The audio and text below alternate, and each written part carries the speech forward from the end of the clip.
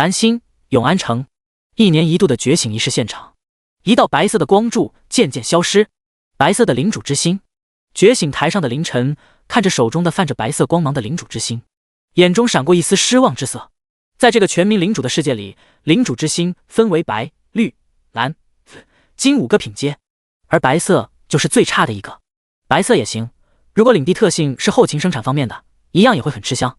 一旁负责引导觉醒的引路人笑着宽慰道。凌晨却是摇了摇头，刚刚他已经查看过了领主特性。领地特性：囚牢，品质普通，属性拥有一座可以收押敌人的监牢，一个并不怎么适合做后勤生产的领地特性。刚回到班级的队列里，凌晨就听到了几声调侃：哟，我们的林大校草怎么才白色领主之心啊？啧，有些东西啊得看命。白色的领主之心，还是不要去参加试炼了吧，那是送死。面对人群中幸灾乐祸的几个家伙，凌晨没有理会，而是将手放进口袋，摩挲着口袋里的一个小珠子。在接收到一些信息之后，凌晨的嘴角微微挑起。果然如我所料一般，这个跟着我一起穿越到这个世界的珠子绝非凡物。之前没有领主之心，看不出信息，而现在，凌晨眼中露出惊喜的神色。没想到竟然是一个奇迹。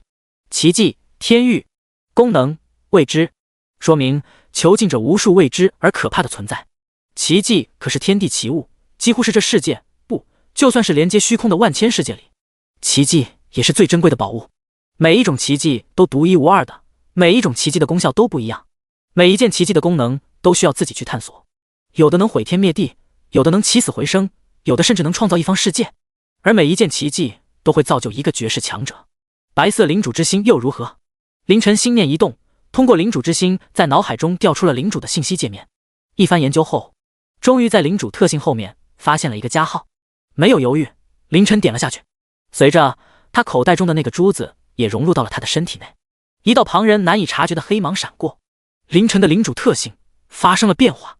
领地特性：天域，品质神话，属性1，拥有一座可以收押敌人的天牢，属性2，拥有特殊兵种狱卒，属性3，位阶不足，无法解锁，属性7，位阶不足，无法解锁。看着足足7条属性，凌晨不由得有些感慨，不愧是奇迹，直接让他的领主特性变成了闻所未闻的神话品质，更是有多达7条的属性。神话品质超越金色传说的存在吗？连教科书都未记载的品质。想到这，凌晨心头不禁有些火热。虽然很多相信的信息需要进入领地之后才能知道，但是单单就一个品质神话，就已经足以让凌晨对未来有了极大的自信。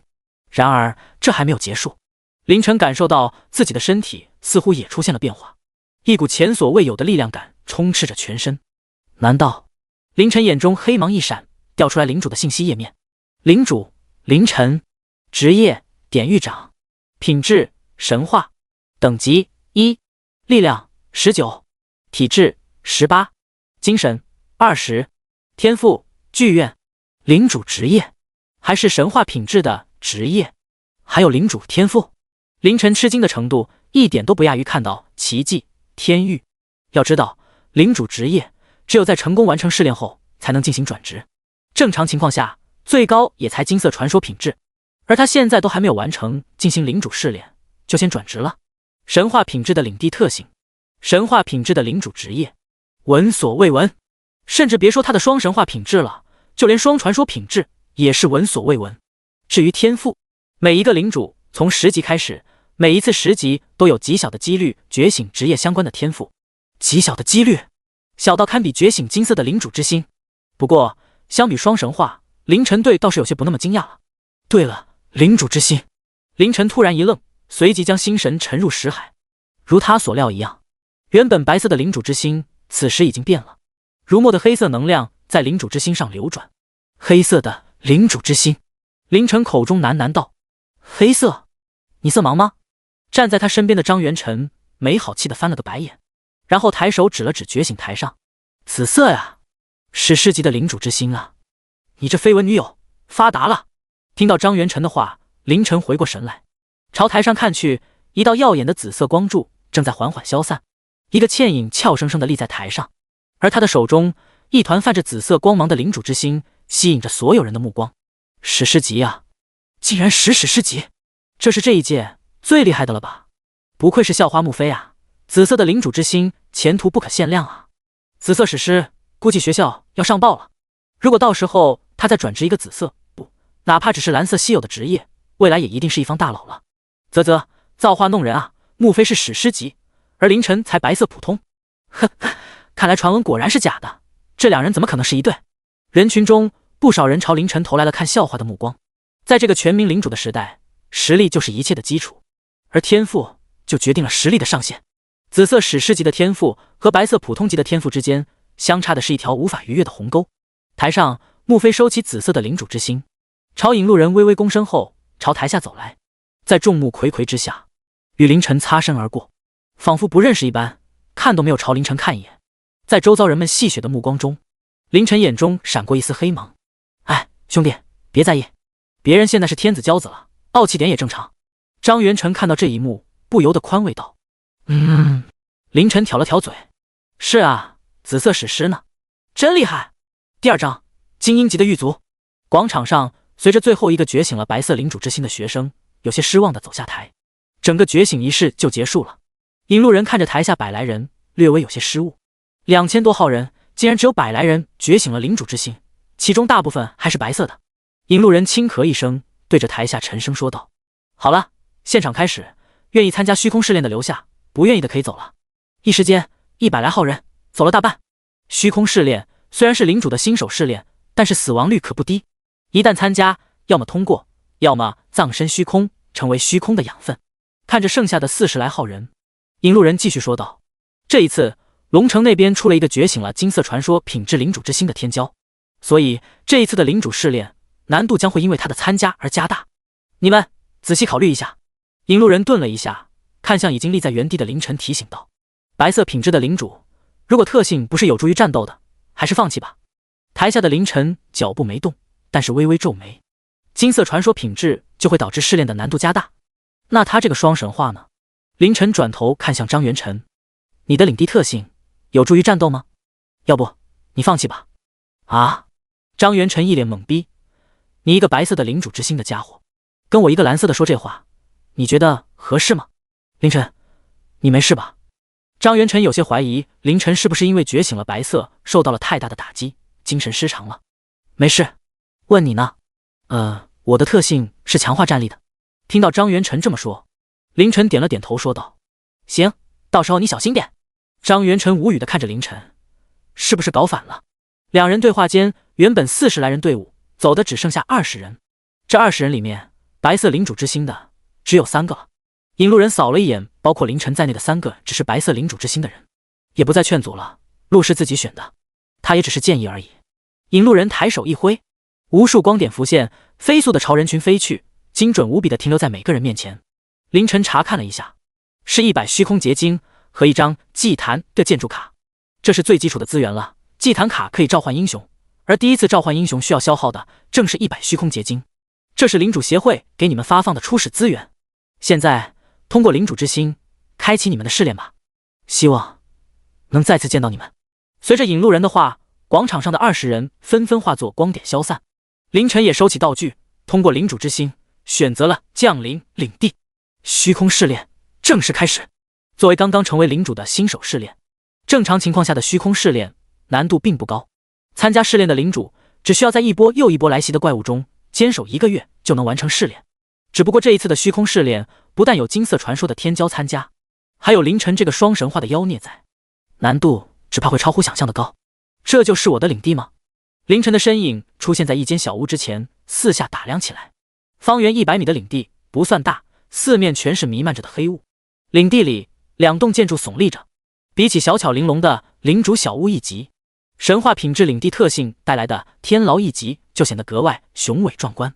方圆100米的领地竟然被天牢占去了一大半。参见领主大人。就在凌晨打量的时候，领主小屋前5个哆哆嗦嗦的身影跪倒在地上，这是5个民工单位。凌晨查看了一下属性，民工1级，力量2，体质2，精神1，能胜任各类采集建筑工作，战时可化作民兵，力量体质增加 50%。 对于这个教科书上早有记载的初始民工，凌晨自然不会陌生。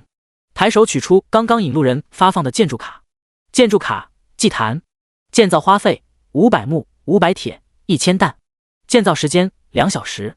凌晨将卡片朝领地空地上一甩，一个地基凭空出现，随后对民工命令道：“你们速去采集资源，建造祭坛。”是。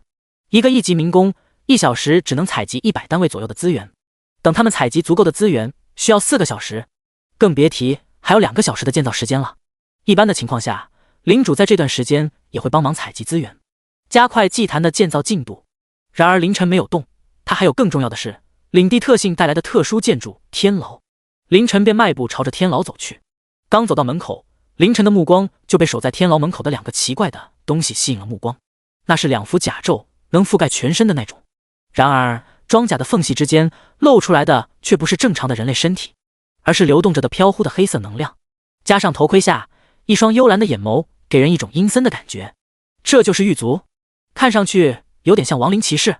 凌晨端详了一阵面前的2个狱卒，查看了一下属性。狱卒1级，力量11，体质13，精神9，技能王者归来，死亡后消耗魂能，即刻复活。由冤魂凝聚而成的战士，对典狱长拥有绝对的忠诚。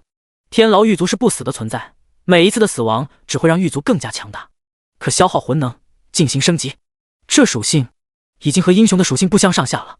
凌晨有些惊讶地看着狱卒，11点的力量和13点的体质是什么概念？一个正常人才1点啊，民工也才2点啊。查看完属性，凌晨对着2个狱卒下令道：“去帮民工一起采集资源，建造祭坛。”是，典狱长。2个狱卒的声音极为空洞，不似人声。不过好在灵芝不跌。看着快速跑去干活的2个狱卒，凌晨满意的点头称赞道：“不错。要知道，采集和建造主要就是看力量和体质属性，属性越高，速度自然也就越快。以狱卒的属性，每小时能采集的资源数量达到了惊人的500多。2个狱卒顶10个民工。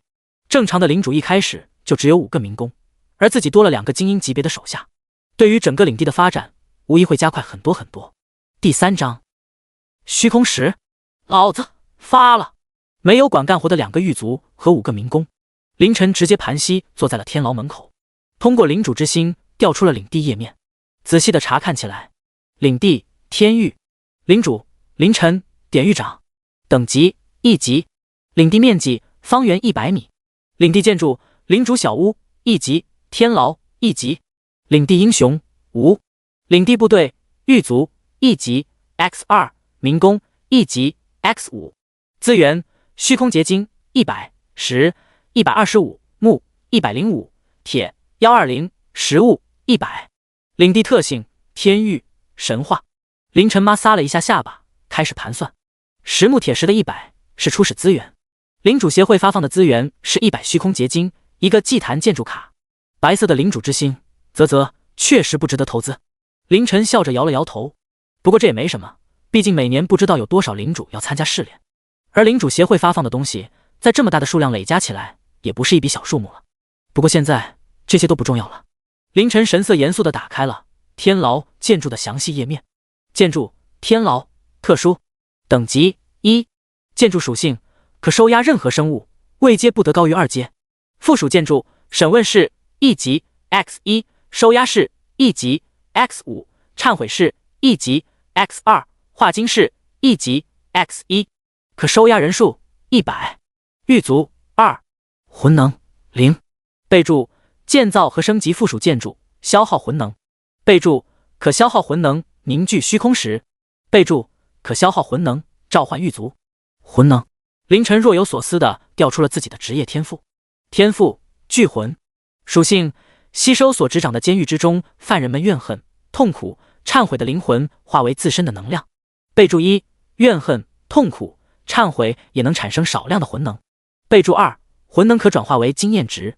备注3：越强大的犯人产生的魂能越强。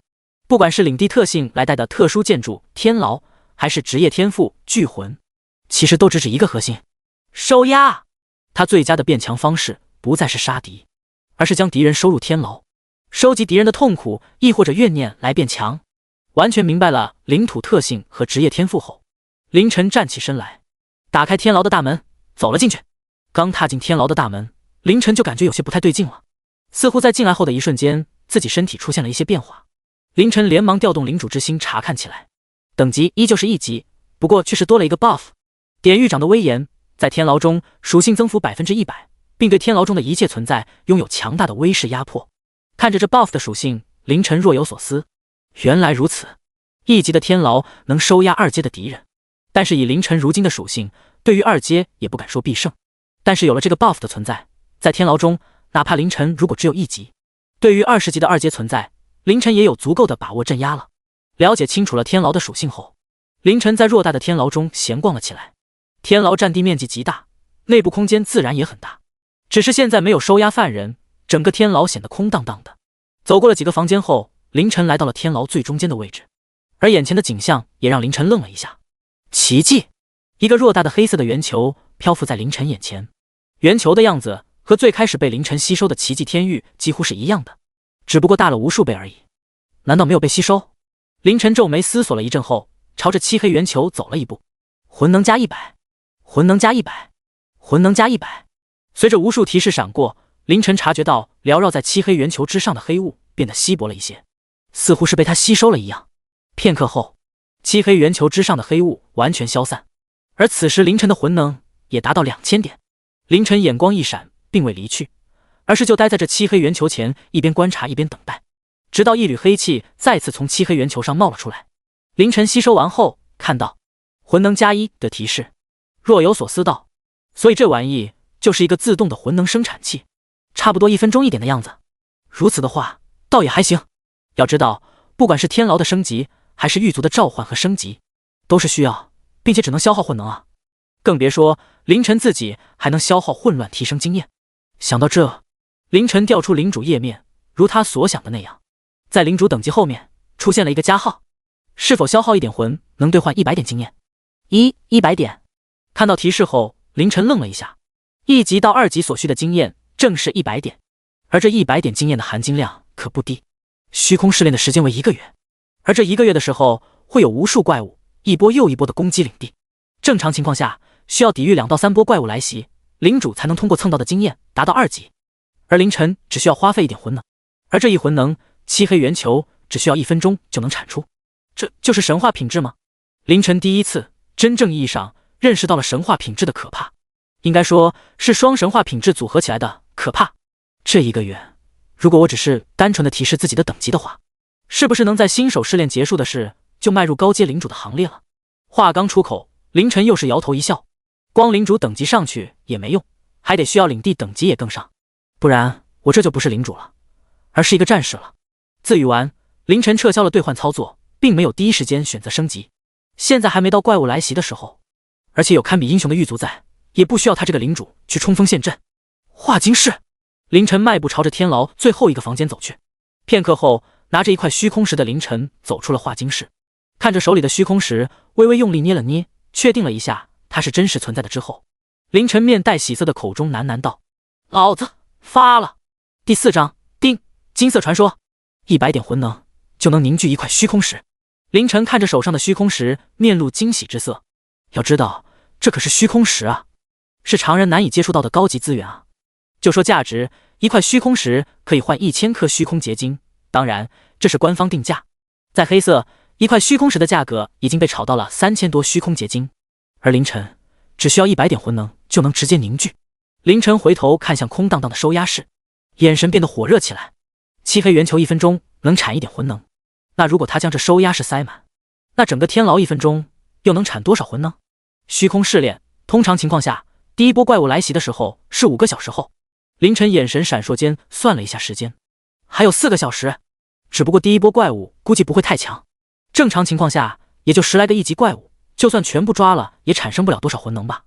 不对，凌晨突然想到一个事，引路人之前提到过，这一次虚空试炼，因为有觉醒了金色传说领主之心的天才参加，整个试炼的难度会提升。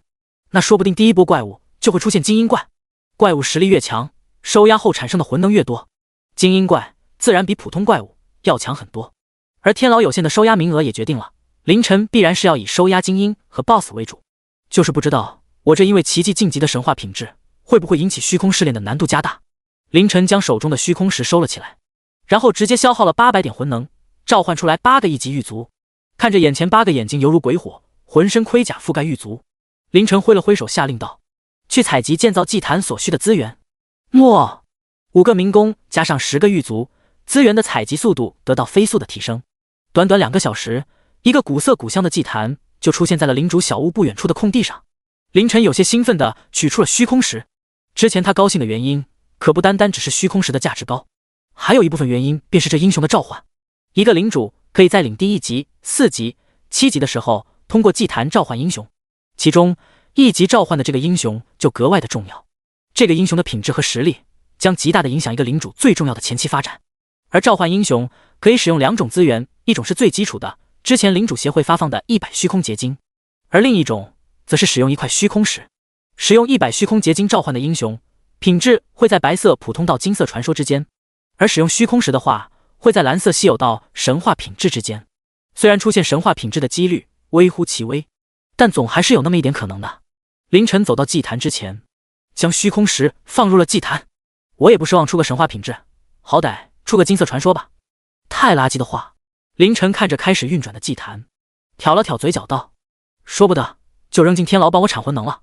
毕竟有了堪比英雄属性的狱卒，还是可升级型的。蓝色、紫色品质的英雄，凌晨还真有些看不上了。”就在凌晨思索之间，祭坛之上一团璀璨的金色光芒汇聚，最终形成一道光柱，冲天起。片刻后，一道倩影出现在金色光柱之中。他身披朴素白袍，身材修长，面容圣洁，双眼深邃如海，犹如夜空中最亮的星辰。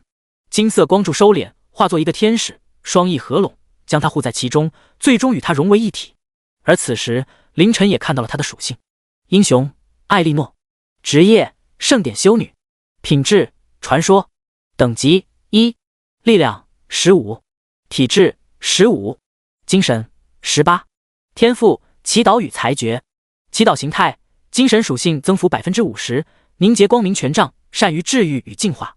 技能：圣洁导言，用强大的精神力量抚平创伤，治疗效果和治疗范围以精神属性为主。技能：净化，驱散友方一切不良状态。裁决形态：力量与体质属性增幅 30%， 凝结圣剑，善于战斗。圣十字斩，凝聚光明之力，挥出十字剑气，对敌人造成神圣伤害。神圣烈焰，以自身为中心，燃起光明烈焰，持续对周遭敌人造成神圣伤害。自带兵种：修女、圣战士。凌晨看着自家英雄豪华的技能配置，也不由得暗暗点头。双形态，可战可奶，而且还自带2种特殊兵种，可以说相当给力了。而此时的艾莉诺眼中的迷茫之色渐渐消散，他走出祭坛，来到凌晨身前，微微躬身道：“见过领主大人。”凌晨点了点头，虽然对于没有出现神话品质的英雄感到有些遗憾，但是艾莉诺这种双形态的强大传说级英雄也不错，更别说她还是一个难得的女英雄，还是一个面容绝美、自带圣洁光环的女英雄。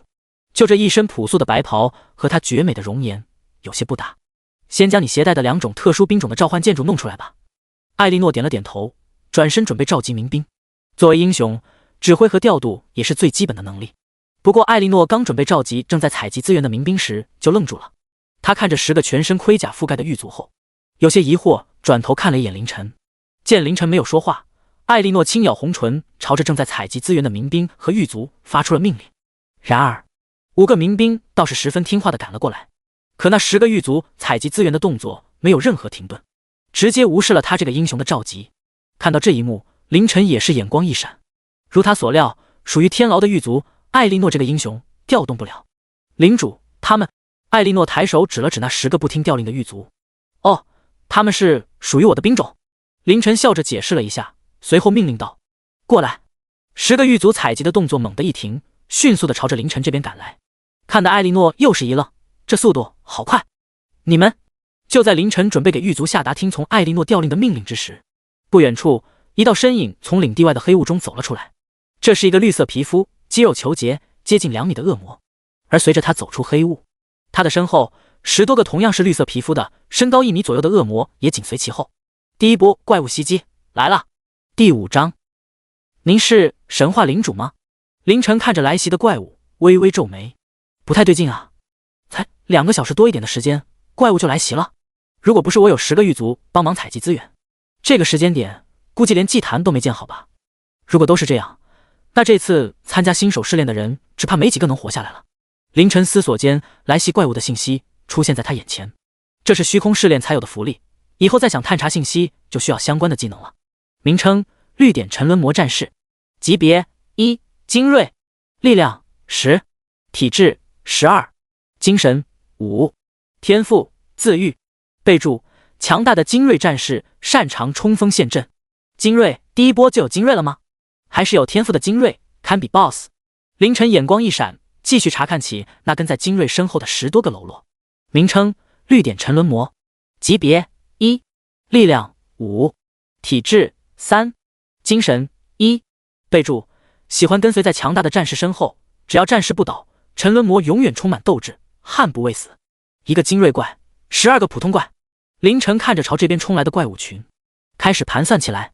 倒不是怕打不过，凌晨是在想把这些家伙收押进去后能产多少魂能。而此时他身前的英雄艾莉诺也注意到了来袭的怪物，一双美眸闪过一丝疑惑，随即变得坚定起来。艾莉诺见凌晨还呆愣在原地，便自告奋勇地挡在了凌晨身前，面向来袭的怪物，红唇轻启道：圣光降临。一道圣洁的光柱从天而降，笼罩在艾莉诺身上。原本朴素的白袍发生了变化，无数光点汇聚，最终化作了一件洁白的盔甲，将艾莉诺覆盖。他的手上也出现了一柄闪烁着光芒的双手大剑。艾莉诺仿佛一个女骑士一般，朝着怪物发起了冲锋。变化发生的很快，等凌晨反应过来的时候，艾莉诺已经冲出10米开外了。凌晨看着朝着怪物急速靠近的艾莉诺，嘴角微微抽搐了一下。如果换作是别的领主，看到自家英雄如此英勇，估计欢喜还来不及吧。可是凌晨看了一眼艾莉诺那闪烁着圣洁光芒的大剑，又看了看那绿沉沦魔瘦小的身板，不行，得救，得从老子的英雄手下把老子的犯人救出来啊！凌晨身影瞬间消失在原地，一边快速朝艾莉诺赶去，一边操作着领主页面。升级，代表着升级的光芒在凌晨身上闪烁了4次，在消耗了15点魂能，换取了1500左元括号100加200加400加800右元括号点经验后，凌晨达到了5级。他的属性也发生了巨大的变化。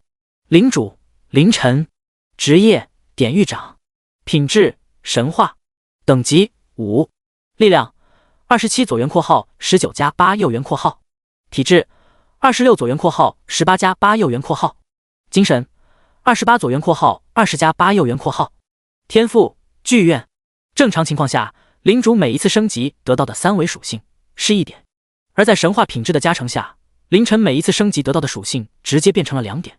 这还只是一阶的时候啊，等到了高阶的几十上百点，那差的可就不是一点点了。属性暴增的凌晨速度也得到了极大的提升，转瞬间便赶上了艾莉诺。此时的艾莉诺一双美眸中流露着圣洁的光辉，看着近在咫尺的精锐沉沦魔，艾莉诺双手握着圣剑，高高举过头顶，光明能量汇聚在剑身之上。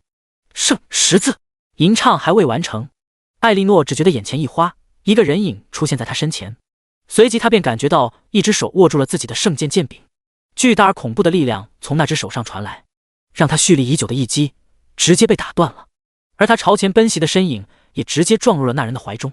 艾莉诺抬头看去，一双微微收缩的美眸中映照出了一个年轻俊朗的脸，看着近在咫尺的凌晨，艾莉诺有些不敢相信的喃喃道：领主，下次记得卸了盔甲再撞，有点硬。凌晨的话让艾莉诺反应了过来，俏脸微微泛红的艾莉诺连忙收了圣剑。领主您。艾莉诺。凌晨转身看向已经到了2人面前的精锐沉沦魔，挑了挑嘴角说道：这可都是宝贝，不能杀。说完，凌晨的身影闪烁间出现在精锐沉沦魔身侧，抬手直接握住了那肌肉虬结的绿色手臂，微微用力，2米高的精锐沉沦魔被一股无法抵抗距离拉扯，狠狠地被抡到了地上。这一下不单精锐沉沦魔懵逼了，他身后的12个普通沉沦魔也愣住了。艾莉诺看着自家领主大人如此轻描淡写的将一个精锐怪抡到地上，也是惊讶的红唇微张，看来自己的这位领主大人远比自己想象的要强大。砰砰砰，凌晨扯着精锐沉沦魔的手臂，再次抡了几下，将他彻底砸晕后才松开手。而这时10个狱卒在凌晨的命令下也抵达了现场，力量高达11点的狱卒一手一个，如同拎小鸡一样迅速地控制住了12个普通沉沦魔，而还在晕迷之中的精锐沉沦魔则被2个狱卒牢牢地控制着，把他们都押回天牢。诺！狱卒应下后，没有理会呆立在原地的艾莉诺，压着这群沉沦魔朝天牢而去。而这时，一个宝箱也从天儿降落在了凌晨身前。凌晨有些诧异的看了看天空，不杀也算抵御成功。每一次成功抵御怪物来袭后，都会有天降宝箱，这也是领主前期最重要的资源——建筑图纸和虚空结晶的来源之一。原本凌晨都不指望了，没想到不杀也有，也算是意外收获了。凌晨抬手打了宝箱，获得稀有建筑图纸膳食方 X1， 获得建筑图纸仓库 X1， 获得虚空结晶 X100。稀有建筑膳食方，凌晨一愣，他转头看了看压着沉沦魔朝天牢而去的狱卒。狱卒需要吃东西吗？算了，也不错，他们不吃，我总要吃点东西吧。凌晨将建筑图纸收入物品栏。至于100虚空结晶，聊胜于无吧。领主大人。等凌晨忙完，一旁的艾莉诺似乎也想明白了什么，俏生生地看着凌晨，有些不敢置信地求证道：“您是神话领主吗？”第6章领地特性属性4玉化。艾莉诺站在天牢之中，感受那席卷全身的压迫感，看着眼前的漆黑圆球，心中的震撼愈发深了。原本在领主大人点头承认自己是神话领主后，艾莉诺就已经被震撼了一波。如今在天牢之中，在这漆黑圆球之前，在感受到那一缕飘忽的气息之后，艾莉诺突然觉得自己的传说品质有些配不上领主大人。神话领主加上眼前的奇迹，竟然是奇迹！艾莉诺的目光出现了一丝迷离之色，而一旁的凌晨眼神也是闪过一丝黑芒。他收到了一个提示，检测到符合转化的目标，领地特性属性4提前解锁。艾莉诺传说品质侵蚀度 1%。 侵蚀度？凌晨微微皱眉，连忙通过领主之心查看其领地特性来。领地特性天域，品质神话，属性1拥有一座可以收押敌人的天牢，属性2拥有特殊兵种狱卒，属性3位阶不足无法解锁，属性4玉化，天域将持续侵蚀有潜力的对象，侵蚀成功后将提升其潜能，并永远忠于天域之主。属性7位阶不足无法解锁，提升潜能永远忠诚。凌晨眼睛一亮，不错，要知道英雄是有忠诚度一说的，如果强行让英雄执行他不愿意执行的命令，是会掉忠诚度的。凌晨之前学习的时候还上过那门被戏称为舔狗教学课的英雄关系培养课，现在好了，不用当舔狗了，让天域之前侵蚀就好了，不但能提升潜能，还能永远忠诚，都不用担心忠诚度的问题了。让他干嘛就干嘛，让他……凌晨摇了摇脑袋，将一些不太和谐的想法甩了出去。想啥呢？现在才刚刚开始，就想这些太早了。就算想干嘛，也得等侵蚀完成之后啊。艾莉诺啊！艾莉诺眼中的迷离渐去，转头看向凌晨，微微躬身道：“领主大人，你随我来。”两人一前一后来到了一间不大的房间里，正是忏悔室。这几日，如果你没事，就在这给那群沉沦魔洗。凌晨顿了一下，洗脑这个词似乎不太切合。有了，洗刷他们的罪孽啊！见艾莉诺还是有些迷茫，凌晨解释道：“你不是修女吗？而他们是啥？是恶魔，十恶不赦的恶魔啊！我们要让他们忏悔。”艾莉诺扫了一眼不大的忏悔室，有些不太确定说道：“您的意思是教化他们？”凌晨摇了摇头，单纯的教化是没办法让恶魔忏悔的，我们需要施以惩戒才行。见艾莉诺表情有些犹豫，凌晨挥了挥手，一个双瞳如鬼火的狱卒走进了房间。若是你下不去手，那就你来负责教化，他来负责惩戒。艾莉诺松了口气，点头说道：“明白了，领主大人。”艾莉诺传说品质侵蚀度 2%。 凌晨挑了挑嘴角，鼓励般的抬手轻拍了拍艾莉诺的翘肩：“加油，我看好你哦。”蓝星龙城领主协会总部，一间常人无法进入的宽大会议室里，几个气息深邃的人影正齐齐看着会议室最中央的位置。那有一面似虚似幻的镜子，而镜子上面正罗列着无数文字，上面记载的是这次参加虚空试炼的所有领主。而第一行正是凌晨，凌晨功勋零。简简单单的几个文字，却让会议室的几个人影有些不解。凌晨是谁？此人为何突然出现在第一的位置上？功勋为零，却突然出现在第一，莫非这功勋榜出问题了？哼，你出问题了，功勋榜都不会出问题，他可是伪奇迹。哼，你也说了，终究是个伪。这么多年了，功勋榜从来没出过问题，只要杀敌便有功勋。这个排名先看功勋，再看资质。而这个凌晨我刚查了，白色领主之心林功勋，你说说他凭什么排第一？几个人影争论不休的时候，为首一人拍了拍桌子，肃静。和那几个投影过来的人影不同，他是唯一一个亲自在场的人。领主协会副会长魏玉泽。见其他人停止了争论，魏玉泽沉声说道：急什么？不出意外的话，第一波的时间也快到了。魏玉泽话音刚落，虚幻镜子上的文字再次出现了变化，夏新月的名字出现在了第一的位置，而他后面的那个功勋值也在跳动间变成了20。紧接着，无数名字后面的功勋值开始变动，从几点到10几点不等。会议室陷入寂静，良久，直到虚幻镜子上的文字不再变化，魏玉泽才开口道：20点，看来这次虚空试炼的难度提升的比我们相信的要大。他身后的几道人影也是点头说道：20点，必然是有一个精锐级别的了。第一波就有精锐级别，这次的虚空试炼能活下来的只怕是不多了。我没记错的话，1级的精锐应该是10点功勋，这些没到10点的只怕都凶多吉少了。杀了精锐，剩下喽啰跑掉，还有一线生机。咦，那个凌晨功勋还是0？哼，白色的领主之心进去送死就算了，还要浪费协会的资源。好了，魏玉泽沉声打断道：2件事，第一，向长老会申请调用生死簿，我想知道这些人的生死。几道人影对视一眼，皆是点头同意。见无异议，魏玉泽微微吸了口气道：第2件事，我想向长老会申请使用盾衣。不可，不行，奇迹不可轻易使用。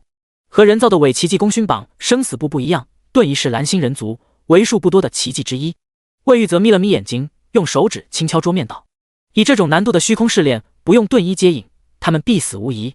第7章，神话和传说的差别，新兵种，修女和圣战士。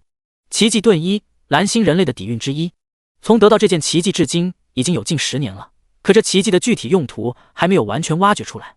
但是这2年倒是发现了他的一项新能力，可以让参加虚空试炼的新人领主短暂的回归蓝星。然而这项能力的使用会不会对奇迹盾衣本身有损，却不得而知。所以在领主协会副会长魏玉泽提出来的一瞬间，其他组委会成员皆是出声反对。魏会长，他们的价值比不过盾衣，参与试炼是他们自己的决定，协会也没有克扣他们的资源，而最后能力不足也不能怨协会。就是作为领主，虚空试炼才是开始，之后的路更是风险无数。难道我们还能次次保驾护航？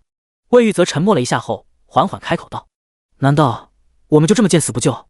金色传说品质的领主之心啊，上一次出现还是20年前，若是成长起来，我人族将再多一位底蕴，更别提还是4个紫色史诗品质。魏玉泽的话在会议室里回荡，数道人影相互看了看，陷入了沉默。魏玉泽挥了挥手：此事我会向长老汇报，最后让长老决断吧。见魏玉泽这么说，其他人影也是点头。既然如此，魏会长，我先走了，告辞。片刻，整个会议室就只剩下了魏玉泽一人。呼，魏玉泽缓缓地吐了口气，眼中闪过一丝无奈。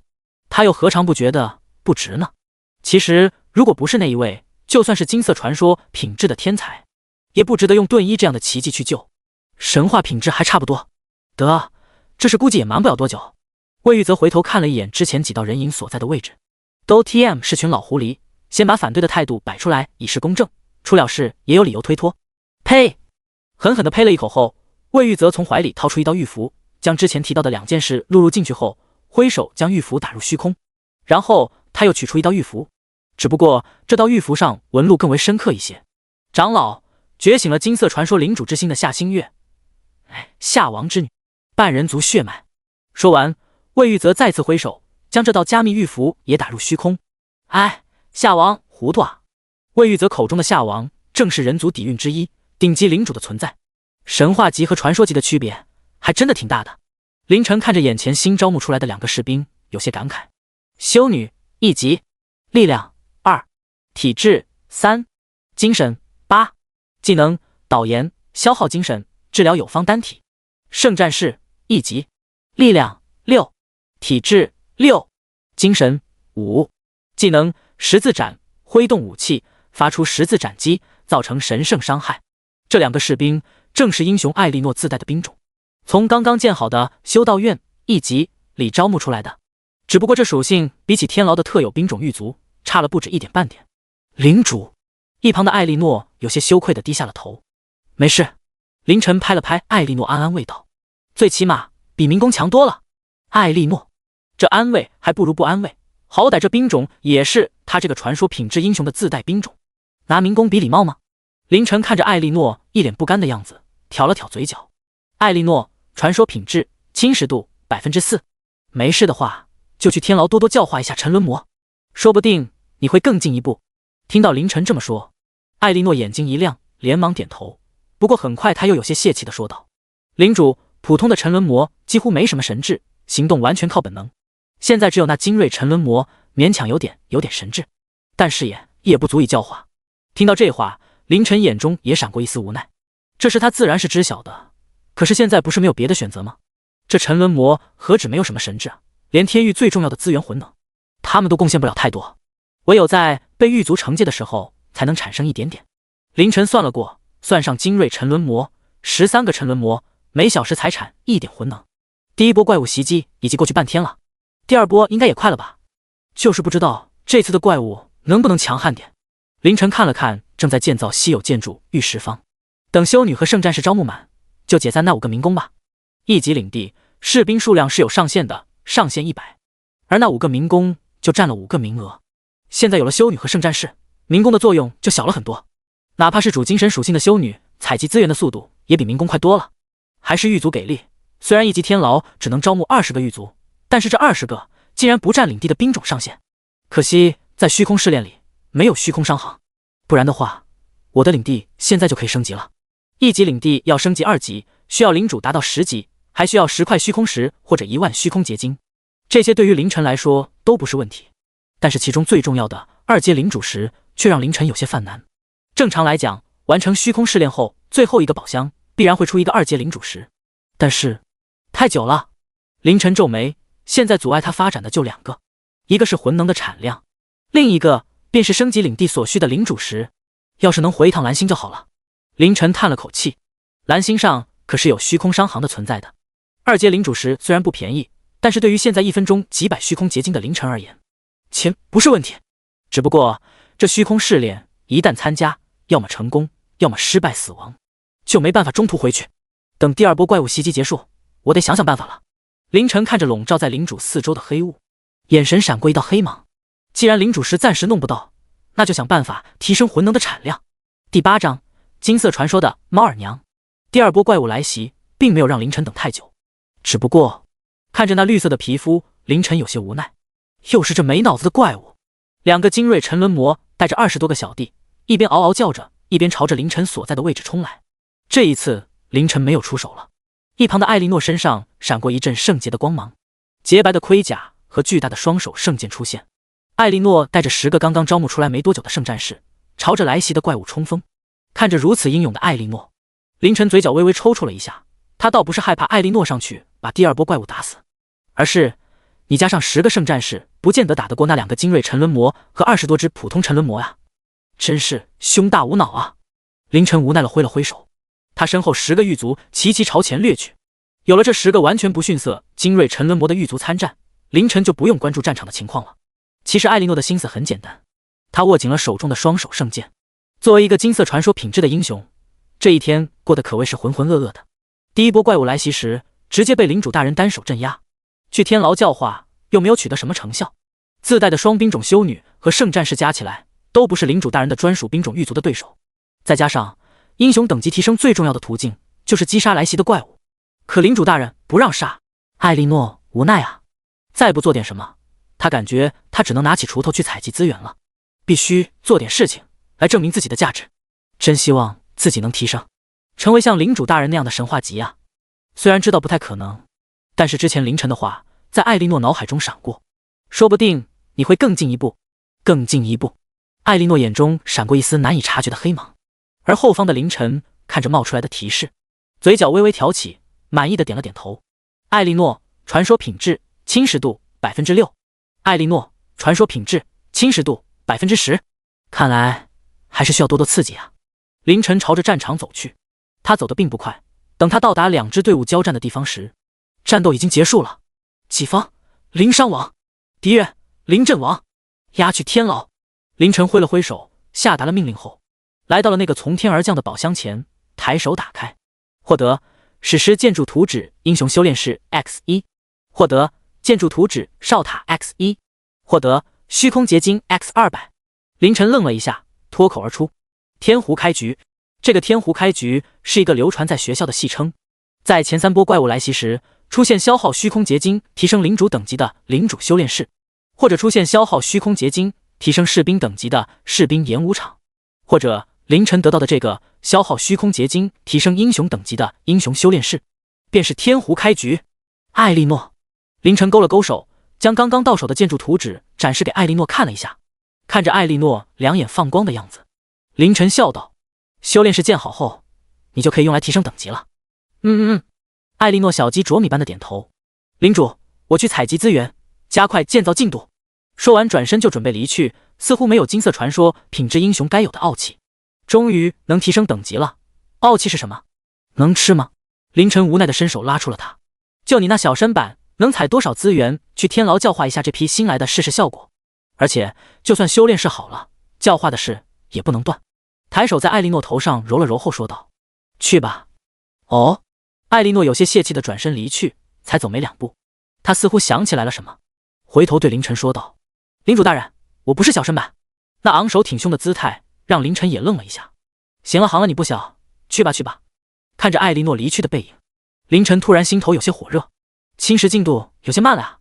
虚空试炼的第2波怪物对于凌晨来说轻松无比，但是对于其他的领主来说，无疑是一场无比惨烈的战斗。哪怕是觉醒了金色传说领主之心的夏星月，大白，这试炼也太难了。夏星月有些无精打采的靠在一个庞大的白虎身边，16、17岁的少女和一个硕大的白虎在一起，多少显得有些违和。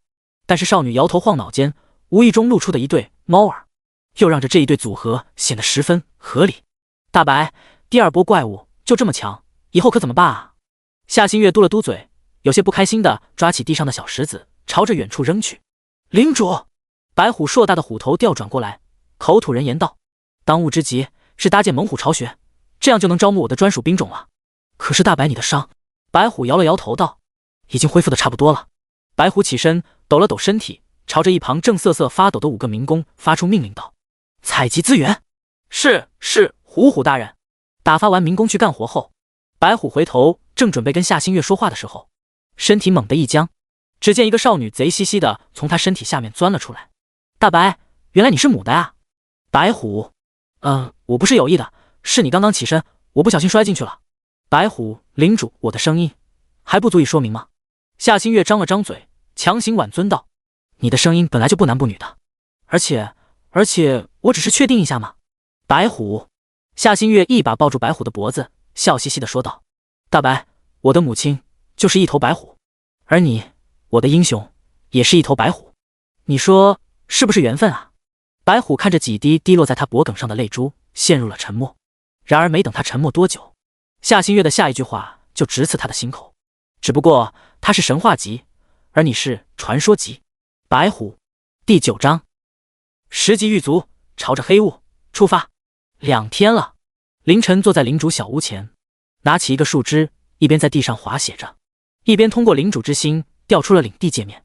领地天域，领主凌晨，典狱长，等级1级，领地面积方圆100米，领地建筑领主小屋1级，天牢1级，修道院1级，膳食坊1级，英雄修炼室1级，仓库1级， X2 哨塔1级。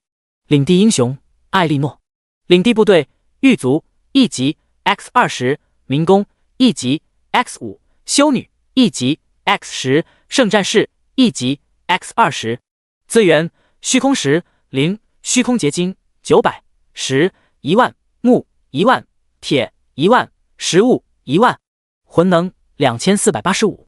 领地特性天域神话。2天时间，漆黑圆球产了2800多魂能，加上最开始的2000魂能和那几十个犯人产生的100-200魂能，一共是5000多一点。凌晨滑动树枝在地上写了起来，现在平均下来一天能产魂能约1500多一点，其中1440来自漆黑圆球。写到这，凌晨微微皱眉，3个精锐沉沦魔，35个普通沉沦魔，一天竟然只产了不到100点魂能。果然，以后收押的对象应该是精锐，甚至是 BOSS。如今3个大块头和35个小个子，也只占用了3间收押室。等收押室满了之后，就可以淘汰掉普通怪了。凌晨继续用树枝在地上划写着，狱卒需要100点魂能，如今已经招满了20个，但是升级也需要魂能，而且等级越高，消耗越大，魂能的缺口还是很大啊。凌晨看着自己写在地上的一些数据，思索了良久后，用脚扫掉了痕迹，随后叫来一个狱卒，来到了领地边缘。虚空试炼期间，领地外围会被无穷无尽的黑雾笼罩，除非已经完全无法抵抗怪物袭击，否则绝不能踏入黑雾之中。这句话是写在了教科书中的，因为一旦踏入黑雾，就会完全迷失方向，距离、空间仿佛都在黑雾中失去了意义，而且黑雾还会不断的腐蚀踏入之人，让踏入之人坚持不了多久，就会化作一堆白骨，不，应该是最后连骨头渣都不会剩下。当然，也有幸运儿跑入黑雾中逃命，最后幸运的在坚持不住之前，极为侥幸的跑入了别人的领土。上百年来，只此一例。而凌晨之所以来到黑雾前，抬手伸进去试试。凌晨对一旁的狱卒下令，狱卒极为听话的抬起右手伸进黑雾。片刻后，看着没有任何反应的狱卒，凌晨满意的点了点头。果然，如果我所想。凌晨眯了眯眼睛，之所以有这么一个尝试，就是因为这黑雾的样子和狱卒全身盔甲之间的缝隙里透出的黑雾一模一样。走进去，然后马上退出来。狱卒没有丝毫犹豫，踏步进入了黑雾。片刻后，在凌晨略有紧张的等待中，眼前的黑雾里亮起一对鬼火，正是狱卒的眼睛。随后，全身覆盖盔甲的狱卒毫发无损地走出了黑雾。凌晨眉头一挑，成了。你在黑雾中能看清？能。空洞的声音却让凌晨有些激动了。好。凌晨挑起嘴角，看来计划可以开展了。派出狱卒前往其他人的领地，把那袭击别人领地的精锐和 BOSS 抓回来。只不过，凌晨眼中黑芒一闪，以如今狱卒1级的实力还不够。凌晨回到了天牢之中，开始了给狱卒升级。一个狱卒升级消耗的魂能竟然比我升级还高。凌晨无语的摇了摇头，消耗了10点魂能，将一个狱卒升到了2级，然后又消耗了20点，将他升到了3级。此时狱卒的属性也得到了增强。狱卒3级，力量14左元括号11加3右元括号，体质16左元括号13加3右元括号，精神11左元括号9加2右元括号。这增幅都快赶上我了。凌晨有些惊讶，根据教科书记载，兵种在每次升级3维各增加 0.5 点，就属于极为难得的成长型兵种了。而狱卒力量和体质增加了 1.5， 既然开始了，干脆一步到位吧。凌晨双眼微眯，消耗掉420点魂能，直接将狱卒提升到了目前能提升到的极限。狱卒10级，未进阶，力量24左元括号14加10右元括号，体质26左元括号16加10右元括号，精神18左元括号11加7右元括号，技能王者归来，死亡后消耗魂能即可复活，不可升级，不可进阶，请先提升天牢等级。得 0.5 都直接被省略了。凌晨笑着摇了摇头，难怪教科书上不建议在最开始的时候就升级士兵，因为升级个1、2级，属性没有丝毫变化。20多点的力量和体质足够了，一共消耗450点魂能。得，舍不得孩子套不住狼。凌晨又消耗了1350点魂能，将另外3个狱卒提升到了10级，随即带着4个属性爆炸的10级狱卒来到了黑雾边缘。进去后直线前进，寻找其他领地。半天时间，如果没找到，原路返回，如果找到了，先不要露面，等有怪物袭击时。凌晨眼中黑芒一闪，将那群怪物中最强的那个带回来，我要活的。狱卒点了点抬头，毫不犹豫的踏步走进了黑雾。虽然狱卒那鬼火一般的双瞳在黑雾中能看到，但是为了以防万一，凌晨还是用的笨办法，以领主小屋正门为北，东南西北4个方向各派出1个狱卒。如果有收获，之后自然会源源不断的再派出，希望下一波怪物强悍一点，不然老子本都回不来。安排完4个狱卒后，凌晨看着黑雾喃喃自语道，都来了2次傻大个了，这次总该来个聪明点的吧。黑雾中不远处，一小群沉沦魔渐渐聚焦，而和之前不同的是，这一次除了一个2米高的精锐沉沦魔和10多个小矮子外，还多了一个1米多高、面容枯槁、手持木杖的沉沦魔巫师。第10章复活卡 buff 刷魂能。小半天之后，第3波怪物来袭开始了。凌晨站在哨塔之上，看着一个大块头从黑雾挤出来，不由得嘴角微微抽搐。又是这傻大个，怎么全来的都是这种没脑子的家伙？我都不指望你来个 boss， 好歹给我整个有脑子的呀！刚吐槽完，一个面容枯槁、手持木杖的身影挤出了黑雾。凌晨眼睛猛地一亮，喃喃自语道：“法师，法师不可能没脑子。”说完，直接从5米高的哨塔一跃而下。砰！哨塔前方的地面上出现一个小坑，然而凌晨的身影却已经消失不见。等艾莉诺带着修女、圣战士和几个狱卒赶到的时候，只看到凌晨正一只手掐住一个法师模样的沉沦魔，上下打量着，而他身边高大的精锐沉沦魔战士正躺在大坑中，浑身抽搐。10多个小沉沦魔则在一旁瑟瑟发抖。原本通过英雄修炼士升到了3级，准备证明自己的艾莉诺傻眼了。这领主大人，您是领主大人啊！这种打打杀杀的活不应该交给我吗？艾莉诺来到正好。凌晨的话让艾莉诺美眸一亮，快步跑到凌晨面前，期待地说道：“领主大人，是需要我做什么吗？治疗一下那坑里的傻大个，我刚下手有些重了，可别死了。”艾莉诺虽然无语，但是领主大人交代的事还是要做的。艾莉诺切换成修女姿态，一道圣光落在了坑里的精锐沉沦魔身上。不得不说，艾莉诺的治疗还是很给力的。精锐沉沦魔瞬间从晕迷状态中醒了过来，然后他懵逼了，为数不多的脑子让他想不出现在是个什么情况。敌人帮自己治疗，一时间精锐沉沦魔就这样呆呆地坐在地上的坑洞里，迷茫地看着眼前。凌晨挥了挥手：“艾莉诺，将他们押回去，我先走一步。”说完便掐着沉沦魔巫师的脖子，拖着他快速地朝天牢而去。不掐脖子不行啊，这货是个法师型的怪，会念咒。而凌晨这么急迫扯着沉沦魔巫师回天牢，是为了验证一个东西。名称：绿点沉沦魔巫师，级别2，精锐，力量1，体质2，精神9，技能火球术，施法凝聚一团火球，造成火焰伤害。技能复活术，复活一个沉沦魔。备注：复活吧，我的小卡拉米。复活。在凌晨看到这个技能的一瞬间，就想到了一个可能，或许可以卡个 bug。思索间，凌晨拎着沉沦魔巫师来到了天牢。走进一间收押室，凌晨放开了捏着沉沦魔巫师的右手，说道：“我劝你识相点。”也不知道是听懂了凌晨的话，还是有脑子的沉沦魔巫师看懂了形势，并没有吟唱火球术，而是乖乖地站在凌晨身边，枯槁的脸上带着几分迷茫之色。凌晨挥了挥手，一名候在此处的狱卒一步踏出，来到一个躺在地上的沉沦魔身边，一脚踩下，直接将一个普通的沉沦魔踩死。被收押了3天的沉沦魔全程没有任何反抗的，直接变成了一具尸体。而凌晨也收到了提示，魂能加1。卧槽！一点，凌晨看了看满屋子的普通沉沦魔，这种废物我费力气收进来干嘛？得，先将就着用，一点总比没有的好。凌晨看向老老实实站在自己身旁的沉沦魔巫师，抬手指了指地上新鲜出炉的沉沦魔尸体：“复活他！”沉沦魔巫师听不懂凌晨说的什么，但是看到凌晨的手势后，有脑子的他里面挥动手中的巫杖，一团绿色的光晕从巫杖上升起，飘到了沉沦魔尸体上。下一秒，一个活蹦乱跳的沉沦魔出现了，而且仿佛丝毫不记得之前的事，在出现的第一瞬间就张牙舞爪地朝着凌晨冲来。砰！凌晨一脚将沉沦魔踢飞，狠狠地撞在收押室的墙壁上。刚刚好龇牙咧嘴的沉沦魔顿时嗝屁了。以凌晨如今高达29点的力量，体质只有3点的沉沦魔在他面前如同蝼蚁。而这时，一条提示的出现让凌晨露出了难得的笑容：“魂能加1，复活他！”凌晨再次下命令，光晕闪烁，刚刚嗝屁的沉沦魔又朝着凌晨发起了英勇的冲锋。砰！位置都没有变化，沉沦魔就变成了一具尸体。魂能加1，复活他！砰！魂能加1，复活他！魂能加1，复活他！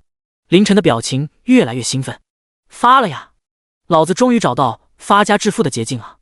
他转头看向沉沦魔巫师，原本面容枯槁、长相丑陋的沉沦魔巫师，此时在凌晨眼中变得可爱了一些。然而在沉沦魔巫师的眼中就不一样了。看到凌晨看了过来，沉沦魔巫师扑通一声直接跪下，浑身哆哆嗦嗦的不断在那磕头。可怕，太可怕吧！杀了复活，复活了就杀，对一个普通的沉沦魔竟然如此残暴，那自己的下场……不断哆哆嗦嗦磕头的沉沦魔巫师感觉到自己的手臂被握住了，一下子也不哆嗦了，浑身僵硬，面如死灰。凌晨将沉沦魔巫师拉了起来，轻轻地拍了拍他的肩膀：“好好做，我看好你，以后你就叫韭菜培，算了，就叫韭菜吧。”说完，凌晨给狱卒交代了一下后，走出了收押室。这复活的速度很快，不到1分钟就能产生一点魂能，效率高啊，已经超过漆黑圆球的产量了。那可是奇迹啊！凌晨走出天牢，看向笼罩在领地四周的黑雾，果然还是卡巴克最有效率。现在就看那4个10级狱卒能不能给我再带回来几个沉沦魔巫师了。老天，你玩我呀！张元成看着好不容易杀死几个沉沦魔，在那个巫师几个挥手间全部复活，不由得陷入了绝望。这一次的难度这么高吗？这种级别的强度，往日都是半个月的后期了吧？看着渐渐逼近的沉沦魔群，张元成陷入了绝望。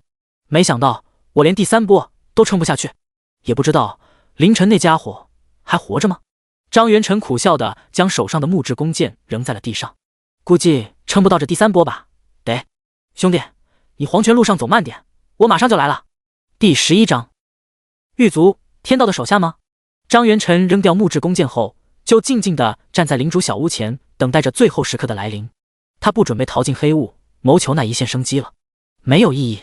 这等难度的虚空试炼，这次来参加的新手领主，有谁能活得下来？就算那觉醒了金色传说领主之心的天骄，估计也扛不住如此强度吧。就在张元成准备闭目等死的时候，一个全身被穿甲覆盖的身影挤出了黑雾，进入到了张元成的领地。而张元成也收到了提示，名称狱卒，等级10，属性技能10级。张元成也是债多不压身了，第3波就来了个10级的怪，还有能是 BOSS 或者精锐，属性和技能都看不到的怪。呵呵，这次的虚空试炼抽风了吗？这种难度，别说那觉醒了金色领主之心的天才，就算是从未有过的神话级妖孽也扛不住吧。张元成一屁股坐在地上，爱咋咋地吧，给我来个痛快。话刚出口，张元成就愣住了，因为那叫狱卒的10级怪竟然没有冲他而来，而是直接冲进了沉沦魔群。2米高的精锐沉沦魔被他一拳打倒在地，而一旁沉沦魔巫师的火球砸在他的身上，竟然没有丝毫伤痕。狱卒看了看地上的精锐沉沦魔，又转头看了看刚刚用火球树砸自己的沉沦魔巫师，眼中的鬼火闪烁了几下后，一踩地面，身体如同炮弹一样砸在了沉沦魔巫师旁边。狱卒抬手一把掐住了沉沦魔巫师的脖子，然后头也不回的拎着沉沦魔巫师朝黑雾走去。狱卒的速度很快，张元成都还没反应过来，狱卒消失在了黑雾中。随着狱卒一起消失的，还有那个能复活沉沦魔的沉沦魔巫师。什么情况？张元成愣了老半天，不过很快他惊喜地从地上爬起来，以极快的速度冲到祭坛旁。复活吧，我的英雄！将身上所有的虚空结晶塞进祭坛中，一道紫色的光柱随之亮起。劫后余生的张元成看向沉沦魔群，虽然不知道那狱卒是什么玩意，但是老子收拾你们这群没巫师复活的家伙还是能做到的。虚空试炼里，另一个方向，觉醒了紫色史诗品质领主之心的穆飞看向不远处的大坑里，一个刚刚被砸死的沉沦魔在沉沦魔巫师的法杖挥舞下又活蹦乱跳的站了起来。无限复活吗？应该不会，只不过不知道能复活多少次。穆飞身边一个戴着厚厚眼镜的女孩极为认真的说道，得想办法了，提前挖好的坑洞限制不了他们多久。穆飞看向自家的英雄，你能锁定那巫师吗？眼镜女孩摇了摇头，她的智商明显很高，始终躲在那精锐战士身后，没办法锁定。穆飞转头看去，只见那身材有些瘦弱的巫师深深将自己贴在2米高的精锐战士身后，还不断的挥舞着巫杖复活刚刚死于陷阱的沉沦魔。等等吧，总有露出马脚的时候。穆飞红唇微抿，死死地盯着坑洞里。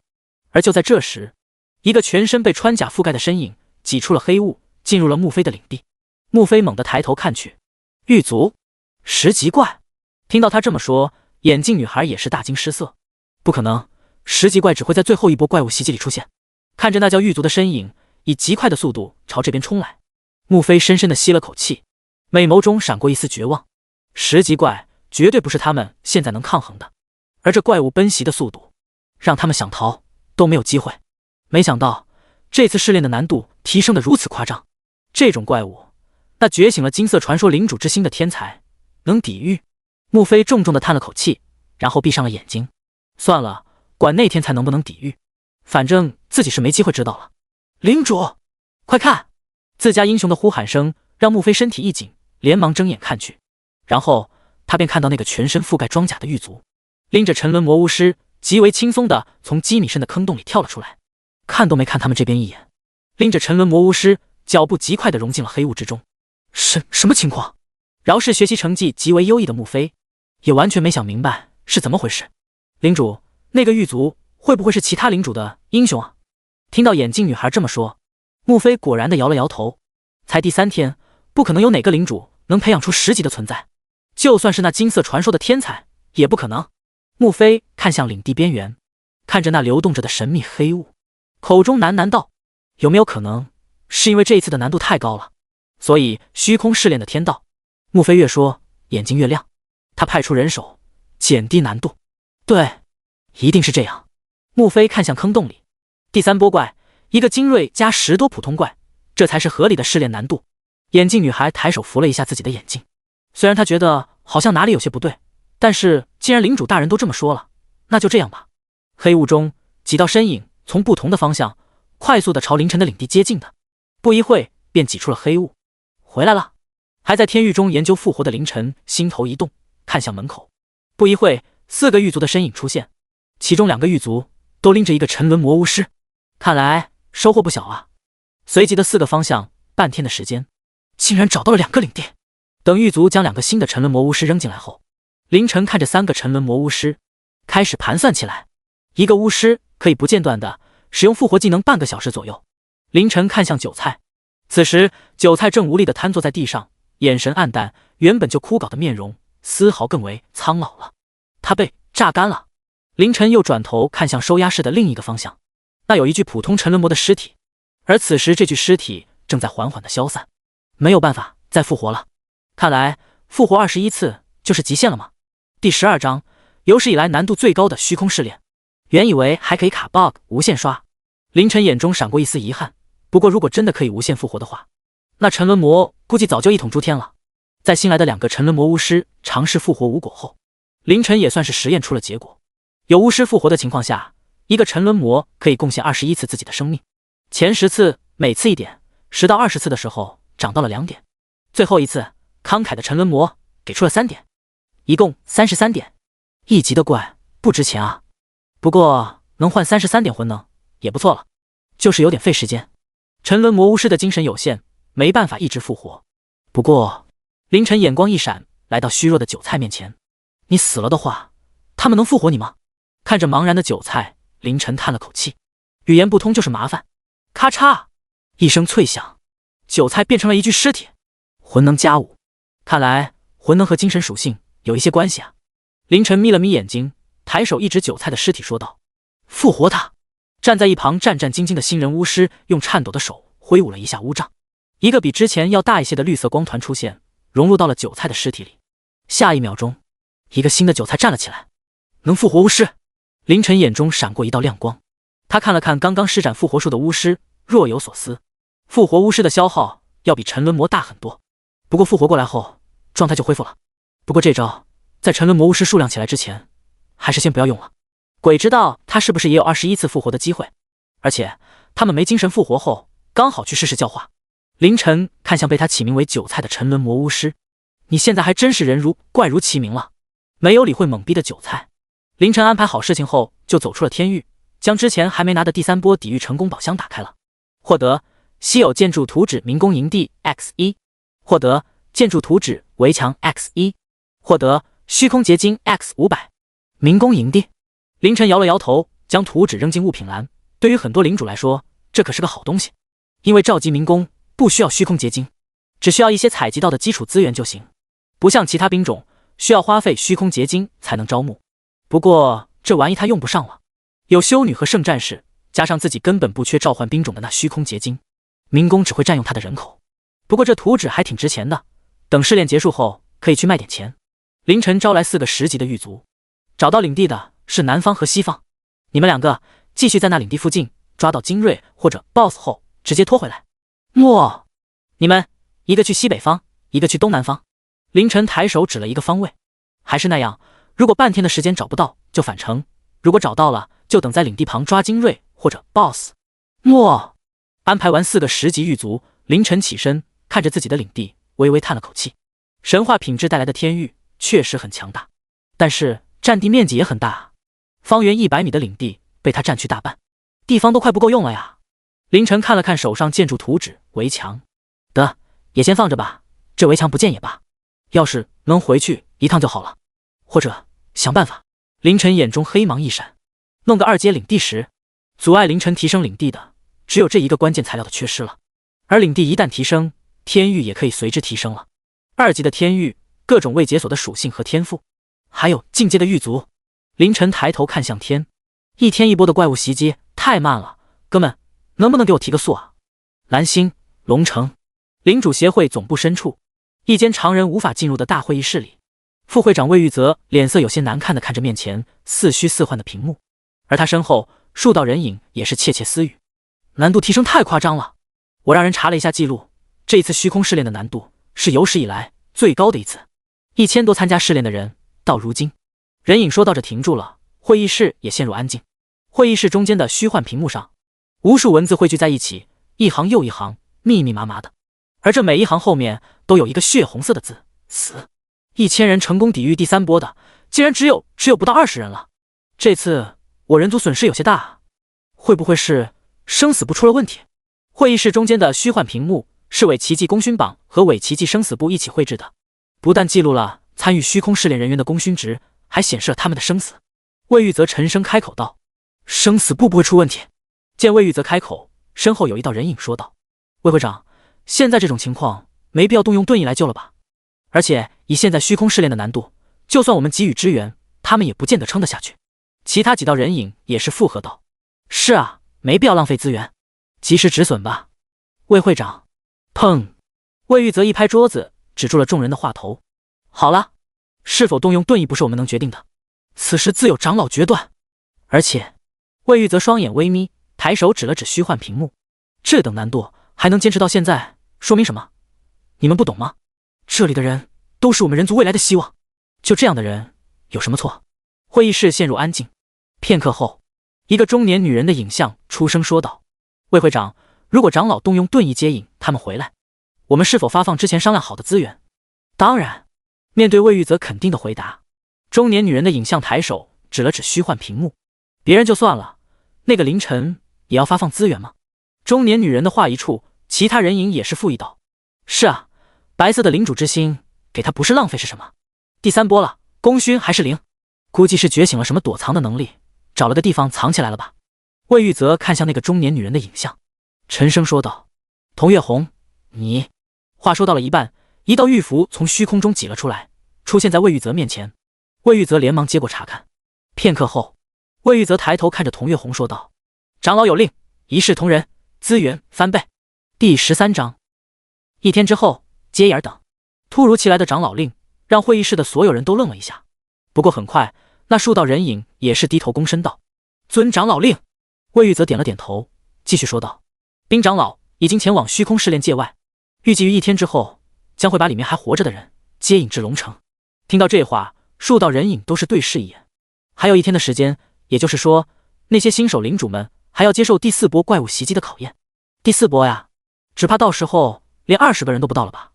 魏玉泽挥了挥手，好了，都去准备一下吧。数道人影消失，偌大的会议室内只剩下了魏玉泽一个人。唉，微微的叹了口气后，魏玉泽看着眼前的虚幻屏幕，口中喃喃道：希望到时候回来的人能多一点吧。虚空试炼界内，正在观摩沉沦魔巫师被教化的凌晨突然耳廓一动，错觉？不可能！凌晨皱眉，迈步朝天域外走去。刚刚他似乎听到了一个女人的声音。就在他走出天域的一刹那，一道清冷的女声在他耳边响起：1天之后，接眼等，短暂回归蓝星。回归蓝星？凌晨有些不太确定地重复了一遍。一时间，他脑海中思绪万千。刚刚传出话音的人是谁？说的是真的？微微吐了口气，凌晨迈步走到领主小屋前，拿起那根熟悉树枝，仔细地回想了一下刚刚听到话，用树枝写在了地上。1天之后，接眼等，短暂回归蓝星。看着这句话，凌晨陷入沉思。此事为真的可能性很高，高阶领主都有不可思议的伟力，能传话进试炼界也不是不可能，但是要接引我们离去。凌晨转头看了看不远处的天域，如果是用奇迹的话，那倒是有可能做到。所以，真的能回去。对了，突然想到了什么似的，凌晨用树枝在一旁写下金色2个字。这一次虚空试炼的难度确实很高，也许高到了那位金色传说的天才都没办法应对的程度，所以出现了动用奇迹来救援的事情。想到这，凌晨微微皱眉。不对啊，如果只是一个金色传说的天才，不至于到动用奇迹来救吧？除非……凌晨用树枝在地上划了2道，他是个2代，是个强者的子嗣。这样的话，动用奇迹倒也说得通了。如此一来的话，凌晨用树枝一天和短暂上面各画了一个圈。1天之后，第4波怪物来袭结束，短暂回归说明并不是中断虚空试炼，而是接引我们回去，说不得还会因为难度提升了给我们发点资源呢。凌晨挑了挑嘴角，就算发资源，估计他也瞧不上那点了。我得好好规划一下，1天的时候最大程度的多弄点虚空石，到时候回到蓝星后，第一件事就是弄2阶领地石。不，如果可以的话，2阶之后的也要提前准备，还有天牢升级所需的材料都要准备。凌晨调出领主页面，查看了一下魂能，魂能2250，之前升级4个10级狱卒，消耗了1800点魂能。1天的时间，除开漆黑圆球带来的1440点混能外，天狱中的犯人还贡献了不少，特别是实验的时候，沉沦魔每一次死亡带来的魂能，一只普通沉沦魔能提供33点，我现在还有31只，一共1023点，算上到明天的自产的魂能，我在明天回归之前能有5000点左右。凌晨看着地上计算出来的数字，微微皱眉。100点魂能换1块虚空石，50块虚空石，不够，太少了。凌晨起身朝着天域走去。那精锐沉沦魔和沉沦魔巫师死亡产生的魂能比普通的要高，既然不能卡 bug， 那就都杀了吧。沉沦魔的智商整体偏低，不管是惩戒还是教化，产生的混能都很有限。甚至凌晨试过让狱卒压着他们去采集资源，结果那采集速度还不如看管他们的狱卒自己动手。和凌晨在为回去做准备不同，其他听到这个声音的人大部分都是欣喜若狂。张元晨一把抱住了自家的英雄，丝毫不介意对方梆硬的胡须戳在自己脸上。有救了，老子有救了！领主协会没有不管我们，他们没有抛弃我们。1天之后，我就能回蓝星了。张元晨的英雄是一个大胡子的壮汉，看着挂在自己身上的领主大人，壮汉有些无奈的开口提醒道：“领主，如果没听错的话，你刚刚说，那声音说的是1天之后短暂回归。”张元晨愣了一下，松开壮汉。对哦，短暂回归。张元晨表情迅速沮丧起来，短暂回归有毛用啊？就这试炼的难度，后面将有多么恐怖，可想而知，几乎是必死的局面啊！而且，壮汉再次提醒道：“领主，是1天之后，也就是说，我们还需要抵御第4波怪物袭击。”壮汉的话让张元晨浑身一僵。如果这次没有领主您说的那个狱卒的话，张元晨无力地坐在了地上。是啊，第4波不可能比第3波弱吧？如果那狱卒不出去，那自己连短暂回归都坚持不到。既然要救我们回去，干嘛不早点啊？为何是1天之后？穆飞领地，眼镜女孩扶了扶眼镜，有些疑惑看向自家领主大人。接引没有那么简单，不管是用什么手段中断试炼，接引众人都是大手笔，自然需要时间来酝酿。身为学霸的穆飞毫不犹疑地给出了一个理由。那领主大人，我们需要准备什么吗？不需要。穆飞摇了摇头。这次短暂回归，不出意外的话，领主协会一定会发放一大笔物资或资源。他看向自家英雄，自己能成功抵御第3波，除开那天道派出狱卒减低难度外，最重要的依仗就是这个精通机关术的史诗级英雄了。你有什么需要的吗？材料，只有材料跟上，我才能制作更为厉害的陷阱和机关。眼镜女孩双眼发光地看着穆飞。领主大人，给我多弄点材料来，不用太高端，1阶史诗或者传说就行，2阶的我现在还用不了。第14章回归倒计时，晃动的奇迹天域。第4波怪物如约而至。夏星月看着来袭的怪物群，对一旁的硕大白虎说道：“大白，又有那个丑老头，还有那个傻大个，这次好像就比上一波多了10来个普通怪。”白虎看着怪物群，发出一声低吼后，口吐人言：“领主，还是按上次那样，我去击杀巫师。”夏星月挥了挥手，10多条体型小1号的猛虎分散开来，一副围猎的姿态。这是传说白虎自带的兵种，一种强大的兽形近战单位。大白，你伤还没好，这次你别急着上吧。就算这波兵种全打完了也没事，我马上就能回蓝星了。到时候我一定会带回来强大的道具的。白虎摇了摇头，领主，光靠他们无法抵御沉沦魔群，而且就算我阵亡了，也能通过祭坛复活。夏新月摇了摇头说道，我爹说过，英雄虽然能复活，但是每死一次都会失去一些东西，到最后就如同行尸走肉了。我不想你这样。白虎的身体僵了一下，随后转头看向夏新月，眼中带着几分不易察觉的溺爱。就在此时，夏新月领地的边界，一个全身覆盖盔甲的身影从黑雾里挤了出来，随后身影极快地朝着怪物群奔袭而去。狱卒10级。夏新月小嘴张得老大了，大白，他的声音带着几分哭腔，我们完蛋了，这次有10级怪。白虎也是死死地盯着那道快速朝怪物群逼近的身影，那快如闪电般的速度让白虎有些心惊胆战，只怕不是10级的普通怪物那么简单，这速度比他一个传说品质擅长奔袭的兽类英雄还快。这10级的怪就算不是 BOSS， 至少也是精英。领主，到我背上来。啊，快，我带你逃进黑雾。听到这话，夏新月连忙摇头，不行，你还没进阶，祭坛被摧毁的话，你就会死的。领主，白虎的声音罕见的十分严厉，再不走，来不及了。这怪物加上沉沦魔群，他在做什么？死死盯着狱卒的白虎愣了一下，夏新月也转头看去，只见刚刚来势汹汹的沉沦魔群乱成一团，随后那狱卒拎着沉沦魔巫师飞快地朝领地边缘跑去，不一会便挤进了黑雾之中。夏新月茫然地看着狱卒离去的方向。大白，你说这算是抢怪吗？将他们押回天狱。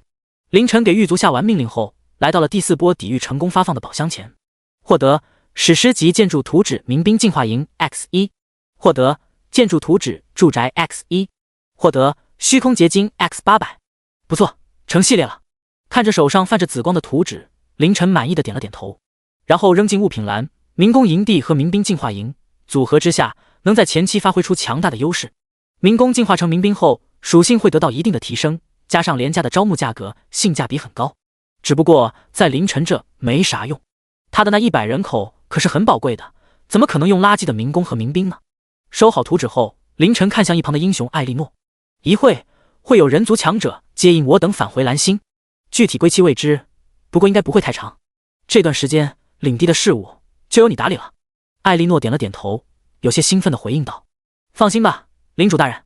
突然有这么一件大事被安排到了自己身上，艾莉诺现在只觉得幸福来得太突然。自己作为英雄，作为金色传说品质的英雄，终于有用武之地了。凌晨点了点头，示意道，随我来。对于艾莉诺能不能管理好领地，凌晨倒是不担心，毕竟作为英雄，带领主管理领地、管理军队都是最基本的能力。但是凌晨站在天狱前，对狱卒们吩咐道，我不在的这段时间，你们要听从艾莉诺的命令。10多双鬼火一般的双瞳齐齐看向艾莉诺，随后狱卒齐声应道，诺。好了，你先去让人把住宅修建出来吧。凌晨将建造图纸住宅递给了艾莉诺，有了这玩意，那些修女和圣战士就总算不用天当被地当床了。艾莉诺点头后，带着10来个狱卒离去了，而凌晨则是走到了天狱最深处，来到了漆黑圈球前。漆黑圆球静静地漂浮在半空中，圆球上一缕又一缕的黑色能量正在流动。现在凌晨知道了，那是魂能，虽然大了很多，但是和奇迹天域确实是一模一样。凌晨看着漆黑圆球，眼中闪过一丝黑芒，马上就要回蓝星了。天狱里的犯人，除了那个被赐名韭菜的沉沦魔巫师还留着，其他全宰了。而此时凌晨的物品栏里，安安静静地躺着84块虚空石，若是放在外界，这无疑是一笔巨款了。虚空石本就是4级之后的中介领主才有机会接触到了稀缺资源，一个中阶领主能有100块虚空石，就算是很富裕了。要知道，那可是中阶领主啊，而凌晨才是一个初阶的1级领主，连虚空试炼都还没完成。试试吧，说不定能摇出来一点。凌晨抬起右手，抓住了漂浮在半空中的漆黑圆球，然后发现没有任何异象发生，凌晨略有尴尬的自语道，不应该啊，对了，得晃一晃。其实凌晨想的很简单，这漆黑圆球1分钟左右出现一点魂能，看上去不像是他自己生产的，而像是从他内部溢散出来的。既然如此，我晃一晃，能不能多晃一点出来？凌晨捂住圆球的手开始用力，漆黑圆球随着凌晨的发力开始晃动，从轻微到剧烈，最后，漆黑圆球里那如墨的黑色开始了旋转，见有了变化，凌晨晃得越厉害了，直到漆黑圆球猛地迸发出黑芒，无数黑色的能量如同雾气一般从圆球内疯狂涌出，见凌晨笼罩在其中。凌晨眼前一花，只觉得自己陷入了无边的黑暗，而耳边也回响起了几个宏大的声音：“哥哥，哟，这一任的天域之主长得还挺俊俏，小兄弟，可否放老哥出去？荣华富贵，绝世修为，只要你放我出去，应有尽有。嘎嘎嘎，让老子出去，我让你成为万族之王。”第15章，报复的凌晨，回归蓝星。妖娆魅惑的女生，磁性低沉的男生，还有霸道强势的，温和儒雅的，几个声音在凌晨耳边回响，加上眼前那一抹难以言喻的黑暗，让凌晨一时间有些迷失。好在漆黑圆球似乎察觉到了什么，微微一动，从凌晨手中挣脱而去。随即他回到最开始的位置，缓缓旋转起来。随着他的旋转，笼罩在凌晨四周的黑雾缓缓被他吸收进去，那几道声音也戛然而止。凌晨也从迷茫中清醒了过来，看着眼前渐渐消散的黑色，凌晨来不及的多想，发动职业天赋，疯狂的吸收起来。魂能加999，魂能加999，魂能加527。随着最后一缕魂能消失在漆黑圆球上，凌晨朝着化晶室快步走去。良久，表情极为喜悦的凌晨走出了化晶室。老子真的发了！似曾相识的场景，只不过上一次凌晨是拿着一块虚空石，而现在凌晨看了看静静的躺在物品栏中的521块虚空石，不由得挑起嘴角，赚大发了！果然还是薅羊毛舒坦，不愧是奇迹，随便晃一晃就晃出近5万点魂能，恐怖如斯啊！凌晨快步走出天域，接引的时间快到了。之前在天域中好像就没能正常接受到那强者的传音，要是就此错过回去的计划，那就得不偿失了。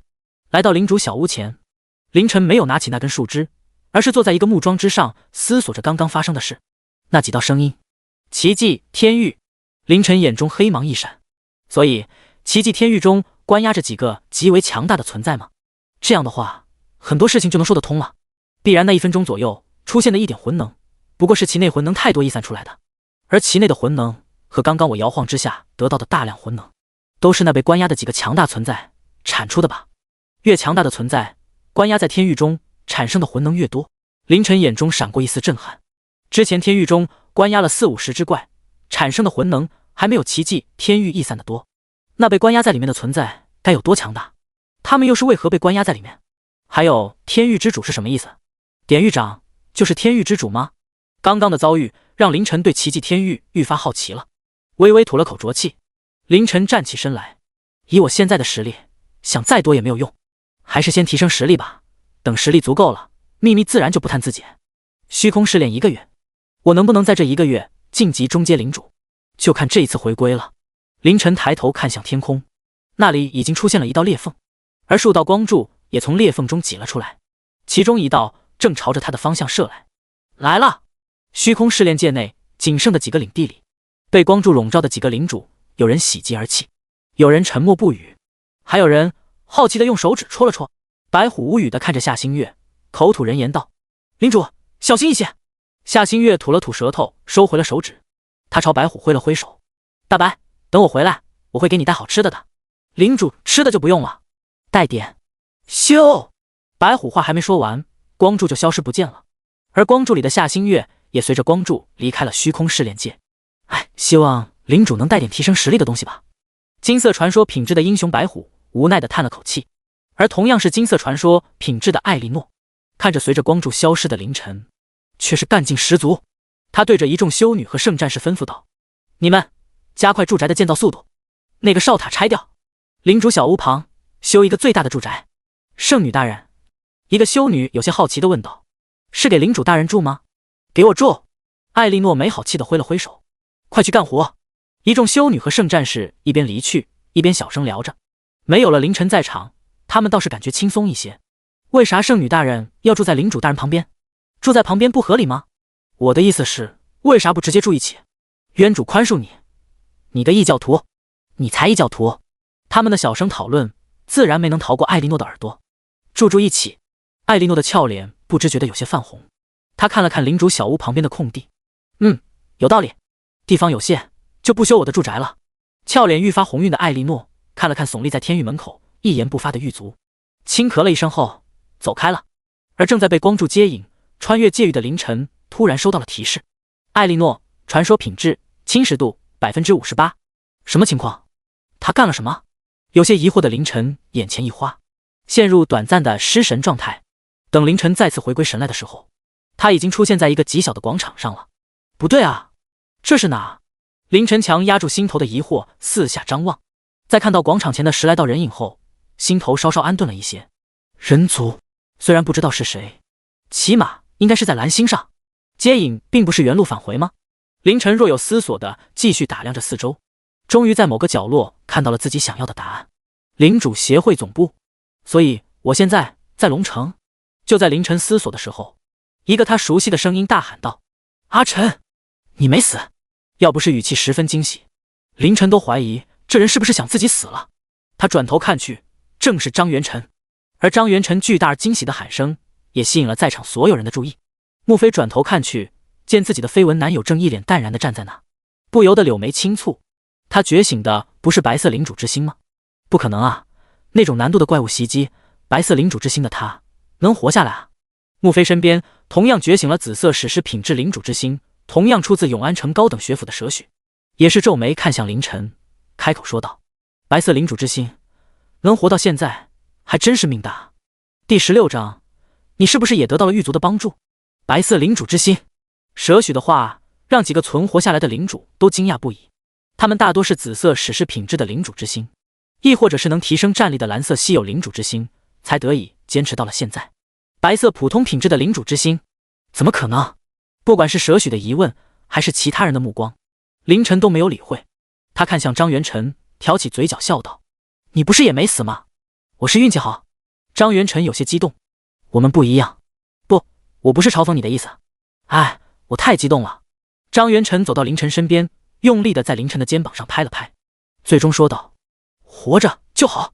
这时，在小广场前的一个中年男人沉声说道：好了，叙旧等以后吧。你们的时间很紧张。我是领主协会副会长魏玉泽。这一次，领主协会为了将你们从虚空试炼界接出来，花费极大。而且，为了让你们接下来能活下去，协会还会给你们发放一些资源。一瞬间，所有存活下来的领主都看向了魏玉泽。毕竟，对于他们来说，发放资源才是最重要的。这次，你们能在龙城停留半天的时间，半天后，你们还是会重回虚空试炼界。所以你们的时间很紧张。魏玉泽抬手指了指身后，他们都是经验丰富的中阶领主，一会以1对1的方式帮你们调配资源，而你们需要告知他们你们的领主特性、你们的优势，只有这样才方便给你们最合适的资源。魏玉泽的话一出，场面有些沉默。领主特性是一个领主最为隐秘的事情，正常情况下是不可探究的事，但是魏玉泽说的话又不无道理。毕竟他们还只是刚刚毕业的学生，在经验方面不可能有中阶领主经验丰富。见没人说话，凌晨眼光一闪，开口问道：协会这次准备给我们多少资源？魏玉则深深地看了凌晨一眼：这次会给你们每人1万积分，用来兑换各种资源。1万积分，有救了！我记得一个史诗品质的兵种建筑嘛，也只需要几千积分吧？1万积分能兑换1万虚空结晶呢。呵，傻子才换虚空结晶。存活下来的领主有不少忍不住小声嘀咕了起来。穆飞美眸微眯，1万积分能换不少高品质的一阶材料了。必须接受指导才能发放资源吗？这话一出，众人齐齐看去，却发现说话的人正是凌晨。怎么，你觉得你的经验比中阶领主还丰富？佘许看着凌晨不屑地说道。凌晨里都懒得搭理，看向魏玉泽继续问道：魏会长，半天的时间并不长。呵，魏玉泽没有说话，倒是一旁的童月红忍不住了。她是一个风韵犹存的中年女人，但是嘴唇却是罕见的绿色。你就是凌晨是吧？正好，我很好奇一个事。童月红朝前走了一步。你区一个白色品质的家伙是怎么活到现在的？而且一个怪也没杀。童月红的话让存活下来的领地皆是一惊。一个怪也没杀？怎么可能？不对啊，我们在虚空试炼杀不杀怪，他们怎么知道？张元晨也转头看向凌晨，不过他突然开口道：你是不是也得到了狱卒的帮助？凌晨有些惊讶地看向张元晨。狱卒？看来他的领地离自己不远啊。一旁的穆飞听到这话，更加确定了自己的猜想。狱卒就是虚空试炼界天道的手下，是专门来调节难度的。咦，你们也遭遇到了狱卒吗？远处一个16、17岁模样，头上扎了2个发髻的少女突然开口问道。那家伙抢走了我的怪。凌晨转头看了过去，看到少女的容貌后，也是不禁在心中感慨一声：好一个妖孽，美帝不像人，所以妖孽。狱卒。广场前的魏玉泽转头看了看身后的几人，你们听说过吗？没，未曾听闻。看来这次虚空试炼的难度提升就和这个狱卒有关了。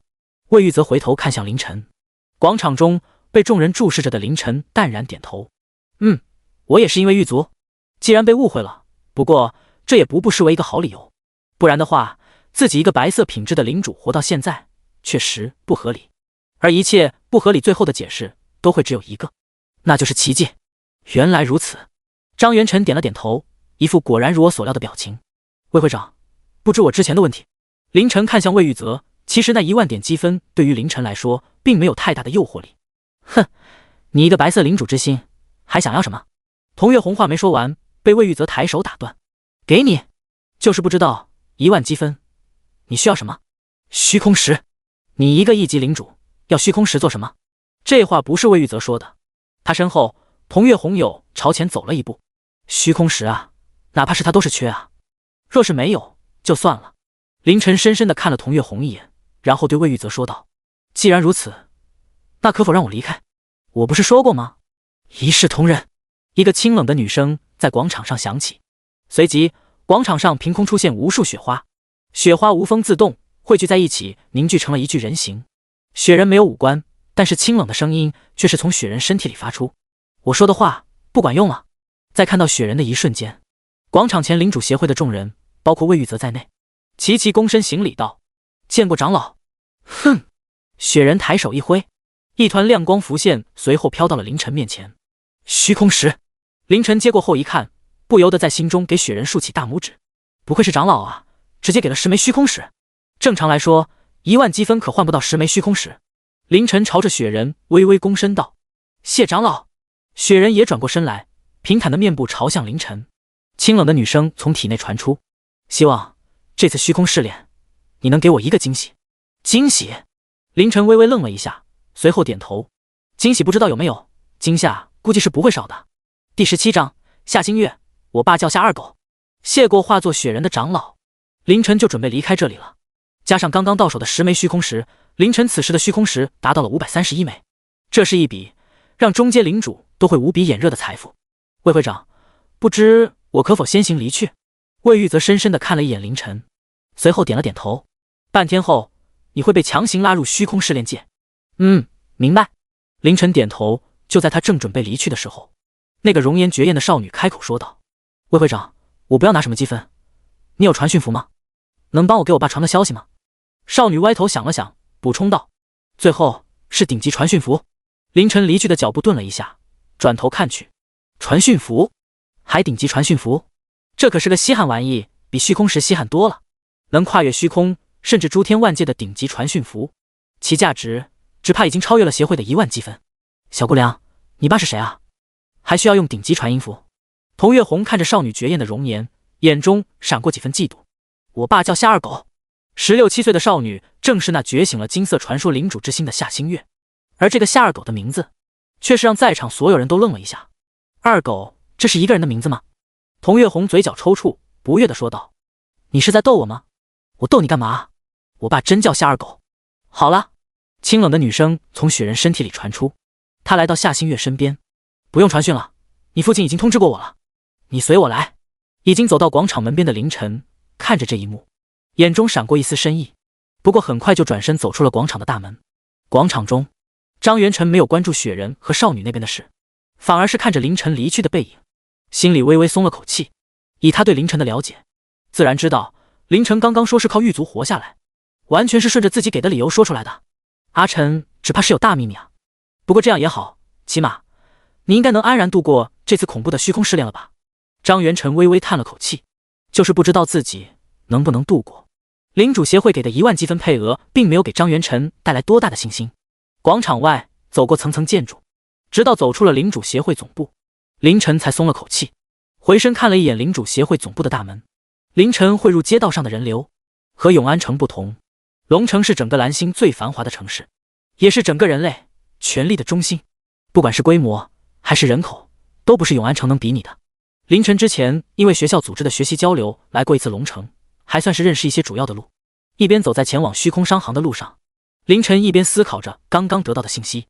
夏二狗通知长老级别的存在。凌晨目光一闪，想到了什么。夏王，9阶领主，人族底蕴之一的夏王，所以他就是那个觉醒了金色传说品质领主之心的天才。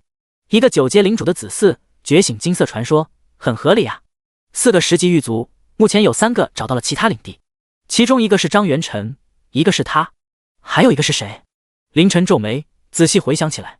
如今以他强悍的精神属性，刚刚发生在广场的一幕幕，如同幻灯片一样，在他脑海中一帧一帧的回放。很快，凌晨就锁定了目标。穆飞和其他满脸疑惑的人不同，在说到狱卒的时候，穆飞却是一副果然如此的表情。都是17、18岁的年纪，脸上藏不住事啊。凌晨嘴角微微勾起，还真是有缘啊。看来到时候还要想办法确认一下他们各自在哪个方向。不过，凌晨抬头看了看眼前金碧辉煌的建造，这都是回去后的事，现在到了疯狂买的时候了。虚空商行并不是人类创立的，而是属于幻修一族。诸天万族中，幻修一族的实力虽然不是最顶级那一层，可也算是强族了，至少比人族要强。而幻修一族也因为其极为讲究信誉，开设的虚空商行遍布诸天万界。欢迎光临虚空商行。见凌晨走了过来，站在门口的迎宾小姐极为礼貌的躬身。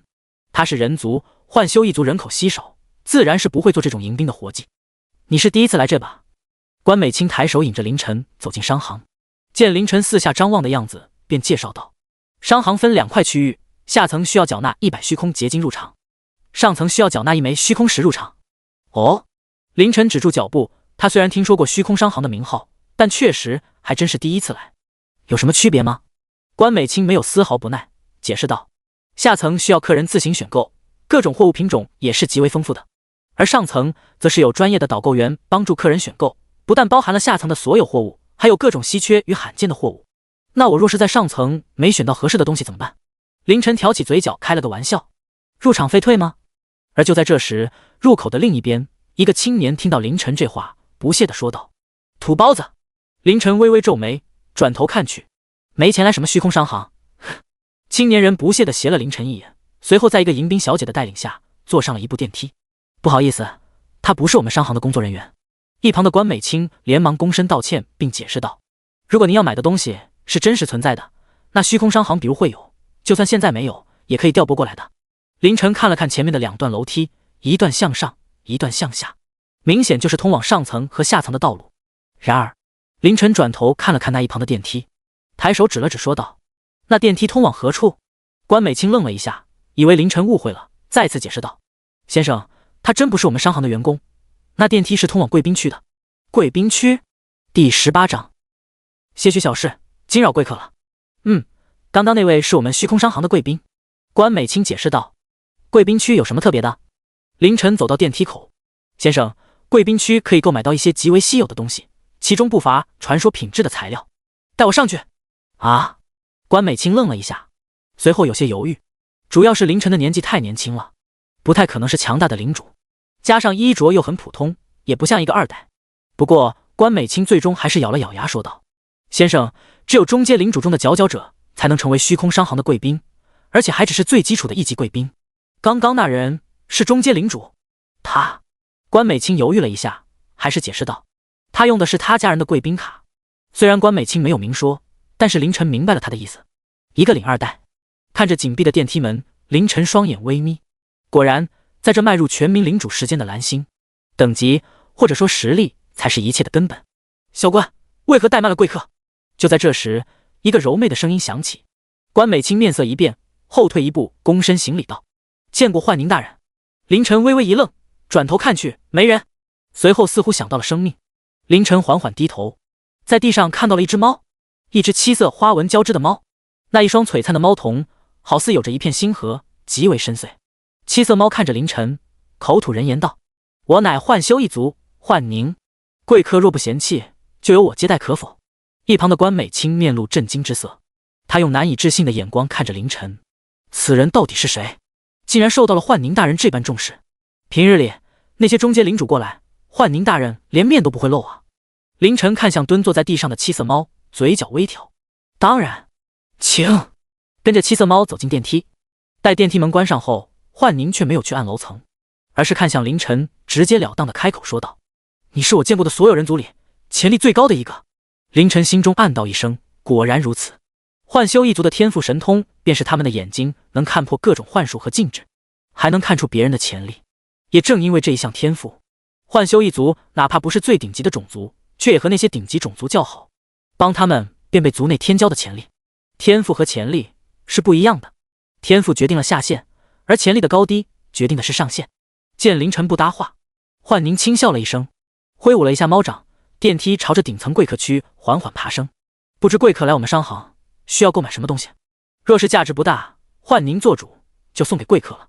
凌晨看了看身边只有自己小腿高的七色猫，淡然笑道：“些许钱财我还是有的，如幻宁所说的一些价值不大的物件，还要浪费个人情。”身怀巨款的凌晨觉得有些不值。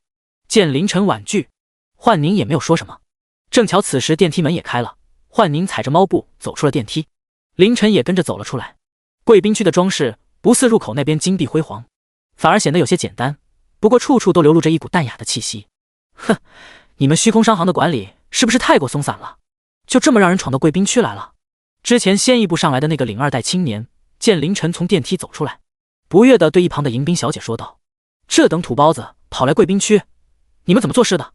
迎宾小姐没有说话，反而退后一步，低头躬身。和那青年不同，她作为虚空商行的员工，怎么可能不认识那只七色猫呢？在看到幻宁大人的一瞬间，她便躬身行礼了。见迎宾小姐如此，青年还以为她在给自己表达歉意，表情更为嚣张地看向凌晨：“小子，赶紧滚下去吧，这是你能来的地吗？”凌晨看着青年，微微皱眉，这人脑子有病吧？而且这种语气和他的相貌怎么感觉有些眼熟？你们怎么做事的？这话不是青年的再次重复，而是来自走在凌晨前面的七色猫。他朝青年挥了挥猫掌，一张贵宾卡从青年身上飞出。我记得我以前好像说过一次，贵宾卡只能本人使用吧？幻宁的声音没有了之前的柔媚，反而有些冰冷。青年身边的迎宾小姐身体一颤，头垂得更低了。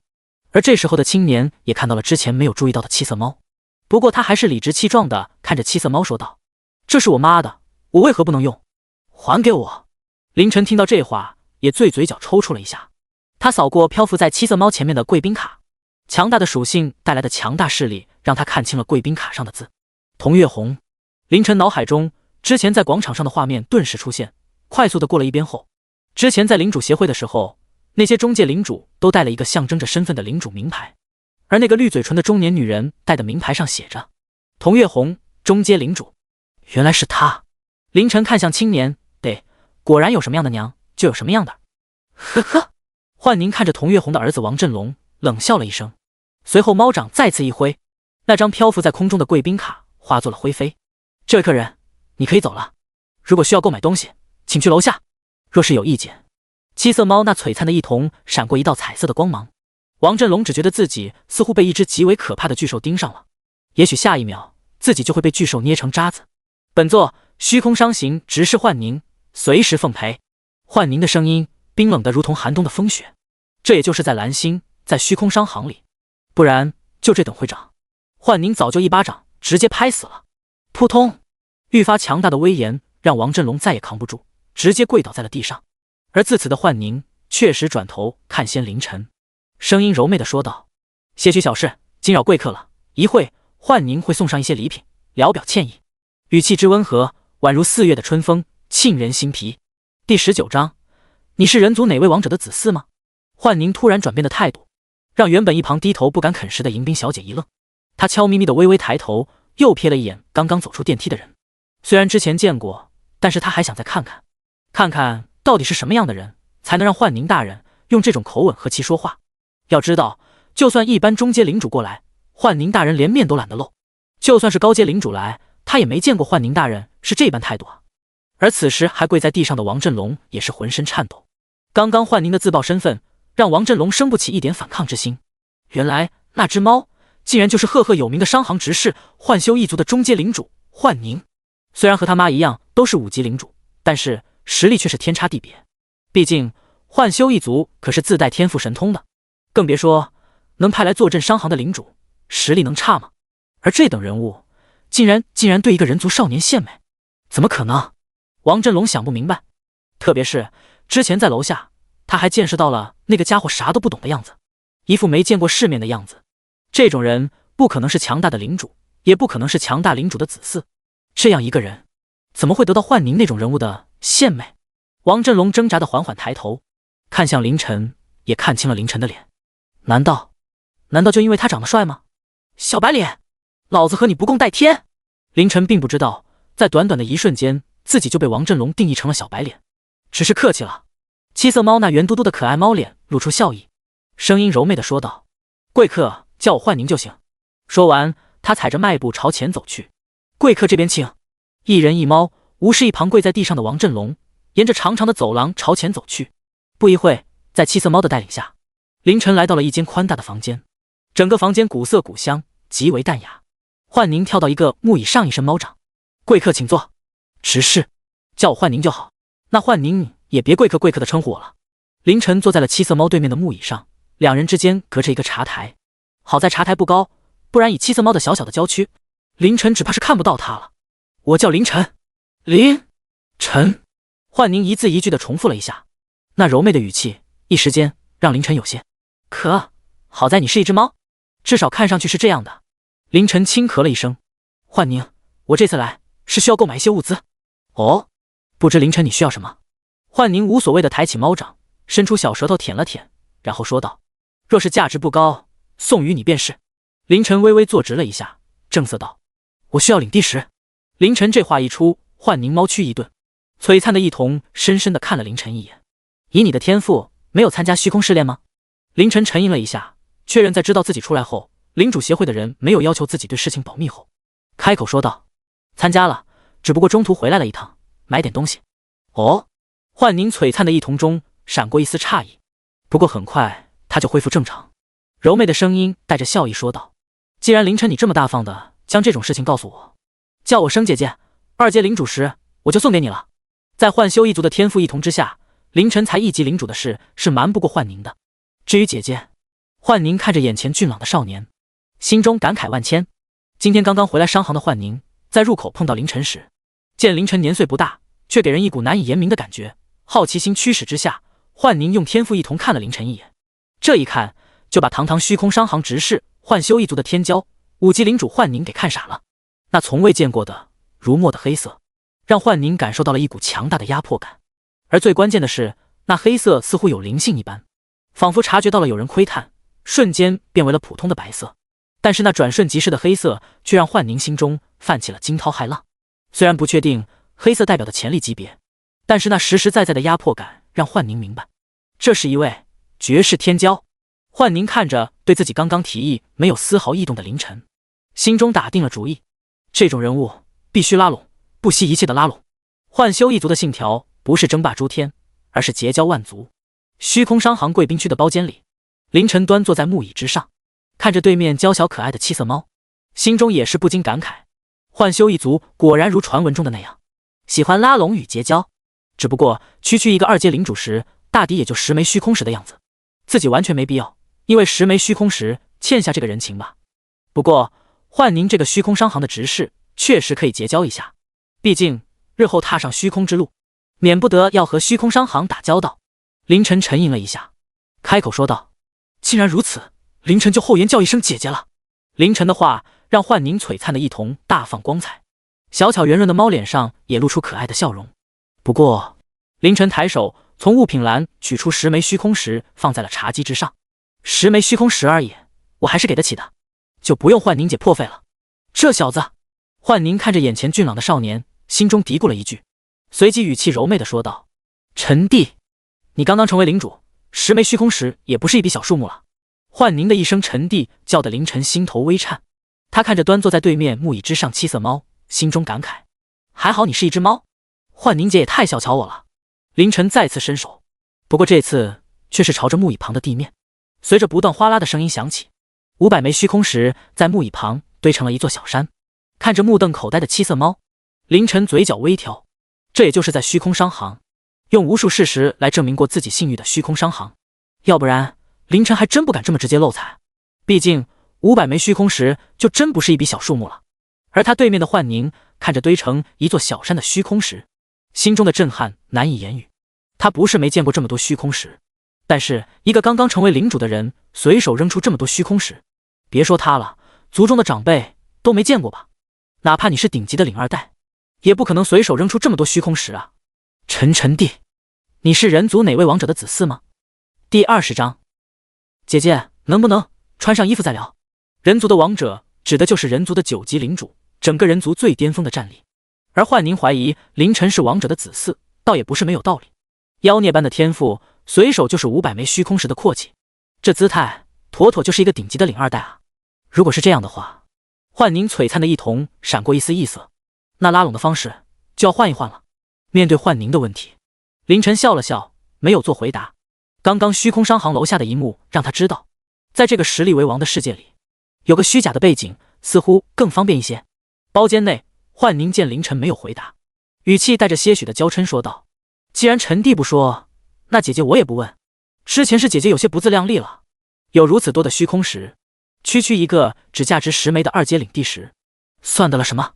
幻宁抬起猫掌，一拍脖子上挂着的铃铛，原本走动间丝毫没有声音的铃铛发出一声清脆的铃声。随后，幻宁和凌晨中间的茶台上出现一副茶具，这是要干嘛？泡茶？在凌晨疑惑的目光中，七色猫突然开始变化，原本娇小的猫躯慢慢变大，一双洁白无瑕的修长双腿在那盈盈一握的纤腰扭动下，轻轻从椅子上放下，高耸抖动之间，2根纤细的玉指伸出捏住茶壶。幻宁一边倒茶一边说道：“却是不知弟弟这次来还需要买点什么吗？”茶水落入茶杯之中，竟然神奇的冒着丝丝热气。不过这种神奇的事情完全没有吸引凌晨的注意，他看着眼前的娇媚的幻宁，前一秒还是一只娇小可爱的七色猫，这会就变成一个绝世尤物。这等神奇的事情完全吸引了他的目光。凌晨看着近在咫尺的娇躯，完全愣住了，因为幻宁之前化身的那只七色猫可是没有穿衣服的，而变化成人后自然是身无片缕。领主协会总部深处，雪人看了看夏星月，清冷的声音有些疑惑地问道：“你参加试炼，你父亲没有给你保命的手段吗？”夏星月撇了撇嘴：“给了我一个传说召唤令，我用它召唤了大白。大白就是我的英雄，传说级的白虎哦。”一说到这个，夏星月就有些小得意，金色传说品质的英雄可是很罕见的。雪人沉默了一阵子后才开口道：“以你传说品质的领主特性，加上传说品质的英雄，还不足以应付这次试炼吗？”听到雪人这么说，夏星月原本得意的表情顿时消失。雪人姐姐，我的领主特性是能多拥有一个英雄，但是我爸交代过，每一次召唤英雄都要跟他说，所以我才想跟他传讯的。雪人再次陷入沉默。虚空中，属于人类的虚空试炼界外，一个被冰雪围绕的倩影发出一声感慨：“夏王果真如传闻中那般粗心大意。”身为新晋升的长老，刘雪并没有见过夏王。好在我身上有一个传说召唤令。刘雪抬起右手，一个金色的令牌出现在他的手中，随即他将金色的令牌朝悬浮在身前一扔，在一阵无形的波动之中，金色的令牌被吸入，消失不见。看着眼前的虚空，刘雪微微出神，也不知道什么样的地方才配得上一把奇迹钥匙，被人族称之为遁一的奇迹，是一把漆黑如墨的钥匙，此时正悬浮在刘雪的前方，在这暗黑无光的虚空中，如同不存在一般，静静地漂浮着。而钥匙表面流转的黑色能量，与那奇迹天域如出一辙。蓝星龙城领主协会总部深处，雪人抬手将之前准备好的东西递给了夏星月。刘雪清冷的声音从雪人身体里传出：“传说召唤令已经送到了你领地内，这里是给你准备的资源。”夏星月有些疑惑地看了看，随后小嘴微张：“史诗建筑图纸英雄修炼室 X1， 虚空石 X20， 有了英雄训练室，加上你的2个传说级英雄，你应该能度过这次虚空试炼了。”夏星月开心的点了点头：“谢谢雪人姐姐，等我出来，我会让我爸爸还你的。”“不用了。”刘雪清冷的声音从雪人身体里传出：“这些资源是领主协会出的，以夏王的功勋，些许资源罢了。没什么事情了的话，你就可以通过领主之心回归领地了。”夏星月抬头看向雪人，有些疑惑的说道：“雪人姐姐，不是要半天之后吗？提前回归，提前准备。半天，只是最后期限到了之后会被强行传回。哦。夏新月将建筑图纸和虚空石收好，美滋滋地拍了拍自己的小胸脯，然后咬着后槽牙，蒙凶地说道：“破狱族，竟然抢我的怪！这次我不用怕你了。”说完就要传送回领地，却是雪人拦了下来。等等，狱族？夏新月眨了眨大眼睛看向雪人。雪人姐姐，你不知道吗？随后，夏新月叽里呱啦将自己遇到狱族、被狱族抢怪的事，一股脑都告诉了流雪的雪人化身。狱族10级。流雪的声音出现了一些波动，似乎他也极为疑惑和惊讶。怎么可能？虚空商行贵宾包间里，凌晨看着眼前没有穿衣服的绝代佳人，有些无奈地说道：“姐姐，能不能穿上衣服再聊？”噗呲，茶几对面，幻宁柔媚一笑，看着凌晨，红唇微挑：“怎么了，陈弟？这般坦诚相见，更显姐姐我的诚意啊！而且，你还是第一个见到我这种形态的人呢。”幻宁将刚刚斟满的茶杯放到了凌晨面前，那妩媚的俏脸，完美无缺的身材，加上近在咫尺带来的视觉冲击，凌晨不由在心中默念：“它是一只猫，猫，一只猫。操，好像起反作用了。”见凌晨一副呆滞的模样，幻宁噗呲一笑，绝美的容颜，妩媚的笑容，美的不可方物，撩人心弦。第21章，老师护体，穿越者最强的天赋。贵宾包间里，看上去极为大方的幻宁，其实心中却是有几分羞涩的。幻修一族有形态转换的本事，但是相应的心态和习惯也会随着形态转换而转换。之前幻宁是七色猫的时候，会本能的舔一舔的自己的猫掌，而如今是一个绝色佳人的幻宁，也会有属于人类的羞涩。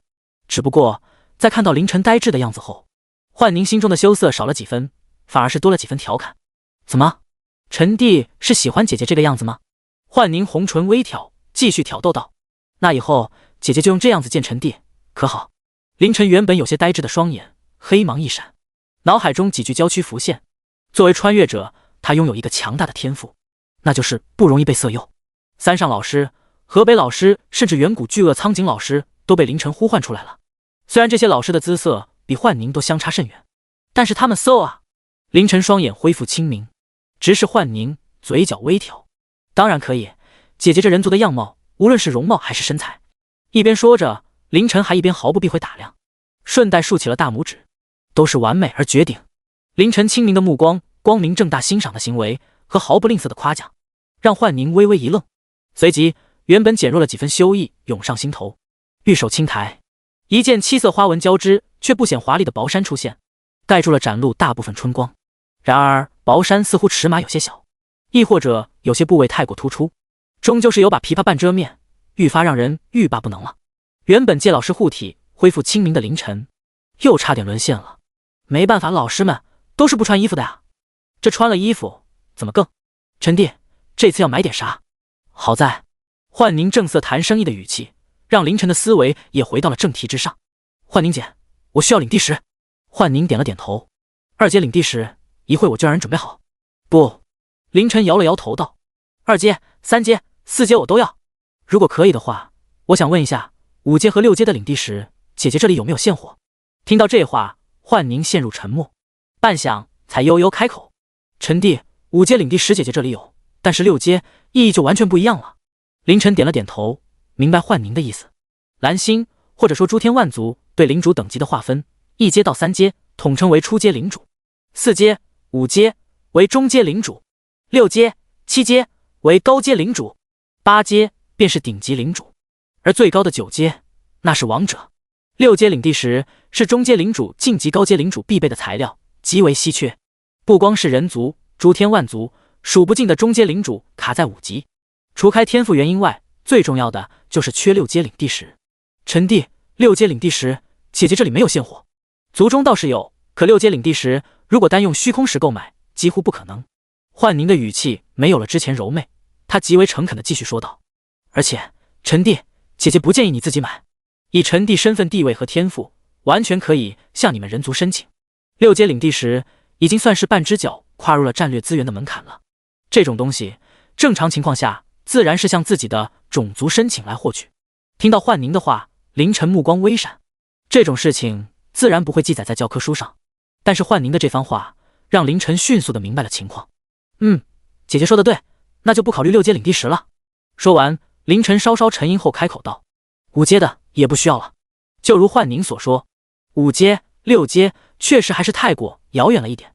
虚空试炼终归只有1个月，1个月的时间，就算自己是神话职业，有奇迹天域相助，进阶4阶，迈入中阶领主，便已经是几乎不可能的事情了。与其买5阶领地石，不如弄点材料，方便领地的各种建筑升级，特别是那领地特性带来的特殊建筑天牢。幻宁展颜一笑，极为欣赏地看向陈帝，自信果然好，但是这样极为明智而果断的性格，让幻宁更加欣赏了。不知道陈帝还需要什么？天星石、钢木、金混矿。凌晨一连说了10多种材料，都是如今领地建筑升级所需要的一些材料。幻宁默默地记下，在心中稍稍盘算了一下后说道：“2阶到4阶的领地石加上这些材料，一共陈帝给200虚空石就好了。”见凌晨有些沉吟，幻宁解释道：“这是在姐姐的权力范围内给予陈帝你的优惠。2阶领地石10虚空石，3阶30，4阶100。当然，这是幻宁作为虚空商行执事才能给出的价格，不然别人来买，就算是拥有贵宾卡，至少都要加价20%。那就多谢姐姐了。”凌晨点头，随后思索了一下，现在还有300虚空石，买点啥呢？凌晨想了想，战力方面不用靠谱增强了，毕竟有了可以升级领地的领地石，还有提升等级的魂能，限制自己战力增长的阻碍已经没有了，只要魂能跟得上。对了，魂能产量，幻宁姐，你们这有一族奴隶吗？奴隶？幻宁摇了摇头道：“虚空商行不行事奴隶买卖。不过……”幻宁笑盈盈地看着凌晨，若是陈帝需要，姐姐给你帮你联系一下。作为虚空商行的执事，又是幻修一族的天骄，幻宁的人脉自然不少。就是不知道，弟弟你是要买魅魔呢，还是精灵？魅魔和精灵在诸天万族中极受欢迎。不管男女，毕竟强大的女性领主也不在少数。面对幻宁的打趣，凌晨无奈地摇了摇头：“幻宁姐就别开我玩笑了，种族什么的都无所谓，就是不知道300虚空石能买到什么级别。”3阶？幻宁有些疑惑看了一眼凌晨，既然不是买来享乐，那就是助力了，亦或者陪练。只是以凌晨的天赋，一个虚空试炼而已，还需要助力。再说了，作为一个王者的子嗣，些许战符还需要买。其实在凌晨买虚空石的时候，幻宁就有些疑惑的，人族王者的子嗣跑到虚空商行来买领地石，不合理。不过幻宁美眸一亮，身体前凑，露出一道无限美好的线条。陈帝，你是离家出走了吗？还是说你想不依靠家里的，证明自己天之骄子吗？有些傲气，想要靠自己扬名天下，正常的很。第22章，丁，您的外挂马上到账。虚幻商行的贵宾包间里，凌晨无语地看着幻宁，果然，女人不雌性都是八卦的生物吗？幻宁姐，你误会了，我只是一个平平无奇的普通人。哦，幻宁拖着长长的尾音，挑了挑柳眉。我懂，你懂个屁！凌晨无语，果然，真话是没有人相信的。可，凌晨轻咳一声，正色道：“幻宁姐，人额奴隶怎么带进领地？直接送到你领地。”话才出口，幻宁就反应了过来，我都忘记了，陈帝你还在虚空试炼界里面。这样的话，确实没办法。凌晨微微叹了口气，看来这个办法行不通啊。但是如果单单只是虚空试炼里的那些怪，魂能生产更不上啊。凌晨微微皱眉，端起茶杯抿了一口，思索起来。收压的怪越强，产生的魂能越多。幻宁姐，凌晨抬头看向幻宁，虽然是永安城高等学府有名的学霸，但是毕竟时间和精力在那，对于虚空，对于这个世界的了解，必然没有幻宁多啊。有没有什么东西可以让我在虚空试炼界里？凌晨沉吟了一下后说道：“招来强大的怪物。”听到凌晨这么问，幻宁也是柳眉轻蹙，纤纤玉指敲了敲茶几。幻宁一边思索一边喃喃：“招来强大的怪物，在虚空试炼界里有了。”幻宁美眸一亮，说道：“商行里有一件奇物，每隔一段时间就会引来一种紫色人形生物的袭击，而且紫色人形生物每一次出现都极为诡异，无视空间，无视结界，凭空出现。想来虚空试炼界也拦不住他们。”凌晨双眼微微发亮，好东西。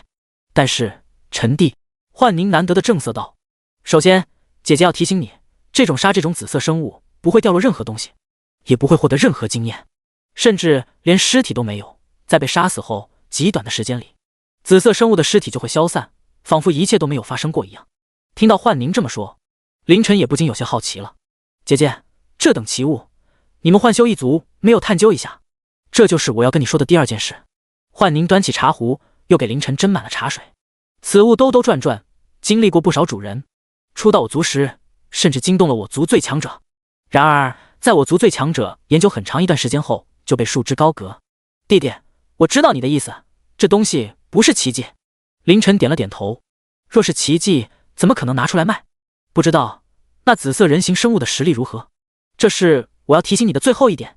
幻宁坐直了身体，语气严肃地说道：来袭的紫色人形生物的实力是会慢慢提升的，你杀的越多，实力就越高。凌晨愣了愣，这样的话，那还弄啥？都已经这么久了，就算自己再逆天，这紫色人形生物也不是如今的自己能抗衡的。打不过，还怎么愉快的刷魂呢？不过，幻宁红唇微挑，笑盈盈地说道：只要你将这奇物封印一段时间，紫色人形生物的实力又会下降。如今已经被封印超过5年的时间了，实力估计是1级左右。说完后，幻宁便闭口不言了，就这么笑盈盈地看着凌晨，似乎在说：来啊，快活吧，反正有大把。搞错了，来啊，叫姐姐，叫声姐姐就给你。听到幻宁这么一说，凌晨顿时心动了，心动的不行啊！不掉落材料，击杀没有经验。对于其他人来说，这个奇物可能就是一个锻炼战斗技巧的玩具了，但是对于凌晨来说，意义就不一样了。这 TM 是外挂啊，刷魂能的外挂啊！幻宁姐，凌晨正色道：这等奇物必然不止300虚空石吧？幻宁笑着挥了挥手，凌晨旁边堆积成一座小山的500虚空石消失不见。呵呵，陈弟，买自然是买不到，那奇物就算姐姐借给你的，不要钱。幻宁并没有为难凌晨的意思，他朝前凑了凑，在和凌晨贴得很近很近后才停下，吐气如兰道：姐姐替你担保，等你以后用不上这东西了，还给姐姐便是。幻宁自然不知道凌晨是要用这东西刷魂能，在他看来，估计是凌晨有些不死心，想研究研究这种东西，等研究一阵子，发现不是奇迹，也没什么作用后，自然会还回来。幻宁回到座位上，正色道：你之前购买的材料都是一些领地建筑升级所需要的材料，但是陈弟啊，若是你在虚空试炼里弄到好的特殊建筑图纸，这些材料却是远远不够哦。我已经让人给你准备了大量的材料，1阶到3阶，普通到传说，等你虚空试炼结束用不上的，再还给我便是。那就……凌晨看着近在咫尺的绝美容颜，语气诚恳地说道：多谢姐姐了。凌晨指了指身边堆成小山的虚空石，这多出来的虚空石也就先放姐姐这吧。既然幻宁考虑的如此周全，凌晨自然也不吝啬，区几百虚空石而已，单单就那一个奇物就不止这个价了。幻宁无所谓的点了点头，玉手一晃，拿出一个手机，在凌晨嘴角微微抽搐之间，噼里啪啦的在手机上一顿按，那打字的速度，凌晨自愧不如。东西很快就有人送来，陈弟不忙的话，就在这陪姐姐聊会。凌晨点了点头，抬手端起茶几上的茶壶，给幻宁的茶杯斟满茶水。自然，这就是那狱卒的样子。魏玉则眉头紧锁的看着眼前的一幅画像，一旁中阶领主端木海点头说道：木飞画的，张元辰也确认过了。你们见过这种东西吗？看着画像上栩栩如生的一副全身盔甲，魏玉则一时间都不确定这到底是不是生物。一旁的端木海补充道：据木飞描述，盔甲之间的缝隙好似有些黑色的东西，距离太远，他无法确定。到时狱卒的那一双眼睛如同2团鬼火，让他印象十分深刻。而且根据张元辰的说法，他们都是在第3波、第4波怪物袭击的时候出现的，说明这狱卒并不是1个，而是2个，而且2个狱卒长相一模一样，等级也都是10级，不是2个。魏玉则双眼微眯，夏新月那边也出现了，算上凌晨，一共4个。第23章回归，领地升级。领主协会总部的会议室里，没有得到回应的魏玉则再次深深地看了一那幅狱卒的画像。既然没人见过，那此事先放到一边。反正就目前看来，虽然不知道这个狱卒的具体目的，但是最起码能帮助了他们度过这次虚空试炼。魏玉则转身看向几个中阶领主，他们的物资都兑换好了吗？那就让他们早点回归虚空试炼，早点回去，早点准备。几个中阶领主点头，准备离去。魏会长，那个凌晨怎么办？他去哪了？虚空商行。童月红不屑撇了撇嘴，拿了10个虚空石去商行买东西。哼，愚昧无知，难不成虚空商行的东西就比我们领主协会的好？童月红的话让其他中介领主面面相觑。这话说的，虚空商行的东西确实比领主协会的好啊，毕竟人家是横跨诸天万界的庞然大物啊。端木海开口道：“要不我去寻他？”不用了，随他去吧。王振龙摆了摆手，对于白色领主之心靠着狱卒侥幸活下来的凌晨，他不想浪费太多的精力。虚空商行，凌晨接过一个半米高的盒子，盒子的材质好似古木，上面雕刻着复杂玄妙的纹路，而幻宁之前说的奇物就在里面。凌晨并没有打开，而是收进了物品栏。看到凌晨这个举动，幻宁美眸一闪，但是并没有说什么。这次真的多谢姐姐了。凌晨极为诚恳的感谢。如果不是幻宁，就算凌晨能买齐2阶到4阶的领地石，这个奇物也是不可能得到的。陈弟准备回归领地吗？那姐姐。幻宁柳眉轻挑，语气柔媚的说道：“就在龙城等陈弟凯旋而归了。”凌晨点了点头，待我试炼完成，必定来龙城拜会姐姐。说完，凌晨通过领主之心选择了回归领地。看着化作无数光点消散的凌晨，幻宁陷入了很长一段时间的沉默。不知道过了多久，悠悠的女声响起。虽然说储物空间会因为天赋高大一些，但是就算是神话品质的领主之心，在1阶的时候也不可能拥有如此庞大的储物空间吧。刚刚送来的材料之多，就连幻宁这个中阶领主的储物空间都放不下，而凌晨轻轻松松就全收了。而且那奇物只有顶级领主才能收入自己的储物空间啊。凌晨真是一个神秘又有趣的弟弟呢。包厢里，绝世美人渐渐缩小，最终化作了一只娇小可爱的7色猫。回来了。凌晨睁开双眼，看着熟悉的领主小屋，心头有些激动，似乎是听到了凌晨回归的动静。艾莉诺从不远处跑了过来：“领主，你回来了？之前不是说要离开半天吗？”艾莉诺有些疑惑地看着凌晨，这才5、6个小时吧。事情已经办完了。凌晨看着自己英雄，不由得和幻宁做了个比较。不得不说，他们都是1等1的绝世美人，只不过风格迥异。不过不管是幻宁的柔媚，还是艾莉诺的圣洁，都有着极大的吸引力。被凌晨的目光盯得有些不好意思，艾莉诺微微低下头：“领主可是有什么吩咐？”艾莉诺，发动所有的修女和圣战士以及狱卒。一听这话，艾莉诺猛地抬起来，有些激动地说道：“是，领主大人，我们是要有什么大行动了吗？”凌晨看着艾莉诺兴致勃勃的样子，笑道：“包括你在内，都去采集资源。”“是啊。”艾莉诺愣了一下，随即有些不解地问道：“可是领主，仓库已经堆满了，马上就空了，去吧。”“哦。”看着艾莉诺有些兴致缺缺的离去，凌晨摇了摇头，随即通过领主之心调出了领主界面，消耗了352点魂能，凌晨顺利的来到了10级。1点魂能兑换100点经验，12加20加40加80加200右元括号。领主凌晨，职业典狱长，品质神话，等级10，一阶满级，力量37左元括号27加10右元括号，体质36左元括号26加10右元括号，精神38左元括号28加10右元括号，天赋剧院。随后凌晨查看了一下领地当前的资源，虚空石1，虚空结晶200，石2万，木2万，铁2万，食物2万。还好建了2个仓库，要不然升级的资源都不够。凌晨走进领主小屋，取出2阶领地石和1枚虚空石，放在了小屋内的一个半米高的圆柱之上。随后通过领主之心进行了领地升级的操作。半米高的圆柱发出璀璨的光芒，2阶领地石和虚空石消失不见。随后领主小屋晃动起来，小屋外方圆100米的领地也在微微晃动中开始的延伸。准确的说，是那笼罩在领地4周的黑雾开始了退散。整个升级的过程并没有花费多长的时间。正在领地边缘的艾莉诺抬头的功夫，整个领地就已经完成了升级。看着眼前因为黑雾退散而多出来的大片空地，艾莉诺有些不敢相信的自语道：“领地升级了？这虚空试炼都还没有完成，领地竟然就升级了！”无比震撼的艾莉诺转头看向变成了2层的领主小屋。领主怎么做到的？这就是神话领主的强大吗？艾莉诺此时的心情无比之复杂。震撼自然是占大多数的，掺杂着不少喜悦和担忧。凌晨的神秘和强大，让艾莉诺再一次的觉得自己一个小小的传说级英雄，真的很难跟上领主大人的脚步啊！领主大人都晋级2阶领主了，自己还只是一个小小的4级英雄。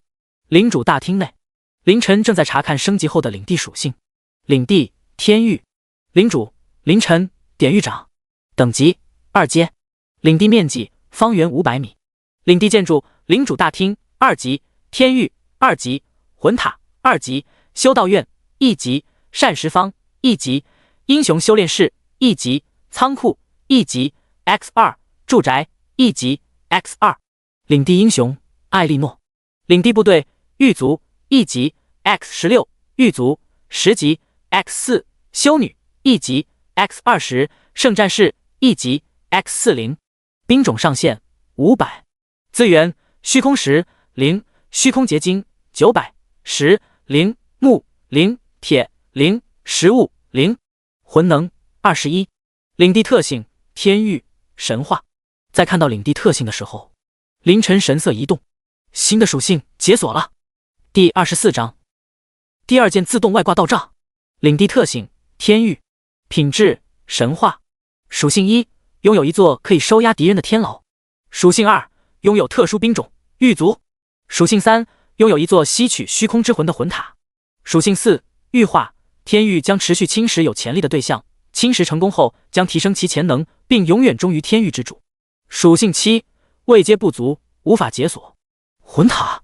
凌晨翻了翻领地界面，果然在建筑列表中找到了之前没注意到的魂塔。天牢和魂塔都是2级，也就是说这2个领地特性带来的建筑是随着领地等级提升自动升级的。凌晨满意的点了点头。至于功能，凌晨走出领主大厅，朝天域的方向看了一眼，这一看就愣住了。天牢的整体外观发生了变化，整个建筑似乎变小了一点，而天牢的中间位置也多出了一个2层高的小塔。小塔不高，在偌大的天牢中间冒出了一个小尖尖。在凌晨强大的目光细看之下，那小尖尖之上似乎有丝丝黑气正在汇聚。吸取虚空之魂就是生产魂能吗？不知道效率如何。凌晨身影闪烁间来到天牢，一边查看着天牢的属性，一边观察着内部建筑的改变。建筑天牢特殊，等级2，建筑属性可收押任何生物，位阶不得高于3阶。附属建筑审问室1级 X1， 收押室1级 X5， 忏悔室1级 X2， 化晶室1级 X1， 可收押人数100，随收押室数量增加。狱卒20，上限20，魂能22。备注：建造和升级附属建筑，消耗魂能。备注：可消耗魂能凝聚虚空石。备注：可消耗魂能召唤狱卒。狱卒上限没有提升。凌晨微微皱眉，不过也很快释然了。虽然上限没有提升，但是狱卒的实力可以继续提升了，倒是空旷了不少。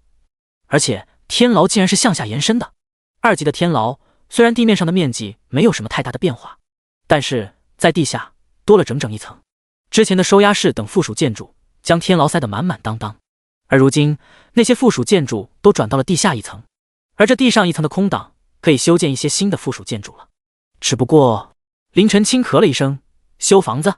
没钱修个屁的房子，等老子魂能产量上来了再说。将地上的空间逛完之后，凌晨便来到了地下1层。看着偌大的地下1层，凌晨满意的点了点头。还能再建造不少收押室，这样的话能收押的犯人数量增加，魂能产量也能增加了。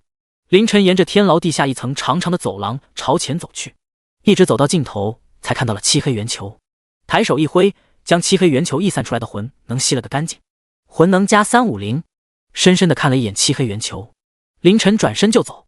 上一次摇晃这玩意出现的那几道声音，凌晨可是记忆犹新。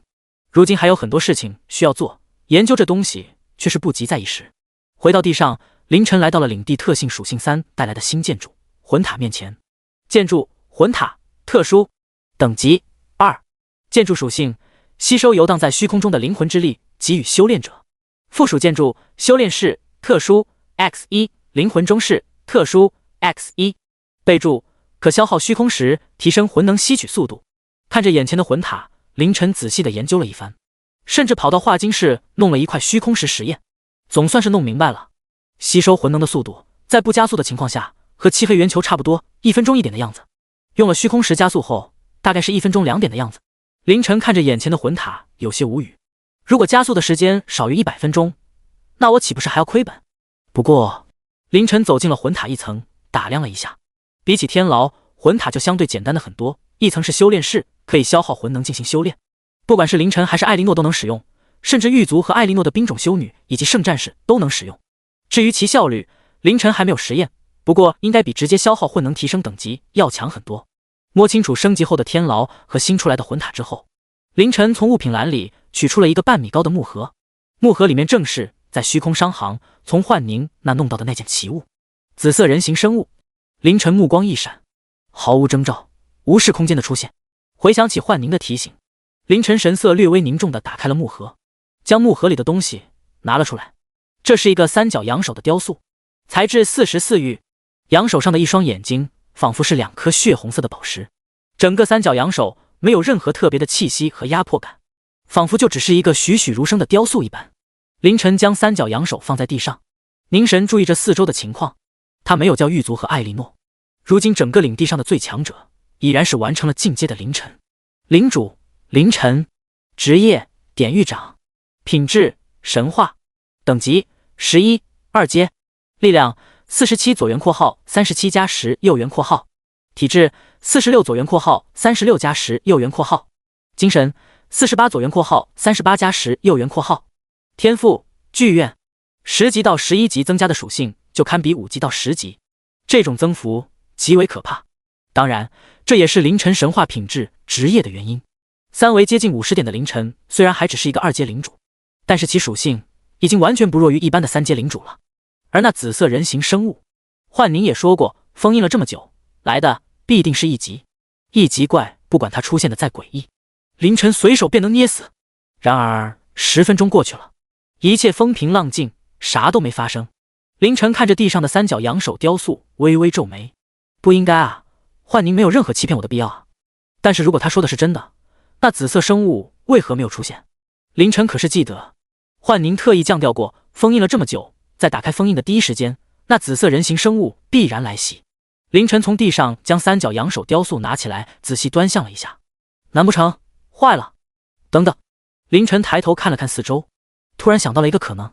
第25章第3件自动外挂，三角羊手雕塑。天域内，凌晨若有思索地看着四周，他想起了之前的一件事，接引他们的人族强者给他们的传音，起初是断断续续，几乎不可闻的，直到凌晨走出了天域，加上之前在领地协会总部的时候，那个叫童月红的女人说的一个怪也没杀。虽然不知道领主协会用的什么东西探查的，但是我明明杀了呀。回归之前，他可是将之前积攒的所有沉沦模范人都杀了很多次啊。现在天牢里除了来不及杀的第4波怪物和那个代号韭菜的沉沦魔巫师，其他的已经全部死的不能再死了。凌晨双眼微眯，接引前的传音加上没有探查到他杀了怪，这2件事综合起来，让凌晨几乎确定了一个事：这神话品质带来的特殊建造天牢有极为强大的封印能力，能让天牢内的人……凌晨看了看手上的三角羊雕塑，不只是人，应该是能让天牢内的一切气息不会泄露出去。是不是这样？实验一下就知道了。凌晨眼光一闪，拿着三角羊手雕塑就朝天牢外走去。就在凌晨打开天牢大门走出去的一刹那，三角羊手那一对红宝石般的双瞳闪过一丝难以察觉的红芒，随后凌晨身前不远处的空间出现一些细微的波折，一个紫色人形生物凭空出现。凌晨眉头微挑，还真的来了。紫色人形生物速度极快，朝着凌晨扑了过来，准确的说是朝着他手上的三角羊手雕塑扑了过来。呵，看着扑来的紫色人形生物，凌晨没有丝毫慌张，淡然而立，眼中也闪过了紫色生物的信息。名称：级别1，力量5，体质5，精神5。备注：果然如同幻宁说的那般，这紫色生物极其神秘，这还是凌晨第一次在属性页面看到完全看不懂的信息。算了，只要能弄到魂能，管你是啥。凌晨微微摇头，并不打算深究，很多东西会随着实力的增加自然而然的解密，现在深究没有任何意义。凌晨抬起右手，看似轻描淡写，实在快如闪电，右手准确无误地掐住了已经贴近的紫色人形生物的脖子，没有用很大的力量，毕竟这只是一个1级怪。凌晨扯着紫色人形生物的脖子，快速地朝后退了几步，退到了天牢之中。随着天牢大门的关闭，凌晨并没有急着掐死，而是仔细打量起这紫色生物来。这紫色的生物虽然是人形，但是个头比较小，才1米出头，没有任何性别特征，甚至没有五官。紫色生物被凌晨掐着，疯狂挣扎。然而1级的紫色生物怎么可能挣脱得出来？似乎知道自己已经是死路一条了。紫色生物放弃了挣扎，也放弃了自己的生命。果然如幻宁说的那般，被抓后便会自绝生命，极其果断。感受到他身上的生命气息正在快速消失，凌晨右手微微用力，掐断了紫色生物的脖颈。魂能加99，卧槽！看到提示，凌晨愣住了。这么高的吗？看着因为死亡化作无数光点消散的紫色生命，凌晨的双眼有些火热，低头看了一眼左手拿着的3角羊手雕塑，凌晨极为满意。随后他将雕塑递给了身边的狱卒，看清楚我刚刚的操作了吗？这是留守天牢的一个1级狱卒，虽然才1级，但是对付3维属性才5点的紫色生物绰绰有余了。至于幻宁提到的紫色生物越来越强，那都是之后的事情了。凌晨并不觉得紫色生物实力增长的速度能有自己的狱卒快。以后你的工作就是守着这个雕塑，如果出现刚刚那种紫色生物，就按照我刚刚的做法去做。狱卒抱拳道。诺。虽然狱卒的智商并不是很高，但是照样画葫芦还是没什么问题的。安排好第3件自动外挂后，凌晨回到了领主大厅前思考起来。到目前为止，漆黑圆球1分钟1点混能，魂塔就算1分钟2点。至于那雕塑，凌晨微微皱眉，幻宁说过那怪物来袭的时间很不稳定，按照幻宁所说的话，平均下来算1天3次，1次99。拿起那根熟悉的树枝，凌晨在地上写上了一个数字4617。天牢中还有第4波来袭的怪物囚犯，大致上1天能有4700左右的产能，当然这个产能还会提升，随着囚犯的数量和质量加上紫色生物的等级提升，要不了几天应该就能达到1天5000左右。看着地上的数字，凌晨微微皱眉，有些少了。如果说之前遏制凌晨实力提升的瓶颈是领地时，那现在就是魂能的产量了。不过凌晨摇了摇头，笑道，确实是我太着急了。其实凌晨如今实力的提升速度，如果传出去，估计会惊掉无数人的下巴。你见过从成为领主开始到晋级2阶领主只花费不到5天的怪物吗？甚至于连虚空试炼都还没过完，别人冒着生命危险，辛辛苦苦1个月才能勉强达到2阶领主，凌晨呢5天轻轻松松2阶了。而且不管是自身的实力还是领地的实力，都不弱于一般的2阶领主。那20个属性堪比英雄的狱卒就足以秒杀大部分2阶领主了。慢慢来吧，到了需要积攒一段时间的时候了。今天的升级看似简单，实则也是积攒了几天的爆发。几天？魂能产量弄完了，资源也采集的差不多了。凌晨眼中闪过一道黑芒，招来了正在采集资源的4个10级狱卒，该去见狱卒进化室，让狱卒进阶了。第26章，进阶的狱卒，新的技能。天牢地上一层，看着刚刚升级完成的天牢附属建筑2级狱卒进化室，凌晨挥了挥手，2名10级狱卒走了进去。这进阶的成本还真不小。狱卒进阶2阶需求：1阶满级狱卒 X2，100魂能，2级狱卒进化室。一个10级狱卒的成本需要550点魂能，而进阶需要2合1的话，那一个2阶狱卒的成本飙升到了1200。不过这也让凌晨多了几分期待，毕竟消耗越大，实力自然也就越强。进化并没有消耗多久的时间，在凌晨的期待中，狱卒进化室的门打开了，一个全身盔甲覆盖的人影走了出来。看到2阶狱卒的样子，凌晨转头看了看身边的1阶狱卒，又看了看刚刚走出来的2阶狱卒，凌晨有些无语的说道，这 TM 是进化失败了吗？看上去一模一样啊。然而刚刚走出来的狱卒却是突然抱拳行礼道，典狱长大人，属下进化成功了。凌晨眼睛一亮，能说出这话不用想，最起码这2阶的狱卒的智商绝对在1阶之上了。不错，凌晨调出了狱卒的属性界面，狱卒11级2阶，力量29左元括号24加5右元括号，体质31左元括号26加5右元括号，精神27左元括号18加9右元括号。技能1，王者归来，死亡后消耗魂能，即刻复活。技能2，招募，狱卒可以招募3名囚犯。由冤魂凝聚而成的战士对典狱长拥有绝对的忠诚。天牢狱卒是不死的存在，每一次的死亡只会让狱卒更加强大。接受招募的囚犯永远服从天狱之主，不会背叛。审问、忏悔会提高招募的几率，可消耗魂能进行升级。招募囚犯，凌晨愣了一下，不过在看到永远服从不会背叛后，反应了过来。不会背叛的话，这意义就完全不一样了。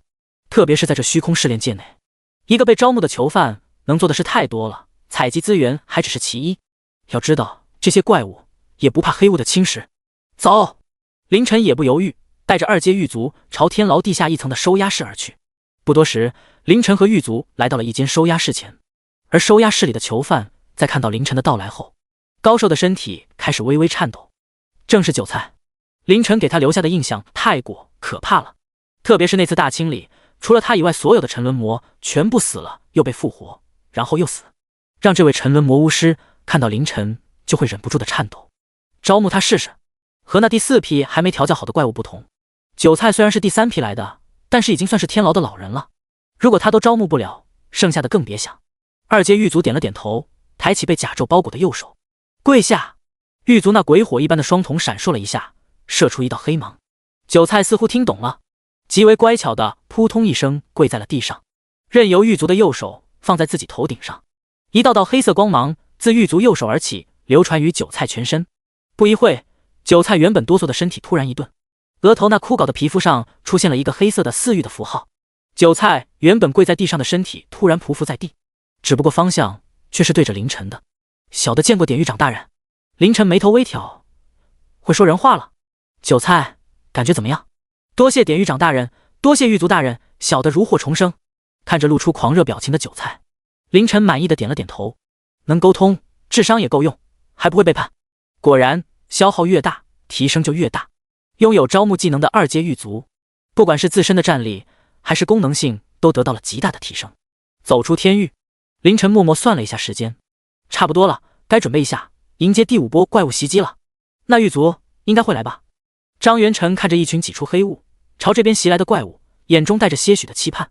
当然，他自然不是期盼怪物，而是期盼那来过2次的狱卒。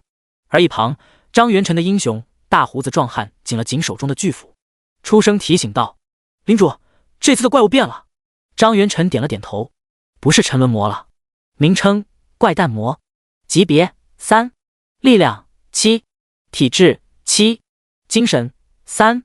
备注：粗壮的4肢不但让他们十分迅捷，也是他们强有力的武器。这次来袭的怪物是4肢着地的类人形爬行怪，速度比沉沦魔要快多了，而且数量也多了很多。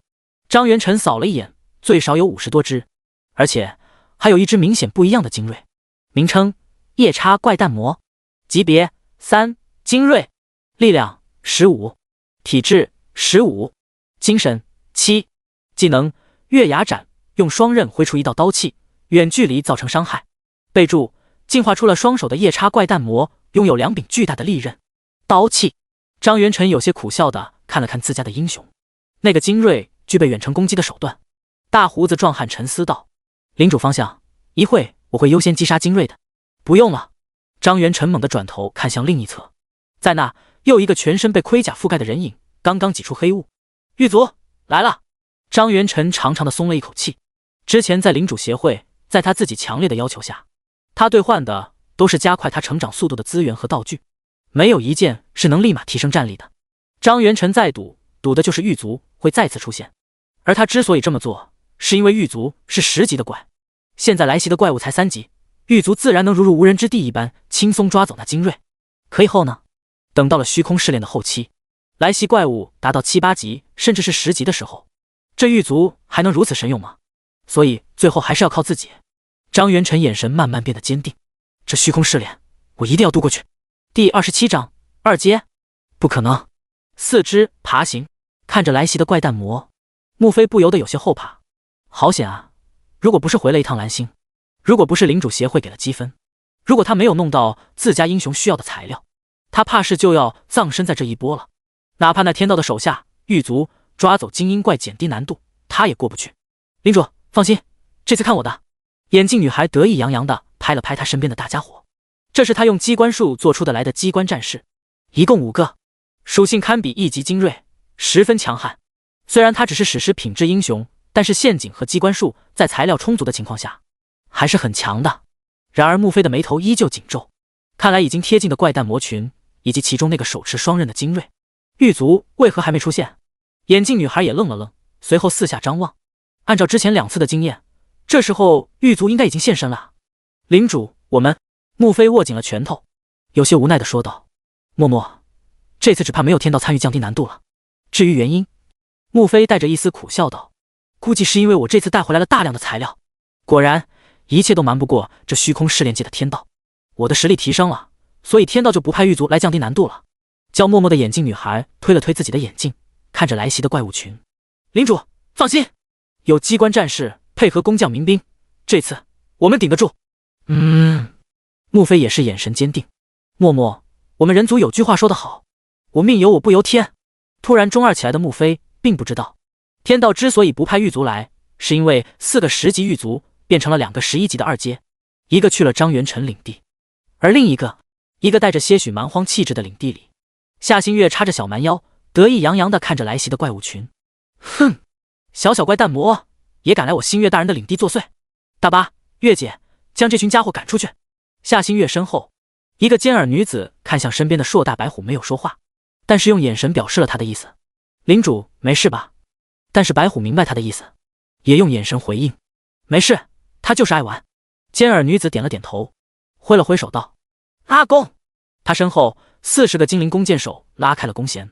就在尖耳女子准备下令放箭的时候，夏新月突然蹦了起来：他来了！那个狱卒来了！放箭！虽然只是40个精灵弓箭手，但是他们都是发动了自带的箭雨技能，40道箭雨铺天盖地的射向来袭的怪诞魔群，以及那速度极快到了怪物群边缘狱卒。箭雨声势浩大，但是杀伤力却是一般。几十只怪诞魔虽然身上都插满了箭矢，但是并没有阻止他们前进的步伐。至于狱卒，连头都没抬一下，仿佛这落下的箭雨只是天空落下的水滴一般。狱卒将挡在路上的怪诞魔直接撞飞，速度极快的来到了那种精锐怪诞魔身前。精锐怪诞魔挥舞长刀，朝着狱卒射出一道刀气。然而狱卒依然是无视，任由刀气劈在自己的盔甲上，连一个印记都没有。在2阶狱卒的眼中，精锐怪诞魔和普通怪诞魔没有太大的区别，都是随便一巴掌就能拍死的货色。只不过典狱长大人有令，这精锐不能杀。2阶狱卒鬼火一般的双瞳闪烁了一下，抬起右手一把抓住精锐怪诞魔的一条持刃的手臂上，随后微微用力，将精锐怪诞魔抡了起来，狠狠地砸在了地上。和1阶狱卒不同，智商在线的2阶狱卒能很好的理解来自典狱长大人的命令：抓回来，活的就行。为了方便之后带回领地，2阶狱卒觉得有必要将这精锐怪砸晕。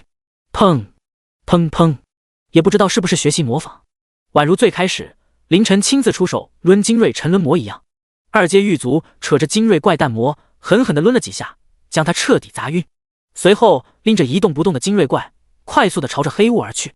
原本围在四周的怪诞魔群没有丝毫敢阻拦的意思，甚至还让出了一条宽阔的道路。领主！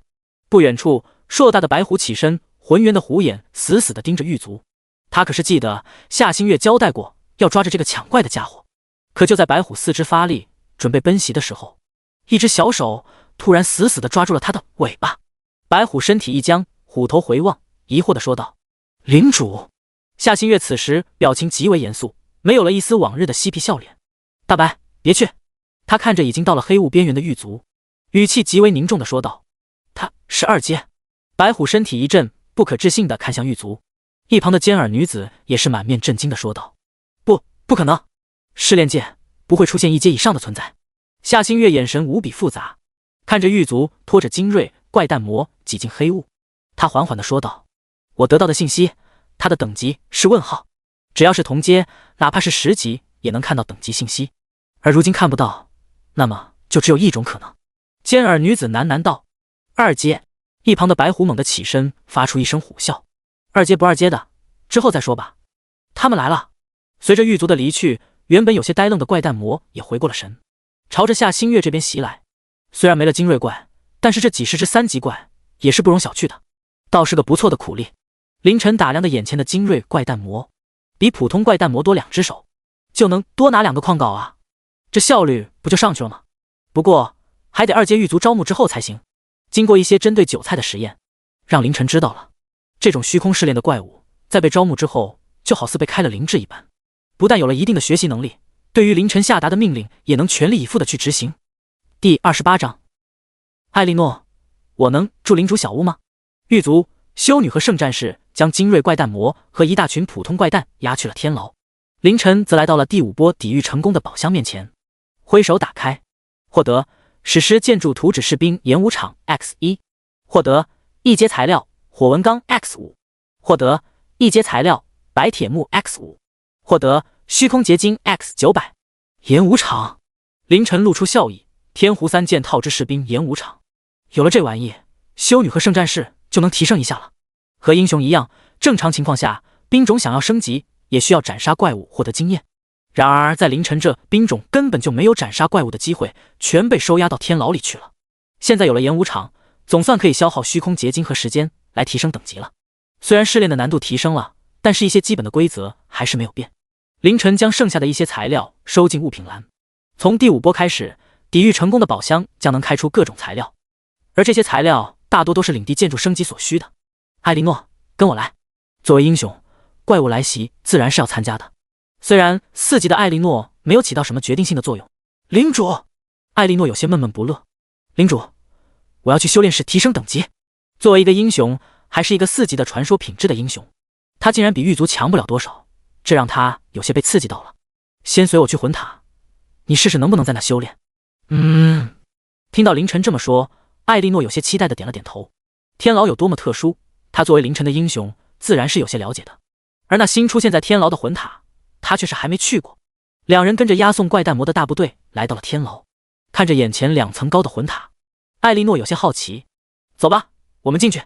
凌晨挥手打开了1层的大门。之前你在英雄修炼室里怎么做，现在就怎么做。艾莉诺点了点头，走到一个蒲团前，端端正正的跪坐好，随后双手合十，闭上双眼，如同一个正在祷告的修女，身上泛起圣洁的光芒。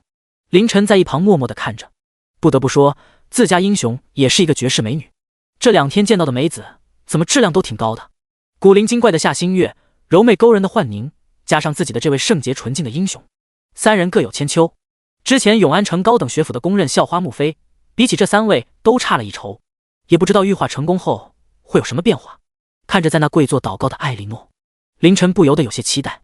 几分钟后，艾莉诺睁开了美眸，有些疑惑地看着凌晨。领主，我没有获得经验。凌晨微微皱眉，若有所思地说道。看来还没到时候。魂塔1层的修炼室，凌晨自己能用，狱卒也能用，甚至于韭菜都能用，但是艾莉诺却不行。这其中的区别倒是很明显。艾莉诺还没完成玉化，等玉化后，她必然也能使用。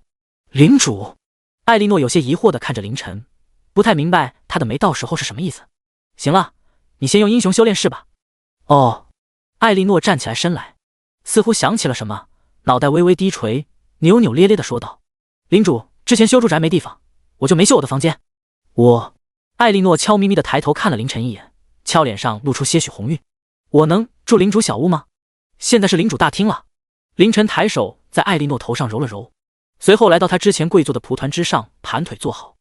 你住那也好，去吧。艾莉诺高兴地抬起头，然后，领主，你不回领主大厅吗？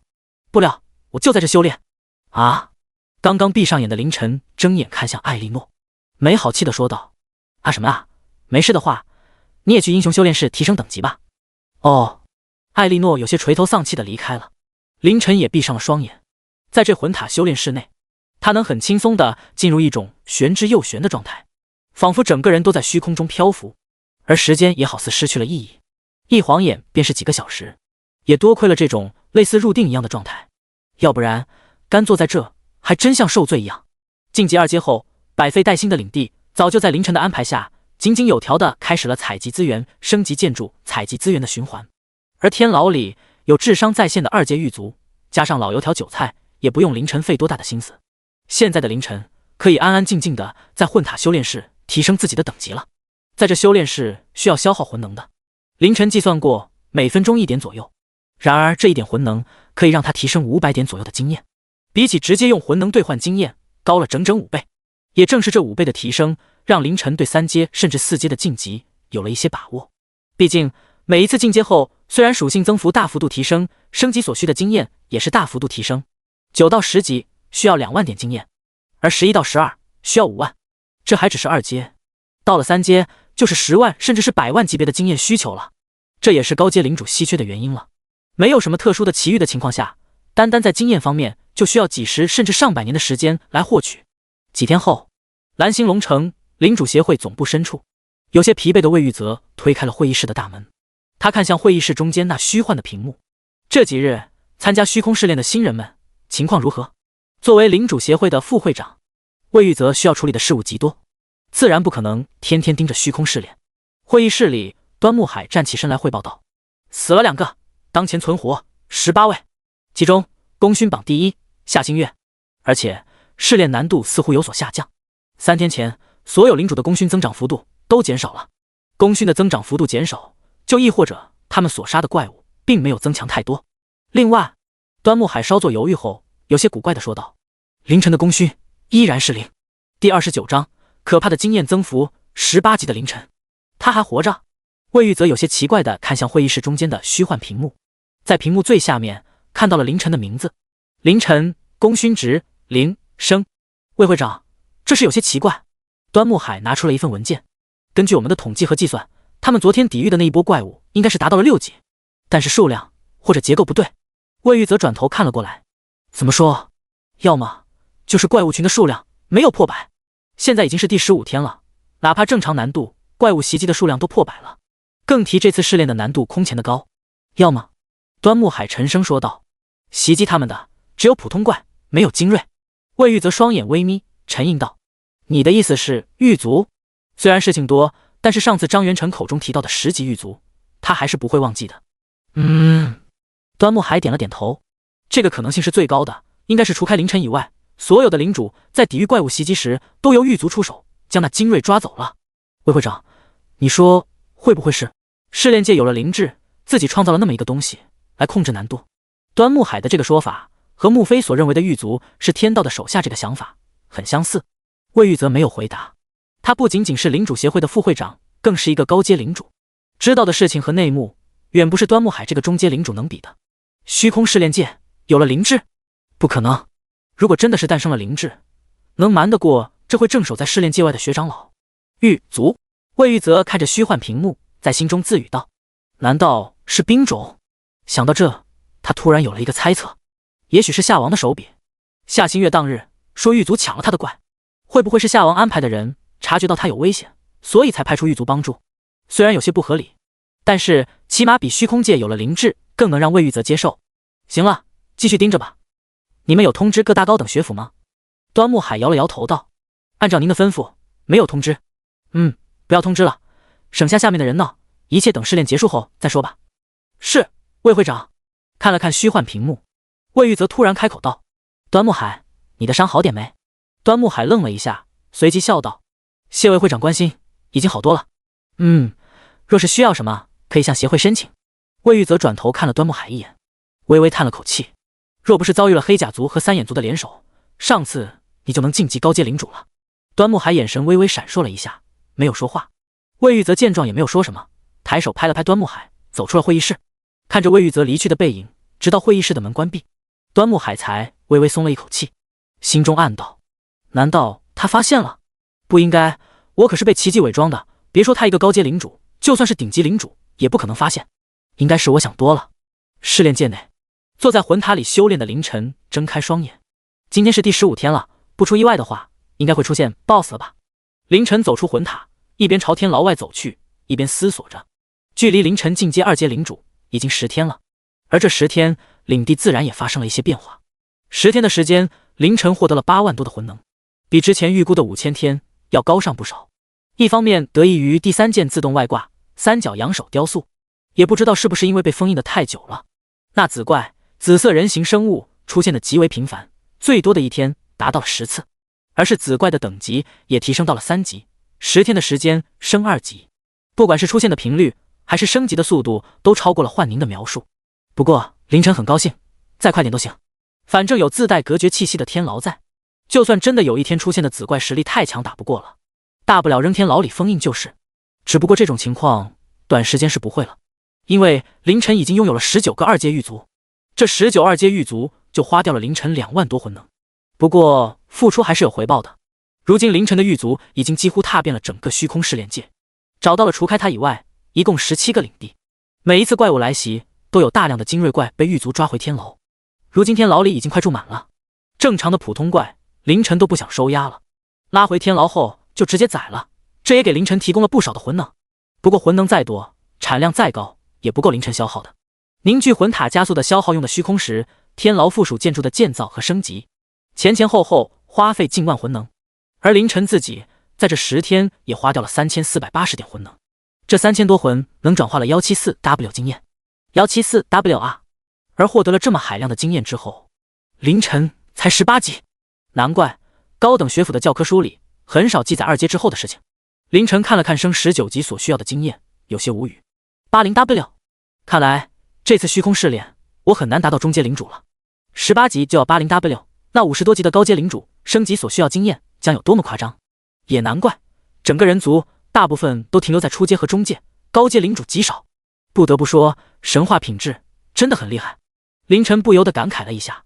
要知道，正常情况下，一个领主想要达到3阶，都是相当于高考的虚空试炼结束，进入相当于大学的领主学院完成几年的学业后的事情了。而凌晨此时距离3阶已经并不遥远了，甚至于进阶的材料都准备好了，就差一点时间了。可惜魂塔的限制在哪，不然还能再提升一下速度。3000多魂能对于如今的凌晨来说并不多，但是在魂塔修炼转化的速度是有上限的，最开始只有18点每小时，到如今的25每小时。如果不是这个上限是随着凌晨等级提升，凌晨还花不了这么多。走出天牢，凌晨朝一旁候着的艾莉诺挥了挥手，走吧，时间差不多了。这次怪物袭击估计有 BOSS 出现了。第30章 BOSS 来袭，少女模样4条腿。10天的时间，不单单凌晨的等级达到了18级，艾莉诺也达到了8级，这还是不计成本的使用英雄修炼室的情况下。毕竟没有杀怪经验的艾莉诺在第15天就能达到8级，也算是很难得了。其实之前凌晨也曾经试验过，让艾莉诺在天牢内斩杀怪物，但是依旧还是只产生魂能，没有办法获得经验值。领主，膳食坊的升级已经完成了。凌晨点了点头，膳食坊是最后一个完成升级的建筑了。这10天，抵御成功宝箱并没有给什么特殊的图纸，倒是给了不少材料。凌晨领地上的建造也因此陆陆续续的完成了升级。另外值得一提的是，修女和圣战士也都在士兵演武场的帮助下达到了5级，属性也得到了一些提升。修女5级，力量7，体质10，精神15，技能导言，消耗精神，治疗有方单体。圣战士5级，力量11，体质11，精神10，技能十字斩，挥动武器发出十字斩击，造成神圣伤害。当然了，他们依旧不是抵御怪物入侵的主力。1号，让他们出来吧。见时间差不多了，凌晨对身边的狱卒吩咐道。为了方便，凌晨给狱卒简单的编了个号。诺。狱卒快步跑去天牢，拉开大门，一众妖魔鬼怪走了出来。打头的正是第一个被招募的沉沦魔巫师韭菜。如今的韭菜已经不是那个如同惊弓之鸟见人就跪的怂货了。作为唯一一个被典狱长大人赐名的犯人，韭菜同时也是所有被招募的犯人的头。他昂首挺胸的走在队伍的最前面，而他身后有手持双刃的精锐怪弹魔，有浑身长满尖刺的精锐刺皮怪，还有身体高大皮肤宛如石头的精锐石皮怪。这都是这10天的怪物袭击里出现的新怪物。如今凌晨的2阶狱卒已经达到了19个，可以招募的犯人数量也到了57个，这便是凌晨抵御怪物袭击的主力。57个精锐怪物啊，这也是凌晨能将17个狱卒通通派出去的原因。有这群精锐怪物在，区区怪物袭击还需要狱卒大人出手。昂首挺胸，一副老子很吊的沉沦魔巫师在看到凌晨后，立马收腹躬身，一路小跑的来到凌晨面前，极为献媚的说道：典狱长大人，您最忠实的仆人韭菜向您问好。行了，对于这家伙，凌晨也有些无奈。也许是主精神属性的原因，这个沉沦魔巫师是57个被收编的精锐怪物中最聪明的一个，也是唯一一个能说人族语言的。还是老规矩，一会怪物来了，将他们全部弄到天牢中去。小的明白，典狱长大人放心。韭菜拍了拍自己瘦弱的胸脯，随后转身朝着被收编的精锐群高举乌杖。为了典狱长，嗡，死，擦！虽然回应的声音各有不同，但是精锐怪物们的眼神都是充满了狂热，似乎为了典狱长大人的命令，就算付出性命也不会有一丝迟疑。对于这一点，凌晨也是认可的，因为他们已经用事实证明过了。就因为凌晨说过要抓活的，哪怕是自己阵亡，他们对于来犯的怪物群都没有下死手。而凌晨也随他们去了，因为被招募的囚犯，哪怕是死在了天狱外面，依旧能产生魂能。来了！凌晨眼光一闪，看向领地边缘，一个身影挤出黑雾，以凌晨的如今的目力，自然能看得很清楚。也正因为看得很清楚，所以这个身影的模样让凌晨微微愣了一下。身形修长，一身白袍，长发扎成的粗辫耷拉在胸前，辫子上还开着几朵鲜艳的花，一张16、17岁少女般的俏脸，加上那修长挺直的一双腿，不对，凌晨嘴角微微抽搐，是2双腿，因为来的是个半人马，名称堕落的半人马占星者，级别7 BOSS， 力量14，体质15，精神20，技能1星火术，以精神属性造成远距离攻击，技能2身灵之域，以自身为中心造成持续性的毒性伤害。20点的精神啊！凌晨感慨一下，不愧是 BOSS， 这是他第一次在来袭怪物中看到达到20点的属性，更别说那2个技能，特别是第2个技能，让大部分领主们最爱用的人海战术失去了意义。当然，凌晨并不在这大部分领主的范围内。随着 BOSS 的出现，一大群半人马也随着现身，名称半人马射手，级别7，力量11，体质8，精神8，名称半人马持斧者，级别7，力量12，体质10，精神4。这些怪物们并没有如同往常一样，在出现的一瞬间就急匆匆地朝凌晨袭来，而是在半人马占星者的组织下排成了阵型。半人马持斧者来到了前面，半人马射手聚集在了后方。虽然简陋，但是意义却完全不一样了。看来这 BOSS 的智商还不错呀。凌晨嘴角微微挑起，他就喜欢这种腿长，呸，就喜欢这种智商在线的怪。兴致起来了的凌晨脚步微动，身形化作残影，极快地朝 BOSS 掠去。眨眼的功夫就超过了韭菜带领的囚犯们，来到了半人马占星者的身前。看着眼前少女模样的 BOSS， 凌晨有些好奇，特别是他头顶上的一对4鹿耳的耳朵，以及4条和人一样的腿。半人马占星者看到突然出现的凌晨，露出强烈的警惕眼神，立马快速的轻声吟唱，一道星光闪烁的能量汇聚，随后快速的射向凌晨。与此同时，他胸前的粗辫挥舞，一股绿色的气体从粗辫上的花朵上蔓延而出，2大技能同时施展。而他身后，半人马持斧者迈动4条腿，高举巨斧朝这边冲来，无数半人马射手也朝着凌晨拉弓射箭，一时间声势浩大，看得远处的艾莉诺都有些担心。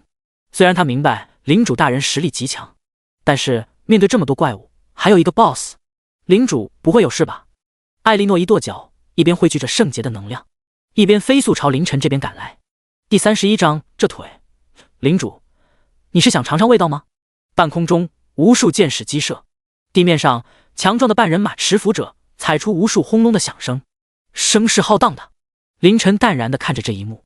其他的领主在出街的时候，英雄便是领地上战力最高的存在，然而凌晨这边却是完全不一样。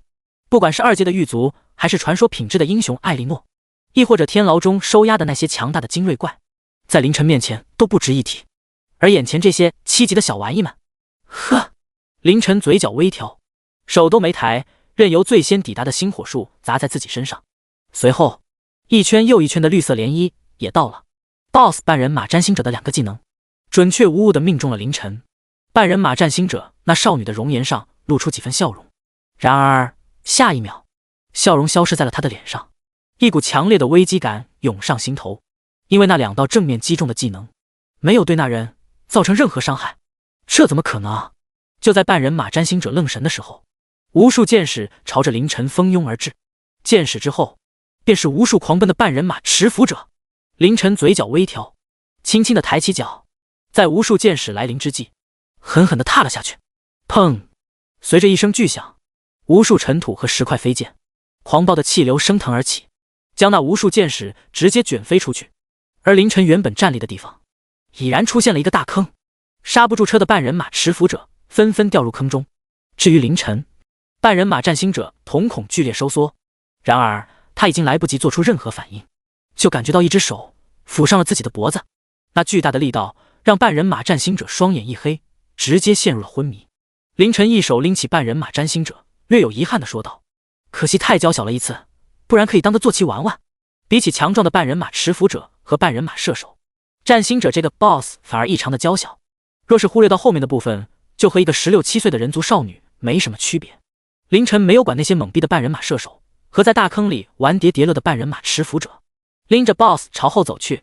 没走几步，便遇到了化身圣战士愣在原地的艾莉诺，抬手在他头上一搓：“愣着做什么？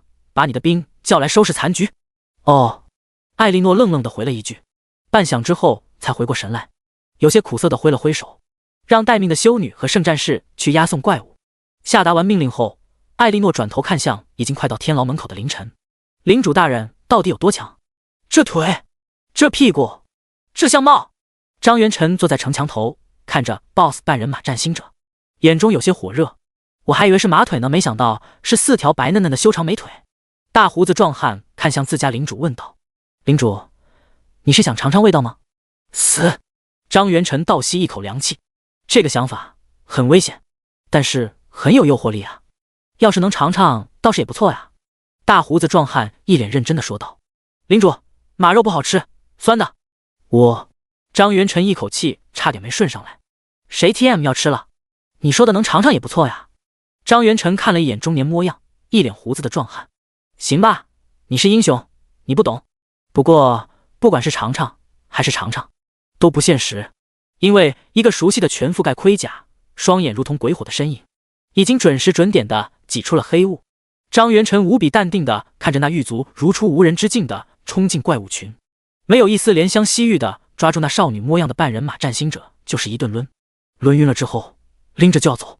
然而这时张元晨突然开口大声喊道：“朋友，兄弟！”没有任何反应。大哥，狱卒大哥！拎着占星者的狱卒在张元晨惊喜的目光中停下了脚步，回身望了过来，那鬼火一般闪烁的双瞳看得张元晨一激灵。张元晨此时的心里是十分紧张的，原本他也只是抱着试试的意思喊了几声，没想到狱卒竟然真的停下来了。张元晨连忙继续喊道：“大哥，能不能把 BOSS 留给我？我想尝尝，呸，我想长点经验，弄点好东西。”这狱卒难不成真能听懂人话？张元晨心里那叫一个激动啊！要是能听懂，是不是还能收服啊？二阶啊，二阶的狱卒啊，还是可以在黑雾中畅通无阻的狱卒啊！要是能收服，这之后的半个月，老子岂不是能横着走？大哥，狱卒大哥，这么多天，承蒙您的帮助，小弟这有些吃的，要不要留下来吃点？一旁的大胡子壮汉听到这话，也是嘴角直抽抽。留下来吃点？你当那玩意是什么？而且你没看到那头盔吗？全封闭的头盔，就眼睛处有2个洞，怎么吃？从眼睛洞里塞进去吗？当然，虽然有些无语，但是大胡子壮汉心里也有些期待。万一呢？万一那狱卒真留下了，那绝对是一件大喜事啊！然而，在张元晨和大胡子壮汉期盼的眼神中，狱卒鬼火般的双瞳闪烁了几下后，一声不吭地拎着占星者 BOSS 转身挤进了黑雾。唉，张元晨和大胡子壮汉同时叹了一口气。领主，看来是不行了。不，张元晨眼中闪过智慧的光芒，他站在城墙头上，一副胸有成竹的样子。刚刚那狱卒的表现，说明他能听懂人话。而之所以没留下来，张元晨用一副肯定语气说道：“是因为我们只是说说，并没有做。”啊！大胡子壮汉一脸懵逼。下次我们提前准备好食物，到时候狱卒看到食物后，说不定会心动，而且这必定是一个漫长的过程，我们需要一点又一点的消除他的戒备心。终究一日，我会收服他的，这方面我有经验。张元晨拍了拍胸膛，然后砰！大胡子壮汉猛地将张元晨扑倒在地。你要干什么？领主，弓箭手！嗖！一根箭矢插在了张元晨原本站立的位置上。虽然 BOSS 半人马占星者被狱卒掳走了，但是剩下的100多个半人马还在啊。第32章，艾莉诺，侵蚀度 99%， 蓝星龙城。此时已是深夜，端木海回到自己地处边缘的小屋，刚打开门，端木海就一愣，他并没有开打，而是进屋后将门牢牢地关上。你怎么来了？黑暗的客厅里亮起一双树瞳。哼，可有什么新消息？一个中年女人的声音响起。怎么不开灯啊？女人继续说道。我来找你也不是什么见不得人的事，最多也就是曾经的天才端木海竟然和一个年纪能当他妈的女人好上了。端木海沉默了一下，嘴角挑起道，也是。随后伸手打开了灯。大厅里，一个风韵犹存的中年女人正坐在客厅的沙发上，那绿色的嘴唇里时不时还伸出一条细长而分叉的舌头，正是之前屡屡出言搞事情的中阶领主童月红。说吧，有什么新的消息？端木海沉思开口道。今天魏玉泽来了，我不确定他是不是对我起了疑心。怎么会？童月红不屑摇了摇头。你我二人可是奇迹假面伪装的，别说魏玉泽了，就算那雪长老流血也发现不了。但愿是我的错觉吧。端木海也坐到了沙发上，看向童月红问道，你们准备的怎么样了？差不多了，要不是那雪长老带着盾衣守在了外面，我们早就开始行动了。10天时间，传说阵已经搭建的差不多了。端木海看着童月红说问道，你那是魂术，靠谱不？哼，我黑魂族的天赋神通还能出错？而且那个叫蛇许的小家伙能抵抗得了我？端木海点了点头，也是。中了黑魂族的天赋神通是魂术，便如同牵线木偶一般，任由黑魂族的人摆布。虽然这天赋神通有诸多限制，对同阶或者高阶的没啥用，但是对于这些刚刚成为领主的小家伙，还真是一用一个准。你们准备派什么人去寻找核心？4阶。4阶？端木海皱眉。4阶会引起虚空试炼界的震荡吧？流血可是就在外面守着的。呵，童月红不屑地笑道。我族为了这次夺取试炼界核心的行动准备了这么久，会不知道这个？那4阶已经用秘法将自己降到了3阶范畴，但是，童月红笑道，实力也不是3阶能比的。端木海点了点头，他自然是明白童月红的意思的。不管是领主还是什么，3阶4阶虽然只差1阶，但是区别却是天壤之别。因为4阶之前几乎都还停留在纯粹的属性碰撞上，靠的是属性来带的身体素质，亦或少量以属性为主的技能上面。而到了4阶就完全不一样了。4阶后开始有了各种各样的元力，魔力、斗气、真气、内力，甚至机械能等各种乱七八糟的能量都属于或者说被统称为元力。这也就是中阶对初阶有着绝对统治力的原因。那黑魂族的4阶虽然用秘法将自己降到了3阶，但是拥有元力的3阶，对其他普通3阶有绝对统治力的3阶，更别说虚空试炼界里那些才刚刚成为领主的小家伙们了。凌晨看着被关押在收押室里的18个半人马战星者，极为满意的点了点头。BOSS 就是不一样，不但有智商，还有各种情绪，比起那没脑子的普通怪和只有一点点脑子的精锐好多了。就这么简简单单的关在这18个 BOSS 就因为恐慌、害怕等各种情绪，给凌晨产生了不少魂能。这样的话，我倒是可以考虑强行提升等级了。18级到19级需要 80W 经验，如果用魂塔慢慢来的话，只需要1600点魂能。但是老子缺魂能吗？如今领地上该建的东西基本上已经建完了，狱卒也都到2阶了。凌晨看了看自己剩余的魂能，52326，老子就没打过这么富裕的仗，区8000点魂能而已。凌晨身上代表着升级的光芒一闪，随着8000点的魂能的消失，他来到了19级。凌晨立刻查看一眼升20所需要的经验，120W， 1W2 的魂能，还有半个月，早点到3阶还是好一些的。3级的魂塔产量必然会上涨，而且3阶有可能还会解锁新的领地特性，万一又来个类似魂塔一样的自动外挂呢？加上天牢已经住满了，凌晨眼中黑芒一闪，消耗了12000点魂能，来到了20阶。2阶满级。领主凌晨，职业典狱长，品质神话，等级20，一阶满级。力量82左元括号37加45右元括号，体质81左元括号36加45右元括号，精神83左元括号38加45右元括号，天赋剧院。这属性等我到3阶只怕会破百吧。凌晨清晰的记得教科书提过一嘴，4阶领主的身体素质100倍于常人，100倍一个普通的成年人的3维属性皆是100倍，不就是100点吗？3阶的属性堪比4阶，这就是神话品质职业的可怕吗？凌晨眼中有些火热，先是去化晶室凝聚了10块虚空石，然后飞速来到领主大厅，从物品栏中取出3阶领地石和10块虚空石，放进了大厅里的圆柱之上。随着材料的消失，圆柱发出一道又一道璀璨的光芒，整个领地也开始颤抖起来。不过整个过程并没有持续多久，随着笼罩在领地边缘的黑雾再次退去，凌晨的领地完成了升级，而凌晨也达到了3阶。领主，艾莉诺有些慌张地跑了过来，但是在看到领主大厅和领地外围的变化后，那红润的小嘴张得老大。又进阶了。艾莉诺此时都来不及震撼了，她的小脑袋里乱成了一锅粥。怎么办？按照领主大人这速度，过几天就4阶了吧，然后就可以招募新的英雄了吧？自己这个跟不上领主脚步的英雄，是不是要被淘汰了？艾莉诺传说品质侵蚀度 91%， 艾莉诺传说品质侵蚀度 99%。 第33章3阶的新职业天赋魂力。艾莉诺的侵蚀进度达到了 99%， 马上就要完成羽化了。然而这件事却并没有引起凌晨的关注，他此生正处于一种玄之又玄的状态中，就好像正在魂塔修炼室里修炼一样，不，应该是比那种状态更为玄妙。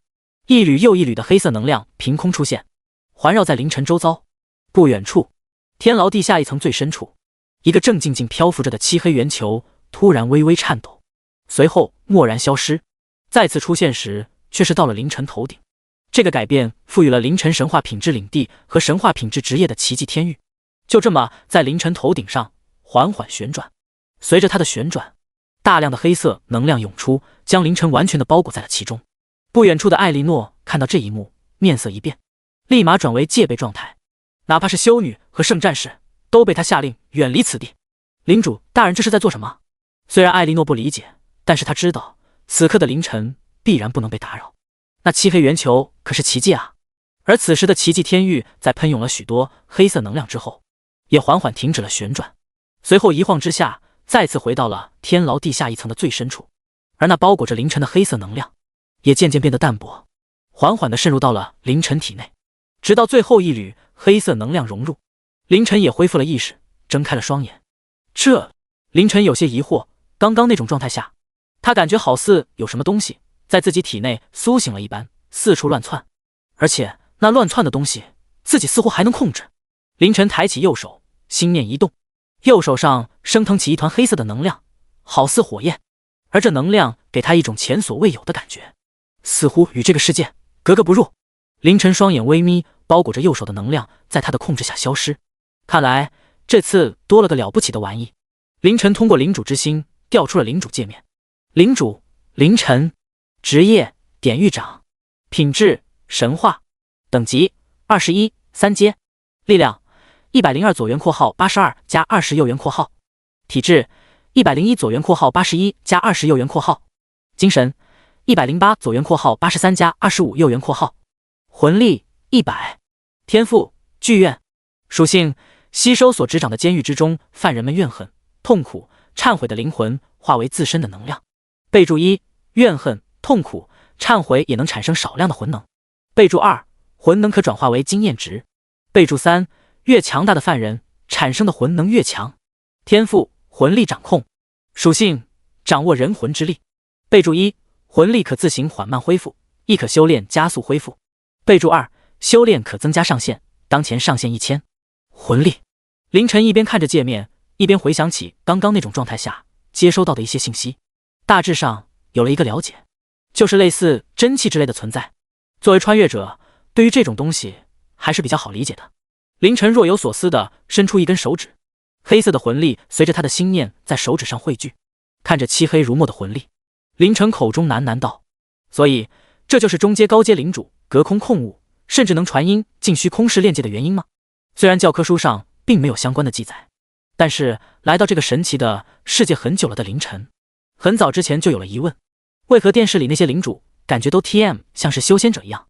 什么玄空啊、飞啊，什么摄物啊、控物啊，都是信手拈来。问老师，老师的回答是：你成为领主就知道了，那是领主才有的能力。可是凌晨成为领主后，并没有那种能力。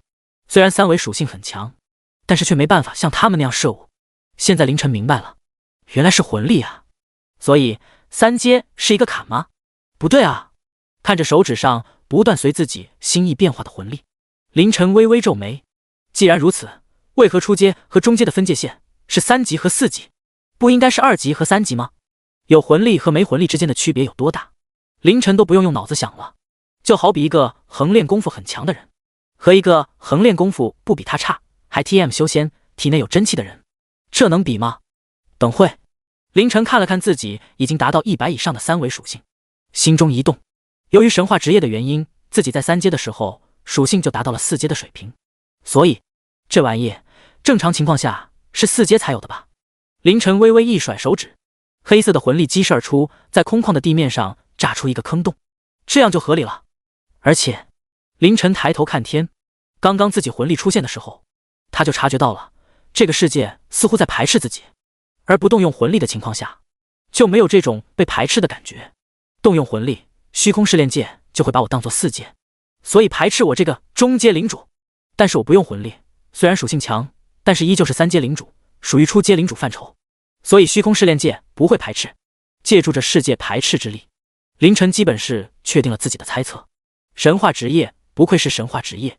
刚说完，凌晨不由得心里一动，那奇迹天域真的只是一个奇迹吗？奇迹都这么掉的吗？因为没见过其他奇迹，对于这个问题凌晨也不好下定论。这次虽然领地特性没有解锁新的属性，但是有了新的职业天赋魂力，也是一个不小的收获呀。凌晨满意的点了点头，随后看了看不远处还在警惕的艾莉诺，笑着摇了摇头，心中一动，体内魂力运转，速度快到如同瞬移一般，出现在艾莉诺身边，抬手揉了揉她的小脑袋。我好了，领主。艾莉诺极为兴奋地转过头来，你完成进阶了吗？凌晨点了点头，刚想说什么，却突然发现了艾莉诺美眸中一闪而过的黑芒。这黑芒好眼熟啊！凌晨微微一愣，不过很快想到了什么，通过领主之心查看了一下，果然，艾莉诺传说品质侵蚀度 99%， 马上要熟了呀。第34章，艾莉诺，领主大人要做什么？好奇怪啊！艾莉诺，你觉得你自己有什么变化吗？凌晨看着自家英雄，别有所指地问道。艾莉诺想了想后，有些沮丧地说道：领主大人，对不起，我还没完成你说的那个可能的进化，我太没用了。凌晨摇头笑了笑，随后从物品栏取出了一大堆材料。看着这些材料，凌晨不由得在心中感慨，等回蓝星了，真得去龙城的虚空商行好好感谢一下幻宁。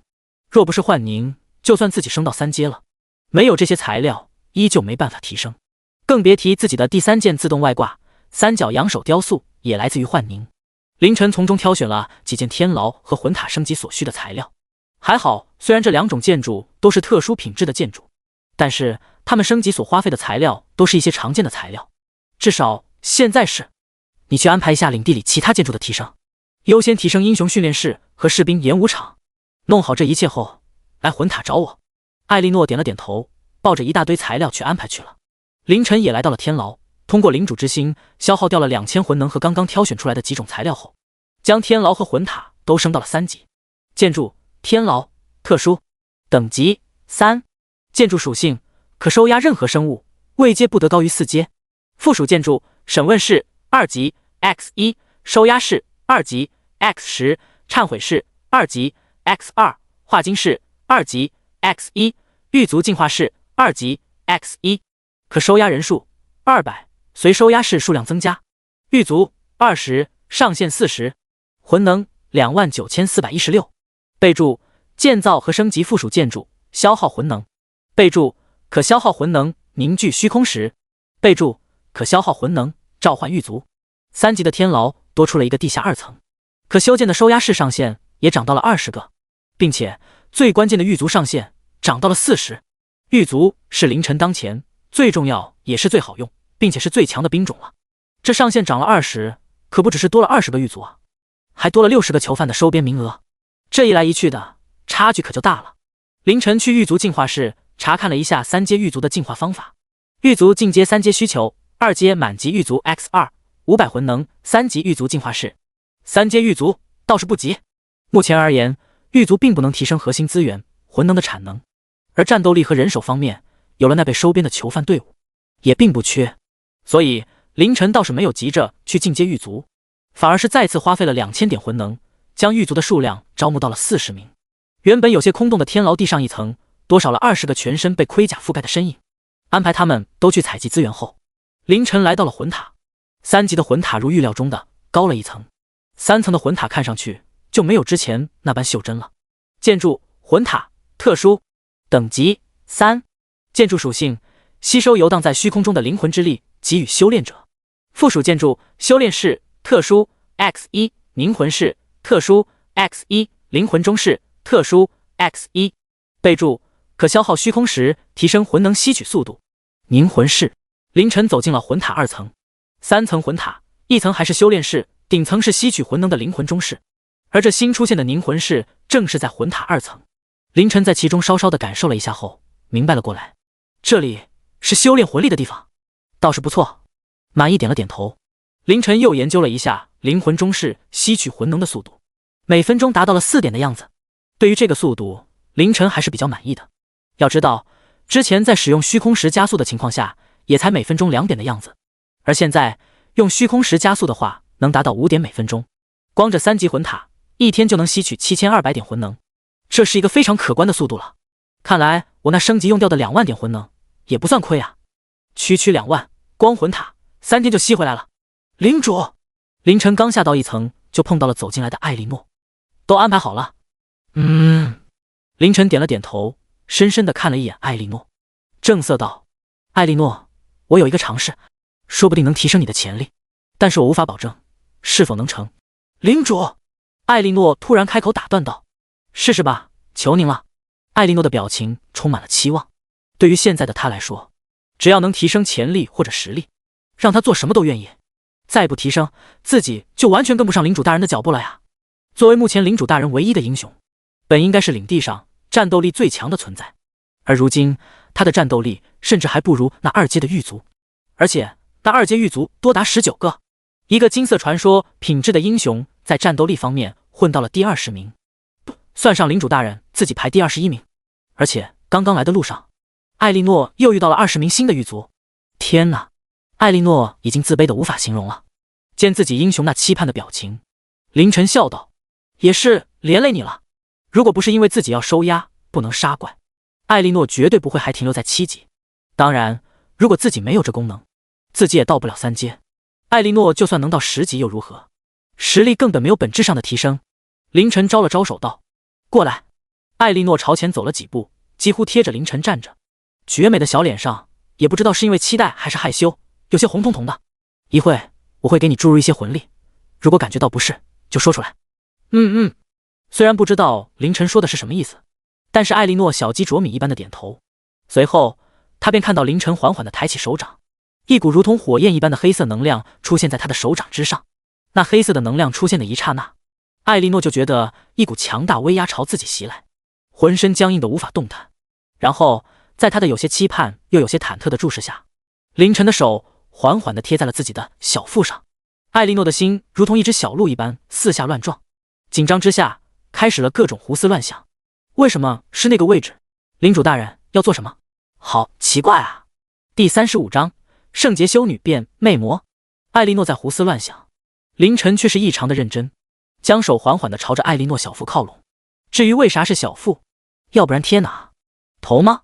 出问题了，直接炸开。凶！以艾莉诺的本钱，阻碍太厚了呀。还是小腹好。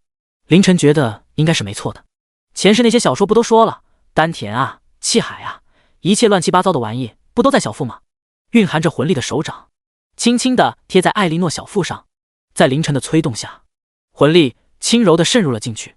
就在渗入进去的一瞬间，艾莉诺双眼猛地睁大，眼中一道黑芒闪过。与此同时，凌晨只觉得体内的魂力如同泄洪的水，疯狂地朝艾莉诺涌去，速度太快，在凌晨完全没有反应过来的情况下，自己体内原本四处乱窜的魂力就全被艾莉诺吸走了。似乎得到了自己的魂力后，还是不够，整个魂塔微微摇晃了起来，一股又一股魂能朝着艾莉诺汇聚，在他外面交织成了一个黑色的屏障，将他牢牢地裹在里面。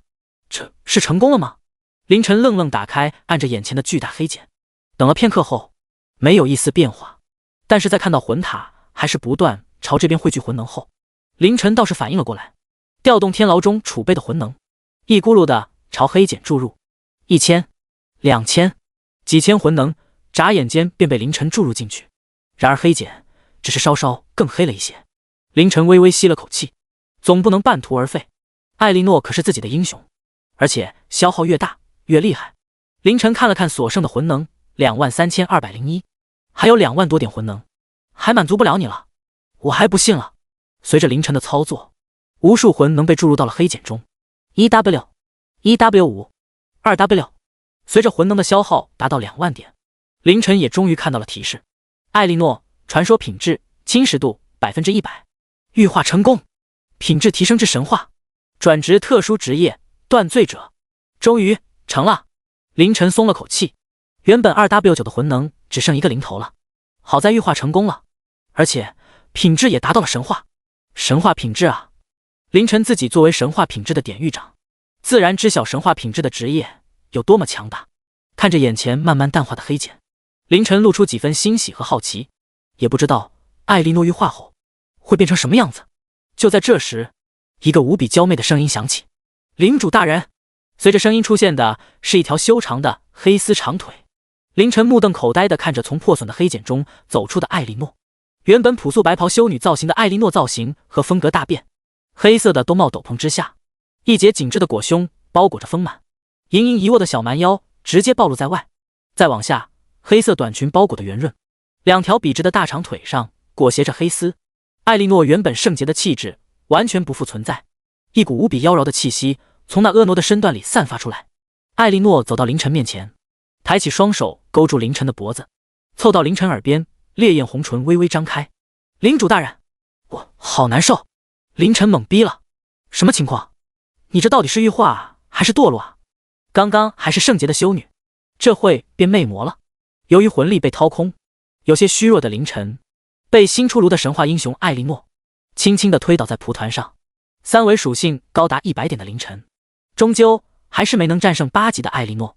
这座坐落在天牢中心的魂塔发出几声畅快的叹息。魂塔一层，凌晨觉得是不是有必要在这弄个睡觉的东西？不过要弄也得等试炼结束之后了。看了看依偎在自己身边的艾莉诺，凌晨查看起她的属性来：英雄艾莉诺，职业断罪者，品质神话，等级8，力量23，体质25，精神22，天赋神圣玉诀，祈祷形态精神属性增幅 50%， 凝结光明权杖，善于治愈与净化。技能圣洁导言，用强大的精神力量抚平创伤，治疗效果和治疗范围以精神属性为主。技能净化，驱散友方一切不良状态。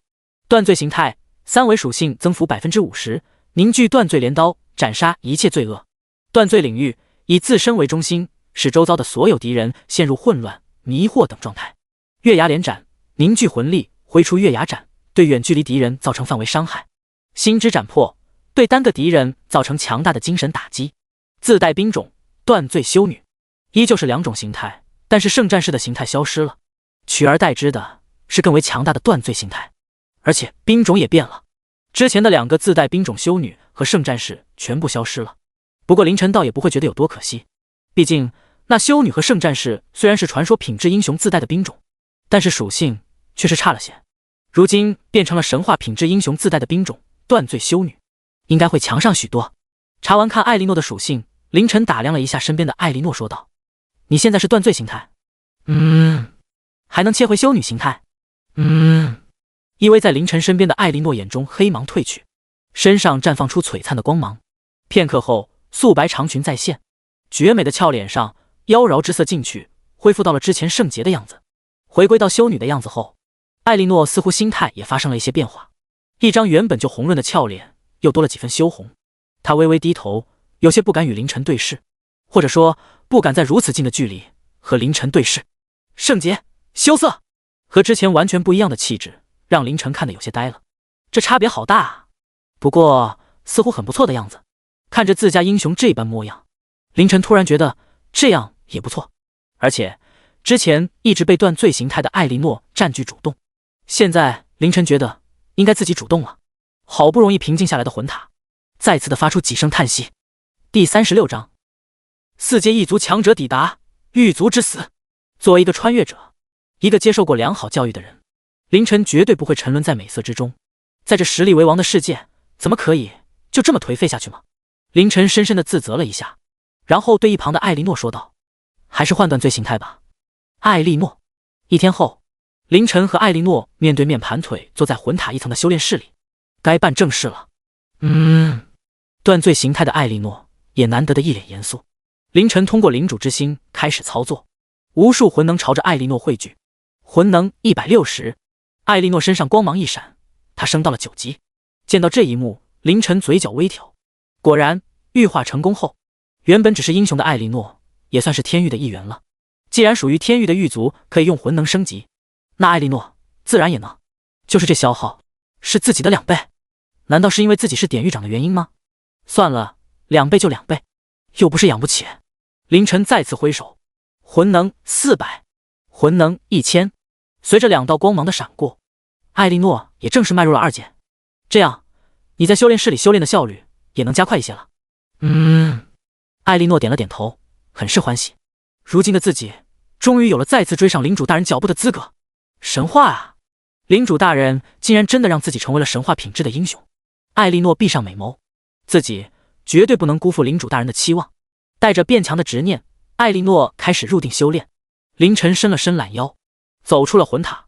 不知不觉和艾莉诺在魂塔里修炼了1天。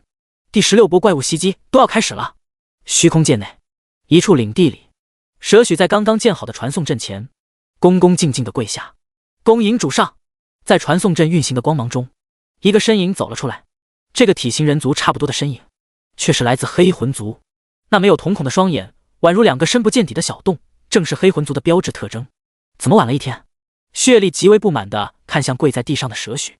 而这位和凌晨一样，来自永安城高等学府的蛇许，此时却因为黑魂族的一句话，浑身哆嗦起来。主上，由于人手不够，建造进度慢了一些。哼！血力不满地冷哼了一声，抬手按在了蛇许头顶，好生看着传送阵，不能有半点闪失。是。收回手，血力四下张望起来，整个领地极为空旷，还有几处被拆掉的建筑残魂。蛇许为了完成主上吩咐的任务，根本就没有去发展领地，而是全力修建祭坛。可是怪物袭击的难度太大，哪怕是有那个狱卒帮忙，蛇许也是损失惨重，从而导致了传送阵建造缓慢。主上！蛇许跪在地上不敢抬头，怪物袭击的难度太多，小的怕守不住这传送阵。废物！血力抬起一踹，将蛇许直接踹飞到了几米之外。血红怎么就找了你这么一个废物？血力有些烦躁，传送阵不能有闪失，一旦没了，自己就回不去了。而自己也不能待在这，寻找人族这个虚空试炼界核心的任务是必须完成的。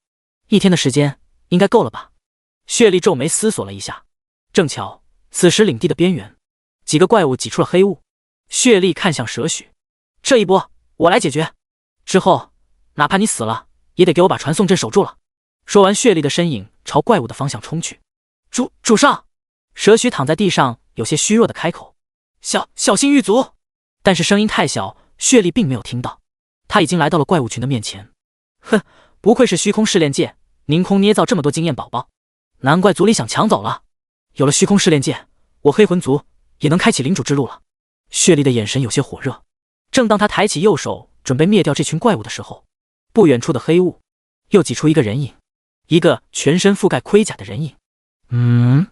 血力转头看去，没有瞳孔的眼眶抖动了几下，他极为惊讶地说道：“2阶？怎么可能？狱卒又是个什么东西？”而另一头，刚刚挤出黑雾的6号狱卒也愣了一下。凌晨给每一给2阶狱卒都赋予了编号，这个编号也算是他们的名字了。2阶狱卒的智商已经接近常人，所以6号在看到血力的一瞬间，那鬼火般的双瞳剧烈闪烁了一下，因为血力让他感觉到了一股危机感。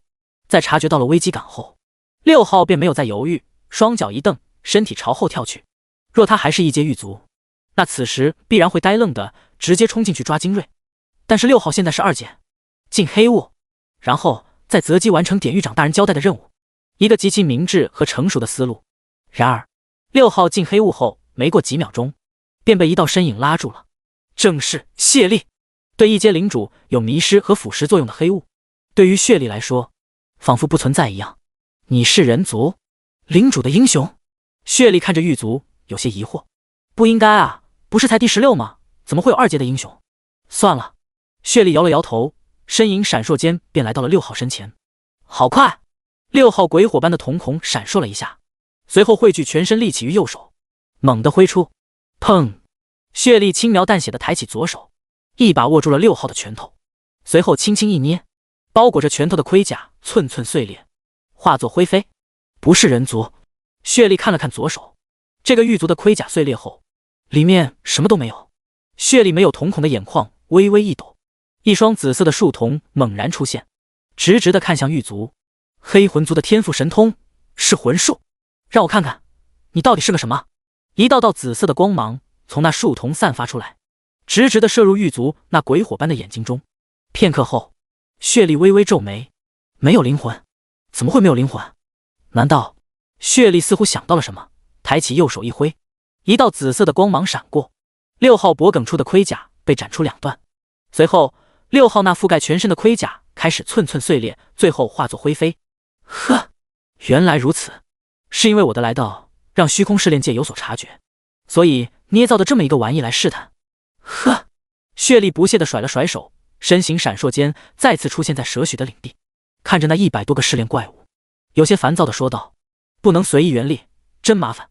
在虚空试炼界内，不能肆意的使用原力，让这个4阶强者很不适应。比较眼前这100多个怪，一个个捏死也很麻烦啊。要是能用原力，这100多个1阶的蝼蚁，一巴掌就拍死了。而此时，距离蛇许领地并不算遥远的地方，凌晨收回看向试炼怪物的目光，转而看向天牢。狱卒死了。第37章，区3阶，是不是太小看我了？艾莉诺，这里你盯着。被凌晨安排1阶狱卒叫过来的艾莉诺点了点头。他看了看正在战斗的地方，被收编的囚犯正压着100多只试炼怪物打，没什么问题啊。可领主大人的脸色怎么这么严肃？领主，可是出什么事了吗？6号死了。艾莉诺呆了一下。6号有编号的狱卒都是2阶的啊。2阶的狱卒死了？怎么可能？这是虚空试炼啊，新手领主的虚空试炼啊，还有能威胁到2阶的存在。不光艾莉诺想不通，凌晨也有点想不通。难道是哪个领主杀的？能杀掉实力达到2阶的6号，只有那女的才有可能吧。之前那次短暂的回归蓝星，凌晨也知道了金色传说的便是那个长相妖媚的少女，而且也知道了她有极大的可能是夏王的女儿，有一个王级的父亲，那她有点底牌，能杀掉狱卒倒是合理。但是6号汇报过，他去的那个领地没有女性，至于其他人，应该没有实力能杀掉2阶的狱卒。思索间，凌晨来到天牢，消耗了1000点魂能，复活了6号。然而让凌晨有些失望的是，复活后的狱卒虽然实力没有变化，但是也失去了记忆。也就是说，你只记得离开领地前的所有记忆。6号点了点头。是的，典狱长大人。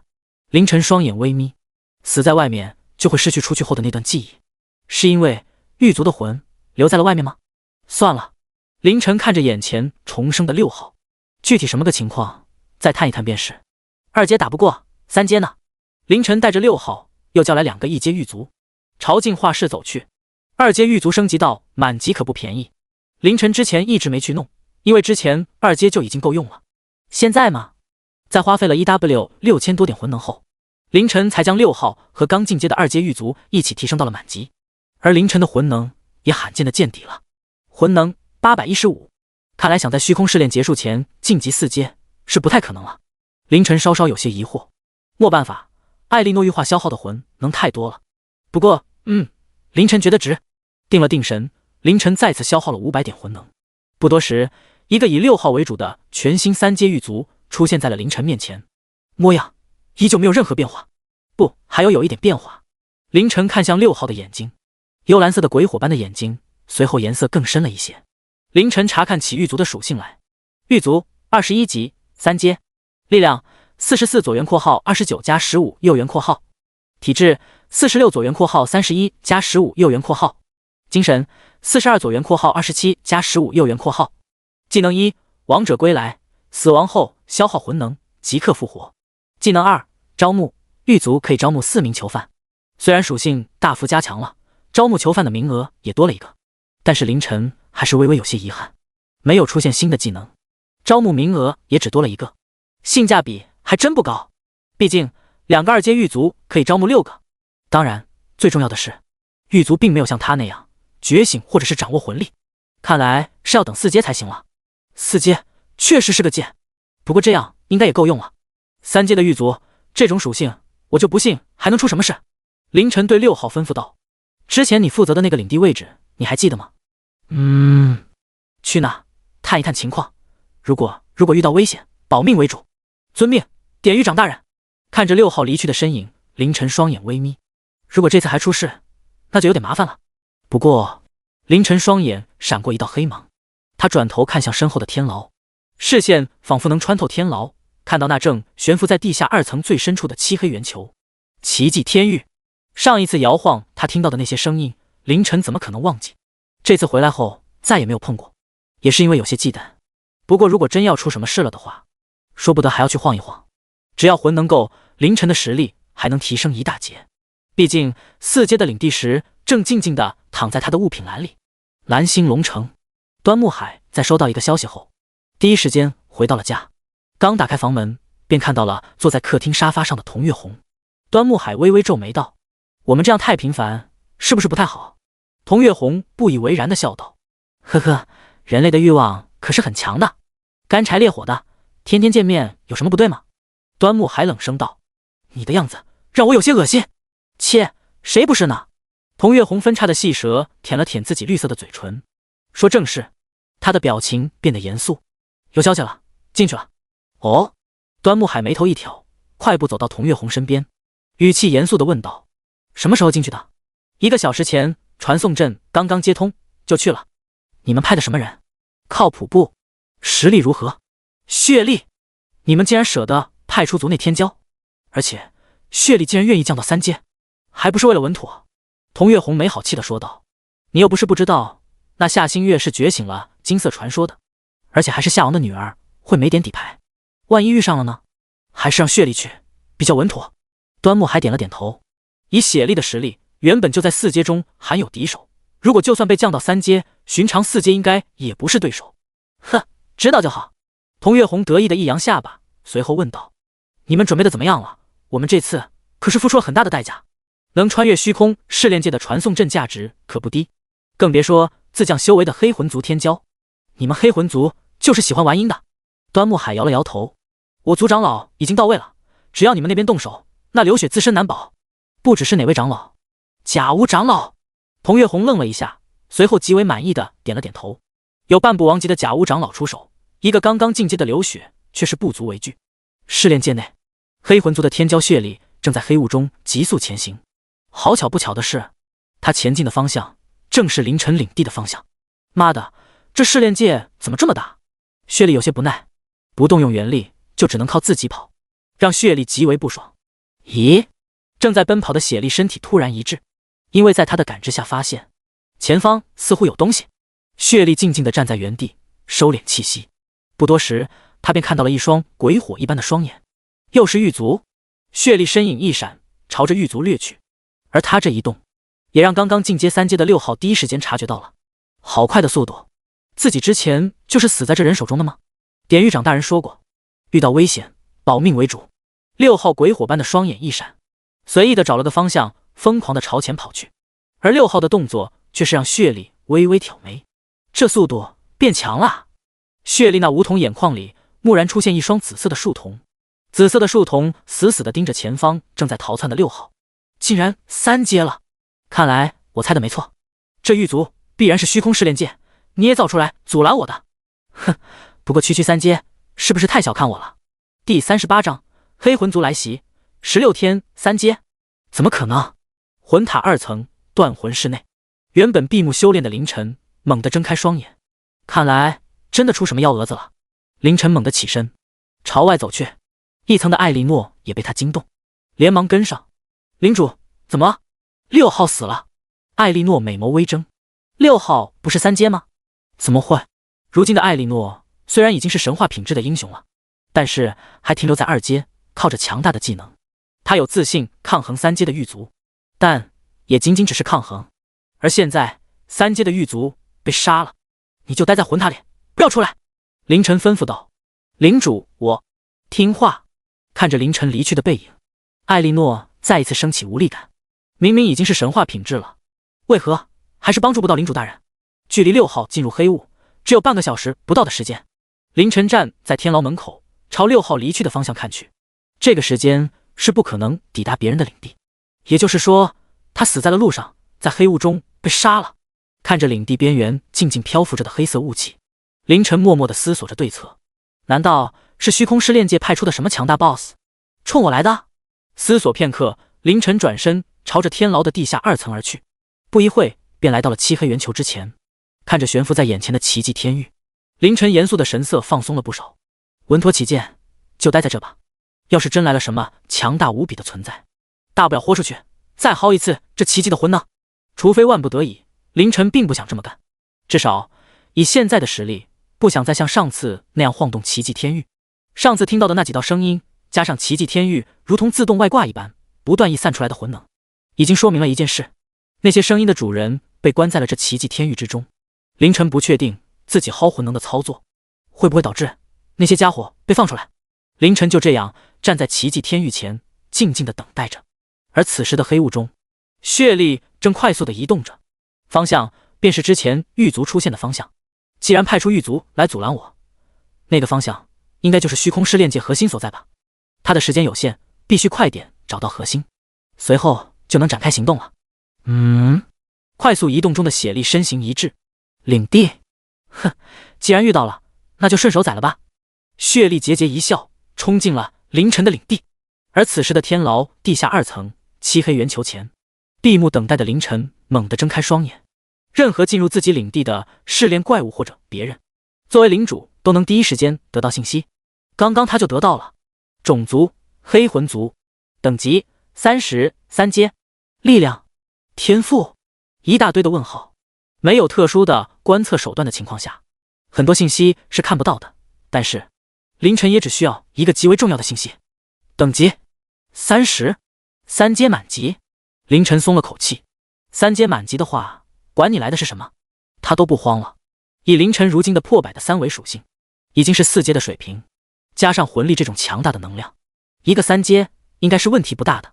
凌晨的身影朝天牢外急速赶去，他不怕，但是其他人可拦不住。这领地，血力在踏入凌晨领地的一瞬间就停住了脚步。虽然不是领主，但是对于领主的一些事情，他自然是有了解的。来参加虚空试炼界的都是刚刚觉醒了领主之心的一阶小家伙，但是眼前这个近1000平方米的领地，是一个一阶小家伙能拥有的。难道他觉得的天赋就是领地大吗？不可思议。然而在血力看到领地大厅后，一双紫色的树瞳出现在眼眶中，树瞳流露出难以置信的眼神。三阶领主大厅，这是3阶领地？怎么可能？血力的那双紫色树瞳疯狂颤抖。不可能，参加虚空试炼的都是刚刚觉醒领主之心的。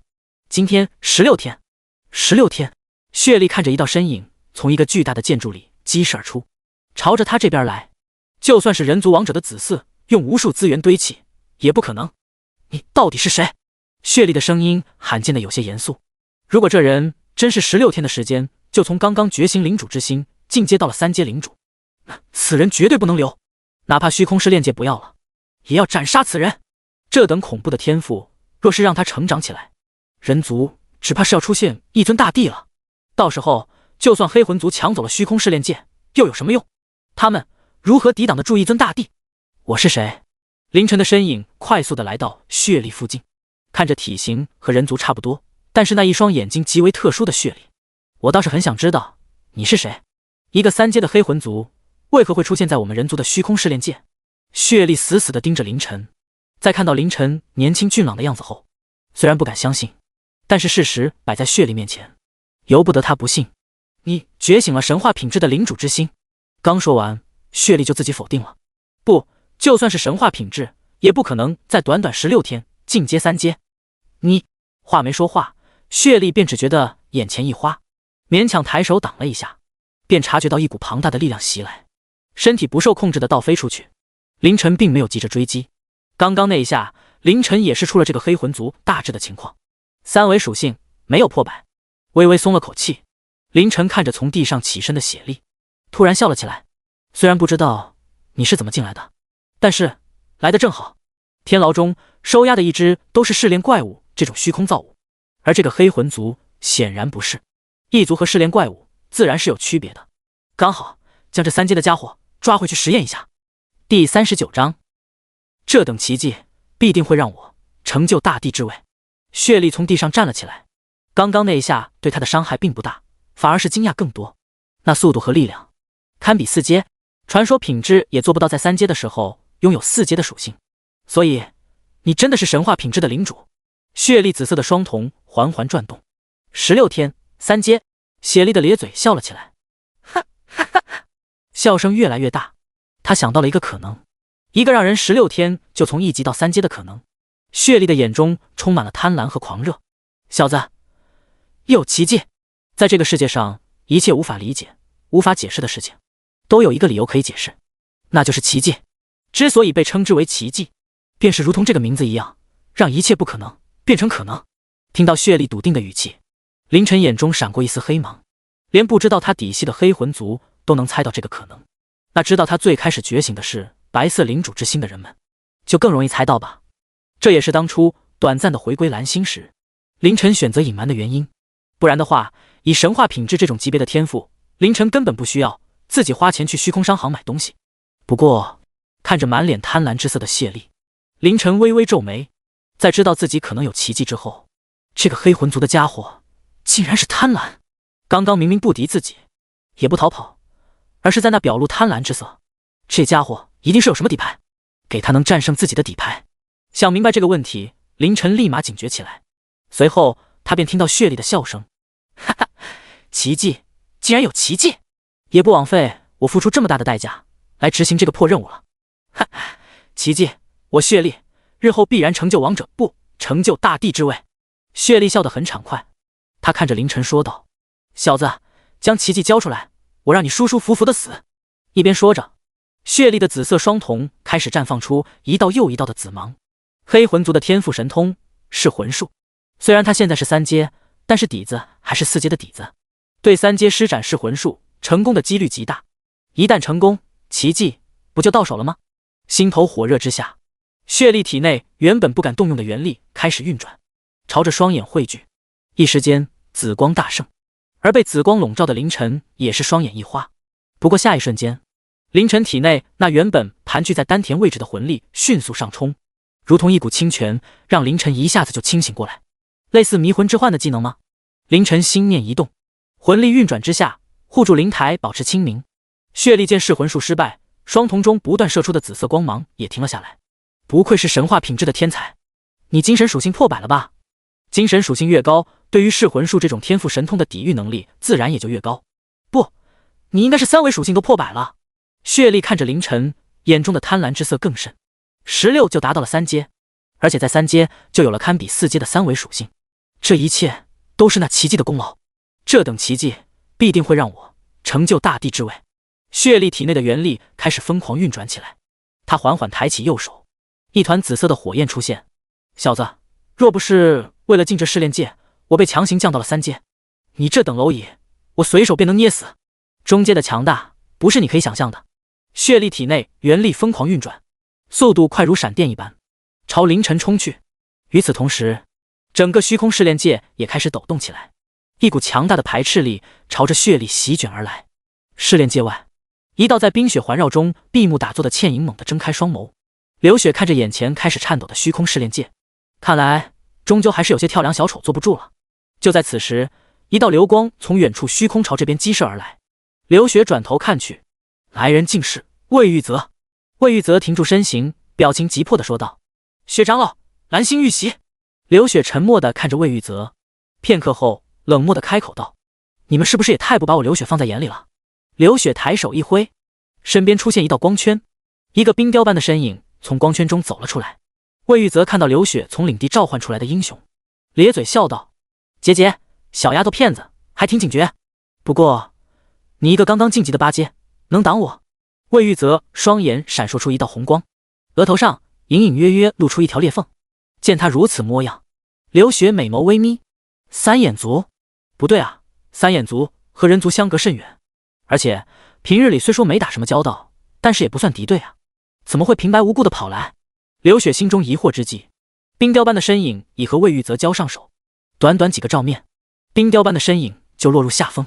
刘雪压下心头疑惑，再次挥手，又是一道身影从光圈中走出，不过这次却是一个手持法杖、头戴冰雪皇冠的女性。女性并没有上前，而是来到刘雪身边，挥动法阵，无数冰雪凝聚的战士出现，极快地组成了一座复杂玄妙的阵法。不远处，魏玉泽冷哼了一声，领主就是麻烦，和领主交手，要面对的自然不可能是领主单单一人，而是领主麾下实力强悍的英雄与无数悍不畏死的士兵。魏玉泽藏在衣袍之下的皮肤，悄然地出现有一块甲片，不过每一次出现都会有一道玄妙的波纹扫过，让那甲片消失，重新变回原本皮肤的样子。他自然不是三眼族，之所以出现三眼族的特征，不过是依靠奇迹假面伪装的。他正是西甲族的长老半步王级的甲巫，能不暴露就不暴露。甲巫一边应付着刘雪的攻击势，一边观察着虚空试炼界。黑魂族那边既然动手了，应该用不了多久了吧？我就陪着小丫头玩玩吧。甲巫可不想下死手，反正有奇迹假面掩饰，身份不会暴露。而此时的试炼界你看着朝自己冲来的谢丽，特别是他手上那团紫色的火焰，凌晨眼中闪过一丝黑芒。魂力？不对，应该是和魂力类似的4阶才有的特殊能量吧？但是为啥感觉这么弱呢？第40章，我族王者已经到了，你死路一条。凌晨确信自己没有判断错，那紫色的能量没有给自己带来一点危机感，而且这个自称血力的黑魂族，在使用了紫色能量后，朝自己冲来的这个速度也并没有增幅多少，最起码没有自己的魂力带来的增幅大。两人之间的距离并不远，看着近在咫尺的谢丽，凌晨心念一动，体内魂力翻滚，一部分附着全身，另一部分汇聚在右手之上，朝着血力一拳砸去。而此时的血力在看到凌晨手上翻腾的黑色能量后，脸色大变。怎么可能？血力绝对不会看错，那绝不是什么技能形成的，而是元力，加上那翻腾的黑色元力，出现的一瞬间就给了他一股强大的压迫感。这是比他的元力品质还要高很多的元力，一个3阶怎么可能修炼出元力？怎么可能掌控这只有中阶才能掌控的力量？而且这元力的品质为何如此之高？难道他也是和我一样降级而来？一定是的，这一定是人族的阴谋。血力心中震撼万分，但是一切都已经完了。此时他前冲的势头已经无法止住，虚空试炼界那一股又一股向自己袭来的排斥力。错觉，一定是错觉。血力咬牙催动体内所有的元力，可还没等他挥出去，凌晨的拳头先到了。没有声响，准确的说，凌晨的拳头都没有接触到血力，而是拳头上覆盖的魂力一咕噜的朝血力迸发出去。血力身上那紫色的元力，在与黑色魂力接触的一瞬间，便仿佛被湮灭了一般，1秒都没有坚持到就消散的无影无踪。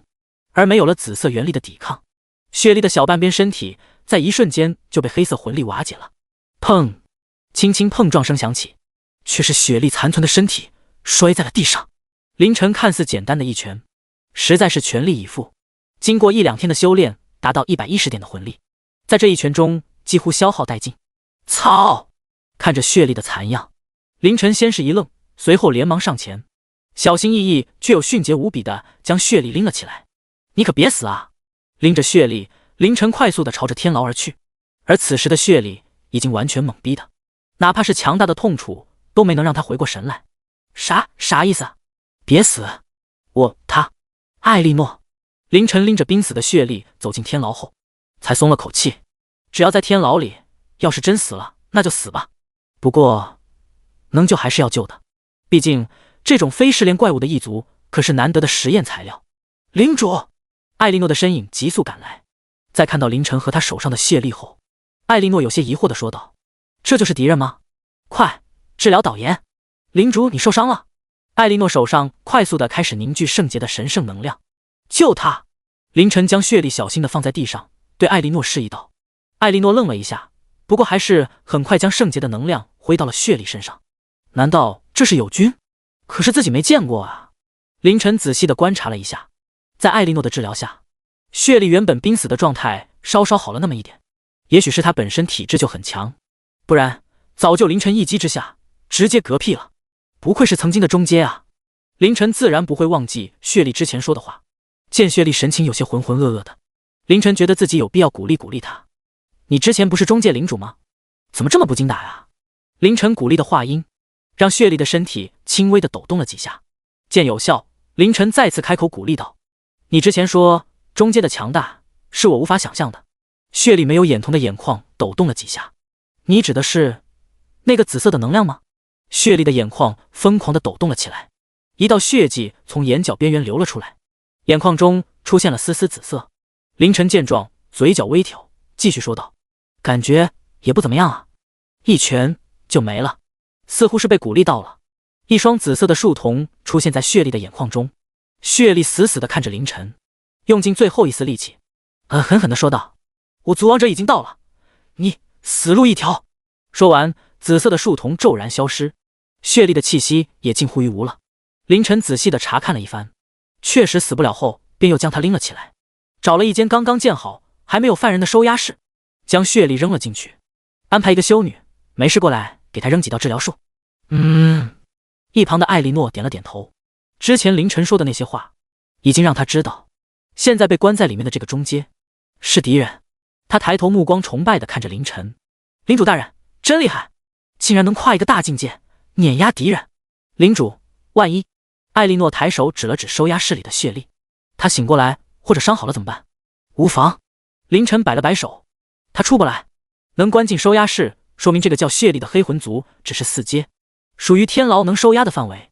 这种囚犯别说现在半死不活了，就算是完全恢复，也不可能突破收押室的压制。你先去吧，我还有事。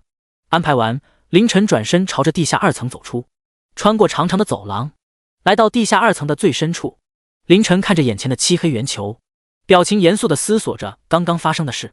黑魂族王者，只怕是要出大事了。这独属于人类的虚空试炼界出现一个异族，还是特意为了进来而降级到3阶的异族，加上刚刚在我多番刺激之下，血力说出的那句话，凌晨双眼微眯，可信度极高。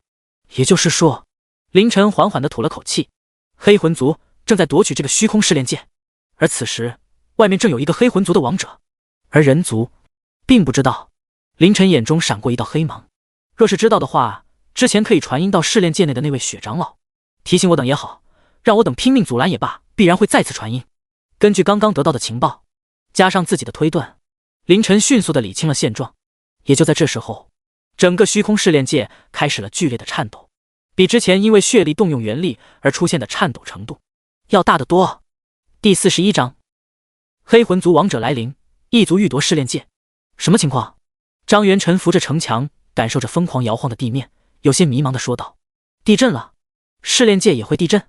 一旁他的英雄大胡子壮汉摇了摇头：领主，不是单单的地面震动。大胡子壮汉抬头看了看，说道：整个试炼界都在颤抖。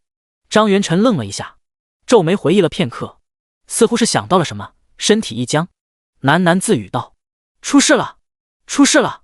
穆飞深深地吸了气，作为学霸，他很快就想起偶然间在书中记载的一句话：89前，虚空试炼界被战斗波及，晃动下参与试炼的新手领主无一生还。穆飞感受着来自试炼界的大幅颤抖，眼中露出绝望之色。晃动，他第一次觉得看那么多书，翻那么多资料，并不是一件好事。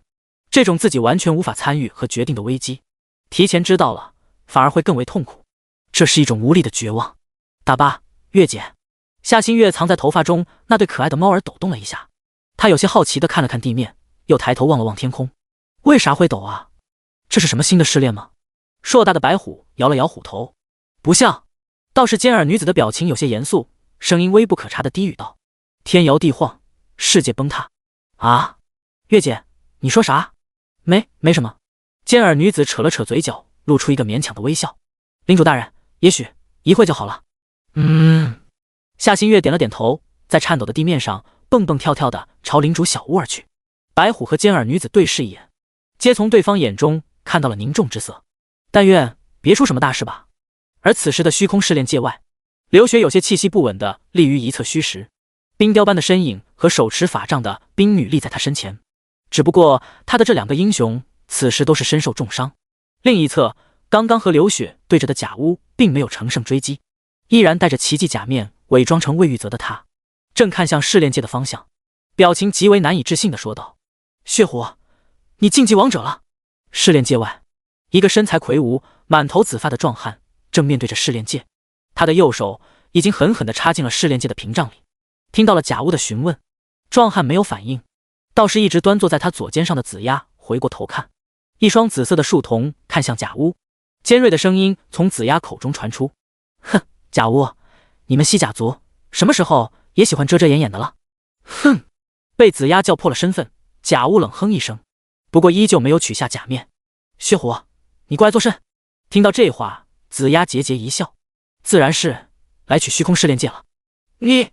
贾乌面色一变，按照计划，两族合力，西甲族抢试炼界本体，黑魂族掌握试炼界核心，这座虚空试炼界以后就是他们两族共有的东西了。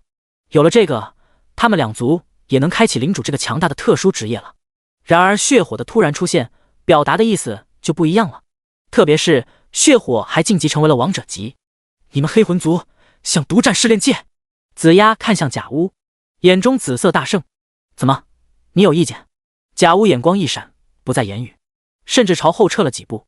活了几百年的老狐狸自然极为审时度势，不过他也没走，一副看戏的模样。紫鸦见状便不再理会，毕竟贾乌也是成名多年的强者，半步王者级的实力，就算是他也没办法瞬杀。至于另一个，那个人族的小丫头，紫鸦看都没看，一个刚刚进阶的8阶而已。刘雪看了看伪装成魏玉泽的贾乌，又看了看无视自己的血火，冷声道：“尔等是欺我人族没有王者吗？”呵呵，紫鸦没有理会，倒是一旁的贾乌笑着说道：“小丫头，人族王者威名赫赫，我等自然不敢小觑。只不过这会他们可都忙着呢。”贾乌的话让刘雪心中一沉，不过很快她便缓缓吐了口气，美眸流转间下定了决心。既然如此，便全力一战吧。这试炼界绝不能让异族夺走。不过在这之前，刘雪抬手一挥，一柄既不起眼的黑色钥匙浮现，随后化作一道流光，以极快的速度朝虚空试炼界里而去。速度太快，连血火都没来得及阻拦。紫鸦转头看向刘雪，结奇迹遁衣。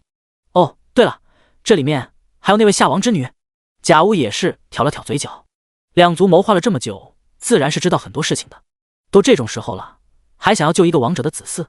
就算那王者的子嗣是传说级的天才又如何？若是自己，必然会用那奇迹遁衣逃走。而这个小丫头愚蠢，不过这样也好，杀了这丫头，我的身份就不会曝光了。贾乌看向刘雪，有些蠢蠢欲动了。外形是一柄黑色钥匙的奇迹遁衣化作的流光，无视虚空试炼界的屏障，速度极快地穿透了进去。之前因为接引知晓试炼界内个人位置的刘雪，是朝着夏新月的方向扔的，而且扔之前还特意传音了：“促动遁衣，逃回蓝星。”夏新月有些迷茫地抬头：“雪人姐姐，遁衣逃？”随后他便看到一道璀璨的流光从天外射入，至于方位，似乎是朝着自己而来。这就是那个遁衣，看来真出事了呀！夏新月罕见的严肃起来，流光速度很快，眨眼间就已经靠近。然而，原本会直直的落在夏新月领地里的流光，却是不知为何，在半空中突然来了一个转向，朝着另一个方向飞去。看到这一幕的夏新月张了张嘴，有些迷茫的说道：“为什么转弯了？难道雪人姐姐搞错了？”刘雪自然不会搞错。而奇迹遁衣之所以突然转向，第42章天域之主佩剑残魂，可斩王者。天牢地下2层，因为虚空试炼界的晃动，整个天牢也有些摇晃，但是那悬浮在最深处的漆黑圆球奇迹天域却是始终静静的悬浮着，仿佛这一切都与它无关一般。然而就在奇迹遁衣的本体进入虚空试炼界的一瞬间，漆黑圆球开始了旋转，无数黑色的魂能涌出，随着魂能出现的是几道极为激动的声音：“钥匙，是钥匙！小弟弟，将那钥匙寻来，给姐姐开个门喽！”哈哈，天助我也！多少岁月了，老子终于能出去了。无数的声音在凌晨耳边回荡，妩媚、霸道、缥缈，每一道声音都不一样，但是都极为强大，似乎每一个字都带着强大压迫感，让凌晨只觉得昏昏沉沉，动弹不得。这天狱里究竟关的是什么人？原本以为自己三阶拥有了魂力之后，会比上一次好点，没想到还是如此，仿佛在这些家伙面前，一阶和三阶没有任何区别。就在凌晨强挺着精神思索怎么办的时候，一声冷哼响起，哼！瞬间，所有的声音都消失了。片刻后，一个声音用难以置信的语气说道：“你竟然还没死！”不过很快，声音也消失了。奇迹天域缓缓停止了转动，无数黑色的魂能被收回。你就是新一任的天域之主。一个平淡的声音响起，却不是在凌晨耳边。回过神来的凌晨抬头看去，一个虚幻的人影不知何时立在了奇迹天域之前。虚幻人影的身体仿佛是黑色雾气组成一般，没有实体，也看不真切。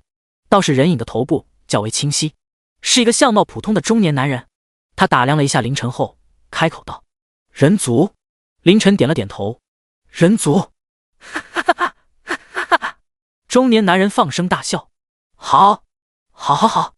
随后抬手，刚好此时一道流光仿佛没有实体一般，穿透了无数阻碍，直接出现在天牢2层，被中年男人的虚影抬手接住，悬停在他手上，是一柄钥匙。随后，在凌晨疑惑的眼神中，中年男人一挥手，将钥匙送到了凌晨面前：“我乃天域狱卒李生良。”人族。李生良语气严肃地说道：“收好这钥匙，在成为真正的天域之主前，不要打开天域。”说完，李生良抬手微微抱拳，身影开始消散。等等！凌晨连忙出声阻拦：“若是提前打开会如何？”李生良消散的身体一滞，他极为严肃地说道：“天域中关押的存在会终结这个纪元。”正巧此时，一声惊天巨响传来，虚空试炼界前所未有的震荡了一下。随后，一个声音沿着凌晨之前特意打开的天牢大门，直接传了进来：“血力，动手！”凌晨微微叹了口气，这个声音的出现，无疑再一次确定了他的猜测。那雪莉所说的确实是真的，一个黑魂族的王者正在虚空试炼界之外。前辈，此时外面正有一个9阶王者级的黑魂族强者，不管他是撕裂这个试炼界也好，抢走这个试炼界也罢，我只怕是活不到成为天域之主了。凌晨看着李生良，认真的说道：“当下只有打开天域，才有一线生机。”李生良沉默片刻，摇了摇头：“打开天域，十死无生。”不过，他朝着漆黑圆球抬起双手，无数黑色魂能溢散而出，在他双手上汇聚，逐渐凝聚成一柄似虚似实的剑。剑身通体漆黑，却有无数光点浮现，好似无尽星海。李生良极为恭敬的双手捧着剑，这是上一任狱主大人的佩剑残存下来的魂，可以让你短暂的提升实力。凌晨眉角一跳，问道：“可斩王者？可斩王者？”李生良说完，双手一抬，将剑送到了凌晨身前。凌晨接过的一瞬间，也得到了来自领主之心的提示。名称：天域之主佩剑残魂。功能：短暂获得强大战力，魂力提升至20万。备注：残魂在无尽的岁月中积攒了极为可怕的能量。20万魂力。凌晨双眼微睁，刚刚凌晨一拳100点魂力，就将一个曾经是4阶的家伙轰得稀碎。20万魂力，王者算个吊！深深的吐了口气，凌晨抬头看向李生良，语气诚恳的说道：“前辈，还有吗？”李生良用一种奇怪的眼神看了一眼凌晨，若是这个还解决不了，我也没办法了。李生良的身体从下至上慢慢瓦解，化作无数光点，融入到了漆黑圆球中。在头部瓦解之前，留下最后一句话：没有绝对的实力，还是少靠近天域的好。看着静静漂浮在身前的奇迹天域，凌晨眼中闪过一道黑芒，这玩意的秘密比他想象的还深啊。不过现在也不是探究这些的时候。凌晨拿着佩剑残魂朝外走去，刚出天牢门口，一直候着的艾莉诺连忙开口道：“领主！”艾莉诺，看好领地，我出去一趟。是啊。凌晨抬手在艾莉诺头上揉了揉，随后朝前踏了一步，这一步踩在了半空之中。我出去斩个异族王。随着他的话音落下，一柄钥匙出现，包裹住他的身影，化作一道流光朝天空而去。而此时的另一处领地，夏星月看着一道流光再次出现，不由得踮起脚来。又来了！咦，怎么回去了？而且速度比刚刚快多了。雪人姐姐收回去了吗？看着宛若流星转瞬即逝的流光，夏新月叹了口气，外面到底发生了什么啊？虚空界外，刘雪吐出一口鲜血，已然受了伤。不远处，贾屋见刘雪这般模样，不由得调笑道：哼，小丫头，要不你归顺于我，这样还能捡一条命。刚刚晋级8阶的刘雪自然不是8阶巅峰半步9阶的贾屋的对手，能坚持到现在全靠领主的特殊。不过如今不但能结阵的士兵战死，连2个英雄都已经身受重创，无力再战。刘雪看着眼前渐渐逼近，已经保持着魏玉泽样子的贾屋，美眸中闪过一丝决然之意。就在他准备强行召唤领地降临，决一死战的时候，一道快到不可思议的流光冲出了虚空试炼界。在刘雪和贾屋还没有反应过来的时候，流光落在了刘雪身旁，化作了一道人影。第43章，刘雪的震撼，王者凌晨。此时的刘雪满脸震惊之色地看着出现在自己身边的人影，不可能，怎么会是他？曾经以雪人化身出现在蓝星领主协会总部的刘雪，自然是认识凌晨的。他还做主同意了凌晨的要求，给了他10枚虚空石。然而凌晨竟然出现在他身边，这里可是虚空啊！天域之星佩剑残魂给予了凌晨强大的魂力，让凌晨足以极为奢华的用魂力包裹全身，这也是他仅是3阶就能立足虚空的原因。加上被魂力包裹后，也阻拦了来自别人的探查。贾屋发现摸不清凌晨的底细后，看着突然出现的年轻人族，心中升起几分警惕之心。你是谁？凌晨倒是在看到贾屋后愣了愣，又转头看向身边，却见一容貌绝美的冷艳女子正愣愣地看着他。凌晨微微皱眉，有点搞不清楚情况了。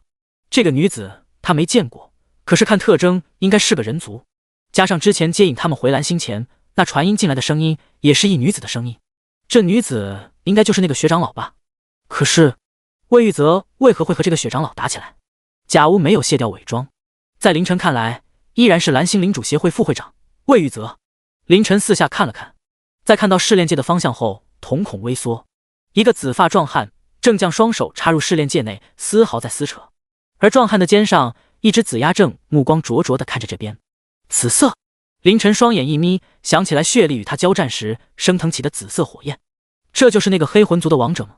凌晨握着天域佩剑残魂的手紧了紧，可还没等他前去，魏玉泽再次开口道：你到底是何人？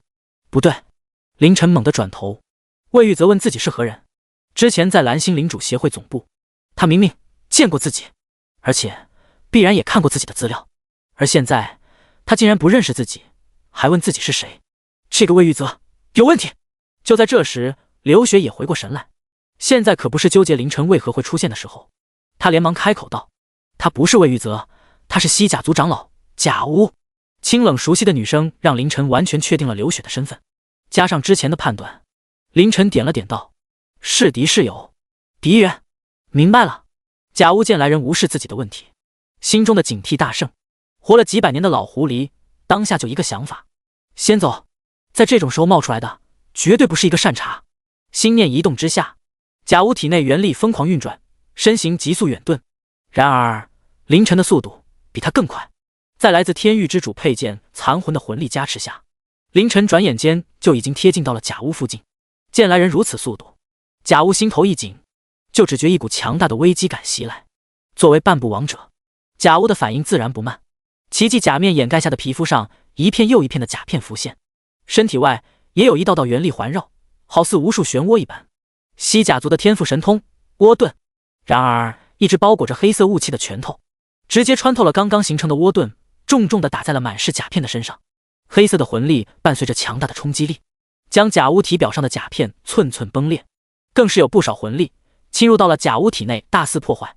而一个面具模样的东西也在强大的冲击下脱落，原本魏玉泽的外形此刻再也伪装不住，一个浑身甲片密布的好似蜥蜴的人形生物出现。贾屋眼中闪过一丝骇然，口中更是喷出一口蓝色的鲜血。这到底是什么人？一拳就将他击伤。逃！必须逃！贾屋已经来不及管脱落的奇迹假面，借助这一拳带来的冲击力朝外逃去。凌晨见状却是没有追击，当下最重要的不是这个逃遁的西甲族长老，他朝着面具招了招手，来不及细看，直接收进了物品栏。然后凌晨转身看向试炼界的方向，黑魂族的王者，天域之主佩剑残魂带来的强大魂力，是不可恢复的魂力。若要斩王者，也只有全力一剑的机会。所以，刚刚在对付西甲族长老的时候，凌晨并未动用佩剑残魂。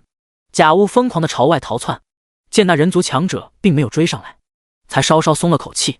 从哪冒出来的强者？人族新晋的王者吗？人族的几个王者，贾乌自然认得。可凌晨明显不是，不管是相貌还是能力，没有召唤英雄和士兵，也没有用什么技能和招式，就和一个莽夫一样。贾乌想不通，谁家王者会像个莽夫一样，单纯的用元力打架？而且那黑色的元力还异常的霸道，天赋神通倭甲竟然完全无法抵御。人族到底什么时候出了一个？贾乌想到一个人，一个人族王者。咦，倒是和夏王有些像。人族老牌王者夏王，作战风格就是蛮横。夏王，贾乌逃窜的身影猛地一顿，他不敢置信地看着前方，一个粗壮的汉子。你怎么会在这？粗壮汉子咧嘴一笑，我闺女失恋，当爹的怎么能不来看看？虚空试炼界外，凌晨被黑色魂力包裹的身影浮现。你就是人族的底牌，一个一直藏身在试炼界里的家伙。此时的血火已经将双手从虚空试炼界的屏障中拔出，肩膀上的紫鸦眼中光芒大盛，一道又一道的紫色涟漪朝凌晨射来。我很好奇，虚空试炼界的规则不是不允许初阶以上的力量出现吗？你怎么做到藏身在内的？虽然是一边好似在探究着什么，实则血火一直在施展这天赋神通噬魂术。噬魂术无法让同阶的高手变成自己的傀儡，但是血火并没有在凌晨身上感受到任何同阶的气息，王者独有的气息。也就是说，此人必然不是9阶王级的高手。血红肩膀上的紫鸦张嘴奸笑，一圈又一圈无形的波纹朝着凌晨袭去。与此同时，血火魁梧的身体也朝着凌晨激射而去。管你是谁，弄虚作假的家伙，我先宰了你，再取试炼界。第44章，在下人族夏王，不知前辈名讳。试炼界外，刘雪看着眼前的一幕，无比震撼。他到底是什么人？轻描淡写就将自己逼到要自爆的西甲族长老，半步王者级的贾乌，被他一拳重伤，疯狂逃窜。而如今，正在面对一个真正的王者。要之前，10多天之前，在蓝星领主协会总部的时候，他还只是一个初阶领主啊。10多天，怎么可能？就算是诸天万界里最为珍惜的奇迹，也做不到让一个初阶领主拥有王者级别的实力。难道之前在协会总部，他只是伪装的？想到这，刘雪不由得有些尴尬。天啊，当时的自己做了什么？给了一个王者级的高手10枚虚空石。一时间，刘雪心乱如麻，惊讶、震撼、羞愧、尴尬，万般心思涌上心头，嘴角不自觉的又流下一丝鲜血。这位前辈竟然选择出手，必然是有把握的吧？有把握？看着朝自己袭来黑魂族王者，握着天域之主佩剑残魂的凌晨，却异常的平静。不知为何，感受着从佩剑残魂上传递过来的力量，凌晨看着黑魂族王者，仿佛一只正在朝自己张牙舞爪的蝼蚁，好似随手一剑便能斩之。心念一动，凌晨握住佩剑残魂所化之剑的剑柄，看似缓慢，实在快速无比的拔出。剑无鞘，却有出鞘之剑鸣。哪怕是在这虚空之中，声嘶龙吟的剑鸣之声依旧闯荡四野。随着剑鸣之声出现的，是一道煌煌剑气，宛如一柄斩天灭地的巨剑。原本在剑身之上，宛若繁星的光点，此刻也出现在巨剑之上，每一颗都如同骄阳一般，绽放出夺目的光彩。而此刻的凌晨觉得并不是自己在挥剑，而是剑在带着自己朝前斩去。不管是紫色的噬魂术也好，无形的音效也罢，在这道剑气前都黯然失色。就连黑魂族的王者血火此刻也是面容呆滞，他不敢相信这世间竟然有此一剑，而这一剑竟然来自一个没有王者气息的人族少年。这一切看似缓慢，实在都在转瞬之间。巨剑斩落，无形的剑气充斥着整片虚空，剑过之处，一切都化作虚空，湮灭于无形。不远处，一个相貌普通的壮汉拎着一具好似蜥蜴的人形尸体，面色极为凝重地看着这一幕。此人正是刚刚斩杀了逃走的贾乌的人族王者夏王。王者巅峰的一剑，不，半步地级。此人是谁？王者的目力自然极强。夏王看着挥出如此强悍一剑的凌晨，不禁有些疑惑。人族什么时候多了一位这般强悍的存在？难道是隐世多年不出的老妖怪？算了，管他呢，去问问不就好了。莽夫之名传遍诸天万界的夏王，自然不想费脑子，身形闪烁间朝着凌晨而去。而另一边，原本心情极为复杂的刘雪，在看到这一剑之后，心里只有震撼，被这一剑的威势所震撼。这位前辈，真的只是九阶王级吗？我震撼良久，刘雪也缓缓回神，身影缓缓朝着凌晨而去。不管怎样，先去拜会一下这位前辈。若不是这位前辈，自己这会已然殒命。挥出一剑之后，凌晨只觉得身体有些空虚，不由暗道：得赶紧回去了。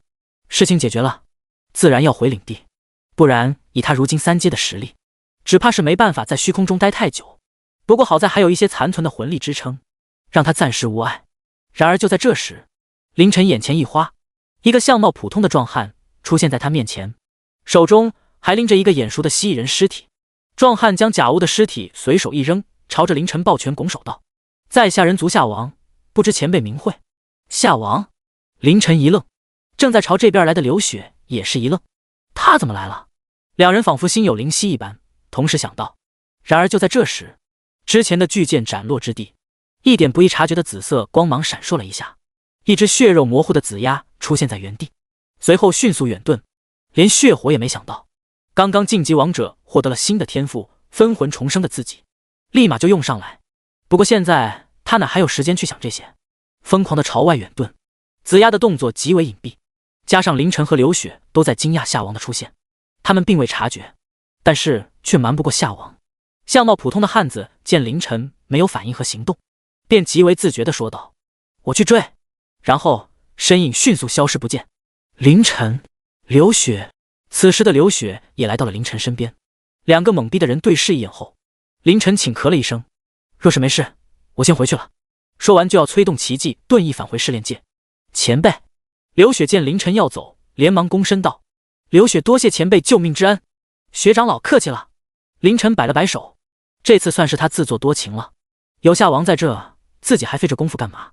不过也正常，凌晨毕竟是穿越者，所思所想和这边土生土长的人自然会有些区别，在前辈面前，长老之名不敢当。刘雪态度极为恭敬，不知前辈可否告知名讳？他才不相信这前辈真叫凌晨。听到刘雪这么说，凌晨愣了一下，随后心思急转之下，有些明白是什么情况了。刚刚自己接天域之主佩剑残魂大发神威，让这刘雪误会自己是个什么隐世高人了。还有那夏王也是，不过似乎这样也不错，能省不少麻烦。想到这里，凌晨嘴角微挑，看着刘雪说道：我的事还请你保密，不要告诉任何人。说完就催动奇迹遁意，换作一道流光进入试炼界。前辈。看着凌晨离去的身影，刘雪突然有些委屈：你走就算了，能不能把遁意还给我？你一个绝世大高手也用不上那玩意吧。不过想归想，刘雪却是没说出口。加上遁意的流光速度极快，转瞬间消散在了试炼界的屏障中。没了遁意的刘雪，就算想说，也没办法朝试炼界里传音了。就在这时，夏王去而复返。咦，前辈人呢？第45章，校长与新生，我在学府等你。试炼界外的虚空中，夏王有些懵逼，怎么就一会的功夫，刚刚那位强者就不见了？一旁的刘雪沉默了一下，想起凌晨之前让他保密的要求，开口说道：前辈走了。夏王四下张望了一下道：去哪了？刘雪摇了摇头，表示自己不知道。自己不知道，自己一个区区8阶，怎么可能会看到前辈拿着奇迹遁衣跑到虚空试炼界里面继续参加试炼呢？不能够。刘雪觉得前辈竟然隐藏身份参加虚空试炼，自然是有他的道理的。唉，夏王叹了口气，有些疑惑，估计是某个上古时期的老家伙吧。他们这些人最喜欢神神秘秘、躲躲藏藏的，好像有什么见不得人似的。听着夏王的吐槽，刘雪不由得想起了之前在领主协会总部的一幕。这位凌晨前辈好像没有躲，你就是新进的8阶刘雪是吧？刘雪见过夏王。夏王点头，见刘雪气息有些衰败，说道：你直接回蓝星养伤吧，这里有我看着。刘雪看了看试炼界的方向，沉吟之后朝夏王微微躬身，转身离去。哎，等等。夏王好像想起了什么，说道：这次是不是由你来接任领主学府的校长？刘雪点了点头。领主学府是蓝星人族的最高学府，而学生都是成功度过虚空试炼的领主。到时候记得帮我照看一下我的女儿。夏王指了指试炼界，极为自得地说道：“你应该认识吧？就是觉醒了金色传说领主之心的夏星月。”刘雪再次点了点。刘雪明白，那就拜托了。夏王客气了。告别夏王，刘雪朝着蓝星所在的星海界而去。不过刚走没多久，刘雪突然回头看了一眼试炼界，她想到一个问题：等试炼结束后，那位凌晨前辈应该也会出来吧？那他还会以学生的身份去领主学府吗？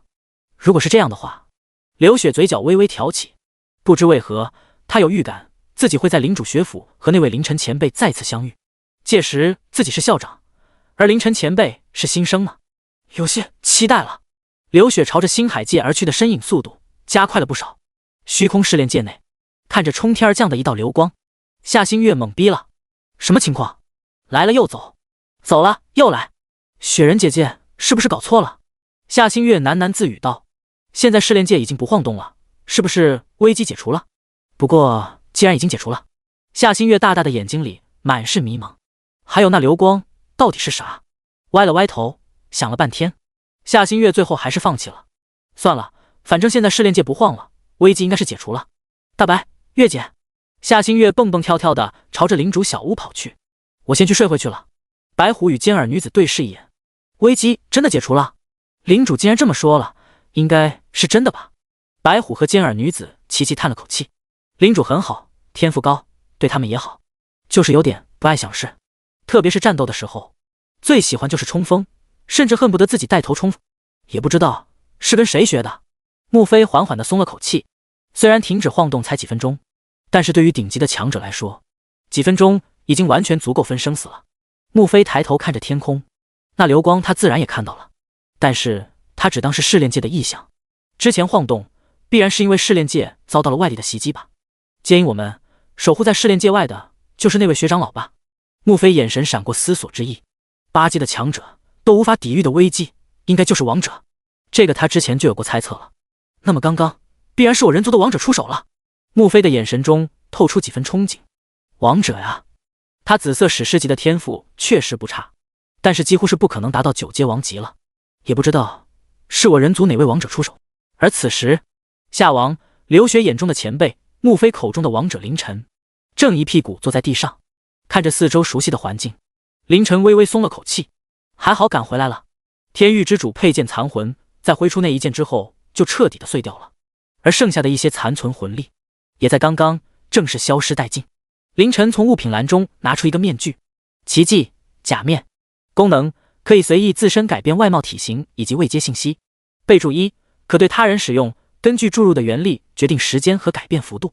备注2，遭遇强大外力攻击后会失效。功能性的奇迹假面。凌晨目光一闪，之前那西甲族长老贾乌就是用这个伪装成魏玉泽的吧？不得不说，虽然这个奇迹对战斗可能没有太大的帮助，但是功能强悍，让一个形似蜥蜴的异族变化成了人族，甚至若不是自己一拳击破了他的防御，这种变化都不会失效。当然，奇迹珍贵，但也有程度之分。这个奇迹假面自然比不上奇迹天域，甚至凌晨摊开手掌，看着手掌中的钥匙，也不如这钥匙。奇迹盾衣，功能穿越各种屏障。备注：这是一柄钥匙。天域大门的钥匙吗？凌晨看了看后，将盾衣和假面都收进了物品栏。开门的钥匙都是一个奇迹，天域真的只是一个奇迹吗？凌晨微微皱眉。还有那自称天域狱卒将天域之主佩剑残魂给自己的李生良。算了，等以后实力强大了，秘密自然不探自检。凌晨刚起身，就有一个柔软的身体撞进了自己的怀里。领主看着自己怀中的艾莉诺，凌晨笑着拿手揉了揉她的头。事情已经解决了。是艾莉诺没用。哈哈，那你要努力了，下次再遇到这种事就靠你了。艾莉诺从凌晨的怀中站起来，神色极为严肃地看着凌晨，用力地点头道：第46章成为弃子的血红被收编的囚犯血里。蓝星龙城外，一处无人的森林之处，端木海面色有些难看地看着童月红。已经5天了，我们族的假巫长老已经5天没消息了，你们黑魂族到底做了什么？童月红此时的表情也不太好。做了什么？我们也没消息。端木海死死地盯着童月红，一字一句地说道：“是不是你们黑魂族想独吞试炼界，谋害了贾屋长老？”呵，童月红撇了撇嘴：“贾宇，你能不能有点脑子？若是我们独吞了试炼界，人族会到现在还没有半点反应，魏玉泽还能安心地待在总部处理工作？”听到他这么说，端木海陷入了沉默。确实，若是试炼界出了什么事，人族毕竟会开会啊。人族最喜欢的就是开会了。可5天了，一场针对试炼界的会都没有。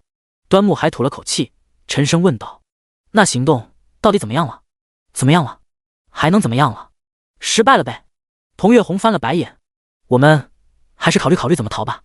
他们2人的伪装都是靠奇迹假面完成的，虽然伪装的 buff 还有不少剩余时间，但是总要想想出路了。”然而就在这时，童月红眼中紫光一闪，一道玉符凭空出现，然后撞入童月红的身体里。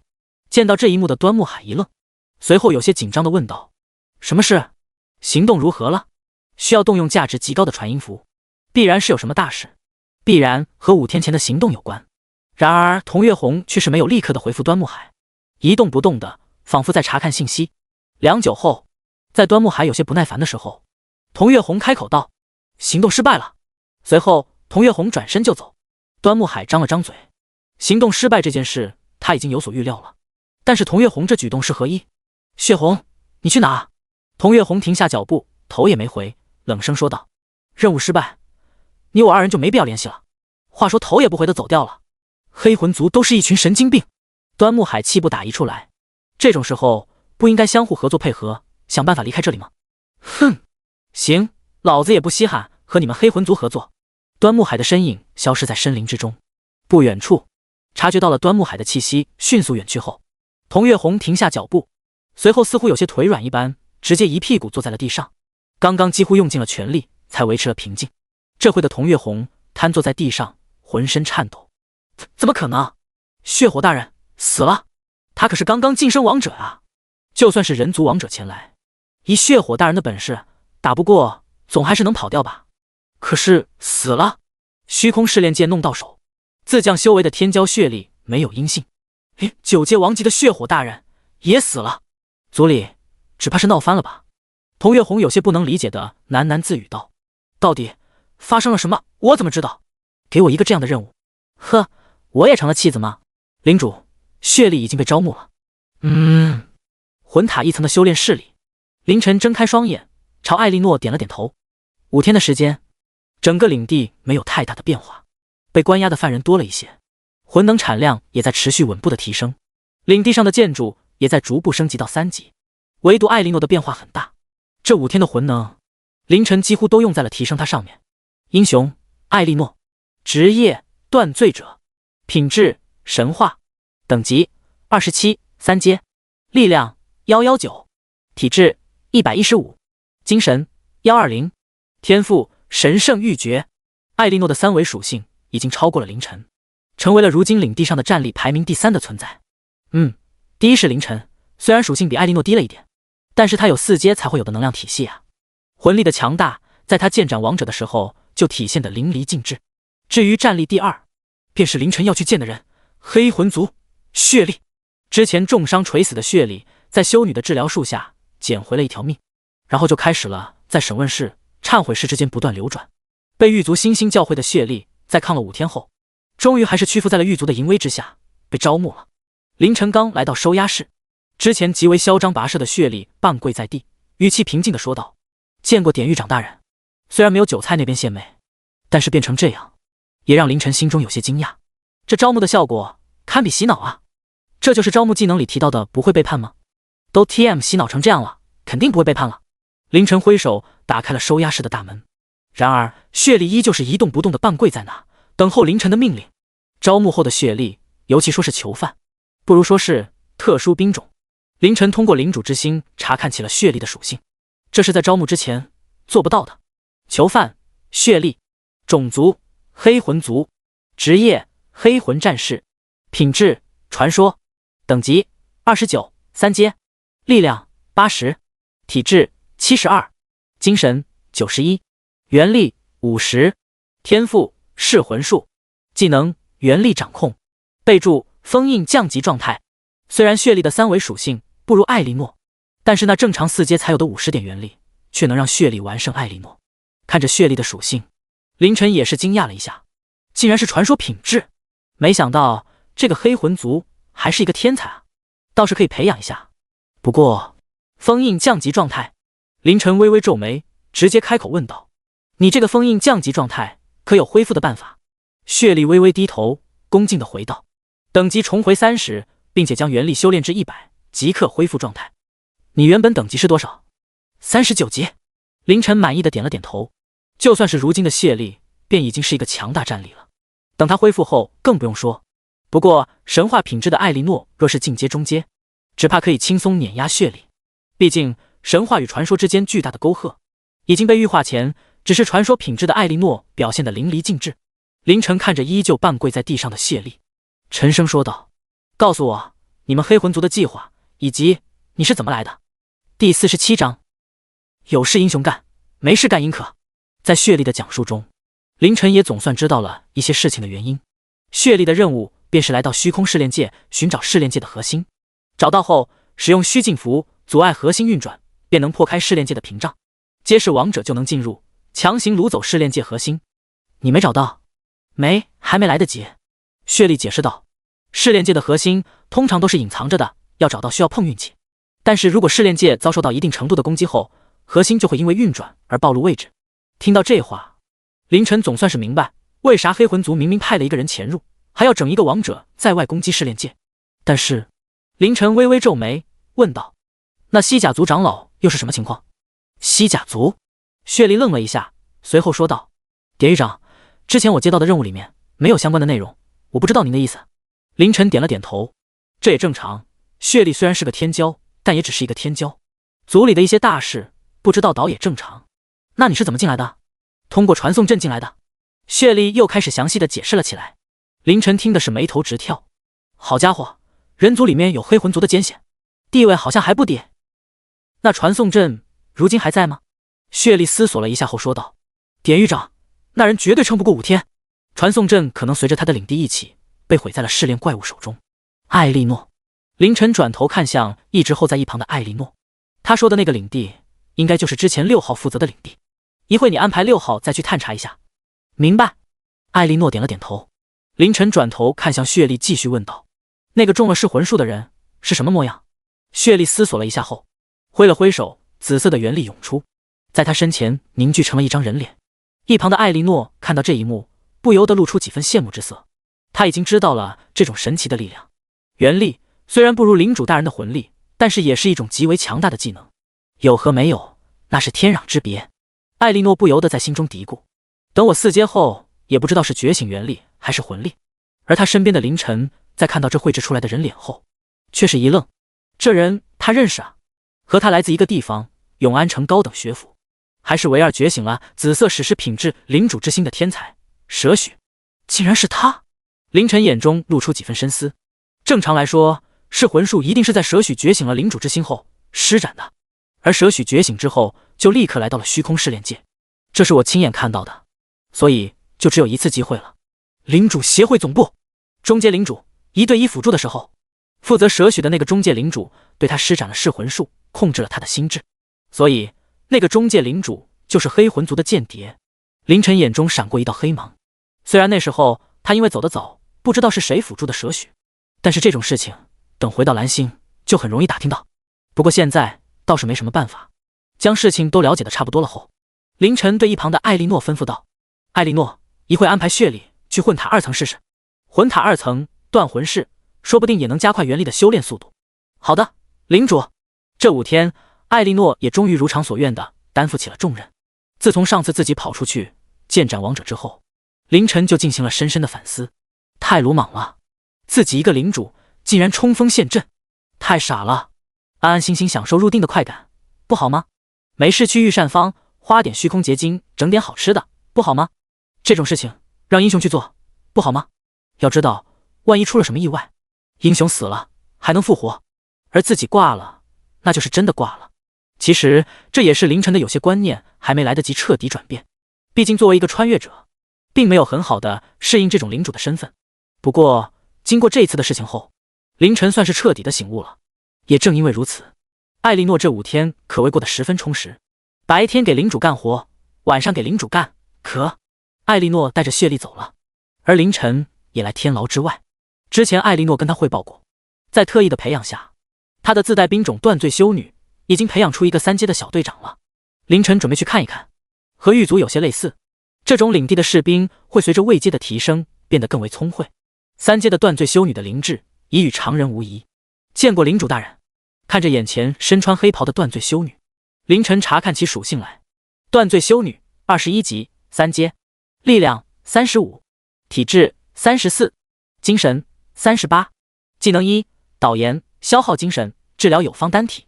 技能2断罪镰刀，凝聚一柄断罪镰刀，开启战斗状态，属性增幅 10%。 由于艾莉诺的品质达到了神话级，所以断罪修女的品质也得到了提升。和同样是神话品质领主特性带来的特殊兵种狱卒相比，断罪修女的3维属性稍稍逊色一筹，但是却更偏向于战斗。而狱卒这是功能性居多，毕竟真要算战斗力的话，一个3阶狱卒可以招募的4个囚犯也要算进去。如此一来，3阶狱卒的战斗力上限就很恐怖了。要是招募4个血力一样的存在，断罪修女望尘莫及。当然，现在自然是不可能的，但是等到了4阶，等出了虚空试炼界，想到这，凌晨眼中黑芒一闪。4阶对于任何一个领主来说都是一次实力的飞跃，而对于凌晨来说更是如此。回去闭关吧，看看能不能在虚空试炼技术前晋级4阶。到时候，凌晨看了看自己的领主特性，领地特性天域，品质神话，属性1拥有一座可以收押敌人的天牢，属性2拥有特殊兵种狱卒，属性3拥有一座吸取虚空之魂的魂塔，属性4域化，天域将持续侵蚀有潜力的对象，侵蚀成功后将提升其潜能，并永远忠于天域之主。属性5位阶不足，无法解锁。属性6位阶不足，无法解锁。属性7位阶不足，无法解锁。还有3条属性没有解锁呢。中阶这种跨越式的实力增长，应该会再次解锁一条领地特性的属性。第48章谄媚的韭菜，上位的血力。第22天，如同往常一样，韭菜拄着法杖，昂首挺胸地走出了天牢。这22天里，囚犯换了几轮，甚至那些被收编的囚犯都换几轮，唯独韭菜这个被典狱长大人赐名了的沉沦魔巫师一直在。到了如今，韭菜已经是天牢里的老人了，甚至于他已经自封是囚犯里的老大了。之前那个4条腿还试图挑战他的位置，可笑！有狱卒大人看着，谁敢动我？昂首阔步地走出天牢的韭菜，在看到艾莉诺后，身体一缩，小碎步跑到艾莉诺面前，躬身谄媚道：“见过断罪者大人。”这几日虽然尊敬的典狱长大人没来，但是韭菜并不缺少谄媚的对象。艾莉诺点了点头。对于这个老资历的囚犯，他自然是认得的，并且领主还提议交代过他，不要换掉韭菜，因为韭菜的复活术让领主大人觉得以后说不定有地方能用上。如今天牢的规模比起之前要大了很多，特别是无数狱卒达到3阶后，收编名额也多了起来，不差韭菜这一个了。韭菜，以后你们就由他负责了。作为一个合格的英雄，自然是懂得合理利用人力和工作下发的。然而，韭菜在听到这句话的时候，如遭雷击。这断罪者大人亲自指派，自己地位不保了。韭菜，血力有些疑惑地问了一句，这名字有些另类，而且眼前这个试炼怪物好弱。这是领主亲自赐予的名字。听到这话，血力立马脸色一正，认真的点了点头，竟然是典狱长大人亲自赐名，必有过人之处啊。好了，怪物来了。艾莉诺看着一大群从黑雾中挤出的试炼怪物，吩咐道：“血力，这次由你来带领收编队前去抵御，记住不要杀，全部抓回天牢，到时候我会教你收押、迭代、淘汰的流程。”这也是凌晨如今能完全放手的原因。艾莉诺已经对那些怪物有收押价值，那些犯人可以淘汰了，收编队那些人员可以迭代了，都一清二楚了。明白。血力点了点头，看了看韭菜，又看了看韭菜身后一大群稀奇古怪的试炼怪物。随我上。说完，一双紫色的树瞳出现在眼眶之中。这是他被收编后的第一战，必须打得漂亮。10分钟后，天牢里，韭菜极为狗腿的跟在血力身后。队长大人神威盖世，那些家伙在队长大人面前完全不堪一击。虽然韭菜的智商在被招募后有了一定程度上的提升，但是终究只是一个试炼怪物。于凤城的话翻来覆去就那么几句，听得血力是嘴角抽搐。不过血力突然停下脚步，看向韭菜，若有所思。这个沉沦魔巫师是唯一一个被赐名的囚犯，自然是深得典狱长大人看重。然而他的实力不堪入目，所以被看中的原因就是拍马屁。血力觉得自己懂了，下次见到典狱长大人也必须像韭菜这样拍拍马屁。魂塔一层修炼室里，凌晨并不知道血力悟了，他正在整理着魂能分配的问题。如今的魂能产量已经达到了每天8000左右，但是远远不够啊！看来试炼结束之前是没办法到4阶了。其实这也不能怪凌晨，永安城高等学府可不会教怎么进阶4阶这种知识，别说进阶4阶了，3阶相关的知识都不会教，这些都是需要通过虚空试炼后的领主去人族最高学府领主学府后才会接触和学习到的。好在有雪莉，虽然他不是领主，但是曾经是4阶的他，对于领主相关的一些事情还是有所了解的。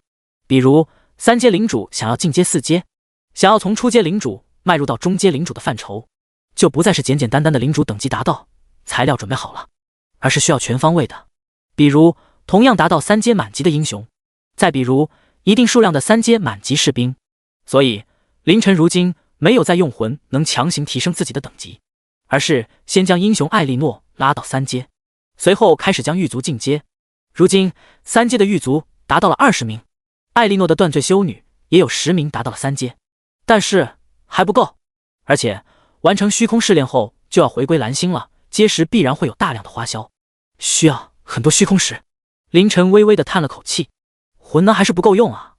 虽然随着时间推移，虚空试炼的怪物越来越强，但是他们的魂能产量依旧很一般。如今凌晨的魂能还是靠着那3件自动外挂魂塔、漆黑圆球以及三角羊手雕塑。三角羊手雕塑在经历了17天之后，来袭的紫色生物的等级已经达到了15级，2阶，这速度增长可谓极快，而且提供的魂能也从之前1级的99到了如今的198，未来可期。凌晨对三角羊手雕塑极为满意，为了以防万一，还特意安排了2个3阶的狱卒把守，以确保能在紫色生物出现的第一时间将他拖进天牢中斩杀。领主，凌晨思索间，艾莉诺走了进来，他表情极为喜悦，手中捧着一张泛着金色光芒的图纸。凌晨见到这一幕也是微微挑眉，出好东西了。艾莉诺兴奋地点头道，金色传说品质的建筑，银月矿坑的图纸。哦，凌晨站起身来，从艾莉诺接过图纸，传说级建筑图银月矿坑。没想到试炼都快结束了，竟然开出这玩意来了。凌晨揉了揉艾莉诺的脑袋，干得不错。随后又将图纸递了回去，找个地方建吧，靠近天牢一些。传说级建筑银月矿坑可是声名远扬，在高等学府的教科书中甚至花了大量的篇幅来介绍。作为传说级的银月矿坑，不但能产出各种稀有矿石，还是产出虚空石这种硬通货，绝对对得起它传说级的品质。但是它大啊，贼大，方圆100米都有些塞不下。所以不管是教科书还是老师都反复强调不要建造。当然，这对于已经3阶领地面积达到方圆1000米的凌晨来说却不再是问题了。第49章，流血的小心思即将结束的虚空试炼。银月矿坑的占地面积太大只是一方面，另一方面便是挖掘难度极高。对于其他参与试炼的1阶领主来说，可能发动全领地的所有人力都挖不出什么资源来，但是在凌晨这边就完全不一样了。正好发愁天牢中的囚犯精力太过旺盛，天天没事干呢，全部送去挖坑。银月矿坑难挖，但是天牢里的囚犯多呀。对于凌晨来说，银月矿坑几乎没有缺点。蓝星龙城领主协会总部，魏玉泽面色深沉地思索着，半晌后他开口对坐在一旁的刘雪说道，雪长老，那黑魂族如何找到虚空试炼界的位置的？没有坐标的情况下，无垠的虚空加上试炼界本身也是移动的，黑魂族和西甲族怎么可能会找到？刘雪盯着桌上的虚幻屏幕，头也没回地说道，你不是说了没有坐标的话找不到，那自然是有坐标了，至于坐标如何来的我就不知了，不过以夏王的脾气，这是必然不会善罢甘休。魏玉泽点了点头，我已经吩咐人在做准备了，等试炼结束后必然要找黑魂族和西甲族讨个说法。呵，反正不亏。魏玉则突然笑道：“黑魂族死了个王者，西甲族死了个半步王者的长老，我人族却是没有损失什么。”然而刘雪突然开口道：“我受伤了。”魏玉则愣了一下，随后反应过来，拱手道：“对，这次如果不是雪长老，我蓝星人族必然损失惨重。不知雪长老伤势如何？可需要什么资源来修复？”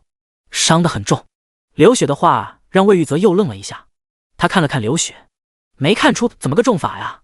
刘雪目光微闪，开口说道：“资源就不用了，但是需要很长时间的修养，大概10年吧。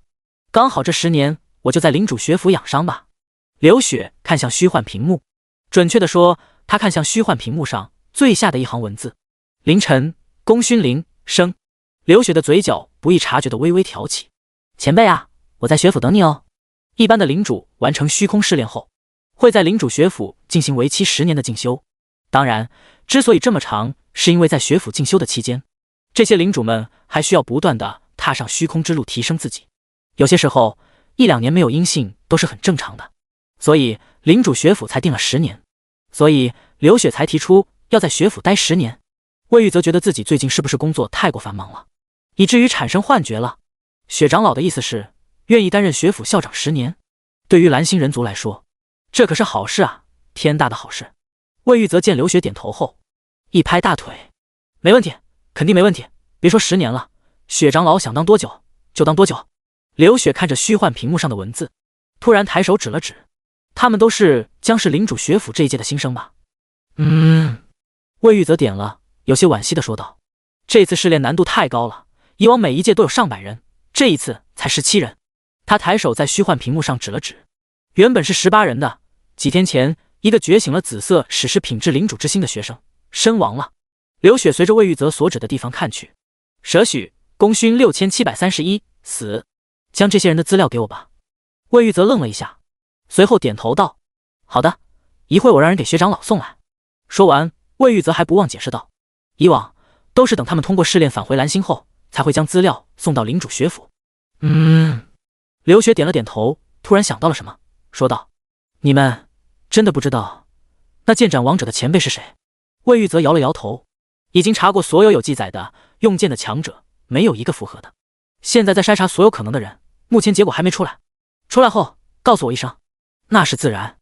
待魏玉则走后不久，一个工作人员送来了几个文件夹，刘雪打开随意的翻了起来，最终在一份资料处停了下来。姓名：凌晨，永安城。刘雪微不可察的嘀咕了一声，然后仔细的看了起来。星海商行，执事办公室。幻宁穿着薄纱，慵懒的半躺在榻上。不知为何，自从上次见完凌晨后，他就喜欢上了自己的人族形态。算算日子，陈帝好像快出来了。哎，真好奇，这个虚空试炼，陈帝能不能达到3阶？若是达到了，那可是破了他们人族的记录了。就算是新天人族，都没办法做到吧。幻宁伸出2个纤玉指，捏起茶杯抿了一口，然后扶了扶自己的沉淀，小声嘀咕道：“人族好像都喜欢大的，可惜人族形态已经固定了，不然倒是可以再弄大一些。”咚咚，敲门声响起，进来。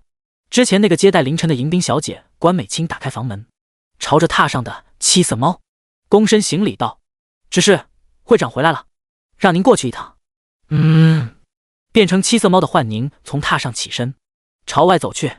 的，老家伙一回来就找我，必然是那3角羊首雕塑的事。哎，陈弟啊，姐姐我为了你，怕是要受责罚喽。1个月的虚空试炼，并不算长，虽然中途发现了很多事情，但是普通人并不知道，永安城中等学府原本无人的广场上，几十号开始聚集，他们都是参加领主试炼的学生家属。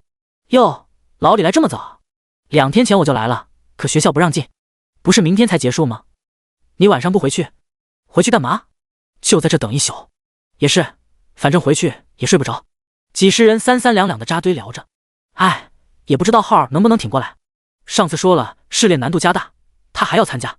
正常情况下50%的通过率，这次不知道能活下来多少。不能这么算，直到难度加大还参加的，必然是有信心的，应该都能活下来吧。广场边的一间休息室里，佘亮听着广场里那些人的讨论，不屑地冷哼了一声：“那些废物活下来又有什么用？不像我儿佘雪，那可是觉醒了紫色史诗级品质领主之心的天才，未来必定超越我，成就高阶领主的天才。想到这，中阶领主蛇亮掏出一瓶酒，美滋滋地喝了起来。第50章，我儿舍许，未来必成高阶。不光永安城高等学府的小广场里聚集了人，其他3座城的高等学府也是如此。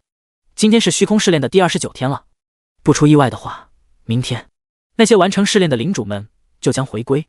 负责永安城高等学府虚空试炼的接引人白博元看着眼前有些喧闹的小广场，微微叹了口气，也不知道这次能活几个回来。这一次虽然难度提升了，但是参加的人数也是空前的少，同时相对来说天赋也比以往的要高，毕竟天赋差的都很有自知之明的选择了放弃。白老师，不如来喝一杯。一个人影出现在白博元身前，正是之前在休息间里的蛇亮。白博元摇头拒绝道，职责所在，不能喝酒。中阶领主蛇亮虽然只是4阶，但也是永安城极有名气的存在了。白博元虽然是从龙城过来的，但是也是知道此人的，毕竟他有个正在参加试炼的儿子。我儿蛇许，以后就要多拜托白老师了。对别人，蛇亮可能会起中阶领主的架子，但是对同样是中阶的白博元自然是不会，更别说白博元的身份了。正常情况下，白博元这种接引人会成为通过完成虚空试炼的学生，在领主学府进修期间的老师，所以蛇亮的态度极好。见白博元拒绝，便不再劝，而是收起酒壶。等试炼结束，白老师的任务也结束了，到时候还请白老师赏脸，咱们好好喝一杯。白博元看着热情的蛇亮，微微沉吟了一下。他负责的永安城高等学府里面，参加试炼的一共就20来人，其中天赋最好的就是觉醒紫色史诗品质的穆飞和舍许，加上舍许的父亲还是一个中阶领主，熟络一下倒也不差。不过白博元还是客气地解释道，蛇队长客气，这次参加试炼的学生数量太少，最后说不得会合并成1到2个班，届时我也不见得是代班老师。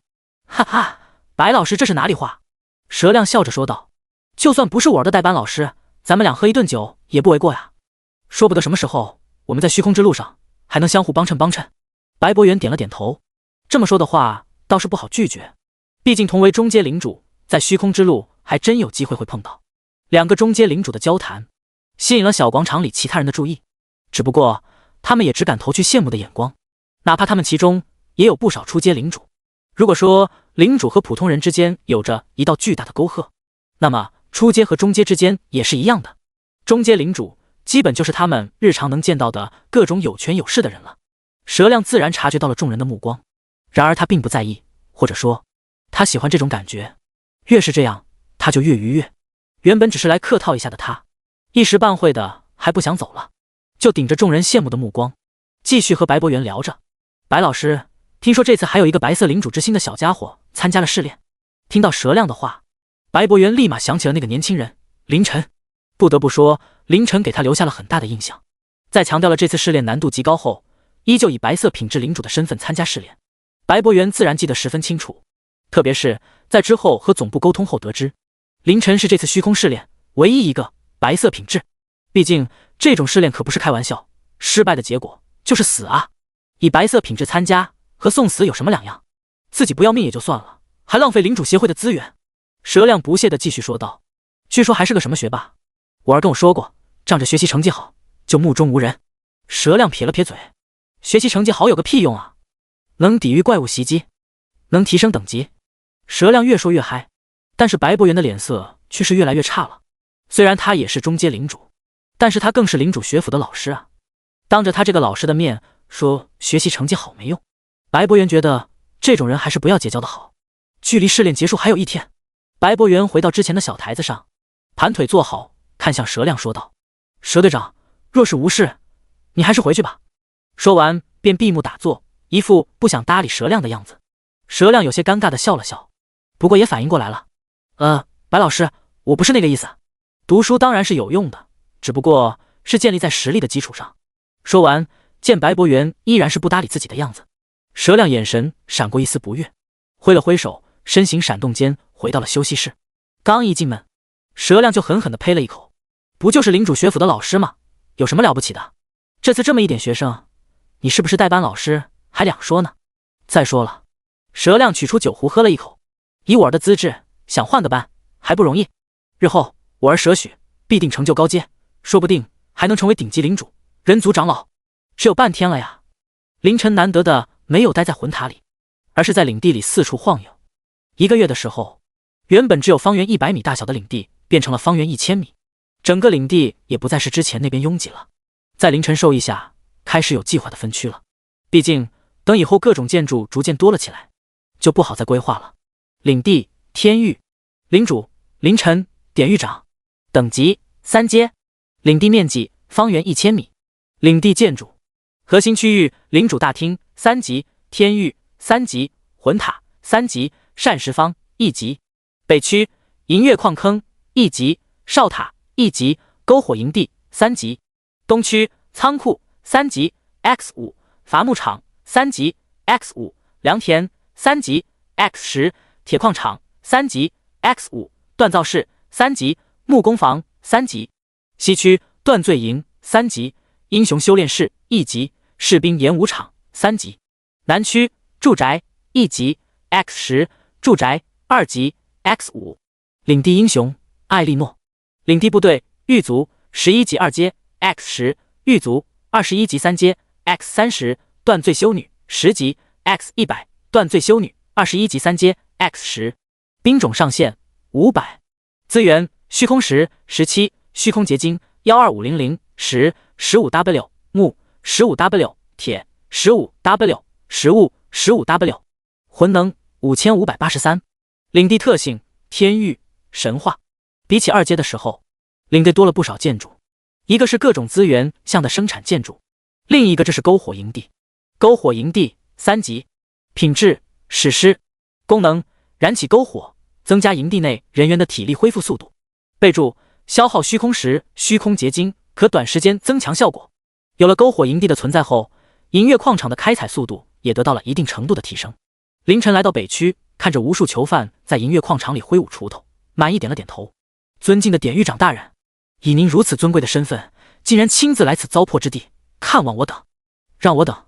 凌晨抬手打断，嘴角抽搐的看向血莉，说人话。第51章，一首桑巴舞，以表谢意。对于如今的血莉，凌晨也是有些无奈，也不知道发生了什么事。之前牛逼哄哄的血莉，在被收编后的头1天还好，可是从第2天开始，就变得和韭菜一样，开口闭口都是一些阿谀奉承的话。加上血莉作为黑魂族人，嘴皮子比韭菜那个试炼怪物厉害多了。起初凌晨还没觉得什么，可久而久之，尊敬的领主大人，血莉似乎有些委屈。属下说的是人族语啊。凌晨叹了口气，行吧，你继续弄你的事去。是，尊敬的领主大人。没有管离去的血莉，凌晨看着正在银月矿场中挖掘的囚犯，心中盘算了一下，3级的天牢可以建造20间收押室，可以收押300名犯人，如今已经是满满当当，而且一只普通的试炼怪都没有，全是精锐和 BOSS。 其中狱卒的招募名额为150名，其中有52个 BOSS 级别的试炼怪。最让凌晨满意的当属第25波怪物试炼出现的 BOSS 9级的6臂铁木妖，6只强有力的手臂挥舞着锄头，效率极高。而银月矿坑也很给力，在这几天直接产出了17块虚空石和一些稀有的矿石材料。等以后弄到银月矿坑升级所需的材料，将其升级之后，产量将极为可观。就是这材料有些不好弄，1级升2级竟然需要10多种材料，其中还有5种传说品质的。等回蓝星了，去虚空商行找找看。琢磨了一下之后，凌晨离开了北区，回到了核心区的天牢。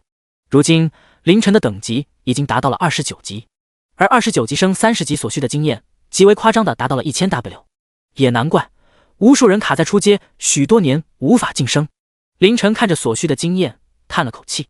其实若是不顾以后，凌晨是可以在现在直接晋级4阶，成为中阶领主的。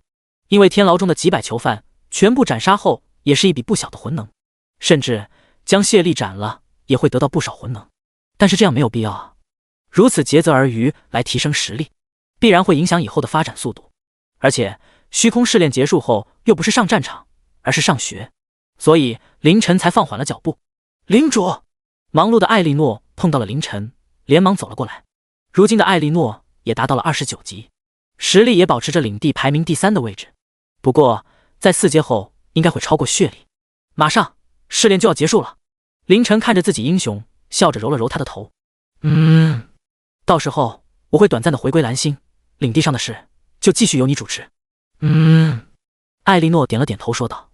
领主，你就放心吧。凌晨也是嘴角挑起。时间也差不多了，走，去迎接一下最后一波怪物袭击吧。哼，他又来了。夏星月气鼓鼓地看着不远处，一个全身被盔甲覆盖的身影极快冲进人群，轻描淡写地抓住为首的 BOSS， 然后头也不回地拎着就这。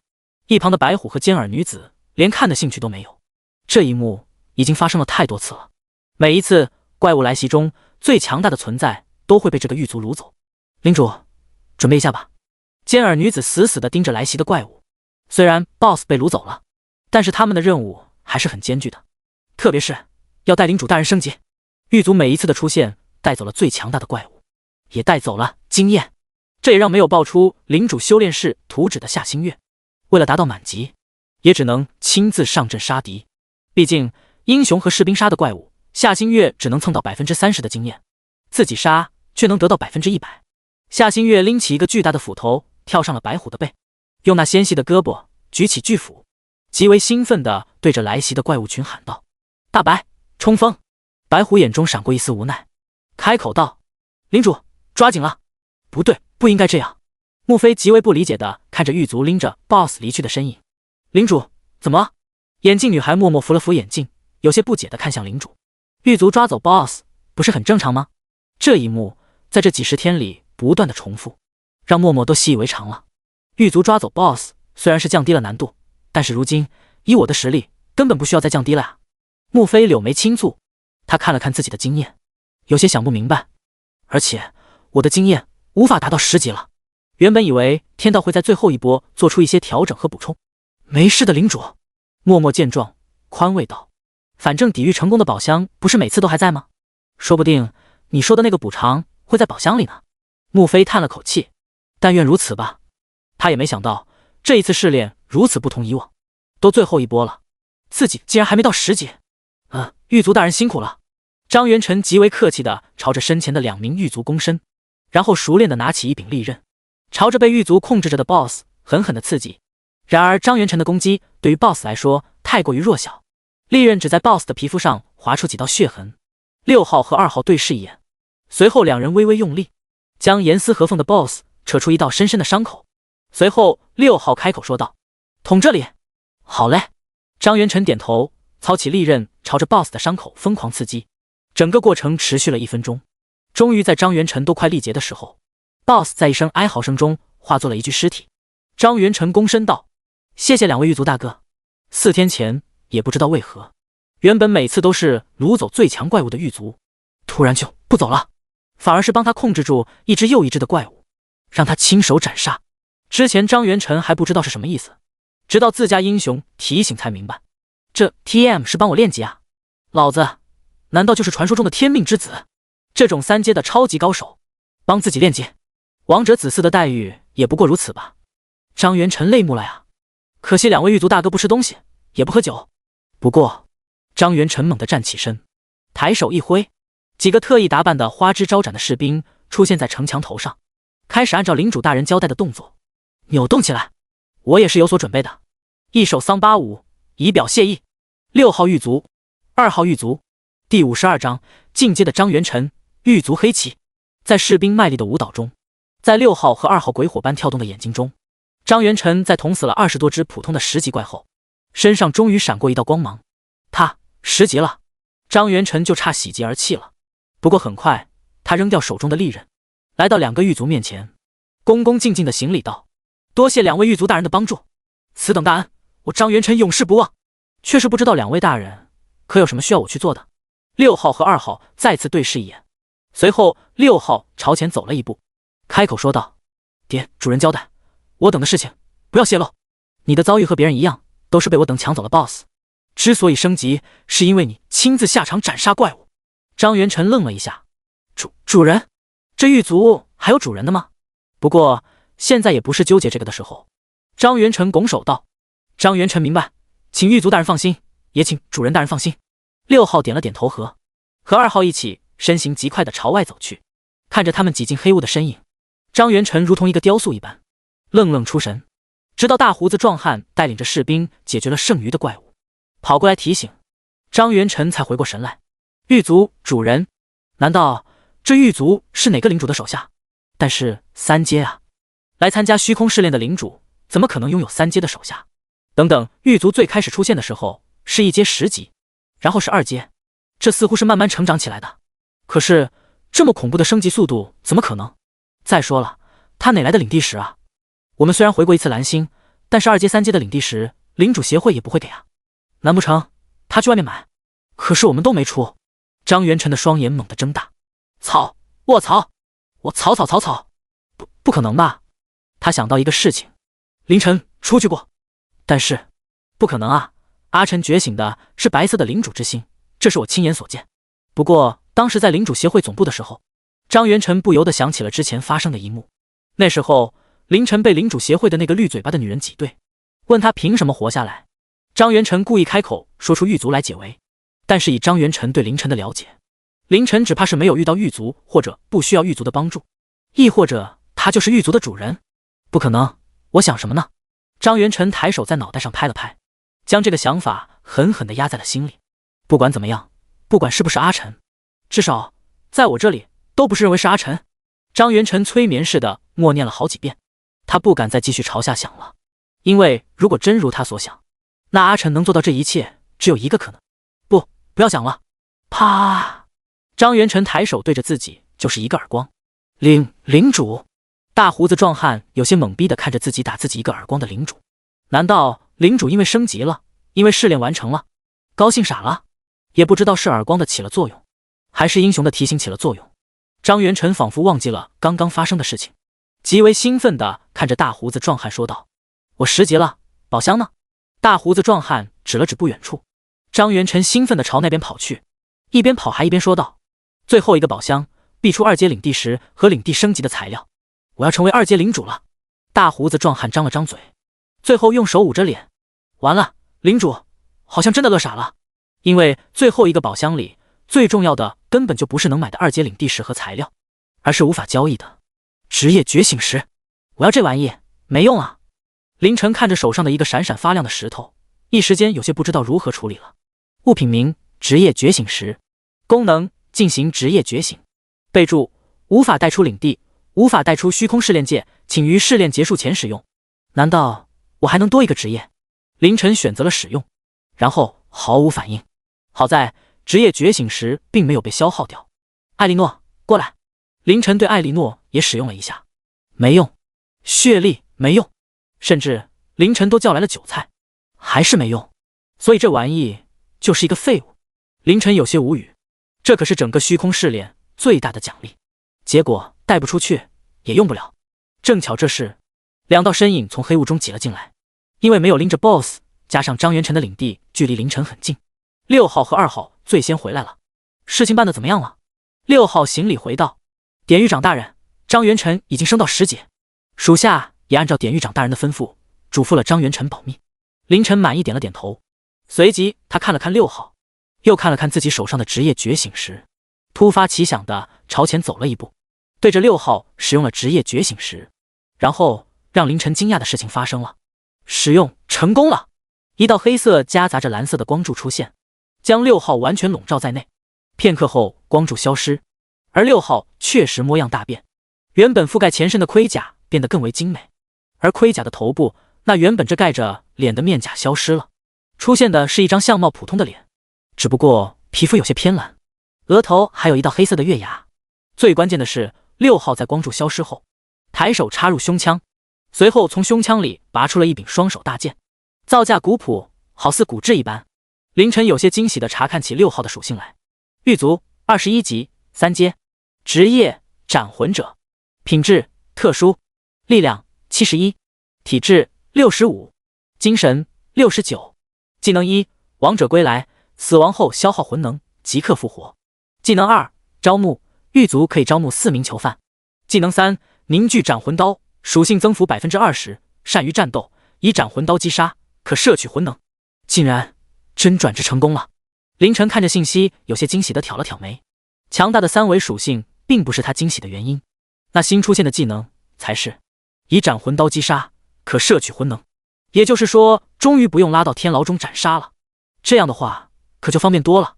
凌晨极为满意的拍了拍6号的肩膀，以后你就不叫6号了，你叫……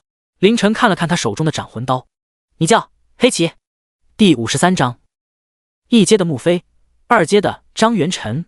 在被凌晨赐名之后，6号不，黑旗额头上的月牙标记闪过一道黑芒，他将双手古剑插在地上，半跪在地，沉思说道：“黑旗，见过典狱长。”凌晨看到这一幕，满意的点了点头，随后视线停留在了黑旗露在外面的面容上，平凡而普通，让凌晨不由得想起了另一个狱卒，那日从奇迹天狱中冒出来的，自称天狱狱卒的李生良。看来那李生良很有可能和黑旗一样，就是普通的狱卒一步步进化出来的呀。以后有机会要找一找类似觉醒职业室一样的道具。暗暗记下此事后，凌晨对黑旗说道：“起来吧，以后三角羊手雕塑的任务就交给你了。”是，典狱长大人。拥有技能斩魂刀的黑旗无疑是守三角羊手雕塑最合适的人选了，都不用再将那紫皮生物拖进天牢再斩杀获取魂能，直接在出现一瞬间斩杀掉就行了。弄完这些事，凌晨来到领主大厅前，默默地等候着。他已经感受到了接引之力，不过却是不急，还有很多狱卒还没回来呢。蓝星、永安城高等学府的小广场上，随着接引人白博元身后的光幕发出阵阵光芒，聚集在小广场上的人群逐渐的激动起来。这是时间到了吗？要出来了！老天爷，请您让我儿通过试炼。光幕已经亮了，为啥人还不出来？快了，接引开始了，但是他们还需要升阶和转职，没那么快。小广场边的2层，一个精神抖擞的老人正扶着胡须看着这一幕，他正是永安城高等学府的校长纪让，而他身边却是一道气质冷艳、容颜绝世的佳人，正是不知何时来到永安城的领主协会长老刘雪。也不知道这次能有几人成功。雪长老却是不知道为何领主协会这次没有提前通知我等。以往的惯例，领主协会通过伪奇迹功勋榜了解到一些信息后，会提前通知4大高等学府。然而这次什么消息都没有，可是有什么变故？纪让有些担心的看向刘雪，一来领主协会没有消息通知下来，二来刘雪这位协会长老竟然突然跑来永安城，这让纪让觉得有些不对劲了。反正他们要出来了。刘雪的声音平淡冷清，到时便知。纪让叹了口气，雪长老，虽然接引已经开始，但是因为孩子们需要转职和升级领地，估计得耽搁。纪让话还没说完，小广场内的光幕骤然光芒大盛，一道身影走了出来。这怎么这么早？纪让微微皱眉看了过去，待看清来人后，纪让脸色表情一变，怎么是他？小广场里聚集的人群在看到光幕骤亮后也是愣了一下，不是说还早吗？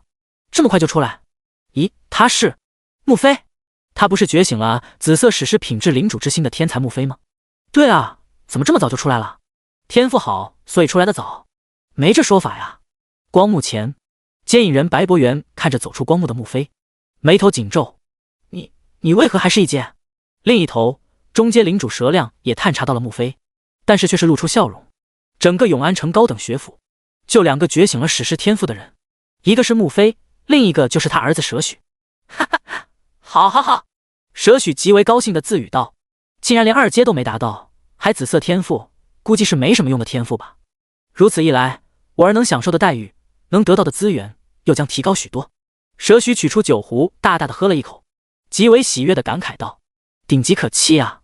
光幕前，穆飞看了看小广场议论纷纷的人群，又看了看身边的接引人，随后朝着接引人微微躬身道：“老师，出了点变故。”白博元脸色一变，抬手止住：“此事稍后再说，你先和你家人一起在一旁等待，不管出了什么变故，都不适合在这里谈。”穆飞点了点头，又在小广场的人群里寻找了一番，随后安安静静地立在白博元身边。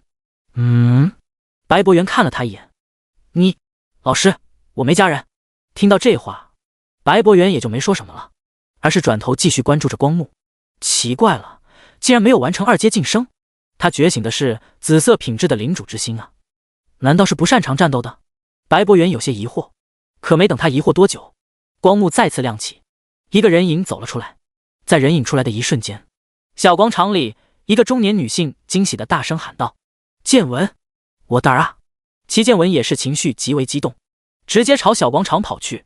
然而白博元却是没有咒的更厉害了，又一个没到2阶的。然而这还没完，之后走出来的艺人依旧是没有达到2阶，算上最开始出来的穆飞，一共出来了3人，没有一个2阶。随着这3人走出来后，光幕却是陷入了短暂的平静，就没了。不可能吧？20个人参加，只有3个通过的。呵，慌什么？光幕又没关闭，接引还没结束，所以先出来的就是成绩差一点的吗？你要这么说的话，那第一个出来的可是史诗级天赋啊！哎，搞不懂。小广场边2层，吉让面色极为难看，以他的实力，自然能发现出来的这3人皆是1阶。雪长老，吉让转头看向刘雪，可否告知出了何事？刘雪依旧淡然地看着光幕，语气冷清地说道：试炼难度提高了，能活着出来就不错了。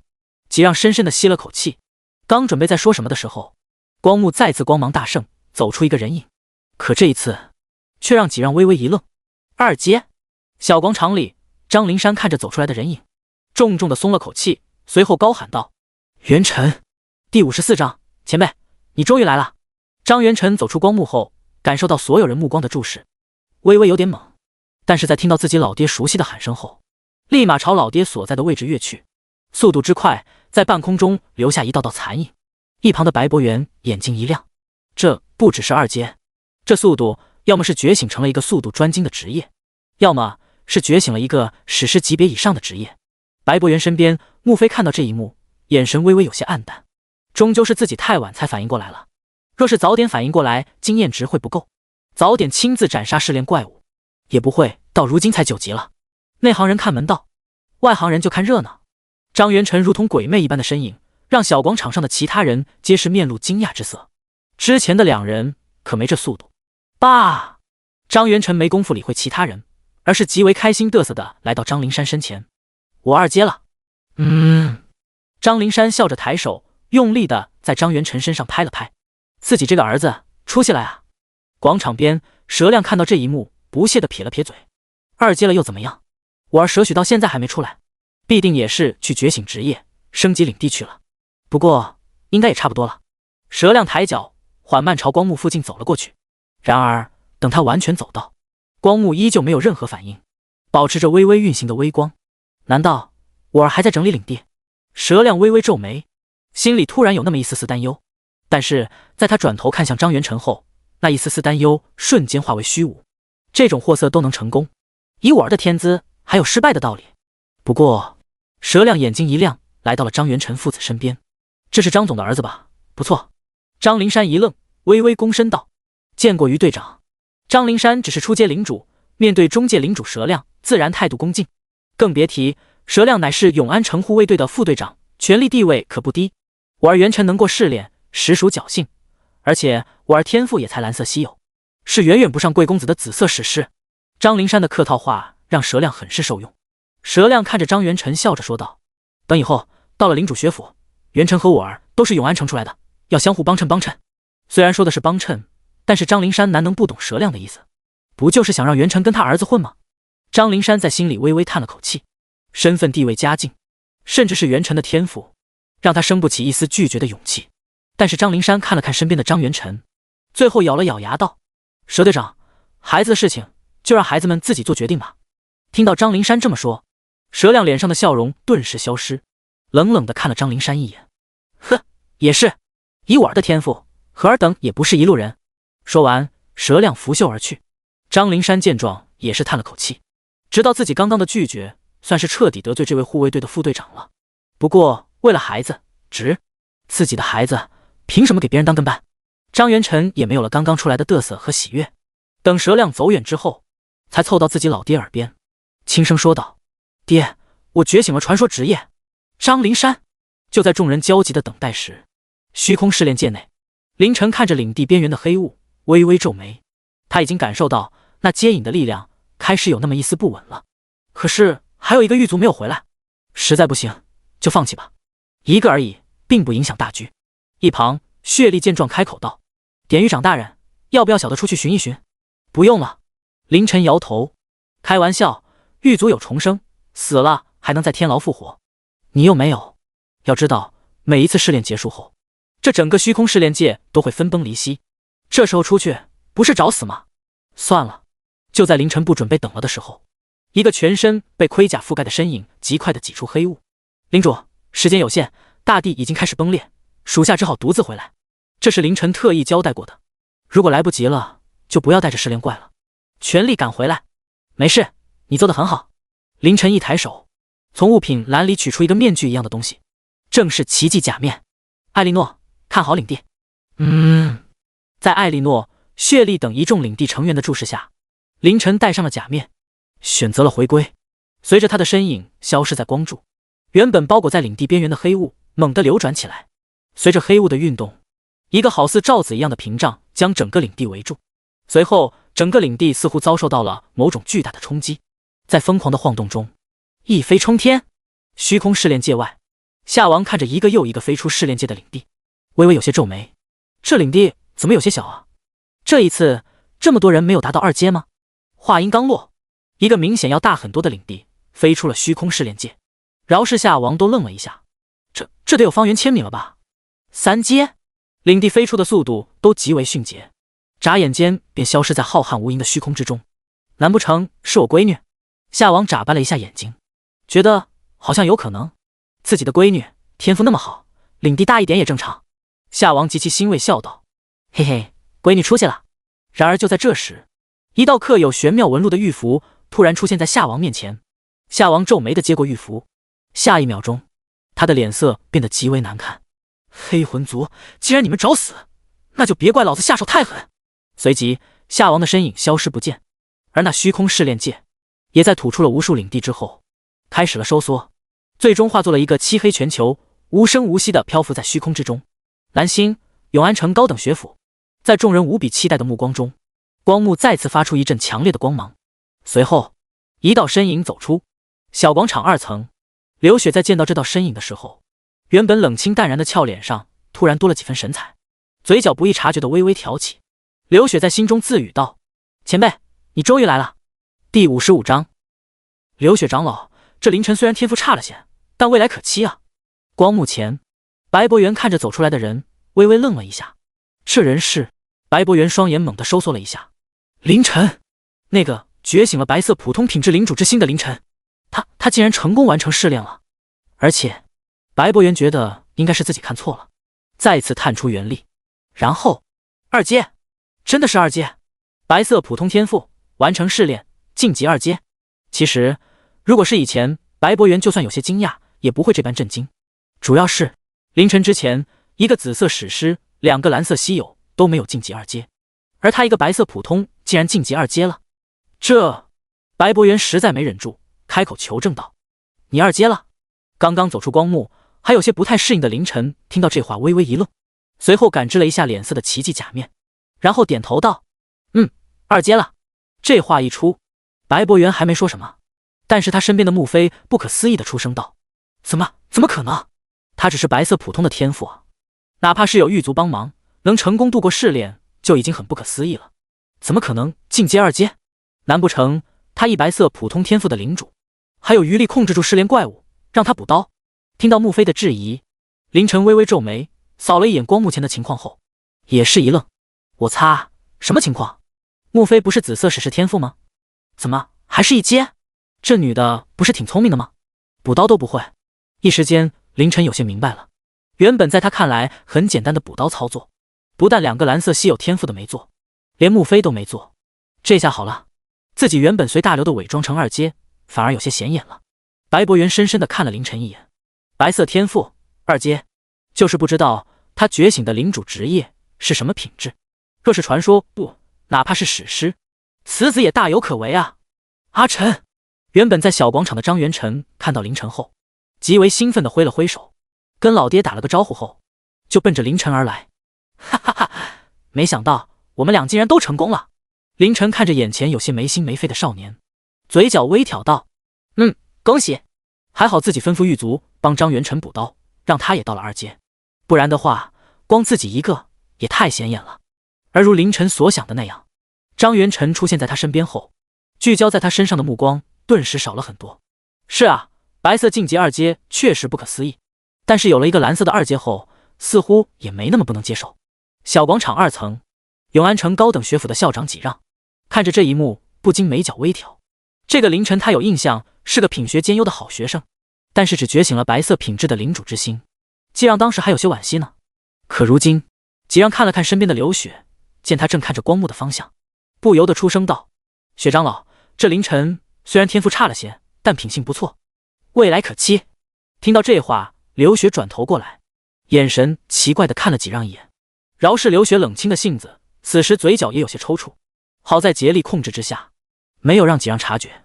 凌晨前辈，未来可期。一个剑斩王者的强者，天赋差了些。刘雪语气略有古怪地问道：“季校长，这凌晨天赋差？”几让点了点头，解释道：“雪长老啊，虽然凌晨之前觉醒的是白色品质的领主之心，但是他依然成功度过试炼，并且晋级了2阶。但凡他觉醒的领主职业有个史事。”几让顿了顿，觉得还是保守点，有个稀有品质，想必未来也能成为中阶领主。刘雪转头朝光幕前的凌晨看去，不转头不行了，他快控制不住表情了。中阶领主，这凌晨前辈也是？咦？刘雪美眸一亮，他有点明白凌晨前辈的想法了。如果凌晨前辈是领主时代开启之前的上古时期存活下来的老强者，那么他隐藏身份参加虚空试炼就说得过去了。毕竟领主之路是一条新的体系，凌晨前辈必然是为了突破自身瓶颈，才特意出山参加试炼，获取领主。刘雪美眸越来越亮，她觉得自己是猜到了事情的真相，因为这样就太合理了啊！觉醒了白色的领主之心，却毅然参加难度提升的虚空试炼，就是因为对于他来说，再难的虚空试炼随手便可镇压。之前短暂的回归蓝星，在领主总部拒绝中阶领主的1对1辅导，就是因为凌晨前辈不需要，而且那尾奇迹功勋榜上显示凌晨前辈的功勋为0，就是因为王者不可窥探啊。伪奇迹毕竟是伪奇迹，根本无法探寻王者及强者的信息。原来如此，刘雪美眸中闪过几分明悟。现在在光幕之前的凌晨和之前在虚空界外时不一样，没有强大的魂力包裹，自然无法阻止刘雪的探查。但是在刘雪探查到凌晨只有2阶后，更加佐证了自己的想法。前辈应该是进行了伪装，以前辈的实力，我自然看不透。加上之前前辈让我保密，不要告诉别人。刘雪露出几分笑意，在心中无比确信的自语道：“前辈是准备安安静静的修领主之道，不想让外人打扰。”几让有些疑惑的看向刘雪，刚刚他说啥？原来如此，啥意思啊？我听错了？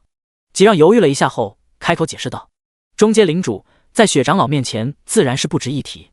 但是，中阶领主也是我蓝星人族的忠良鼎柱，而且若是有什么奇遇，说不定能有进阶高阶领主的身份。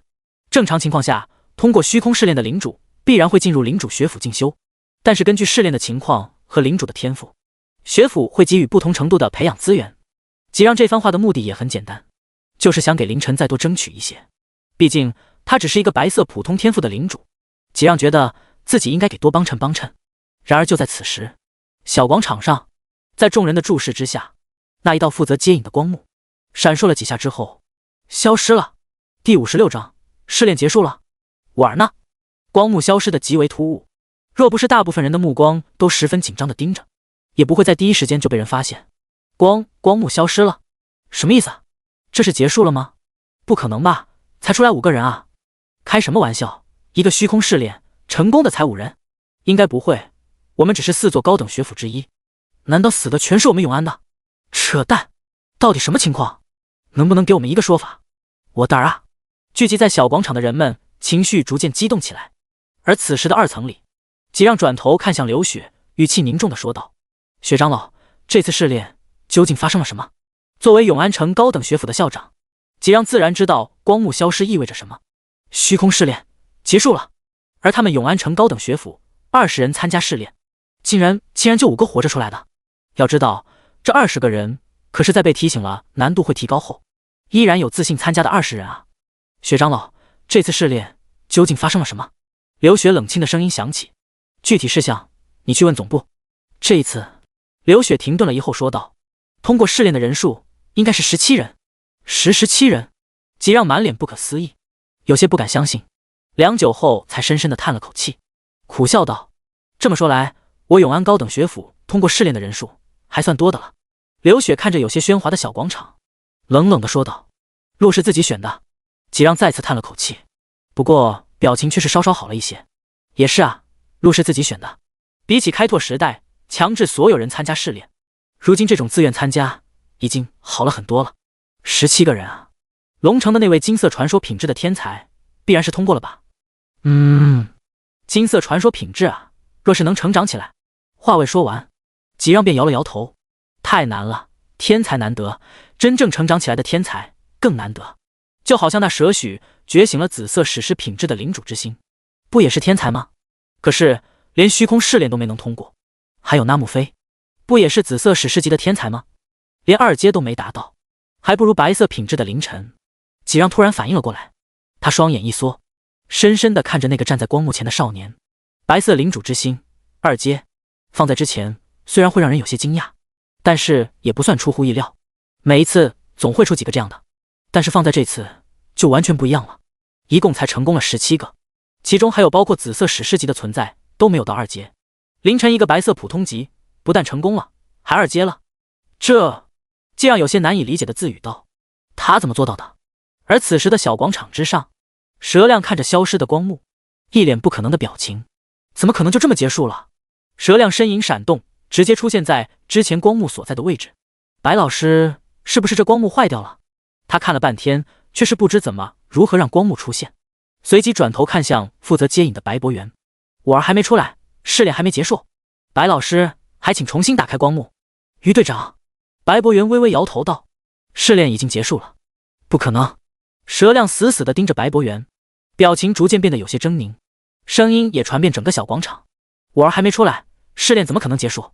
蛇亮一字一句地说道：“白博元，打开光幕。”而白博元此时也是双眼微眯：“蛇亮，试炼已经结束了，而且光幕并不是我掌控的。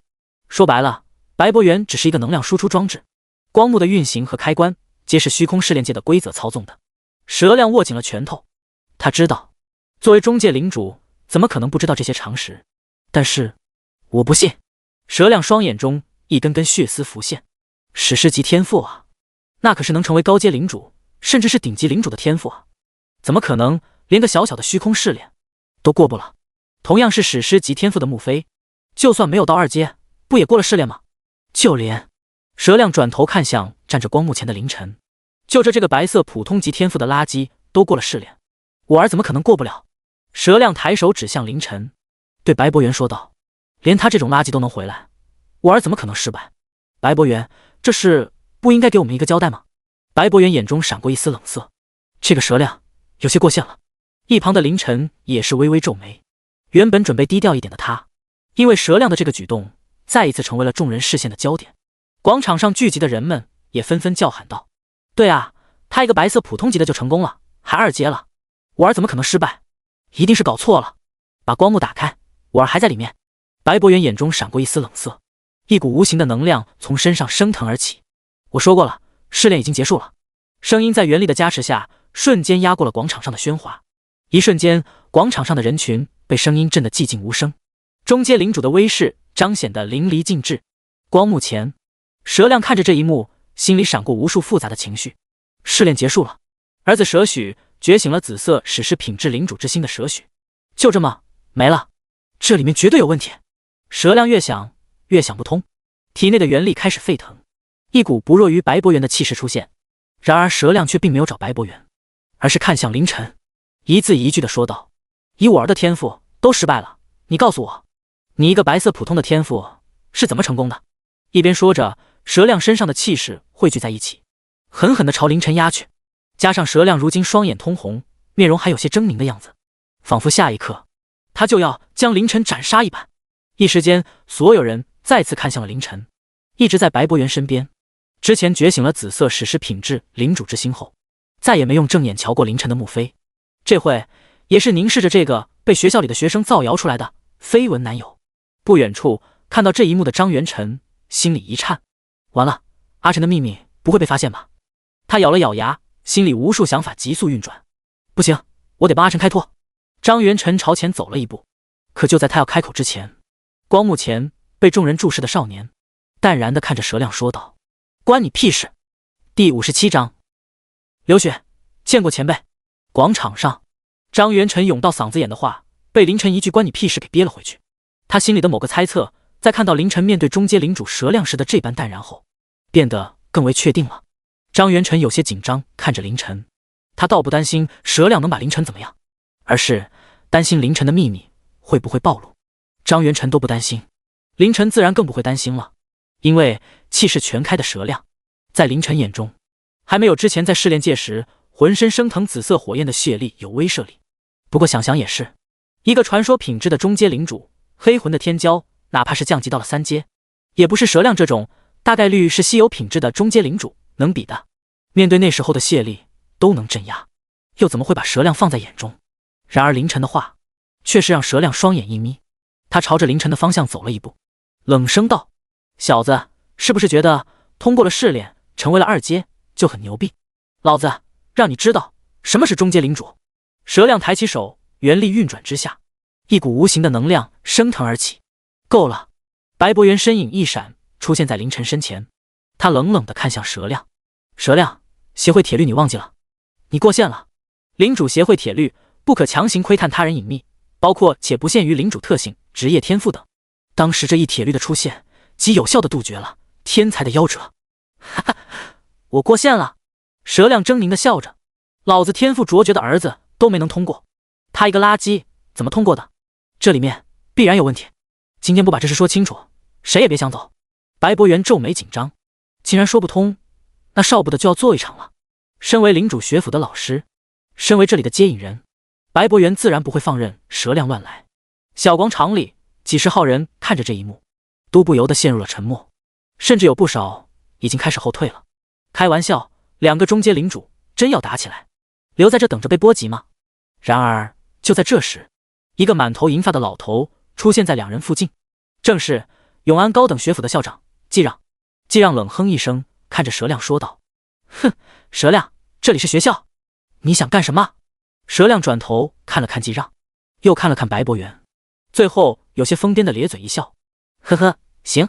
然后他转头用布满血丝的眼睛看着凌晨说道：我蛇亮，永安城护卫队队长，现在怀疑这个凌晨是异族所办。蛇亮转头看了一眼季让，有权带走他回去调查。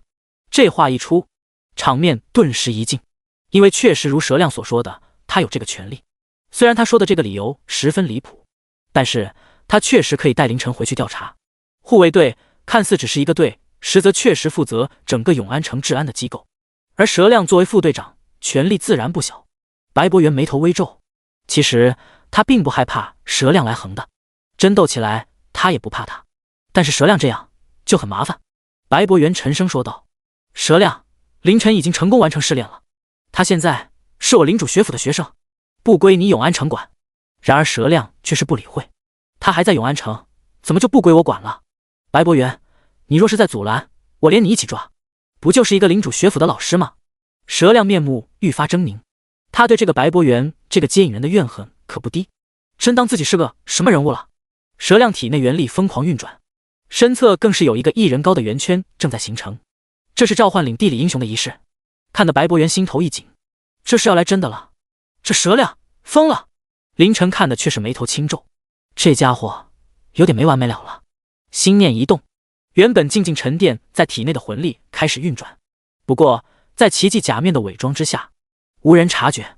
蛇亮见白博元如临大敌的模样，也是不屑地说道：包庇一族，别说你一个老师，就是你们领主学府的校长来了，老子照样也抓进去。话音刚落，一道清冷的女声传播整个广场，正是在永安城的上空回荡。哦，是吗？一旁的季让微叹了口气，得，撞枪头上了。之前一直观察局势的穆飞在听到这清冷女声的时候也是微微一愣，不过很快就反应了过来，他心中立马想到了是谁，是那位雪长老。可是他不是应该在试炼界外吗？就算是回归，不应该去龙城吗？怎么会在这？原本有些焦急的张元晨也是松了口气。全程关注着凌晨的他，在看到凌晨的眼神越来越冰冷后，心里也是越来越焦急。他怕凌晨忍不住出手后引起一些不好的事，毕竟财帛动人心啊。而此时的凌晨也是第一时间就通过这极具特色的声音判断出来的来人。只不过他体内的魂力并没有停止运转，反而运转得更快了，甚至于凌晨已经在沟通领主之心了。在确定自己随时可以返回领地后，才稍稍松了口气。学长老，八戒，绝对不是如今的自己能够抵抗的，他为何会出现在这里？凌晨在这一瞬间心中思绪万千，不过很快他便稳了稳心神，这雪长老必然是奔我来的，而目的就当时他有没有被我唬住吧。若是唬住了，那就好办了。广场上，清冷的女声让蛇亮愣了一下，正要找是哪个不开眼的人时，蛇亮只觉得一股极致的冰寒之意从脚下升起，还莫等他做出任何反应，那冰寒之意便瞬息密布全身。蛇亮在一瞬间化成了一座冰雕，那狰狞的表情都还未化作惊恐，就被永远的冻结在这脸上，唯独那眼神流露着无尽的恐惧。呵，一个被冰雪环绕的身影出现在广场之上，冷艳而绝世，身影仿佛被冰雪雕琢而成，透出一种清冽而孤傲的美。双眸深邃如寒潭，泛着淡淡的蓝光，身姿高挑而优雅，仿佛一株傲立在风雪中的冰莲。凌晨看着出现在自己身边不远处的流雪，眼中闪过一道黑芒。然而就在这时，凌晨耳边响起流雪清冷的声音：流雪，见过前辈。第58章，我是为他而来。流雪的一句在耳边响起的见过前辈，让凌晨心中大定。他能听得出来，这句话并没有任何戏谑，反而是极为诚恳。看来自己之前装逼的那一幕，让这位学长老认定自己是个什么隐世多年的老妖怪了。如此一来，很多事情就方便了。凌晨看向流雪，却见流雪看都没朝自己这边看，加上那句别人都听不到的传音，凌晨嘴角微微挑起。这位学长老还是很懂的吗？竟然没有暴露自己绝世高手的身份。凌晨心中一动，似乎可以加强一下自己这个高手身份啊！体内魂力运转，包裹着声音朝流雪激射而去。原本黑色的魂力在奇迹假面的伪装下变得无色无形，好似不存在一样。而此时，在众人视线的中心，那个被冰雪环绕的身影不易察觉的微微颤抖了一下，围绕在身边的冰雪在流雪的操作下变得更加密集，让外人很难看清自己的脸。而流雪此时的脸多了几分红晕。这前辈刚刚凌晨用魂力包裹声音的操作和真正的传音截然不同，那魂力在流雪耳边戳啊戳的，让流雪突然就有了一股从未有过的感觉，好似有只小猫从他的耳边挠啊挠的，挠到了心里。薛长老怎么跑到永安城来了？流雪深深的吸了口气，将那种异样的感觉压下，心中不由得有些嘀咕：林前辈怎么这样啊？刚刚林前辈叫我雪长老。流雪心头一跳，坏了，必然是我贸然出现，让林前辈有些不高兴了。也是，我若是表现的对前辈太过，前辈便不好安安静静的修领主之道了。就在这短短的一瞬间，流雪以极高的悟性，就通过凌晨的一个学长老，脑补出了非常多的内容。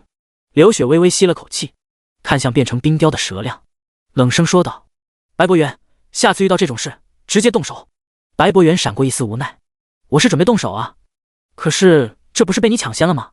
不过这话他可不敢说出口，躬身道：是学长老。流雪美眸流转，看了白博元一眼，表面上是看了白博元一眼，实则是偷偷摸摸的瞄了白博元身后的凌晨一眼。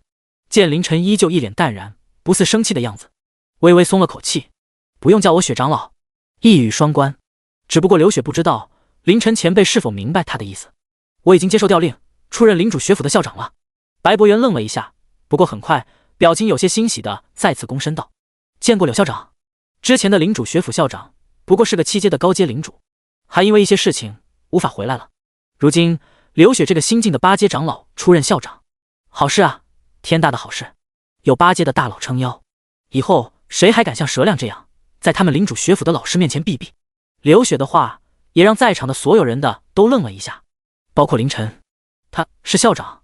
凌晨一下子心思急转，之前只当流雪是长老，那么在他面前维持一个高人身份也没什么，但是校长的话，自己马上就要去领主学府啊，天天在他眼皮子底下，这绝世高手的身份只怕是维持不住了啊！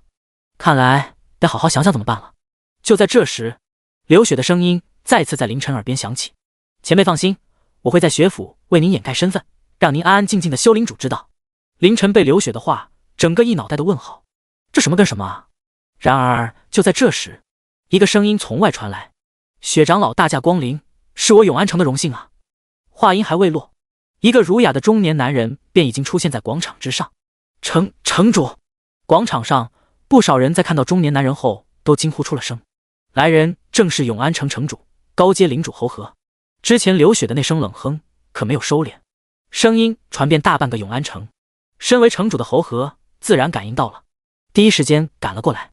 侯和看了看被冻成冰雕的蛇亮，眼中闪过一丝异色，却是不知柳校长来永安城所为何事。侯和来的路上刚好听到了刘雪说自己出任领主学府的校长，在看到被冻成冰雕的蛇亮后，大致也明白发生了什么事。哦，我是为他而来。刘雪抬起手，纤纤玉指朝一个方向一指，所有人的视线都随着刘雪手指的方向汇聚在了张元晨身上。所有人都愣了，包括张元晨自己。他有些不太确定的抬手指了指自己。我。唯独刘雪趁着这个机会又瞄了一眼凌晨，美眸中带着几分狡黠。在看到凌晨也是微愣的表情看着张元晨后，刘雪不由得有些小得意。哼哼，前辈，没想到吧？我可是很机智的呢。凌晨确实愣了一下，不过结合刘雪之前的话，他很快就想明白了刘雪这样做的意图。只不过张元晨这个吸引视线的对象合适吗？如果要是此刻谁是在场最懵逼的，那必然是张元晨。张元晨此时脑袋空空，双眼发直，对着刘雪这位刚刚随手便将一个中阶领主化作冰雕的顶级强者，有些紧张的咽了口水说道：雪长老柳校长，我。比起张元晨的不知所措，他的父亲张灵山倒是反应很快，朝前走了一步，来到张元晨身边，先是一巴掌拍在张元晨背后，给张元晨使了个眼色，随后恭敬地朝着刘雪躬身道：刘校长，不知您的意思是？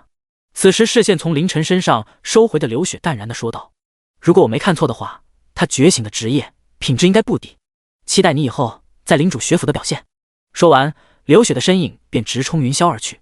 白博元，你负责接引这批学员前往学府，若是再有人阻拦，杀！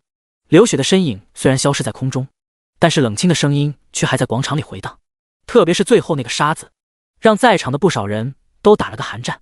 白博元躬身道：诺。随后他挺直腰板，冷然地看向在场所有人：诸位，若是无事便散了吧。第59章，他是校长，怎么可能天天遇到？白老师放心，永安高等学府的几让突然开口道：他们也是我的学生，我必然不会让他们遭受任何危险。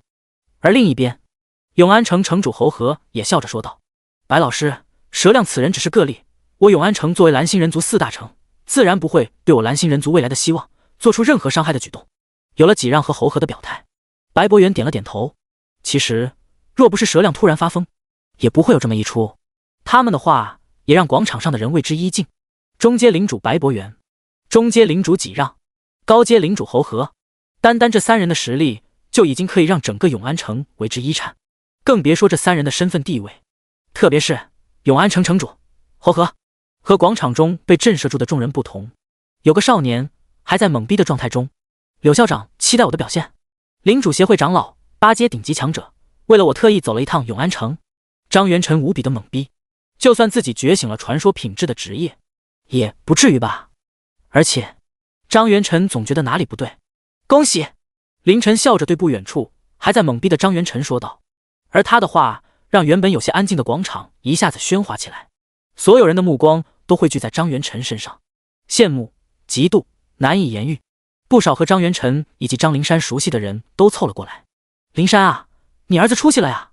对了，能让长老特意跑一趟，最少是觉醒了史诗品质的领主职业吧？屁！史诗品质会让长老跑一趟？传说，一定是传说品质的领主职业。元晨啊，你今年满18了吧？我家妞妞，一边去，你家妞妞才8岁。咳！张灵山轻咳一声，等众人看了过来，他拱手道：今日我儿成功度过试炼，不如一会我请大家小酌一杯。随后他还朝白博元拱手道：不知白老师可否赏脸？白博元看了一眼一旁化作冰雕的蛇亮，又看了看被众人众星捧月在中间的张灵山和张元晨。不久之前，蛇亮也曾邀请自己去小酌一杯，自己思量了一下后勉强答应，而如今他已化作一座冰雕，显然是不能喝酒了。至于张灵山的邀请，白博元直接点头，露出笑容道：“那白某就不客气了。开玩笑，柳校长特意跑来看一看的天骄张元辰，白博元自然也是极为重视的。而来自张元辰的父亲的邀约，白博元也自然不会拒绝了。不过还要等白某将正事说完。”白博元扫了一眼在场的所有人，然后看了看5个通过试炼之人，说道：“根据我们领主学府的规定，你们可以自主选择是否进入领主学府，这是你们的自由。如果有放弃的，请现在告知我。”广场上再次一静，见众人不说话，白博元点了点头。其实这也只是走个过场，毕竟虚空试炼都过了，哪会有人不去领主学府的？明日早上8点，在此处集合，我带你等前往龙城。说完便朝张灵山的位置走去。见白博元正式谈完，广场上的气氛也稍稍活跃了一点，而张元辰也完全回过神来。脑回路极其神奇的张元辰，将所有的懵逼和疑惑全部抛掉了。管他呢，反正老子现在牛逼了！张元辰朝凌晨喊道：“阿晨，走，一起！”他的这句话倒提醒了张灵山，毕竟是经历的多一些。张灵山看向剩下的4个成功通过试炼的领主：“同学们也一起吧。”凌晨摇了摇头：“我就不去了。阿晨，明儿见。”说完转身就朝广场外走去。剩下的4人中，其他3人你看看我，我看看你，最终都是点头答应。唯独穆飞，之前一直默默观察，一言不发的他突然快步走到凌晨前面，看着这个被誉为永安高等学府校草的俊朗少年，特别是知道他以白色领主之心达到2阶后，穆飞突然有那么一丝后悔。或许之前领主之心觉醒一事之后，自己不该直接无视当时以为从此是两路人的凌晨。凌晨一会有空吗？穆飞咬了咬嘴唇，本就聪慧的他觉察出了一丝不寻常。凌晨必然有秘密，或者是一个可以提升实力的方法。他需要实力，为了实力，面子又算得了什么？凌晨，之前我……穆飞的话还没说话，脚步丝毫没有停顿的凌晨，仿佛看不到他一般，直接和他擦身而过，让他后半句话直接卡在喉咙里。这一幕仿佛一切重演，仿佛回到了觉醒领主之心仪式的时候，只不过两人的位置兑换了，至少在穆飞看来是如此。这里发生的事情被不少人看到了，见凌晨直接无视的举动，也让看到的人小声议论。这些议论声灌入穆飞耳中，让他不自觉地握紧了拳头，最终也转身快步离去。而先一步离去的凌晨，此时已经到了学府门口。刚刚无视穆飞的举动，倒也不算他故意，而是两人本就不熟啊。绯闻终究只是绯闻，而且凌晨不觉得自己需要为了一个不熟的人浪费时间。走出学府大门，汇入人群，凌晨在街道上漫无目的地走着，心里却是不断思索的今天的事。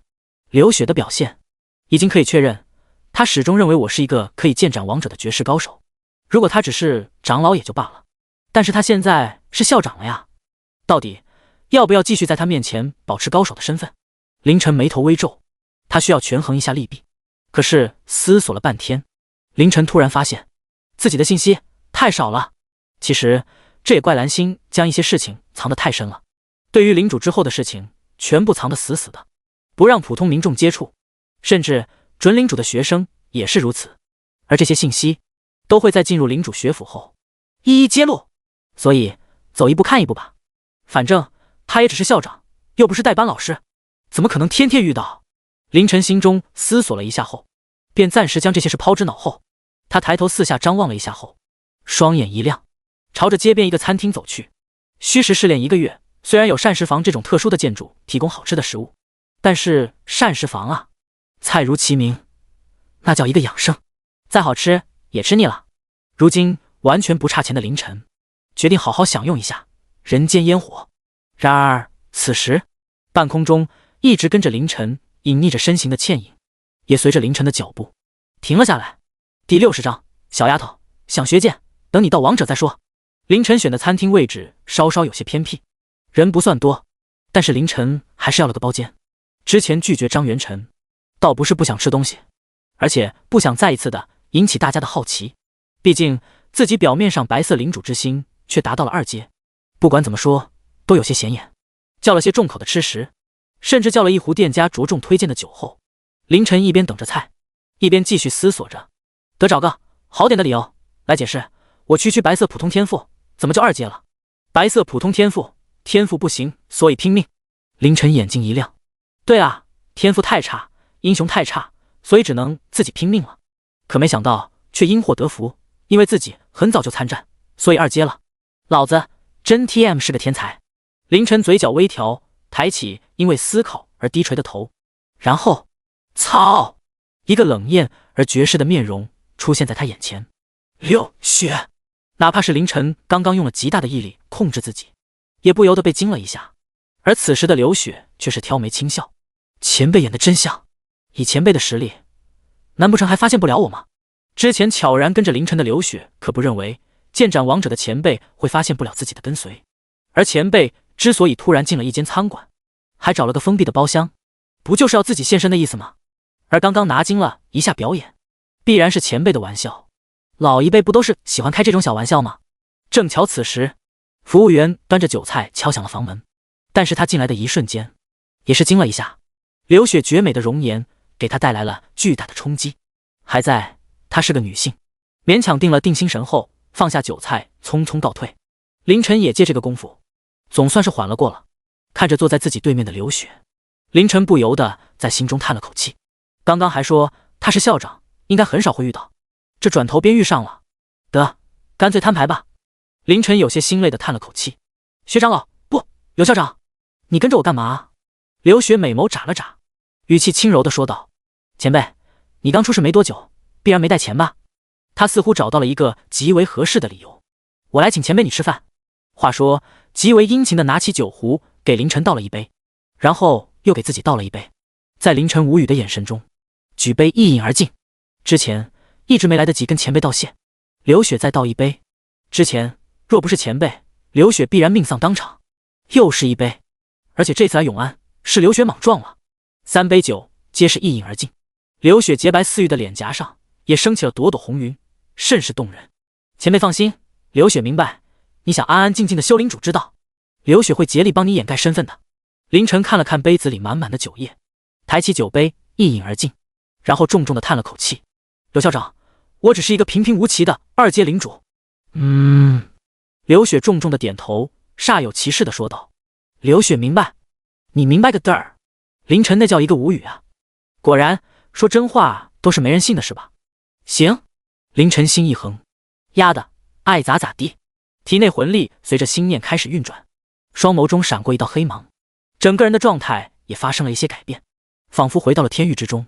那作为典狱长的威势开始弥漫，流血娇躯微僵，在他眼中，前辈此时的样子和那股气息像极了当时剑斩王者的时候，只不过没有那时候的那般强大的让人无法直视。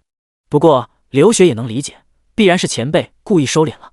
他连忙调整之前有些放松的姿态，正襟危坐，一副洗耳聆听前辈教诲的模样，看得凌晨眼皮直跳。得，既然你误会这么深，那可不能怪我。凌晨用一种老成的口吻开口说道：小丫头，你到底要干什么？这话一出，包厢里的2人心中都泛起几分异样的感觉。凌晨喊一个8阶强者小丫头，多少还是有些暗爽的。流血，前辈终于正常了，对吗？之前一直长老校长的还是这个小丫头，听着自在。前辈，流血微微抬头，表情诚恳地说道：我想跟您学剑。我就知道。凌晨在心里叹息，之前装逼是爽了，但是麻烦这不就来了吗？跟我学剑？我 TM 不会啊。若是天域之主的佩剑残魂还在，凌晨倒是无所谓，可现在别说佩剑残魂了，就连那天郁郁组里生凉也不出来了，甚至那些强大浩瀚的声音也消失了。我 TM 拿什么教你？就在凌晨因为无语陷入沉默的时候，流血倒是先开口说道：当然，前辈那边精妙绝伦的一剑必然是极为强大的技能或者技法。晚辈可以拜前辈为。停！凌晨抬手止住了流血话头。流血的话让他心头一动。有了。他看着流血淡然说道：不是我不教，是你现在还学不了，若是你真想学，等你成就王者再说吧。流血听到凌晨的话，微微有些泄气的说道：前辈，晚辈刚刚晋级8阶没多，王者还远着呢。在外人面前强大无比的血长老，此时竟然有些小女儿姿态，若是让外人看到，只怕是会惊掉下巴。然凌晨却是嘴角不易察觉的微挑，要的就是还远着呢。他之前听到别人提起过，血长老是新晋长老，也就是刘雪刚刚达到8阶没多久，距离9阶王者可不就是还远着呢。而且说不定等刘雪达到王者之前，自己就先达到了。毕竟有魂能这个 bug 级别的玩意，有天域这个无比神秘的奇迹，一切皆有可能。不过前辈你放心，晚辈会努力的。刘雪很认真的说道。在他看来，前辈说的没错啊，能一剑直接斩灭王者的剑法，可不就是要王者级才能学吗？不然8阶学会了就能剑斩王者了吗？凌晨看着刘雪如此清澈愚蠢的样子，一时间竟然有那么一丝丝不好意思。这个8阶的长老怎么感觉年纪并不大的样子？几句话就忽悠瘸了。不过既然这样的，倒是有些事情可以让他去做。凌晨目光微闪，沉声道：小丫头。第61章，一个晚上的时间变化这么大，舍许中了黑魂族的是魂术。刘雪眨巴了一下眼睛，有些疑惑地问道。之前刘雪在领主协会总部只看过活着的17人资料，却是不知道舍许是哪位。舍许就是永安高等学府死在了试炼里的史诗级。刘雪柳眉轻蹙道：前辈您的意思是？凌晨端起酒杯抿了口气，不疾不徐地说道：领主协会总部有黑魂族的人。这话一出，刘雪也立马想到了问题的关键。前辈，我明白了。凌晨满意的点了点头。你还别说，有刘雪这么一个位高权重、实力强悍的8阶强者在，很多事都很好解决了。另外，你之前做的不错。凌晨的夸奖让刘雪瞬间露出笑容。前辈放心，以后刘雪知道该怎么做了。龙城外一处偏僻而幽静的庄园里，夏新月坐桌前，将桌子上的美食不断地塞进自己的小嘴里。一个老者突然出现在一旁，看着这一幕，有些宠溺地说道：小姐，慢点吃。彭爷爷，查到了吗？彭南华摇了摇头，没有查到，不过我已经在虚网上发了悬赏。夏新月有些生气地拿起一个大鸡腿，狠狠地咬了一口，一边吃一边含糊不清地说道：那狱卒抢了我好多怪，要不是我聪明，差一点我就没到满级完成进阶。彭南华听到他这么说，眼中闪过一丝冷意，竟然敢抢小姐的怪！小姐放心，我一定会查清楚这狱卒是怎么回事。哎，彭爷爷，你说。夏新月似乎想到了什么，将鸡腿放下，神神秘秘地说道：这狱卒会不会是别的领主的？夏新月虽然有些天真，但是并不是没有脑子。如果那狱卒一上来就是3阶，那必然不可能。但是狱卒是从1阶涨到3阶去的，有这么一个成长的过程后，所代表的意义就完全不一样了。然而一旁的彭南华却是摇了摇头：小姐，不可能的，这一次参加试炼并且成功的所有人的资料我都已经看过了。小姐，你的这些未来同学里面并没有什么特殊的天才存在。以小姐你传说品质领主之心，以及觉醒的传说品质领主职业，这一届应该是这10年来整个领主学府里，小姐你的天赋都是最高的。彭南华满脸笑容看着夏新月：小姐，你必将成就顶级领主，甚至王者。夏新月没有不好意思，而是得意地扬起了小脑袋，瞬间将刚刚那些疑惑甩到脑后。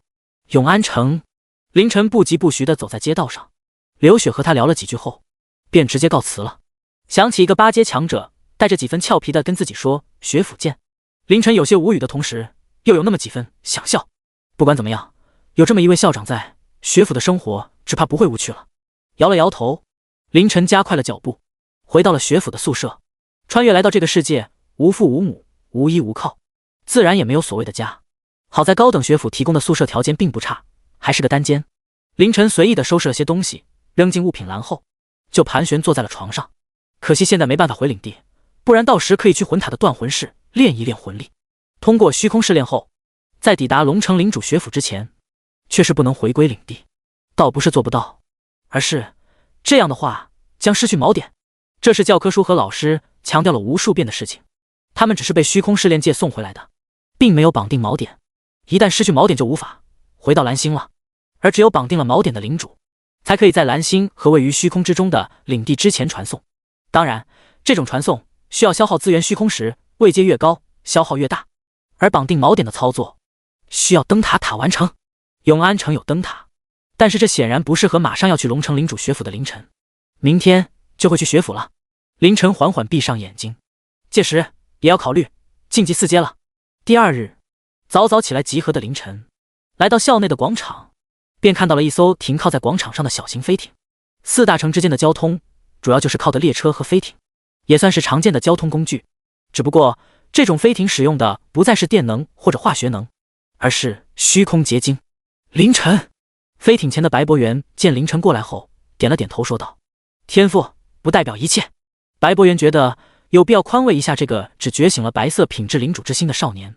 虚无浩瀚无垠，一切皆有可能，哪怕是白色的领主之心，也是有希望成就中高阶领主之位的。凌晨点了点头，眼神有些古怪的看了白博元一眼，表示了自己的感谢。多谢白老师，我明白。见自己的宽慰似乎起到了一些作用，白博元满意的说道：“他们还没来，你先上去吧，随便坐。”凌晨顺着阶梯进入到了小型飞艇内部。飞艇不大，只有10来个座位。凌晨选了个靠窗的位置坐下后，便闭目思索起来。等到了龙城之后，先去灯塔绑定锚点，回一趟领地整理一下，然后再前往虚空商行找幻宁补充一些。等等，既然已经进了领主学府，似乎没必要去虚空商行买东西了，而且还有流血在，缺啥直接找流血要。不妥，能花钱解决的事，找小丫头要，太丢我这个绝世高手的脸了。就在凌晨思索要不要去虚空商行的时候，一个身影带着一阵淡淡的香风走了过来，直接坐在了凌晨身边的座位。凌晨睁眼看去，微微皱眉，穆飞。此时的穆飞也正看着凌晨。凌晨，不介意我坐这吧？正巧此时，张元晨也情绪高涨的走进了飞艇。阿晨，白老师说你来。话才说到了一遍，张元晨便看到了坐在靠窗位置上的一男一女。10来个位置，虽然不多，但也不少啊。这两人非得挤在一起，这是绯闻成真了？之前两人不是你无视我，我无视你的吗？一个晚上的时间变化这么大，难道？张元晨轻咳一声，径直的走到了凌晨和穆飞的座位后面，占据了最佳位置后，张元晨悄咪咪的通过座位缝隙观察着前面的情况。吃瓜就得在一线。第62章，你是黑魂族的哪一位？凌晨没有管凑到身后座位的张元晨，他看着突然坐到自己身边的穆飞，语气冷淡的说道：“介意。”在他们后面一排座位上的张元晨听到这话，双眼一睁，耳朵竖起，心中更是已经在脑补了。昨天阿晨没去，穆飞也没去，他们俩一定有问题，一定是发生了什么。但是阿晨怎么还是如此冷漠？可是如此冷漠，你们还坐在一起干嘛？难道是昨晚有些不愉快？穆菲斯，难道是他们昨天晚上一起探究了人类的终极奥义，结果失败了？阿晨心有怨气，和已经脑补了无数信息的张元晨不用。穆飞握了握放在腿上的手，压下想要离开的想法，看着凌晨说道：“凌晨，你以前不是这样的，同学一场，为何如此冷漠？”凌晨皱眉的看着穆飞：“你到底想要做什么？”此时，白博元的带领下，永安高等学府剩下的3人也走进了飞艇内部。穆飞也目光灼灼的看着凌晨说道：“你如何度过试炼的？又如何达到2阶的？”2个问题让原本看戏吃瓜的张元晨面色一沉，刚刚脑补的一些少儿不宜的画面全部抛到脑后。他从后排站了起来，看向穆飞，认真的说道：“穆飞，领主协会铁律，不可窥探他人隐秘。”凌晨看向突然开口的张元晨笑道：“没事，阿晨。”随后凌晨的目光扫过刚刚走进飞艇的白博元和其他3人，估计这事大家都很好奇。其实很简单，我也遇到了狱卒，他抓走了最强的试炼怪。这句话没有引起穆飞等人的诧异，哪怕是白博元也在昨晚吃饭的时候被张元晨他们告知了这件事。至于我为何2阶，只不过是比你们早一些发现经验不足，所以亲自斩杀怪物而已。以你白色的天赋，就算狱卒。好了，白博元突然开口，语气严肃地说道：“穆飞，这不是你该问的。”穆飞闪过一丝不甘心，不过却也没有再说。白博元看了看永安高等学府的5个通过试炼的领主，沉声说道：“不要探究别人是怎么做到的，你们要做的是提升自己，让自己能做到，这才是领主该有的觉悟。而且作为一个领主，太多的好奇心和探究欲，在你们没有绝对实力之前，只会让你们葬身在虚空之路。好了，坐好，我们要出发了。”白博元身后的2人立马找位子坐下，不过都围绕在张元晨附近。2人分别是齐建文和叶浩，皆是蓝色稀有的天赋，也许是收到了家里的嘱咐，2人极为刻意的和张元晨攀谈着：“张哥，等到了领主学府，我们永安高等学府的面子就靠你了。估计他们也没几个2阶，张哥必定轻松镇压。”“哼，有2阶又如何？张哥觉醒的领主职业可是传说品质。”张元辰有些不好意思地挠了挠头，谦虚道：“你们难道忘记这次还有一个传说集领主之心的天才吗？好像就是龙城的。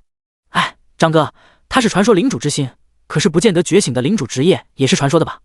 对啊，领主之心又不会对领主自己有什么增幅。张哥，比如能轻松镇压他。”相比后排的热闹，坐在前排的凌晨和穆飞却是一言不发。飞也不知为何，穆飞并没有起身离开，就这样坐在了凌晨边上的座位。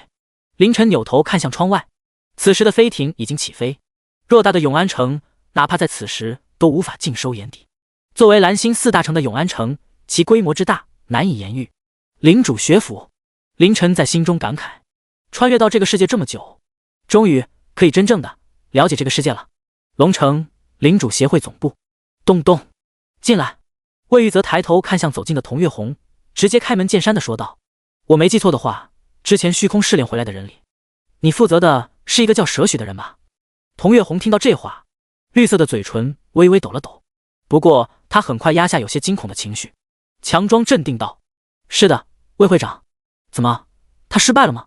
魏玉泽双手交叉放在办公桌上，看着童月红道：“对啊，他失败了。”童月红眼神闪动了一下，被他的噬魂术控制的蛇许身亡，他当然知道，只是魏玉泽叫我来，就因为蛇许死了。童月红心中升起几分警惕。魏会长，当时我可没有敷衍，该交的交了，该给的给了，他失败死了，也不能怪我吧？魏玉泽挑了挑嘴角，露出一个意味深长的笑意。是啊，不该交的也交了，不该给的也给了。听到这话，童月红浑身一僵，他强装镇定地说道：“魏会长，我没明白你的意思。”呵呵。魏玉泽交叉在桌上的手猛地一握，无数金色的线条凭空出现，线条速度极快地交织在一起，形成了几条粗壮的绳索，仿佛有灵性一般，将童月红牢牢地困住。魏玉泽已经坐在椅子上，眼神冰冷地看着逐渐显露出原本样子的黑魂族血红，却是不知道你是黑魂族的哪一位？我魏某人可曾认识？而此时的另一头，端木还有些绝望地看了看左右，突然之间，整个总部所有人都被叫来了这个广场，而且一个好似金钟的巨大光幕笼罩了整个总部。端木海微微叹了口气，他们必然是有所察觉了，就是不知道奇迹假面的伪装能不能让我熬过去。就在这时，一声佛号响彻整个广场，一个7、8岁模样的小男孩突然出现在广场中。随着小男孩的出现，一股强大威压席卷全场。蓝星领主协会会长半步王者佛童，这位几乎不露面的半步王者在现身后，没有一句废话，抬手轻轻朝下一敲，仿佛敲击木鱼一般，一声清脆声音响起，一道金色的光圈砰然炸开，速度极快地扫过全场。在端木海绝望的眼神中，被光圈击中后的自己身形开始变化，原本人类的皮肤也开始出现一块又一块的甲片，奇迹假面施加在他身上的伪装彻底消失。第63章出道学府即将开启的虚界塔。占地面积极大的领主学府并不在龙城内，而是在龙城外不远处。比起龙城的热闹繁华，领主学府倒是幽静很多，只不过今日的领主学府还是很热闹的。门前广场里，一个巨大的石碑前的空地上聚集了上百领主学府的学生。听说了吗？这一次虚空试炼通过的人数才17人。昨天虚网闹翻了，17人啊，都凑不齐一个班吧？这重要吗？我只关心他们会不会因为人少而得到更多的初始学分。你想多了，人多人少和初始学分有什么关系？你傻呀，之前初始学府是按照试炼内的功勋值排名发放的，我们那次通过了100多人，前10人的学分高达10点，就算第17也有5点啊。啧，学校应该不会这么大方吧？毕竟1点学分能换1块虚空石了，谁会拿学分换虚空石啊？有毛病吧？嘿，比喻懂不懂？100人来七嘴八舌的，极为热闹。而人群之前，一个写着迎新处的小桌前，马武明微微皱眉，似乎对身后人群里讨论的学分问题有些不悦。偏偏这时候，他身边的陈诚有些好奇地问道：“明哥，你是学生会副主席，有没有什么消息啊？”“什么消息？”“就是他们说学分啊，他们到底会发多少？”马武明斜了他一眼后说道：“不该问的别问。”“哎，这有啥不能问的？”陈诚有些无聊地扒拉了一下头发。“明哥，一会要是有漂亮的学妹，不要和我抢。”马武明没有说话，但是一旁另一个学生开口道：“你在想屁吃？”“对啊，一共就17个人，漂亮学妹才几个啊？”“哼，这是第一次负责迎新的人比新生还多的吧？马武明听到这话，嘴角抽搐了一下，回头扫了一眼。此时他的身后最少聚集了100来号人，其中一大半都是来看热闹的。但是就算如此，也有20来人是他安排过来迎新的。鬼知道这次新生只有17人啊！马武明有些无语。昨天没上虚网的他，到了这里才知道这个消息，竟然没通知他。这群家伙！马武明斜了一眼身边的陈诚，然而陈诚此时突然有些兴奋地抬手指向天边。他们来了！马武明眉头一挑，朝那边看去，一艘小型飞艇正破开云层朝这边驶来。来了来了！不知道有没有漂亮学妹？呵，我要帅气的小狼狗！广场上的人群也看到了飞艇，瞬间更为热闹了。马武明皱眉回身喝道：“安静，注意纪律。”作为学生会副会长，又是3阶领主，马武明还是有些威望的。很快，人群安静下来，而小型飞艇也在这时停在了广场之上。在100来人的目光注视之下，白博元当下出现，随后便是张元辰和齐建文、叶浩2人。他们的出现让人群中热切的眼光消散了不少，直到穆飞的出现，一双又一双火热的目光顿时亮起，齐刷刷的聚焦在了穆飞身上。不得不说，作为永安高等学府公认的校花，穆飞的身段而颜值，在领主学府也是很能打的。学妹，漂亮的学妹，大哥，行好，让我来带领吧。一边去，这种极品学妹是我的。几个学生会的学长已经有些按耐不住的朝穆飞跑去。而此时，凌晨也走出了飞艇门，修长而挺拔的身姿，加上英俊的容貌，让原本十分淡定的学姐们也开始了双眼放光。然而还没等他们有什么动作，白博元开口道：“你们随我来。”说完，带着凌晨等人朝着石碑而去。马武明有些无语的看着那些激动的家伙，没好气的说道：“你们急啥？忘记他们到学府后要先绑定锚点吗？”石碑前，白博元指了指10米来高、通体漆黑的石碑，开口说道：“这便是灯塔，你们先上前触碰，绑定锚点。”凌晨等人朝前走去，石碑很大，5个人倒也不急。凌晨将右手按在石碑之上，就收到了来自领主之心的信息：“是否绑定锚点？”是。一道光芒闪过，凌晨明显的感觉到领主之心和眼前的石碑产生了某种联系，所以现在我可以随时回领地了。凌晨眼中黑芒一闪，一天没回去了，也不知道如今领地是什么情况。白博元见5人绑定完，开口说道：“明天上午8点，7号楼一教室集合，不得缺席。你们跟着学长学姐去办理入学手续吧。”白博元话音一落，早就跃跃欲试的学长学姐们一拥而上。不过他们的目的都很明确，穆飞身边的人最多，全是极为热情的学长正在自告奋勇，而张元辰身边也有不少人，男女都有，不过却相对克制礼貌一些，甚至不少带有几分巴结讨好之意。而凌晨这边也有不少学姐聚焦，不过他们在争执了一小会后，一个扎着马尾辫、英姿飒爽的学姐走到了凌晨前：“凌晨同学，跟我来。”入学手续并不复杂，在这个名为郑文佳的学姐带领下，很快就办完了。随后便在凌晨有些疑惑的目光中来到一处院门前：“这里就是你的住所了？”凌晨看了看眼前的小院，小院不大，100来平米的样子，其中一半的空间被一间小屋占据。虽然小了点，但是这种独立的院落却是也安静自在。林学弟，这是学府最基础的宿舍，等你学分达到一定程度后，就能换更高级的住所了。当然，这都是以后的事了。郑文佳掏出一个手机晃了晃：“领主学府的地图我已经发给你了，我的号码你也有，要是有什么事，随时打我电话。”郑文佳将手机揣进兜里：“等你能上虚网了，我们再加虚网的好友，到时候就方便很多。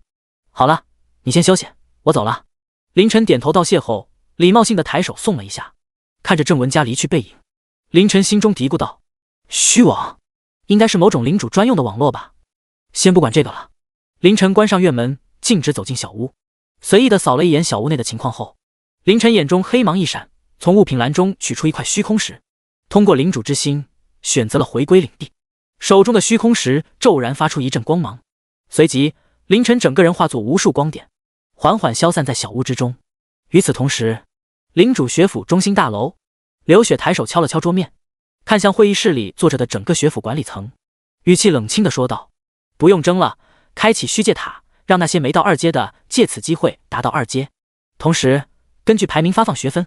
至于你们说的领主职业的天赋检查，等他们闯完虚界塔。”第64章，短暂回归领地，被围观的凌晨。浩瀚无垠的虚空中，凌晨的领地里，艾莉诺安排完领地的工作后，并没有去魂塔修炼，而是来到了领主大厅前。这里原本是一处空地，也是凌晨思索的时候拿着树枝在画写的地方。艾莉诺就坐在这，双手托着腮，愣愣出神。应该做点什么呢？艾莉诺有些迷茫的自语。她已经达到3阶满级30级了，去修炼室增加经验没用了，而没有元力的她去断魂室也没啥用。加上如今不在虚空试炼界了，也没有怪物袭击了。安顿完领地，艾莉诺一时间有些无聊了，也不知道领主什么时候回来。然而就在这时，领主大厅中的石柱微微一颤，无数光点溢散而出，最后汇聚在一起，形成了一个人形。凌晨抬手看了看熟悉的领主大厅，感慨道：“回来了，领主！”一道身影飞奔来，直接撞入了他的怀里。领地情况如何？凌晨笑着抬手在艾莉诺的头上揉了揉，一切安好。倒是我走后发生了什么？艾莉诺从凌晨怀里起来，开始讲述起了当时的情况。两人一边说着，一边朝领地边缘走去。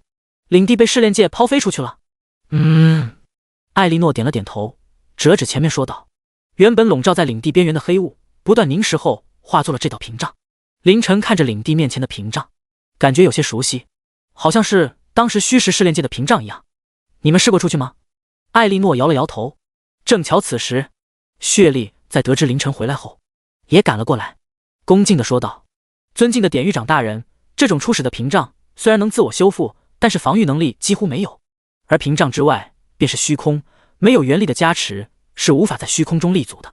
在踏入虚空的一瞬间，便会彻底迷失。”听到血莉这么说，凌晨便打消了派狱卒去试试的想法。虽然狱卒能复活，但是也需要消耗魂能啊。凌晨看了看血莉，开口问道：“你啥时候能恢复到4阶？”血莉思索了一下后，恭敬回道：“尊贵的典狱长大人，有了您那神奇的魂塔修炼室和断魂室的帮助，我很快便能重回4阶，大概30天左右。”你现在的任务就是全力恢复到4阶，去吧。是。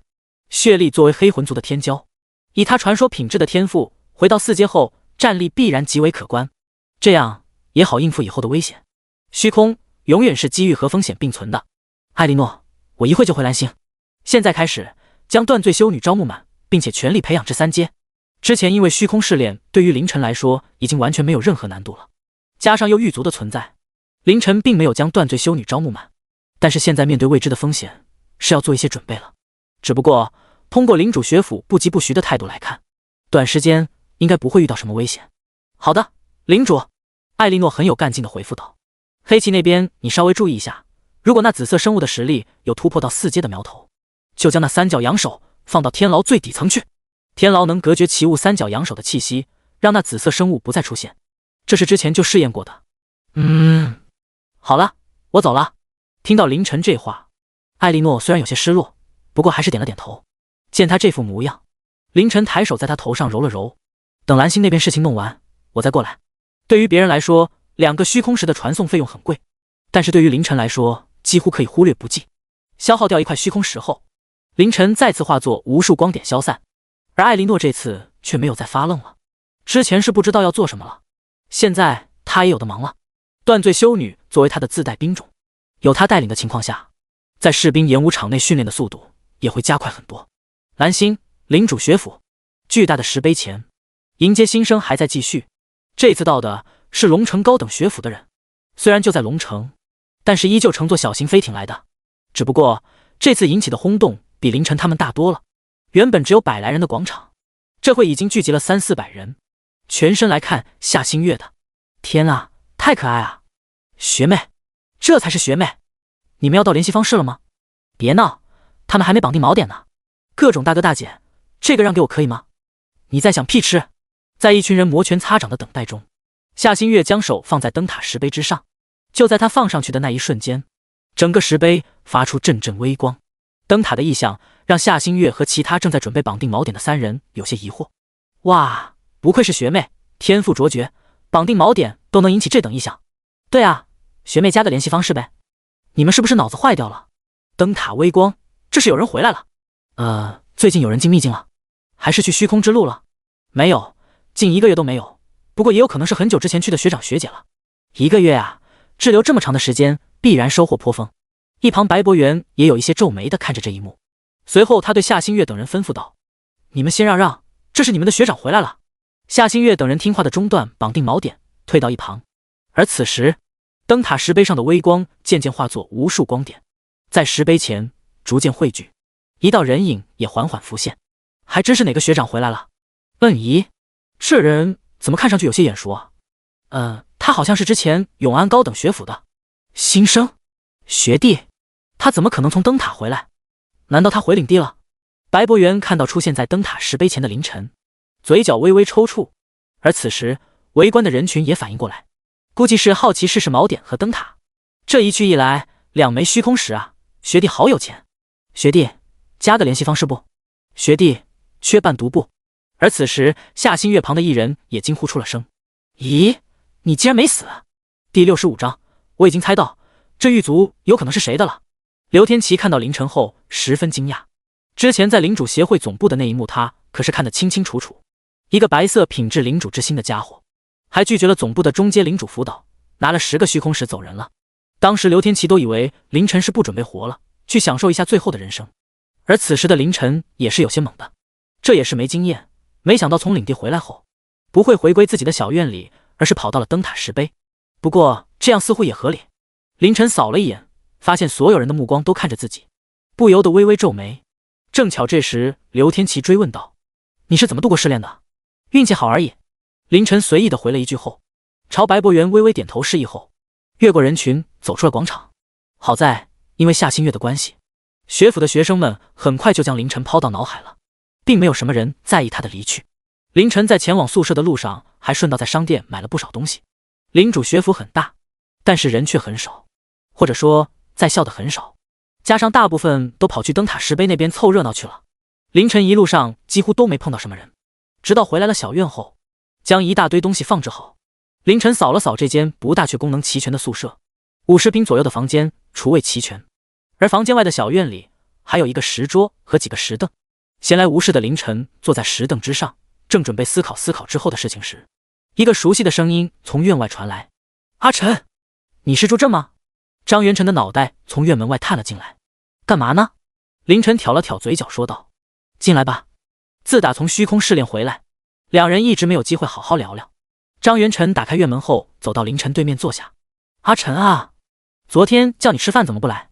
还有，你是不知道这学府里的物价高得吓人。”张元晨似乎想起了什么，说道：“你还有钱吗？可千万别用虚空结晶换钱啊，划不来。没有的话，我给你。我现在可是富得流油。”凌晨笑了笑，看向自己这个唯一的朋友，并没有回答他的问题，而是问道：“你觉醒了传说品质的领主职业？”张元晨面色一正，认真的点头：“偏防御的职业，不错。”凌晨笑着说道：“领主嘛，防御像的挺好的。”张元晨看着表情如常的凌晨，心中却是感慨一声道：“阿晨，如果你一直藏，反而更容易引起注意。”往日一直嬉皮笑脸的张元晨，这回却是极为认真。“你刚刚这样，不把传说职业当回事的样子，容易露馅。”听到这话，凌晨神色一动，看来自己这个朋友应该是猜到了点什么呀。不过，凌晨微微皱眉沉思，他说的没错，太平庸反而不好。可是自己原本白色的领主之心突然变成神话，这没办法解释啊。咦？凌晨看着眼前的张元晨，眉头微挑。蓝色稀有品质的领主之心却觉醒了传说品质的领主职业，那自己白色普通品质的领主之心觉醒个神话品质的领主职业，好像也不过分吧。凌晨嘴角微挑：“你说的对，元晨，多谢提醒。”张元晨见凌晨明白了自己的意思，也是松了口气。不过阿晨啊，狱卒。张元晨顿了顿，思索了一下后，有些谨慎的开口道：“帮助过我的狱卒，来历太过神秘，人族强者应该会探查一下这狱卒的来历吧。而且那狱卒的实力竟然是从1阶开始，最后到3阶的，如此有成长潜力的试炼怪物。”张元晨看着凌晨一字一句的说道：“若是能收服就好了。”凌晨没有说话，他在思量，张元晨都能想到的事，只怕很多人都能想到吧。所以之前穆飞一直追着自己，问自己怎么通过试炼的，想必他也是有些猜测。不过凌晨笑了笑，说道：“也许狱卒不是试炼里的怪物呢。虚空浩瀚，一切皆有可能，再遇到狱卒，也不是不可能。凌晨话音刚落，一个清脆的女声从一旁传来：“狱卒。”随后，一个小小的脑袋从院墙伸了出来，让凌晨和张元晨皆是一愣，因为这人他们都认识，那个金色传说的天才夏星月。夏星月见两人看过来，吐了吐舌头，解释道：“不是我偷听，我就住隔壁，而且你们的声音也不小。”凌晨嘴角微微抽搐了一下，原本对这个宿舍很满意的凌晨，突然有些想换更好的了，因为和现在一间并着一间不同，更高的房子不但院子更大，间距也更大。夏星月身体一跃，来到凌晨的院子里，然后问道：“我可以过来吗？姑娘，你是不是搞错了顺序？”凌晨无语，不应该是先问吗？你都过来了，还问啥？不过来了正好。凌晨眼神微微闪烁，夏星月也是这次参加虚空试炼的人，而他的领地也是最早一批被狱卒寻到的，正好听听他的看法。凌晨抬手示意道：“欢迎。”夏星月也是毫不客气，小跑过来坐在了凌晨旁的石凳之上，还有开口问道：“你们也遇到狱卒了吧？他是不是也抢你们的怪了？”凌晨以为自己听错了，问道：“抢怪？”夏星月愤愤不平地点了点头。那狱卒专挑贵的下手。凌晨不得不说，这妮子的脑回路有点东西。夏星月见两人不说话，突然压低声音，神神秘秘地说道：“我跟你们说，我怀疑那狱卒不是试炼怪物，很有可能是别的领主的。”听到这话，凌晨和张元晨皆是心中一沉，见两人似乎被这句话震慑到了，夏星月极为得意：“你们是不是没想过这个可能？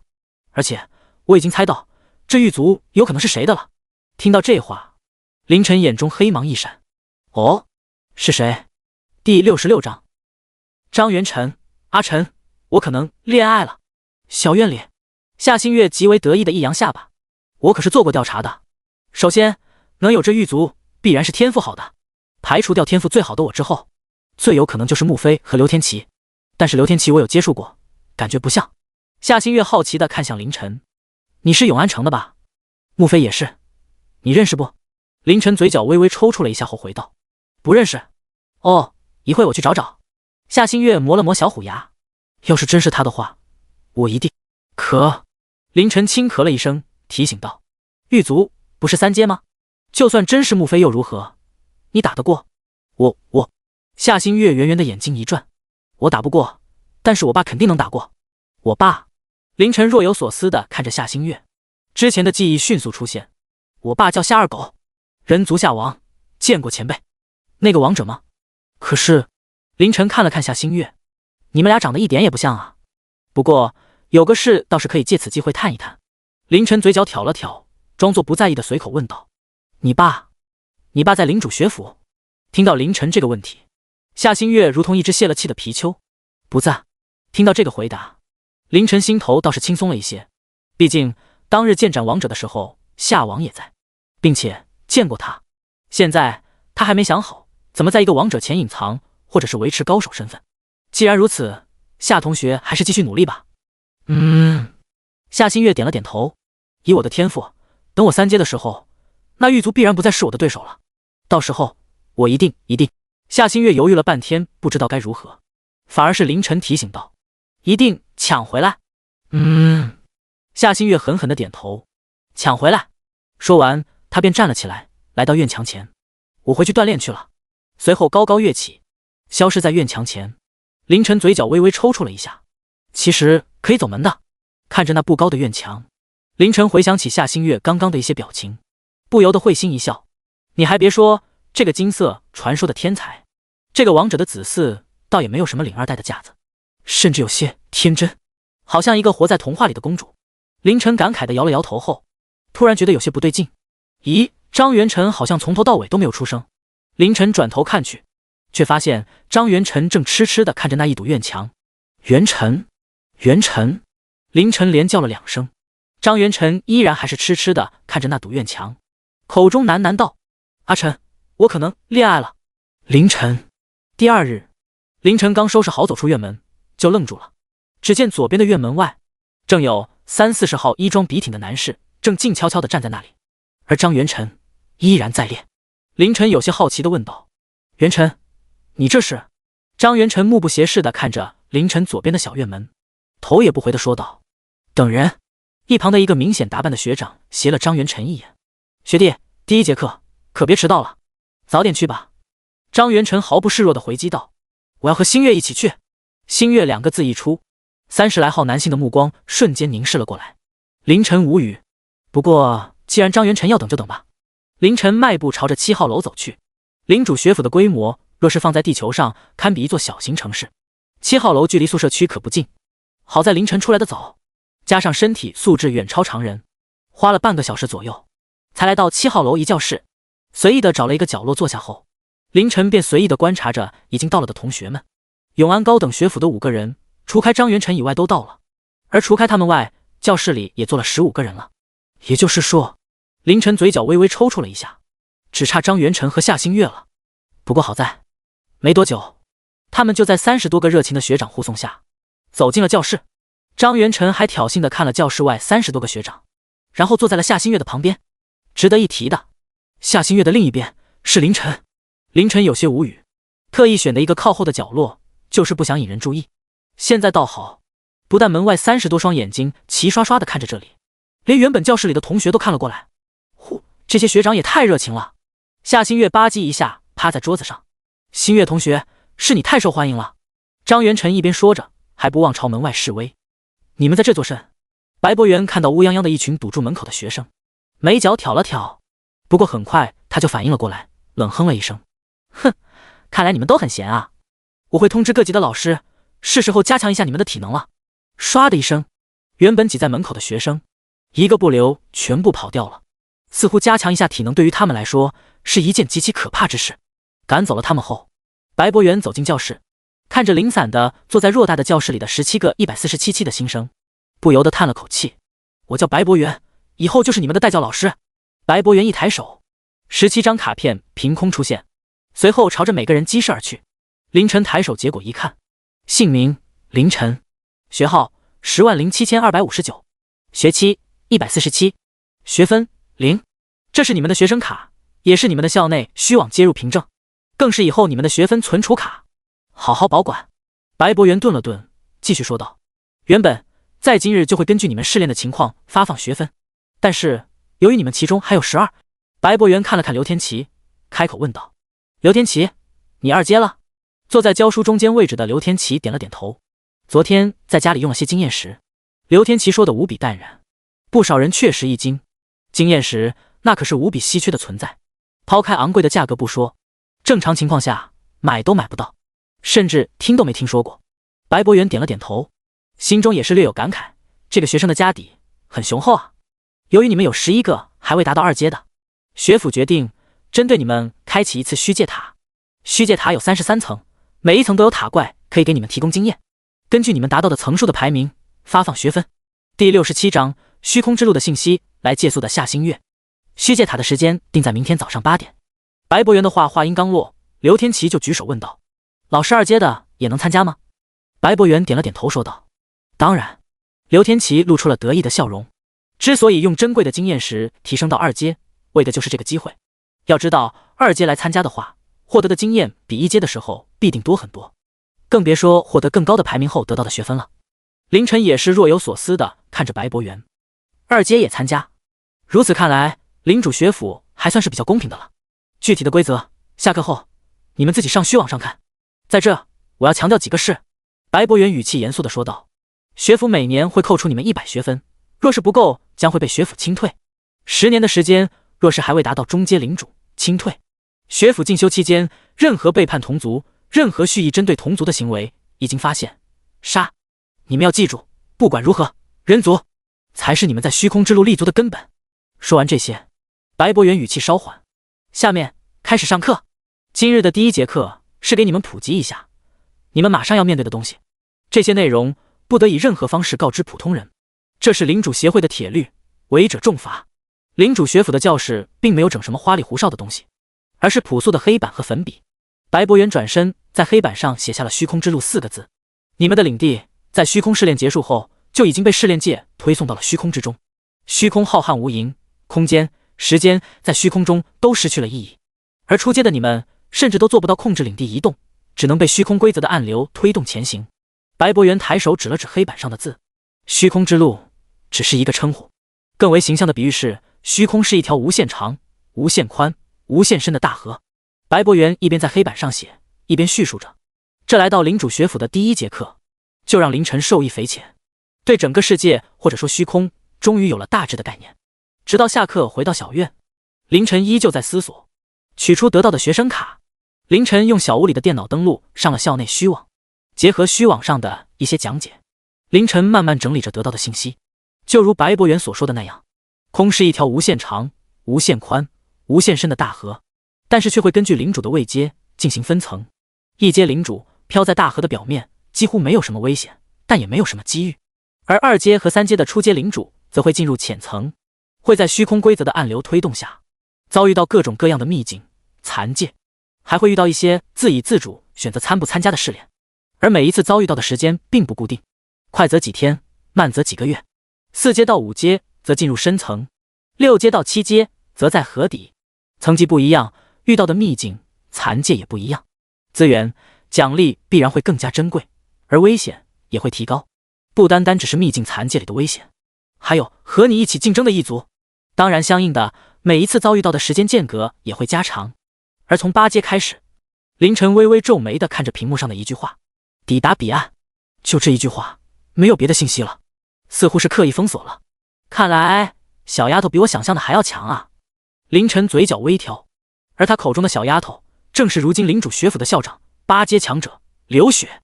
其实8阶的信息倒是可以问他，只不过一来这样很会掉马甲，二来没啥必要。就算是对于凌晨8阶，确实还是有些遥远的。明天的虚界塔的规则也要查一查。凌晨正要搜索，屋外就响起了一个熟悉的喊声：阿晨，干嘛呢？凌晨有些无语地打开房门。元晨，你不去追你爱情，跑我这来做甚？张元晨叹了口气道：人太多，挤不进去。凌晨愣了一下，朝旁边望了一眼。好家伙，比早上的人好多，看来真的换个地方了。这原本安静的宿舍，快变成旅游景点了。外面人太多，小院内明显不适合说话。凌晨便带着张元晨进了屋。刚一进屋，张元晨便开口说道：我加你好友，你怎么不同意？好友？凌晨愣了一下，随后在张元晨的指点下，才发现了校内虚网的好友栏。刚一打开，就是滴滴声不断，无数条好友申请弹出。张元晨愣了一下，随后有些酸意地说道：阿晨，你什么时候认识这么多学姐了？那数不清的好友申请大多是女性发来的，我怎么知道？凌晨翻动着页面，好不容易找到了张元晨的。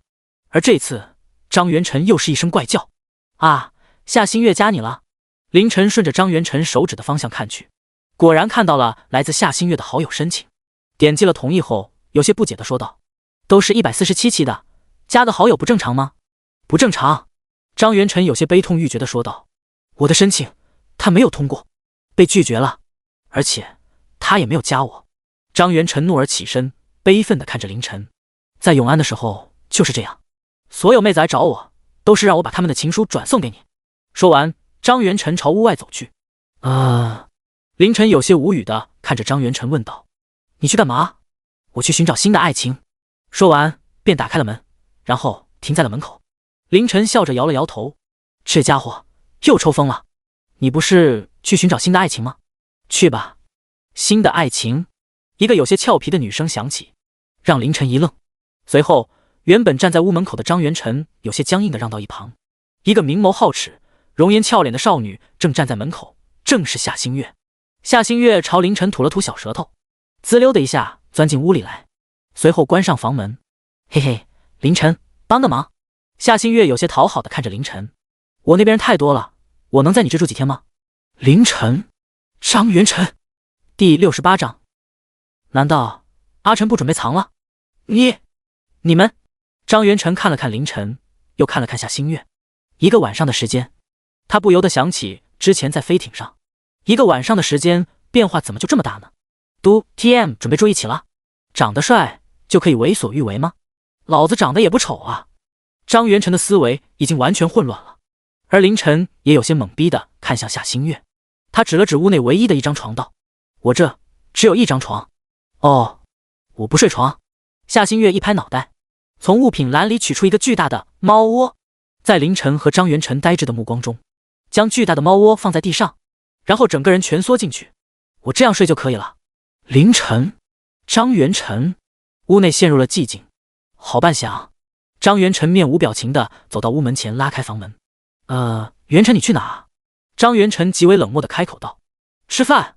一听到这话，夏新月的小脑袋从巨大猫窝里钻了出来，第一次看向了张元晨，双眼发亮地说道：可以给我带点吗？张元晨，留宿自然不可能真的留宿。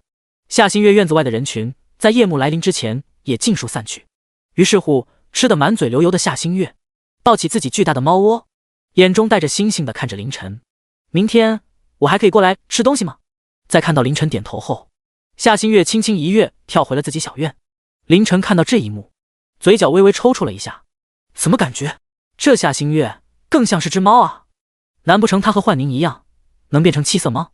而一旁的张元晨则是面无表情地看着这一幕。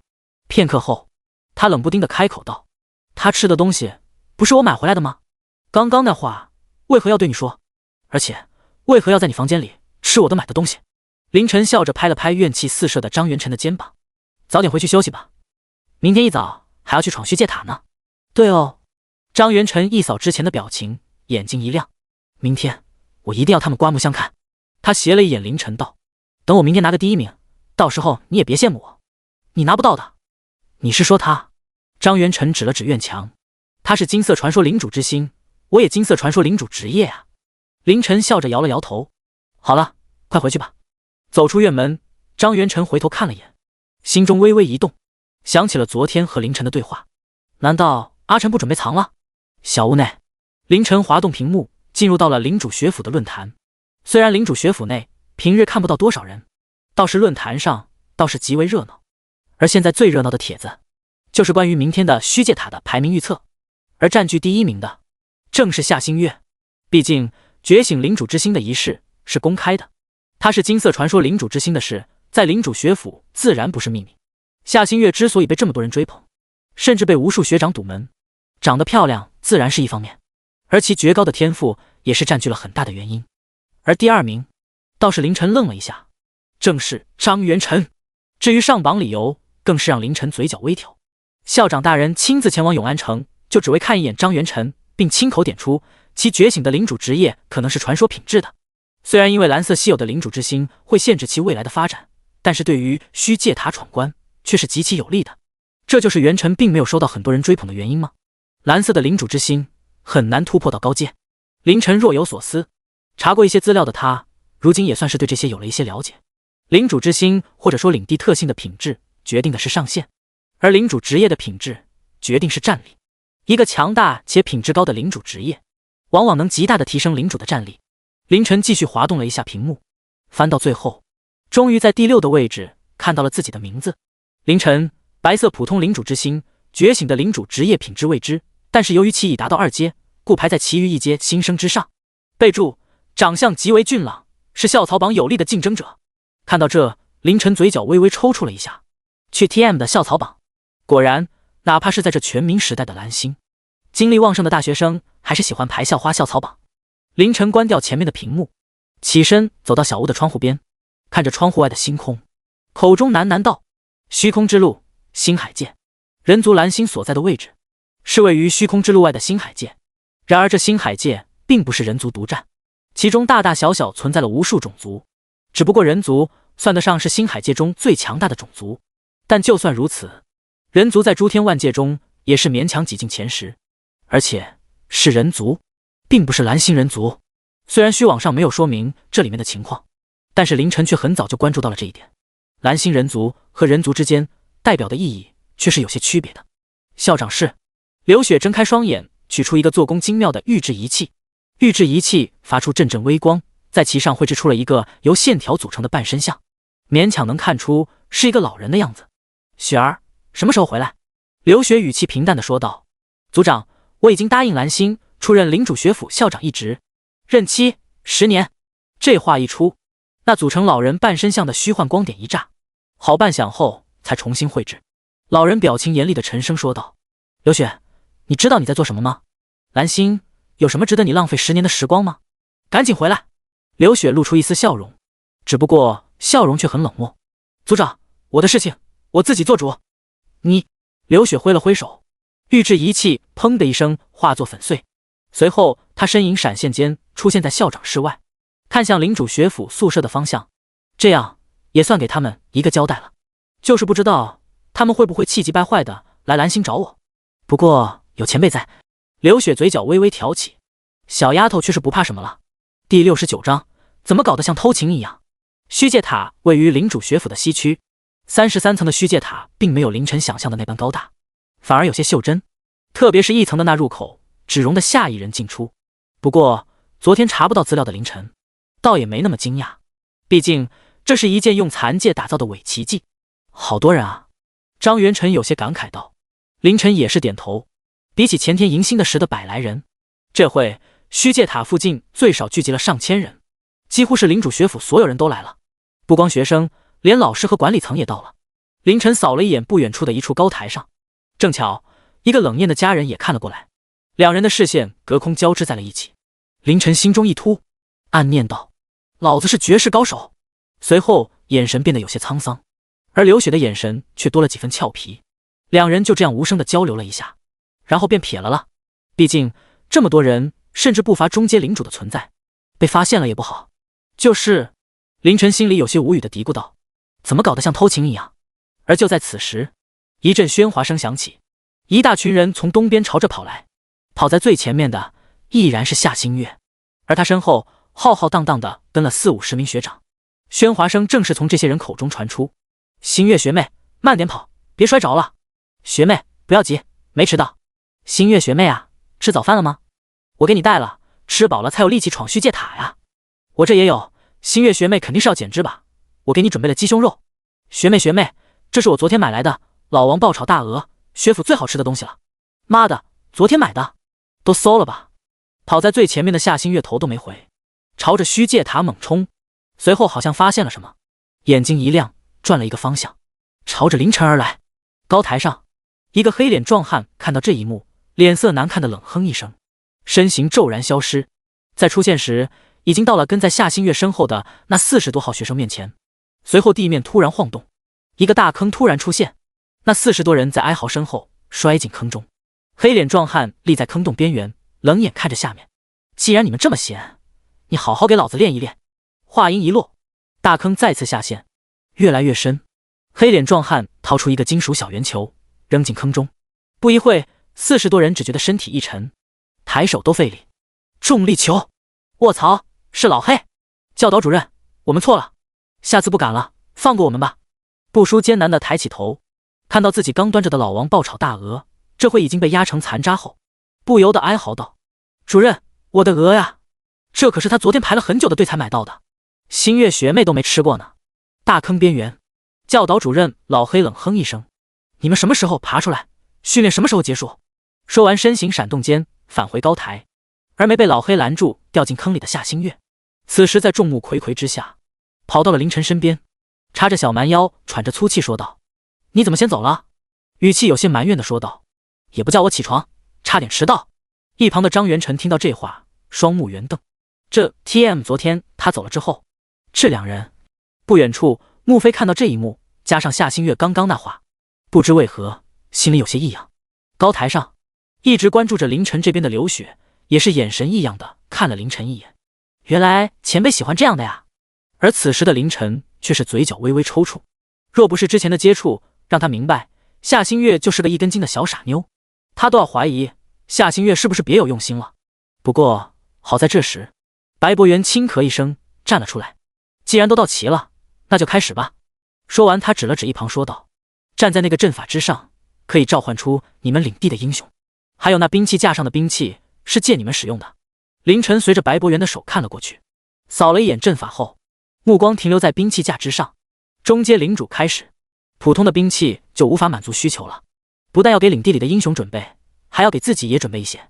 而这种兵器一般都是带着一些特殊效果的，只不过要中阶领主才能使用。其实凌晨双眼微利，不是要中阶领主才能用，而是要使用原力才行。白博元见所有人的目光都看向兵器架，解释道：虽然这些兵器你们无法发挥作用，但是也比你们空手好。凌晨看了一眼高台之上，正巧看到刘雪正带着几分笑意看着他，那眼神的意味仿佛在说：前辈，我连剑都给你备好了，快夸我吧。凌晨又转头看了看兵器架之上，那有一柄浑身锈迹斑斑的古剑。好了，你们先去将英雄召唤出来。白博元一挥手，给每人发了一枚虚空石。英雄的品质，你们领主之心的品质，还有你们觉得的领主职业的品质，这些是可以公开的信息，而且这些也将获得你们在学府进修的期间所能获得的培养资源。解释完后，白博元点名道：夏星月，你先去。夏星月挠了挠头，开口问道：只能召唤一个吗？白博元一愣，随后极有深意地看了夏星月一眼，再次挥手给了他一枚虚空石。夏星月接过后也不犹豫，直接来到阵法中。随着2枚虚空石的消散，一道极为浓郁的金色光柱升起。片刻后，一个尖儿女人和一头硕大的白虎走出了光柱。看着两人身上浓郁的金色光芒，聚集在外围的人群不断响起惊呼之声。传说品质的英雄，还是2个。白虎人族可以召唤兽系英雄，看来这次第一必然是夏星月了。废话，2个传说品质的英雄啊，这夏星月在初阶领主这个阶段几乎是横扫了。哼，万一他觉得的领主职业垃圾呢？高台上，老黑看向刘雪，恭敬地问道：校长，他就是？刘雪点了点头。夏王之女。第70章，黑色光柱，神话英雄。夏星月乃夏王之女，这个在领主学府的管理层也不算什么秘密。老黑点了点头道，却是不知他觉醒的领主职业是什么品质。阵法旁，夏星月看着2道熟悉的身影，极为高兴，蹦了起来，直接跃到了白虎身上。大白！白虎警惕地看了看四周的环境，沉声说道：领主，敌人！不！夏星月从白虎的毛茸茸的脖颈里抬起小脑袋，指了指一旁的33层虚界塔，随后翻身骑上白虎，兴奋地喊道：大白，我们冲！白虎无奈地朝虚界塔而去。尖耳女子警惕地观察了一下四周的环境后，也跟了上去。然而偌大的白虎蹲在小巧的虚界塔门前，有些无奈地说道：领主，我好像进不去。白博元见状连忙说道：拿出你的学生卡，插在门柱上。夏星月照做，随后虚界塔门前出现一道光幕。夏星月极其兴奋地喊道：月姐，帮我拿一下那个斧头。随后骑着白虎跃进了光幕。尖耳女子走到兵器架旁，拿起兵器架上体积最为庞大的巨斧，也跟着进了光幕。随后光幕消失，但是塔门之上却是出现了夏星月的名字，名字上还有一条线正直直的朝着塔身向上蔓延。哪条线就代表排名？张元辰有些好奇地问道。白博元点了点头，你到几层，线就会到几层。好了，张元辰到你了。我？张元辰指了指自己，不过很快就兴奋地点头，朝着阵法装置跑去。不一会，一道紫色的光柱出现，一个长胡子壮汉走了出来。高台上，老黑开口问道：校长，他就是您特意去永安城观察的天才？算是吧。老黑眼中闪过一丝疑惑。蓝色稀有品质的领主之心，紫色品质的英雄，就算觉醒的领主职业是金色传说的，也不至于让校长亲自前往看一眼吧。不过老黑也不可能当着刘雪的面这么说。张元辰从兵器架上挑了一柄长刀，回头跟凌晨打了个招呼后，便带着长胡子壮汉走进了虚界塔门。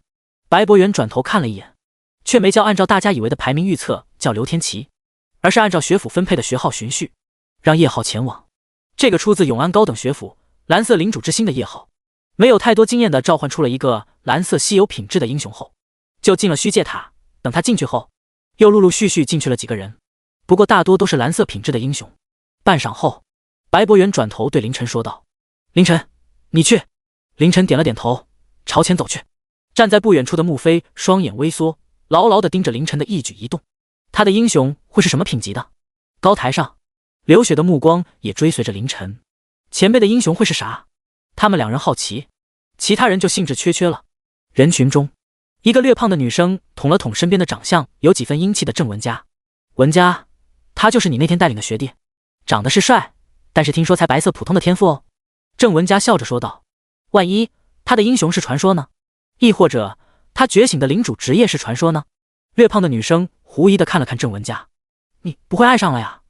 这有可能。郑文佳随意地回道。万一呢？万一？咦，郑文家愣了一下，因为那阵法装置上出现了一道前所未有、浩瀚无边的光柱，比起之前夏星月的召唤时的光柱更为磅礴，但是却不是金色的，那是一种各种色彩汇聚在一起，却有浓烈到了极致的黑色的光柱。这是啥？黑色是什么品质？听都没听说过呀？难道不会吧？高台上，老黑面露震惊之色，口中喃喃道：“神话品质？但是神话品质不应该是彩色吗？为何是黑色？”而同样在高台之上的刘雪却没老黑那般震惊，反而是有些理所当然。一个剑斩王者的强者，一个神话品质的英雄，怎么了？至于为啥是黑色，刘雪不由得想起那日包裹着凌晨的黑色元力，那种能带给他极强压迫感的元力，估计是前辈教了自己英雄什么上古的修炼方法吧。好羡慕啊！不过刘雪心中一动，难道前辈不准备隐藏身份了？高台下，穆飞看到这光柱，心中不由得泛起几分突如其来的苦涩。他现在总算知道，为何凌晨一个白色普通的天赋能成功度过试炼，并且还达到2阶了。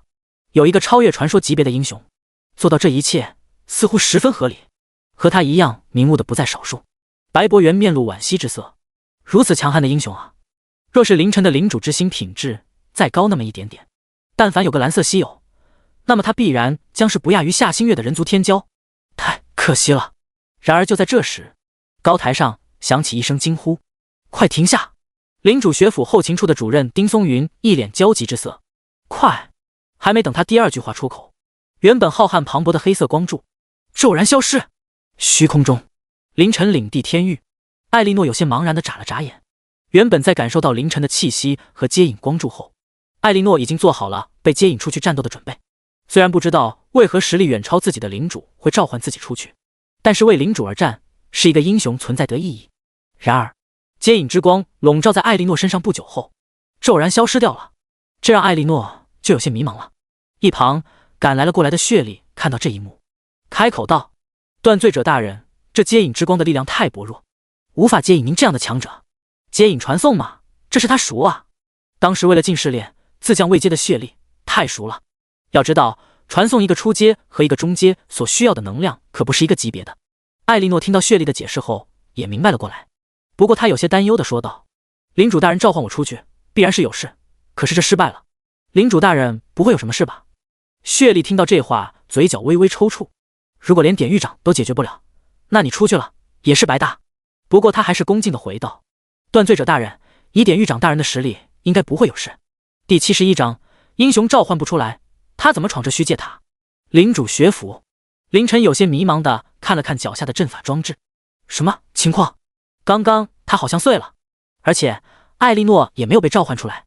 高台上，刘雪转头看向后勤主任丁松云：“怎么回事？”丁松云苦着脸说道：“校长，这接引阵法毕竟不是领地里那种类似出征台一样的建筑，他能跨越虚空接引的英雄不能太强。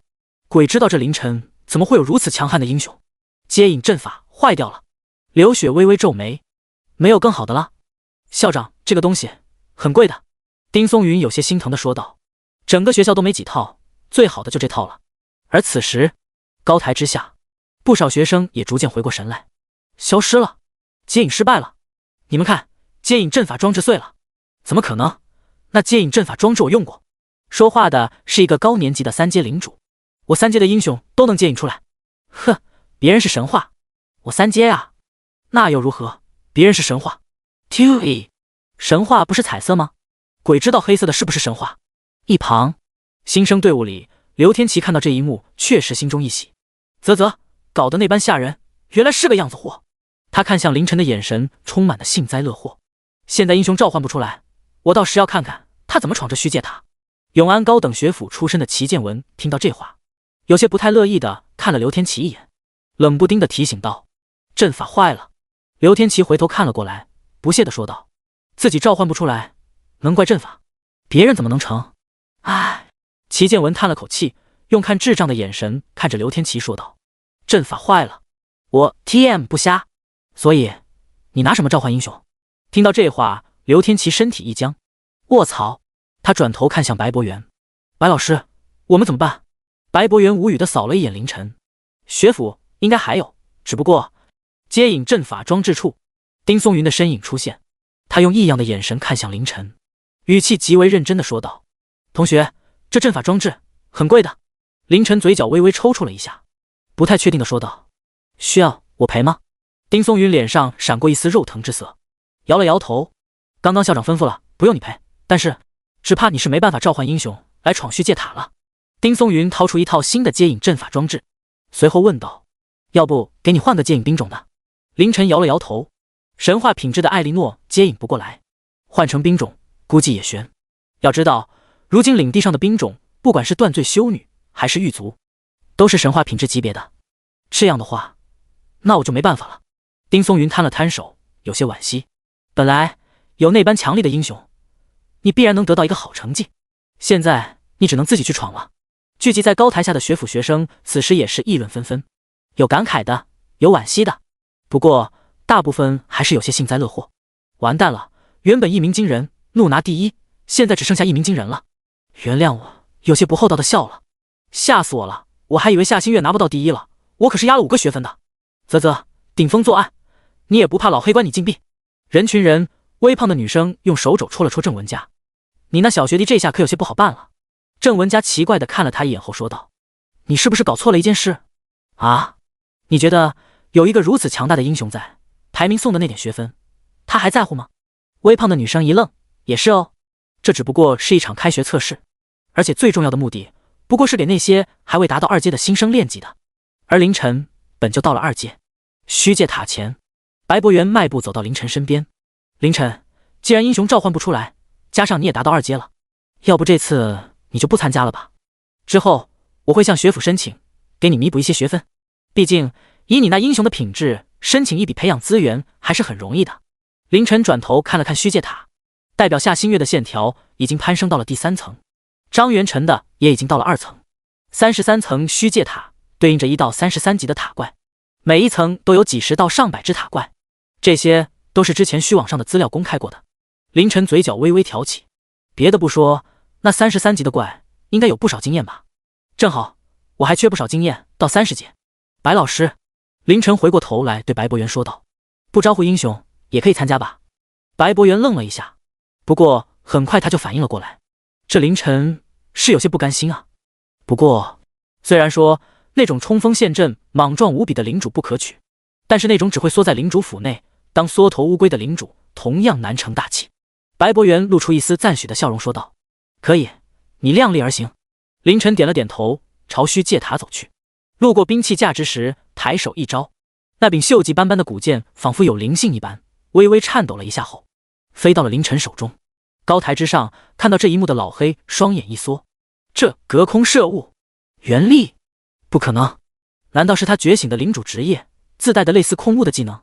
嘶，一般有这种技能的领主职业品质可不低啊。同样注意到这一幕的不在少数，不过皆是实力深厚的老师和学府管理层。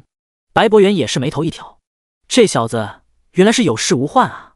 凌晨握着锈迹斑斑的古剑来到虚界塔前，挥手间将学生卡插入，看着出现在眼前的光幕，凌晨脚步顿了顿，转头看向高台，留下一个略有深意的眼神后，迈步走进了光幕。高台之上，刘雪身体微微一僵，心中有些慌，刚刚前辈那眼神不会是在怪我吧？而高台之下，看到凌晨走进了虚界塔后，聚集在此的学府学生却是沸腾了。第72章，凝气古剑，2剑1层。他在做什么？我操，进去了！英雄都没召唤出来，难不成他准备自己闯虚界塔？他才2阶吧？2阶领主不带英雄，有什么战斗力可言？哎，挑啥不好？挑那古剑，那剑我借用过，毛用都没有。你说他能到第几层？没英雄，估计10层都难。还好我没在他身上下注。虚界塔前，刘天琪看到这一幕，确实很高兴。之前凌晨那召唤英雄的威势，让他以为自己前3都进不去了。要知道，家里为了自己能得个好名字，可是花费了不少代价。那经验值老值钱了。要是前3都进不去，学分什么的都不说，面子不过去啊。他们老刘家最好面子了。刘天琪，该你了。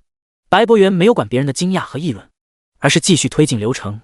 刘天琪点头，一甩中分的头发，走到接引阵法装置前，不一会便升起一道紫色的光柱。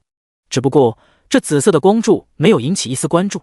这会的学府学生们正在激烈的讨论凌晨的英雄到底是不是神话品质，以及凌晨到底能闯到多少层。这让被完全无视了的刘天琪莫名的有些烦躁。自己也很屌的好不？紫色史诗英雄啊！你们有多少人有？怎么 TM 就没人关注了呢？而此时众人议论的中心，虚界塔内的凌晨正观察着塔内的情况，看着极为宽阔的场地和场地里正朝这边冲来的百来虚幻人形塔怪，比我想象的还要大上不少。虽然在外面虚界塔看上去有些袖珍，可没想到进来后却极为宽广，而且凌晨还是第3个进来的，每一个进来的好像都进入了不同的空间一样，不会相遇，没有管正朝自己冲来的塔怪。凌晨抬手查看其刚刚从兵器架取来的古剑，然而却没有得到任何信息。难不成是坏的？不应该啊！凌晨微微皱眉。正巧此时塔怪已经临近，凌晨随意的抬手一挥，体内的魂力随着他的动作运转，注入到了那古剑中。古剑剑身上的锈迹瞬间变得明亮起来，一块又一块的锈迹好似连接在了一起，形成了一道又道玄妙而复杂的纹路。与此同时，一道剑气在凌晨这一挥之下迸发出去，将原本已经临近的塔怪直接斩成了灰飞。而且剑气去势不减，一级的塔怪在碰到他的一瞬间皆化作灰飞。一道剑气将百来只塔怪几乎斩尽，无数光点朝着凌晨汇聚。经验加2，经验加2。凌晨挑了挑眉，经验不错呀，比虚空试炼的怪物还高1倍。随后他又抬起古剑看了一眼，而此时的古剑终于显露出响信息：装备凝气古剑，品质4阶史诗，属性小幅加强元力破坏力 50%， 技能凝气斩，消耗元力形成剑气冲击前方。4阶史诗装备。凌晨仔细打量了一下，装备最低的位阶便是4阶，一般只有达到中阶领主后才会接触并使用。凌晨再次一挥凝气古剑，这次只用了一丝极少的魂力，但是依然斩出了一道剑气。虽然剑气较为薄弱，可是对付那一级的塔怪确实足以。虽然只是史诗级，但还是挺好用的。剑气扫过，剩下的一级塔怪也全部化作了灰飞。凌晨也通过出现的光幕，出现在了第2层，依旧是2剑，收获500点经验后，第3层2剑，第4层还是2剑。几级的怪，在面对比普通4阶还要强上一些凌晨，没有一丝还手的余地。这一波又一波的，让凌晨仿佛在玩割草游戏。难怪别人说中阶和初阶之间的差距比初阶和普通人之间的差距还要大。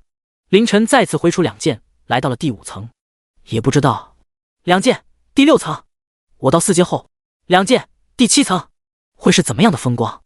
还是2剑第8层？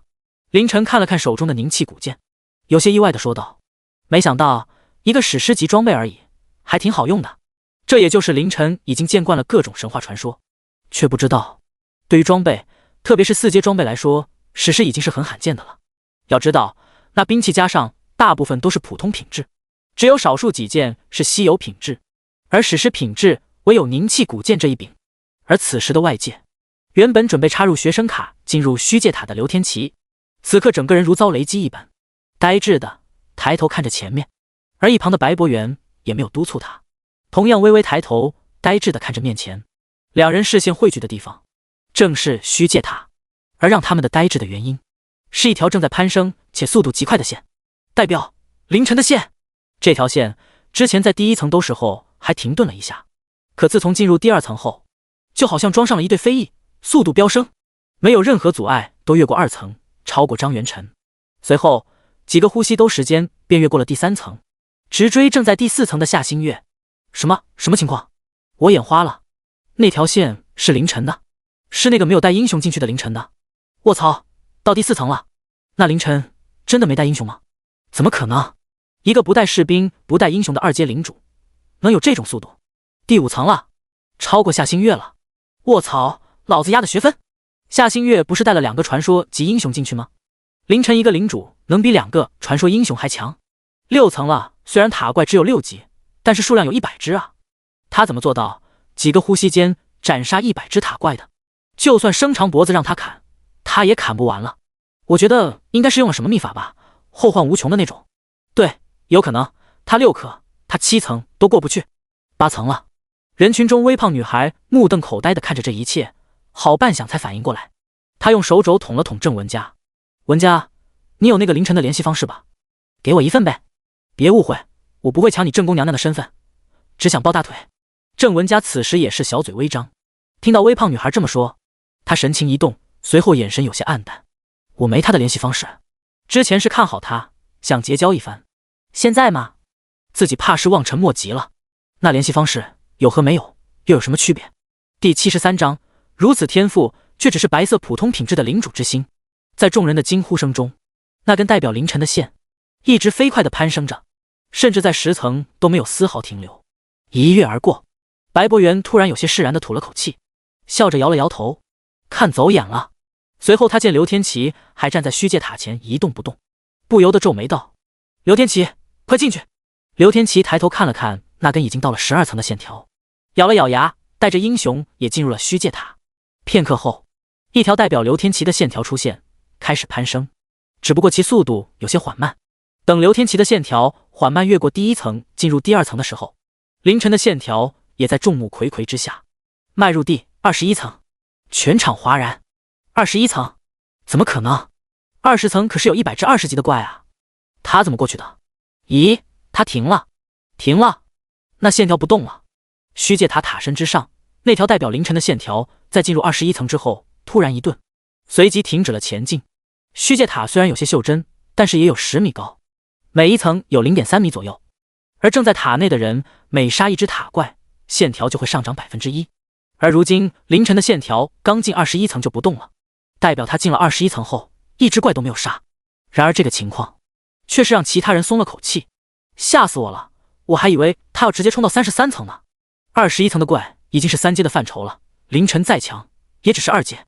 你们是不是忘记了，他是领主啊，一个没有带英雄和士兵的领主，闯到21层已经很可怕了好不？我感觉凌晨觉醒的领主职业只怕是传说品质吧。肯定是，而且肯定还是偏向战斗类的领主职业，确实，要不然怎么会如此凶猛？哎，我突然有些替凌晨惋惜，强大的可能超越传说品质的英雄，加上最少传说品质的领主职业，但是却是白色普通品质的领主之心。你别说，还真是我，可惜啊，虽然他战力强悍，但是白色的领主之心注定了他的未来啊。若是他能有传说级，不就史诗级，估计我蓝星也能出一位王者了。是啊，卧槽，他到22层了。人群中不断响起的惊呼声让正在安排剩下的新生进虚界塔的白博元也愣了一下。他抬头看去，只见之前明明在21层纹丝不动的线条，不知是冲到了22层，而且又是在刚到22层的位置一动不动。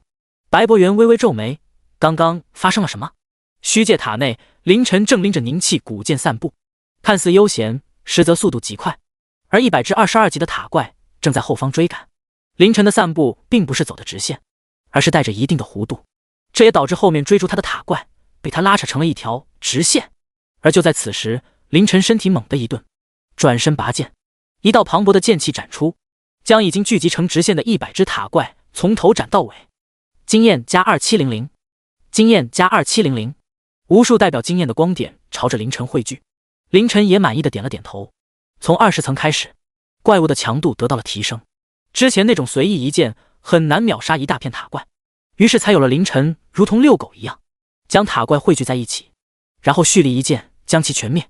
这样看似费时费力，但是却很节省魂力，毕竟之后的怪物会越来越强，特别是30层之后的4阶塔怪。凌晨进入光幕，传送到了第23层，看来较为分散的100只23级塔怪，凌晨又开始了遛狗的操作。中阶和初阶之间的差距还是很大的，还有悠着点慢慢来吧。然而凌晨还不知道，他此时所谓的慢慢来给塔外带来了多大的震撼。刚刚是我眼花了吗？那线跳着走的24层了，这凌晨是要逆天啊！妈的，不用想了，他肯定是这次的第一了，必然的。我现在倒是很好奇，他究竟能走到哪一步？怎么，难不成你还认为他能通关？要知道30层之后可是中阶的塔怪，这虚界塔的最高纪录就是31层吧？也许他能破纪录。高台之上，教导主任老黑突然开口道，塔身记录线会跟进塔怪被杀的数量而上涨，这种跳跃式的增加只有一个可能，凌晨用了什么办法一次性秒杀了那一层所有的塔怪？老黑的话让高台上的所有人都陷入沉默，能在这的几乎都是中阶领主。对于这种一次性秒杀100只怪，他们自然也能做到，只不过需要使用中阶特有的元力。但是凌晨不是才2阶吗？刘雪看着虚界塔的目光也多了几分流彩。一剑斩灭100只怪吗？对于前辈来说，似乎算不了什么。他的脑海中不由得出现了那日在虚空界外，凌晨前辈斩杀王者的那一剑。高台上，后勤处长丁松云突然开口强调道，而且他还没有带英雄和士兵，独身一人。老黑双眼一眯，若有所思地转头看向刘雪。校长，您去永安是去看着凌晨的吧？这话一出，高台上不少人都是一脸原来如此的表情。是啊，堂堂8阶强者，新任的领主学府校长，会因为一个可能觉醒了传说领主职业的张元晨特意走一趟永安城？那个明显天赋更高，而且还是王者子嗣的夏星月，也没讲校长有什么特殊的关照啊。但是如果是去看凌晨，却是有些道理了。应该不管是凌晨之前那枚召唤成功、疑似神话品质的英雄，还是如今强悍的不像话的自身实力，都足以让凌晨成为学府这一届最有天赋的学生了。只不过没等刘雪说什么，老黑却是突然叹了口气，如此天赋却只是白色普通品质的领主之心。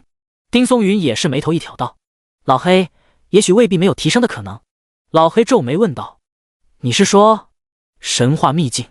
这话一出，高台之上的所有人都看了过来，老黑更是眉头皱得更深。你知道神话秘境的消息？丁松云双手一摊，我怎么可能知道？还有，你们这么看我干嘛？我这只是提出一个可能啊，有希望总比没有好。也是，老黑看向虚界塔，此时代表凌晨的那条线已经到了29层，若是能将领主之心的品质提升到传说，我蓝星人族或许真的能出一位王者级领主了。第74章通关虚界塔。由于凌晨碾压式的领先，让这一次的新生排名失去了很多悬念。穆飞带着自己的英雄默默来到虚界塔前，看着那已经到30层的线条，微微的叹了口气。纵使他再如何想，也不会想到凌晨竟然如此强。要知道，之前被誉为这一届最强天才的夏星月，此时才到第11层，而那个试炼结束后被众星捧月的张元晨，如今也才到第8层。领主默默看了看发愣的领主问道，需要先将木甲战士召唤出来吗？不用。穆飞从兵器架上取了一柄长枪，深深的吸了口气后，朝光幕走去。在进去之前，穆飞抬头最后看了一眼那达到了30层的线条。若是但是我没有做出划清界限的举动，也许……穆飞握枪的手猛地一紧，不再犹豫，跨进了光幕。而此时，那代表凌晨的线条，再也在众人的惊呼声中进入了31层。而这一次，线条总算不再是像之前那样停滞不前后跃进，而是缓慢坚定地上涨着。虚界塔内，凌晨挥动凝气古剑，剑身划过前方的虚幻人影，将31级的塔怪斩杀。面对4阶的塔怪，凌晨并没有再使用凝气古剑挥出的剑气，而是注入魂力激发古剑剑气后含而不发，锋利的剑气在古剑剑身上环绕。如此使用不但节省魂力，杀伤力也更强，只不过就是得比较费力的一一斩杀。倒不是凌晨不想用剑气成片的斩杀，而是达到了4阶的31级塔怪，比起30级来说强悍了很多。那虚幻的人体外冒出了些许类似魂力和元力的能量，仿佛护体真气一般，让塔怪的防御力强悍了很多。至于攻击力，凌晨握着古剑朝前一刺，将一个靠近的塔怪头部刺穿。塔怪的攻击力如何，凌晨还真不知道，因为靠近的塔怪还来不及展开攻击，就被凌晨斩于剑下了。4阶好像也不过如此。凌晨抬手将一个靠近的塔怪削成2截，不过也正常，毕竟这只是相当于士兵的普通怪而已。凌晨抬起左手，直接按在了一个塔怪的头上，掌心内魂力吞吐，将塔怪的头泯灭成灰灰。失去头颅的塔怪化作无数光点，融入到了凌晨体内。不过这经验还是很客观的，31级的塔怪的经验达到了 1W5， 这一层能得到的经验也达到了 150W。 凌晨嘴角微挑，还有32和33层，虽然可能不足以让他升到30级，但是却也差不了多少了。4阶快了呢。就在凌晨在虚界塔内愉快的练级时，塔外原本有些吵闹的声音全部消失了，所有人都凝视着那条缓慢坚定的上升着的线条，看着它慢慢爬升到了32层。破纪录了！凌晨究竟是什么妖怪？神话，绝对是神话品质的领主职业。除开偶然冒出的几句惊叹以外，剩下的人，包括高台之上的学府老师和管理层，依然沉默地凝视着线条。而此时，虚界塔门口出现一道光幕，让所有人都是心头一跳。失败了！一个人影有些狼狈地从光幕中逃了出来。叶浩有些后怕地回头看了一眼光幕，直到光幕消散，才松了口气。100只怪物啊，太可怕呀！好在我到2阶了。叶浩站起身来，正准备高兴呢，却发现所有人都只是扫了自己一眼后便转移了目光，而且为啥都不说话，这么安静。他是在凌晨之前进去的，并不知道后面凌晨的事，所以在叶浩随着众人的视线回头看向虚界塔身时，整个人都愣住了。32层，这叶浩顺着线条朝下看，最终看到了凌晨的名字。凌晨，叶浩陷入呆滞。同是永安高等学府的凌晨觉醒领主之心的时候，他可是在现场。白色的领主之心啊，32层，怎么可能？然而叶浩的惊讶并没有影响线条攀升的速度，在众人大气都不敢喘的紧张凝视下，代表凌晨的线条越过32层的虚界塔身，而进入到33层之后，线条攀升的速度不降反升，以极快的速度达到了塔顶。这一瞬间，原本寂静无声的虚界塔平台响起了无数惊叹之声。通关了！天啊，没想到竟然真的有人通关。上一次快毕业的3阶满级学长也只达到了30层啊。4阶的塔怪还是100只，他到底怎么做到的？高台之上，老黑长长的吐了口气。校长，我们应该给这位凌晨同学一些什么奖励呢？丁松云脸上的震惊之色还未消散，但是听到了奖励2字之后，立马转头说道：奖励？什么奖励？不是给学分吗？还有，凌晨同学弄坏了一副接引阵法装置，那玩意的造价高达200虚空石。老黑有些不理解的看向丁松云。铁公鸡，这一届只有17人，没必要这么抠吧？别人怕老黑，丁松云却是不怕。他瞪着双眼看向老黑。我抠？我不抠，学府还能运作得下来？而且我节省下来的可有一丝一毫尽我自己带。老黑无语。别的不说，这后勤主任丁松云从不贪腐的人品还是人尽皆知的。就在这时，刘雪突然开口道：就把那柄剑给钱凌晨同学吧。差点将前辈2字脱口而出的刘雪继续说道：另外准备一个虚网建筑图纸给他。丁松云张了张嘴，最后在老黑的眼神暗示下还是点头道：是。虚网建筑图纸价值也不低啊。虚界塔内斩杀完33层最后一个塔怪后，凌晨看了看升级经验，满意的点了点头。这次虚界塔一共得到了接近700W 经验，距离升到30级只差300W 了，看来要考虑一下回领地进阶4阶了。不过现在，凌晨看了看面前的光幕，先出去再说。第75章，对了，还没问你到第几层了。无边无际的浩瀚虚空，死寂是永恒的主题。然而凡事总有例外的时候，原本平静的浅层虚空突然泛起阵阵涟漪，随后浅层虚空的某处出现一道又一道的裂痕，随着裂痕越来越重，似乎某种屏障无法再支撑，砰然炸开，一个正在寂灭的世界降临了。世界毁灭，堕入虚空，这是十分常见的事情。然而这一次却有了一些变换。原本残界在堕入虚空后，会从浅层开始，路过深层，最后停在底层，随后在底层被高阶强者先行搜刮一波，然后慢慢回到深层被中阶再收割一波。如果此时的残界还未崩解，才会回到浅层，这也就是初阶领主很少遭遇到残界的原因。但是这一次，这刚刚进入浅层的残界却是不知为何不再继续深入了，就这样停留在了浅层。虚空之外，几道缥缈的目光也注视了过来，还是新生阶段就坠落了。呵呵，这残界我神族要了。姐，多少年了，终于又出现一个完整的世界核心了。哼，虚空规则的指引是2等能操控的，你们流淌在浅层的族人有几个出彩的？似乎在响应这话一般，原本平静的浅层虚空突然开始流动起来，而一些原本静静漂浮着的领地也突然开始移动，而方向正是刚刚坠入浅层虚空的残界。凌晨穿越光幕走出虚界塔，发现所有人的目光都聚焦在自己身上。不过这倒是意料之中，其实昨天张元辰的话让他明白一个道理，一味的隐藏反而容易暴露，真真假假才更为隐蔽。只要不暴露自己的领主之心从普通品质变成神话品质不就行了？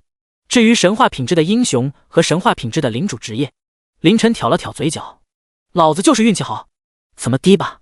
白博元眼神复杂的看向凌晨说道。凌晨，稍等一下，等他们都出来后，统一测试一下领主职业的品质。高台下的近千学府学生，此时没有一个人离开的。原本大多数只是来看个热闹，看看谁会是这一届新生里的最强者。然而现在，最强者已经揭晓了，毫无疑问的必然是通关了虚界塔的凌晨。但是他们却更加不想走了，因为他们也想知道凌晨的领主职业到底是不是神话级。而这时，高台之上的教导主任老黑没忍住，开口问道：凌晨，你的领主之心真的是白色普通品质？凌晨眼中闪过一丝异色，可还没等他说什么，一旁的白博元开口道：我就是负责永安高等学府的接引人，他觉醒的领主之心确实是白色。听到这个回答，老黑无比疑惑地叹了口气，可惜了。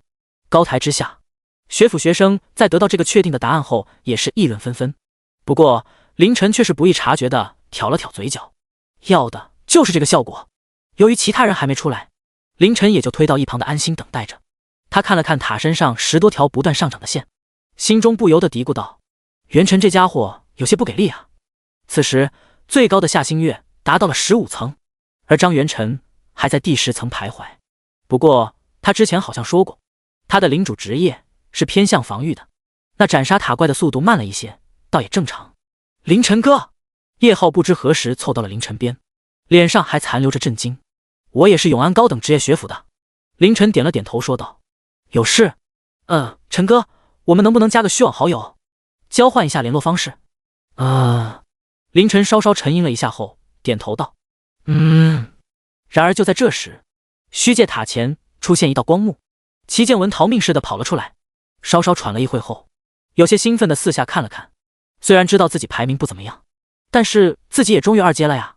当齐建文看到叶浩和凌晨后，脸上的表情更为开心，小跑到2人边上，一把拍在叶浩肩膀上：哈哈，你们比我出来的还早啊。浩子，你闯到第几层了？叶浩带着几分苦笑道：8层，也不错。齐建文在叶浩肩膀上又拍了拍：也就比我低1层，你到2阶了吧？见叶浩点头，齐建文又看向凌晨：凌晨，你不是2阶吗？怎么也出来的这么早？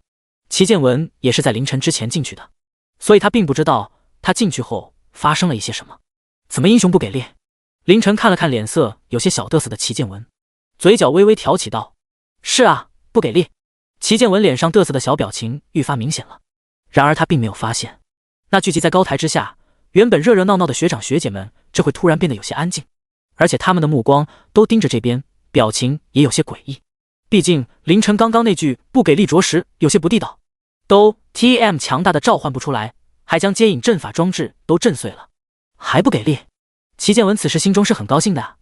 凌晨堂堂一个2阶，比自己晚进去，还比自己先出来，啧，估计他不单单领主之心的品质不行，连英雄的品质也不行啊。齐建文笑着对凌晨安慰道：也没事，反正你都2阶了，那塔怪啊越到后面越强，我之前8层差点就挂了，还好老子机智进了9层，还趁机杀了不少9级的塔怪，我都快11级了。齐建文越说越兴奋，而一旁的叶浩表情也越来越诡异。高台之下，不少学府学生已经忍不住笑出了声，不过大家都极有默契的用手捂住，没有暴露。高台之上，老黑看了看还在不断吹嘘的齐建文，眉头微微皱，这孩子脑子有点不好使。和他一样想法的可不在少数。白博元看了看齐建文，附在身后的手不知何时已经握成了拳头。齐建文也是他的学生啊。白博元有点忍不住，想让他好好感受一下来自带教老师的爱了。对了，齐建文说了一通之后，有些好奇的看向凌晨，还没问你到第几层了？第76章，传说轻响，神话长鸣。不行了，我快忍不住了。噗呲，嘘，给老子憋回去。安静，安静。齐建文的你几层的问题，让高台之下的人群有些难以保持平静。不过还好，此时的齐建文也没有关注那边，而凌晨也是眼神怪异的看着齐建文说道：33层。齐建文点了点头，然后有些疑惑的说道：啥？3层？你2阶怎么可能踩？一旁的叶浩着实看不下去了，提醒道：建文是33层，13层。齐建文愣了一下， 33层。他回头看了一下虚界塔，没记错的话，虚界塔一共就33层吧？你通关了？然而不用等凌晨回答，高台之下的学长学姐们却是乐疯了。哈哈哈哈！你听我说，9层的怪老厉害了，乐死我了！在一个通关33层的人面前，说自己如何英勇的通过了8层。齐建文转头看了看聚焦在高台之下的人群，又看了看凌晨。好吧，已经不需要再确定是不是自己听错了。齐建文嗖的一下，身影速度极快的闪到了一个无人的角落。太丢人了！叶浩见状也是无语，不过他还是凑到凌晨面前解释道：“陈哥，建文只是平日里喜欢小嘚瑟一下，但是他品性不坏。”凌晨点了点头，的确如此，不然的话，那齐建文现在就不是蹲在角落画圈圈，而是怨恨的看着自己了。一番闹剧过后，参见虚界塔的人陆陆续续的从光幕中走出，最后一个出来的是张元晨，他以16层的成绩位居第3名，而第2名自然是夏星月，19层。他们2人出来后就来到了凌晨身边，只不过2人都没有像刘天琪一样询问凌晨的成绩。张元晨是有些迟疑，他不确定凌晨是不是像他想的那样，而夏星月他没空，这回正在拿着不知道从哪弄来的鸡腿津津有味地啃着，甚至还问身边的凌晨：“你吃不？”凌晨最终抽搐了一下，摇头拒绝了。夏星月也不在意，继续津津有味地啃了起来。刚刚拎着那么大的一柄斧头砍塔怪，可累了呢。白博元走了过来，深深地看了凌晨一眼后开口道：“人到齐了，我们去中塔。”中塔距离这边并不远，和虚界塔同处一片园区，而位于园区中央的高台上的学府老师和管理层都不需要挪步。那上千聚集在高台之下的学府学生亦是如此，这是每一届的新手入学的传统了。中塔测领主职业品质，只不过这次多了一项闯虚界塔。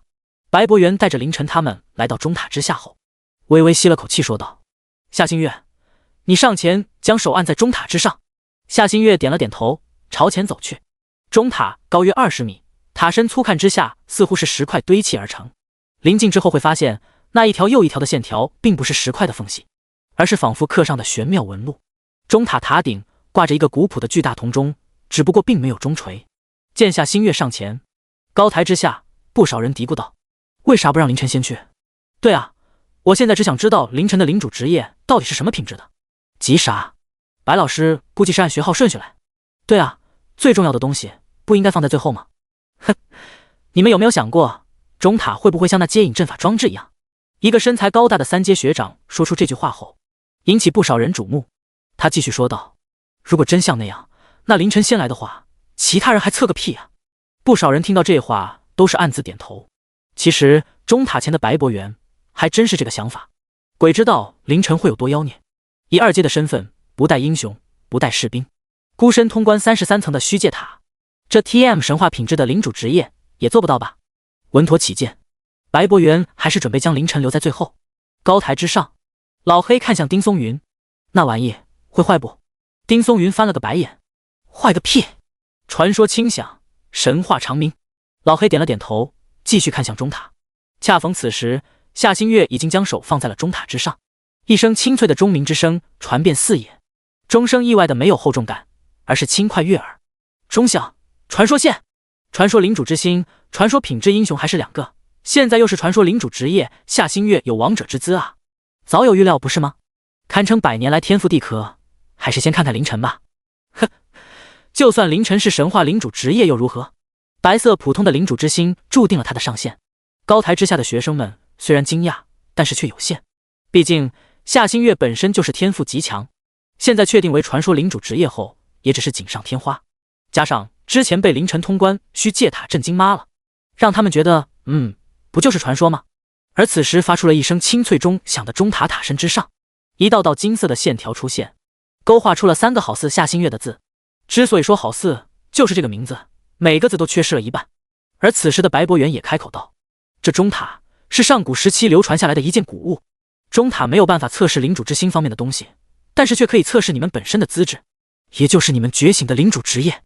传说轻响，神话长鸣。”其余不会有反应。听到白博元的话，悄悄躲在一旁的齐建文撇了撇嘴：“既然这样，还测个屁啊！别说他这个稀有品质，就连史诗品质的领主职业，钟塔都不会有什么反应。”而此时的白博元丝毫明白他们在想什么一样。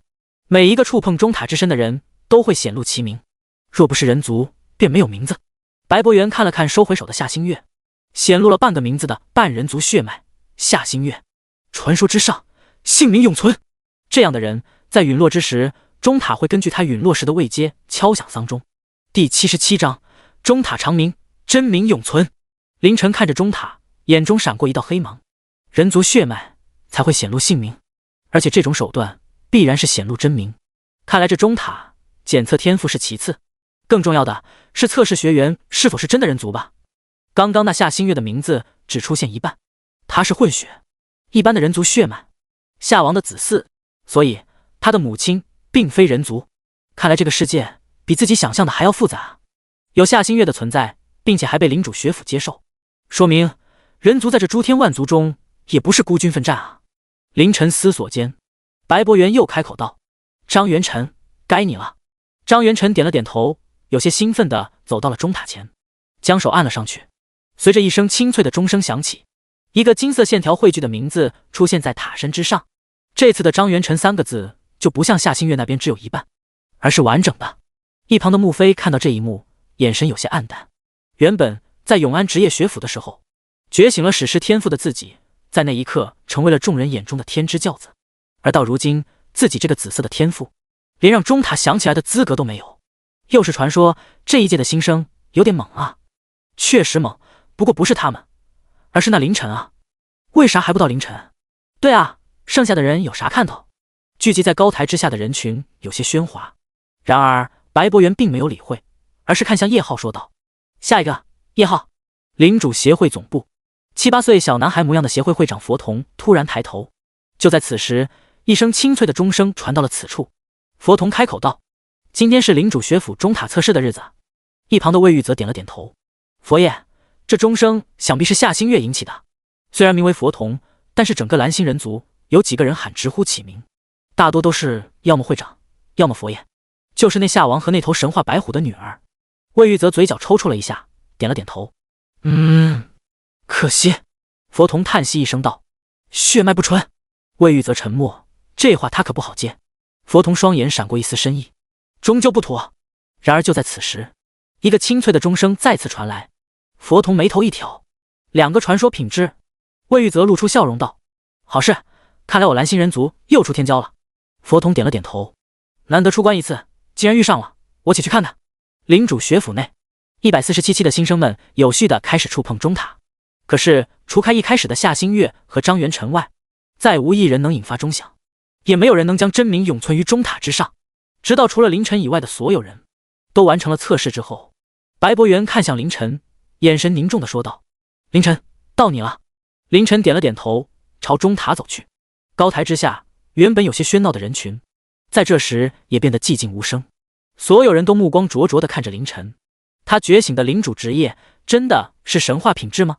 高台上，学府的老师和管理层也是默默地看着，唯独刘雪突然眉头一挑，转头看去，一个7、8岁男孩模样的身影不知何时出现在了远处半空之中，似乎察觉到了刘雪的目光，身影一闪而逝，再次出现已在高台之上。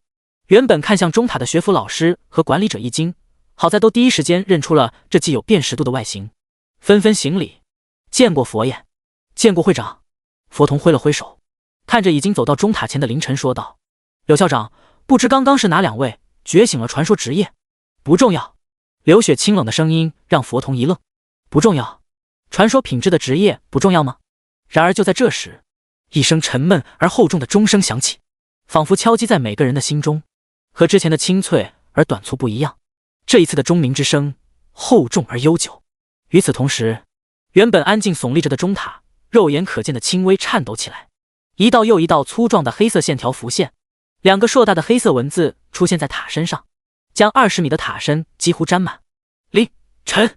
高台之上，佛童一脸震惊之色地看着这一切，口中喃喃道：“神话。”他身旁刘雪都是没有震惊之色，而是有些疑惑：前辈的真名就是凌晨，还是说这上古流传下来的古物钟塔无法探测到前辈的真名？高台之下，学府的学生看着这一幕也是纷纷激动起来。神话吧，一定是神话。传说轻响，神话长鸣，如此厚重长鸣的钟声必然是神话。可是神话品质不是彩色吗？为何是黑色？呵呵，彩色到了极致是什么颜色？这 TM 很合理啊。可惜，真 TM 可惜。为啥他的领主之心只是白色普通？行了，这事是你我能操心的吗？你们有没有想过一个问题？不管凌晨以后如何，至少拥有神话英雄和神话领主职业的他，在我们出街这个阶段无敌啊！操！我要去抱陈哥的大腿。这以后在虚空之路，要是遇到了我陈哥，那岂不是躺赢？你们有陈哥的联系方式吗？你们知道陈哥住哪吗？高台之上，佛童压下心头的震撼，听到下发学府学生的讨论后，他眉头一皱，问道：“柳校长，这凌晨的领主之心是白色？”一旁的老黑见状，连忙开口说道：“佛爷，虚空试炼前的觉醒仪式上，凌晨觉醒的领主之心确实是白色。我们负责接引工作的老师以及他同校的同学都已经确认过了。既然如此，还走什么领主之道？”佛童有些不解地看向老黑，他明显更适合自身之道。老黑苦笑地继续解释道：“佛爷，他还有一个神话品质的英雄。”佛童表情一滞，片刻后，他看向凌晨，长长的叹了口气：“怎么就只觉醒了个白色的领主之心呢？”第78章星际领地示警。阿晨好厉害！看着中塔的张元晨点了点头道：“对。”张元晨转头看向身边，此时的夏星月正双眼冒着星星看着凌晨。张元晨嘴角抽搐了一下，好家伙，什么时候开始夏星月也跟他一样称呼凌晨为阿晨了？大爷的，得，以后的和夏星月保持点距离。妈的，老子就不信找不到我的真爱。不过张元晨看向凌晨，心中不禁有个疑问升起，那狱卒到底是不是阿晨的手下？难道我之前猜错了？算了，不想了，反正现在自己觉醒了传说职业，阿晨也牛逼了。日后我和阿晨必将成为领主学府，不成为整个蓝星数一数二的强者。而此时众人目光汇聚之处，凌晨却突然感觉到一股心悸之意，心念一动之下，魂力运转全身，可是他并没有找到什么问题。直到一股信息被领主之心传送过来：领地示警。凌晨微微皱眉，领地那边出事了。钟塔前，白博元见凌晨完成了测试，深深的吸了口气，转头看向高台，排名已出，资质已测，本来应该是根据情况发放学分了，但是他有点不太确定应该给凌晨多少。然而就在这时，之前被老黑制作出的大坑边缘伸出了一只手，不输作为一个马上3阶满级的领主，顶着强大的压力，艰难地爬到了坑洞边缘，胜利就在眼前。然而此时他突然一阵心悸，双手一松，又摔进大坑中，还砸得不少在坑底摆烂的学生一阵哀嚎。卧槽，不输你干嘛？布哥，我骨头快被你砸断了。不输，让你和我们一起躺着你不躺，何必费力去爬？对啊，老黑最多也就惩戒一下，难不成真把我们一直关在这里啊？哎，唯一麻烦的就是不能出去，也不知道那让钟塔长鸣的天骄是谁。还用问吗？必然是可爱的星月学妹了。闭嘴！不输表情极为严肃的沉声说道：“领地示警，我要去虚空之路了。”卧槽！卧槽！大坑里40多人气生生的看了过来。秘境，残剑，出街不会有残剑。别讨论，来兄弟们搭把手，把布哥送出去。话音刚落，大坑里40多人在大坑边给布叔搭了一个正儿八经的人字梯。布叔爬出了大坑，朝下面拱手道：“多谢兄弟们，布哥客气了，布哥加油，一定要平安归来。这次之后，布哥估计就要晋级了吧？加油！”布叔点了点头，转身朝着高台快速跑去。而此时的高台之下，郑文佳面色一变，身体一僵。一旁的微胖女孩察觉到后看了过来：“文佳，怎么了？”领地示警。微胖女孩一愣，不解地说道：“你不是才从虚空之路回来吗？”郑文佳点了点头，一边人群外出去，一边说道：“虚空之路偶尔抽风不是很正常的吗？”此时的领主学府，大部分在校学生都汇聚在此，除开郑文佳和布叔2个3阶之外，还有6名2阶的学生也收到了领地示警。高台之上，他们的代班老师跃下来到他们面前开始记录，除非传说品质以上将名字留在了钟塔的学生，其他学生进入虚空之路前都要跟代班老师登记一下，不然死了都没人知道。突如其来的变故让钟塔前147期的新生学分发放工作暂时停了下来。白博元也神色严肃地转头看去，8人，其中还有2个2阶。这一次他们遇到的大概率是大型秘境了，不然也不会出现在3阶2阶一起参与。然而就在这时，穆飞突然开口道：“白老师，我刚刚心悸了一下，好像领地那边出了什么事。白博元猛然转身看向穆飞，你二阶了吗？穆飞点了点头。白博元深深地吸了口气，时间不够，很多事情来不及交代。这一次，你最好就固守领地，如果虚空规则没有强制，就不要进入秘境。虽然你二阶了，但是你才刚刚完成晋级，实力和正常的二阶相差甚远，切记不要尝试探索。穆飞点点头，他也没想到，昨天才了解虚空之路，刚刚才进阶二阶，就要正式进入了。然而，就在这时，夏新月突然有些疑惑地低头看了看，然而举手道：“白老师，我刚刚好像也心悸了。”不光是他，张元晨也有些疑惑地说道：“好像也感受到了。”我也是。我也是。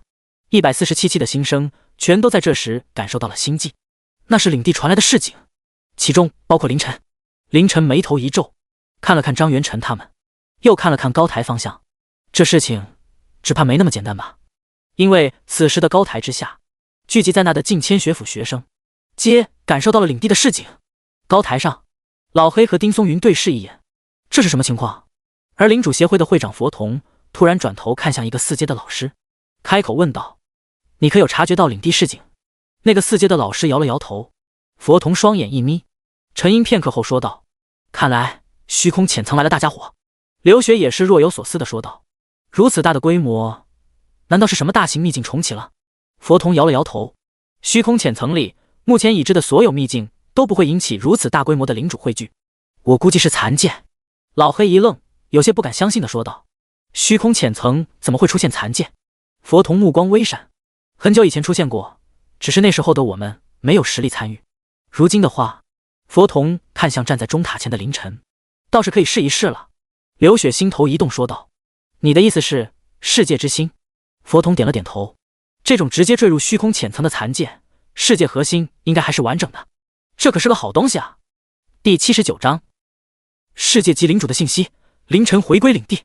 高台之上，代班老师纷纷跃下高台，开始一一登记，而钟塔前的白博元也准备开始登记的时候，几道身影出现。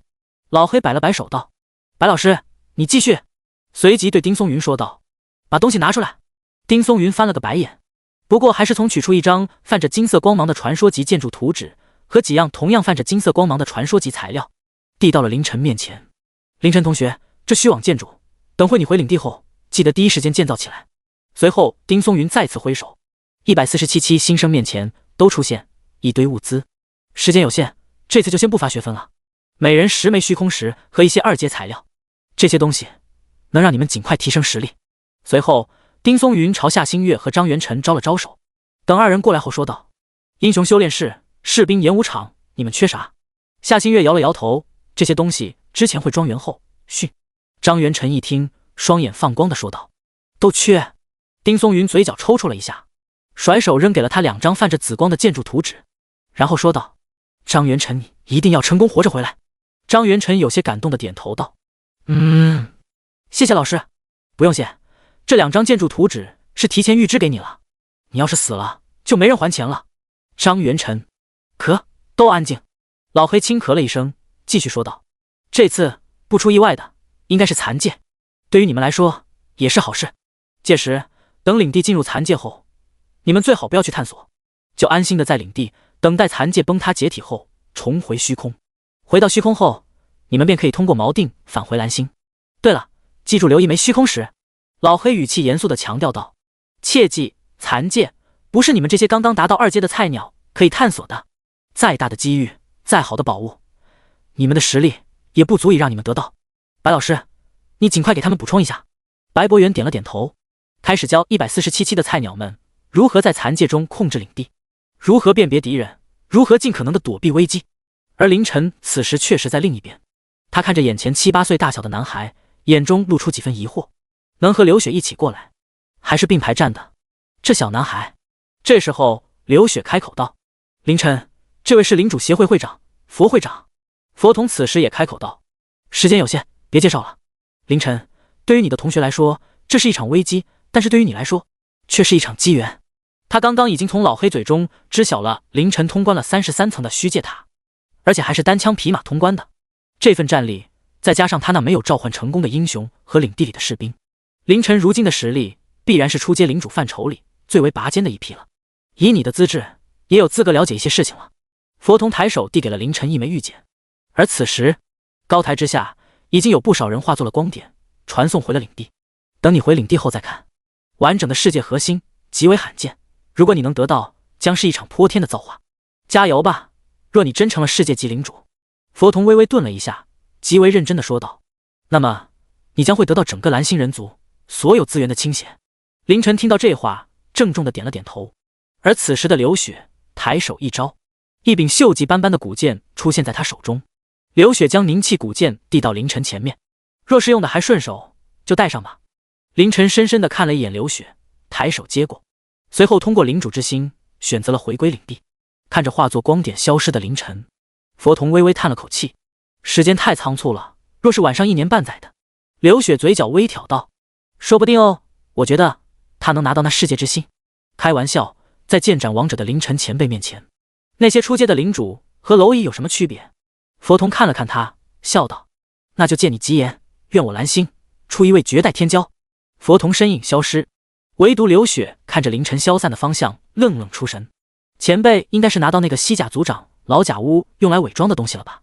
让半步王者的佛童都无法看透，那东西只怕也是一个奇迹。还有，前辈一直没提把那奇迹盾衣还我，为的就是能进入虚空之路吧？不然的话，以前辈那样的实力，如果没有奇迹盾衣破开界限，怎么可能如此轻易的突破虚空规则的限制？降临浅层，凌晨领地天域，领主大厅内，无数光点浮现，最后汇聚成一道人形。凌晨睁开双眼，身影一闪之下来到大厅外。刚到大厅外，凌晨就身影一顿，他抬头一看，只见原本屏障外漆黑的虚空，不知何时多了一个巨大的光球，而这个光球还在缓缓变大。领主感应到他回归的艾莉诺第一时间出现在了他的面前。领主，半天前领地突然轻微震动，按照血力的说法，是领地正在被虚空法则推动。这个光球也是几小时前出现的，越来越大。估算过没？还有多少会撞上去？1个小时不到的时间。凌晨微微皱眉，比他想象的时间还要短啊！难怪之前那些聚集在高台下的学长们都火急火燎的在登记完后便立马返回领地。凌晨抬手将之前得到的传说级虚网建造图纸和几个传说级别的材料递给了艾莉诺，以最快的速度将这个建筑造起来，就造在中心区域。艾莉诺拿起图纸和材料，快步跑去安排去了。而凌晨也取出了之前佛童给自己的一块玉简，按照佛童提示的方法，将玉简放在了额头。瞬间，玉简化作无数光点渗入进了凌晨皮肤，同时无数信息也浮现在凌晨脑海中。良久，凌晨缓缓睁开双眼，看向天空中那越来越大的光球，眼中流露出几分火热。原来如此，还好之前我没有贸然进阶4阶，要不然岂不是错失了成为世界级领主的机会？第80章蓝星人族的希望，世界领主。玉简中蕴含的信息很多，但是最主要的就是2件事。其一便是这残界的由来。如果将虚空之路比作无限宽、无限长、无限神的大河，那么在这大河之上耸立着几棵庞大的难以形容的世界树，世界树上挂着无数大大小小的果实，而这些果实便是一个又一个的世界。比如蓝星所在的星海界就是一个树上的果实，而坠入虚空之路中的残界便是从世界树上因为各种原因掉落下来的果实。世界有大有小，一般濒临毁灭的世界都是硕大无比的，这样的大果实在坠入虚空之路这条大河中时，会沉入河底，也就是进入虚空之路的底层。而如今凌晨看到的这巨大的光球，却是一个还在新生阶段的小果实，却是不知为何坠入到了虚空之路里，还停留在了浅层。也正因为这样，这个新生阶段的世界里，那堪称造化的世界之心有很大的几率是完整的。玉简中的信息加上之前白博元对虚空之路的介绍，让凌晨真正意义上对这个世界，应该说对这诸天万界有了更为清晰的概念。毕竟那耸立在虚空之路这条大河上的世界树也有另一个称呼，便是天，而星海界所在的便是星际天。凌晨看着屏障外慢慢变大光球，思绪飞扬。玉简中着重提到的第2件事就是世界领主。在初阶领主进阶中阶领主的时候，有一种特殊的普生方式，那就是吸纳一个世界之心来普及，这样进阶后的领地就不再是一块无根的领土，而是一个世界的雏形，一个可以增长的世界雏形。不单领地的面积会自动增长，还能获得一个会不断自我成长的强大能源——世界之心。凌晨看向屏障外巨大光球的目光并没有收回，但是脑海中却是不断的在思索着刚刚得到的信息。按照虚空规则，那残界之所以能停留在浅层，比如是因为残界的位阶不高，其内生物的实力上限应该就是3阶。凌晨心头一动，实力上限越高，世界就越成熟，而星海界是可以容纳王者的，所以蓝星所在的星海界是一个极其成熟的世界，成熟到快掉进虚空之路这条大河里了。而之前那领主协会的会长说的，一旦我成为世界领主，一个领地会自动的不断的扩大的世界领主，蓝星人族将倾尽资源培养我。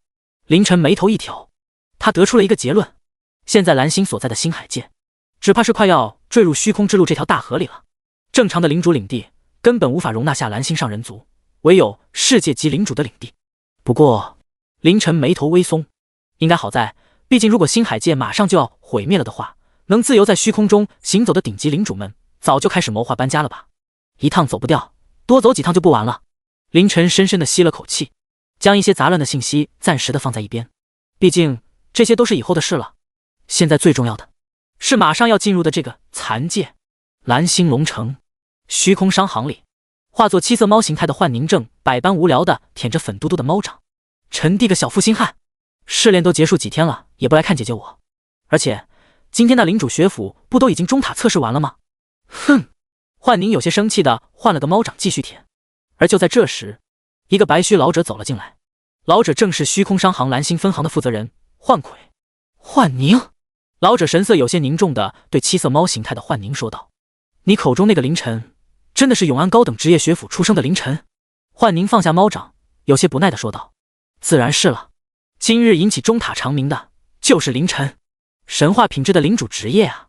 幻魁感慨了一声，而幻宁却是没有什么惊讶之色，毕竟之前中塔的长鸣之声他也听到了，那时候幻宁就无比确定，比如是凌晨引起的。我之前不是说过吗？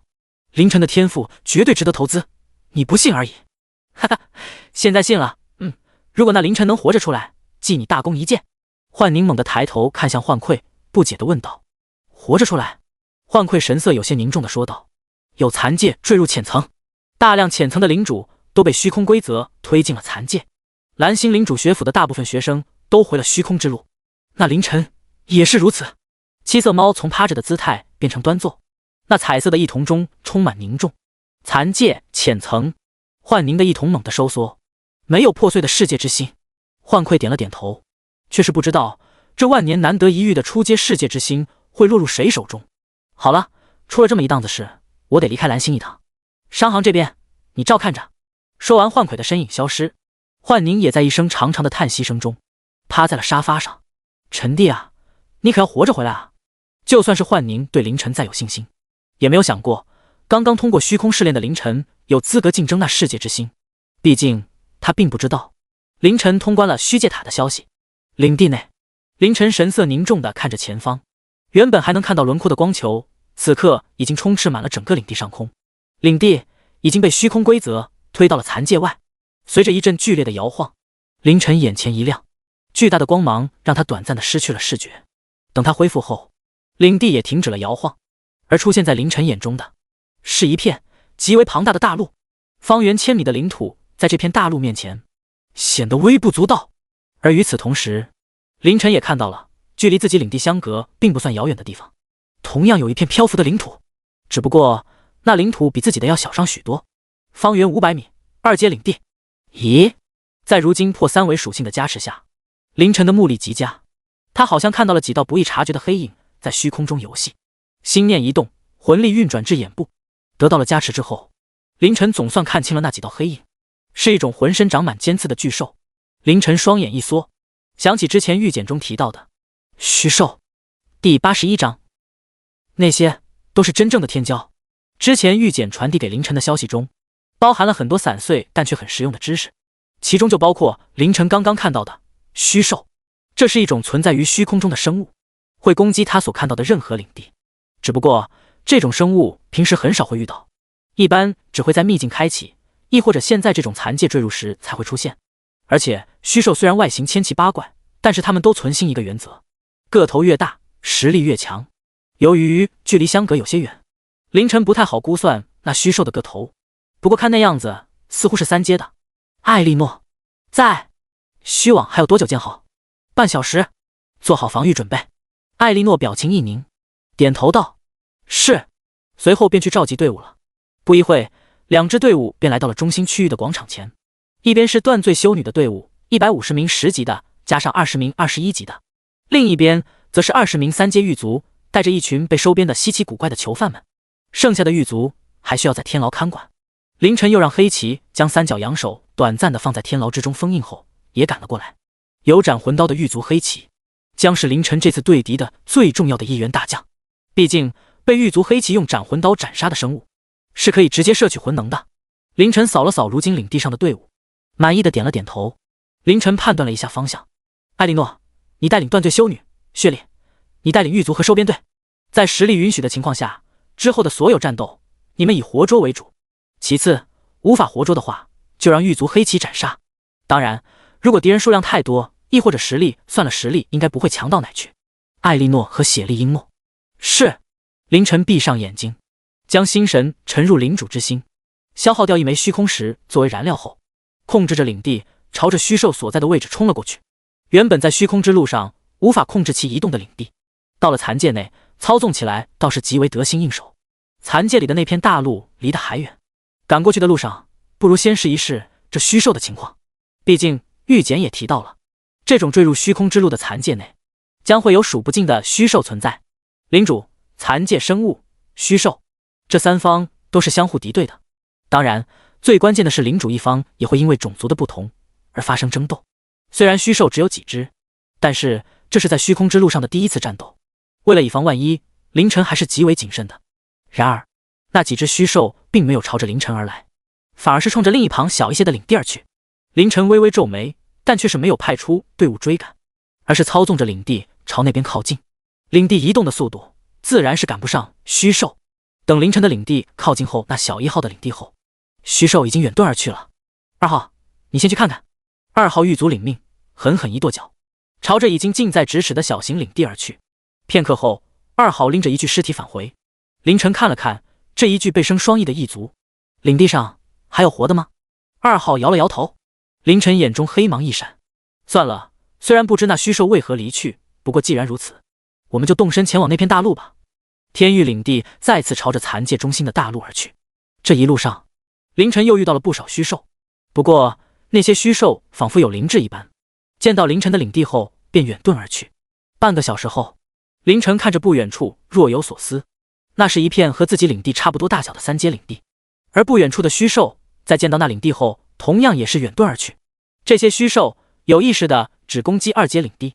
凌晨运转魂力，回头远眺，他勉强能看到之前来的方向有无数领地正汇集在一起，也不前行，似乎在抵御着什么。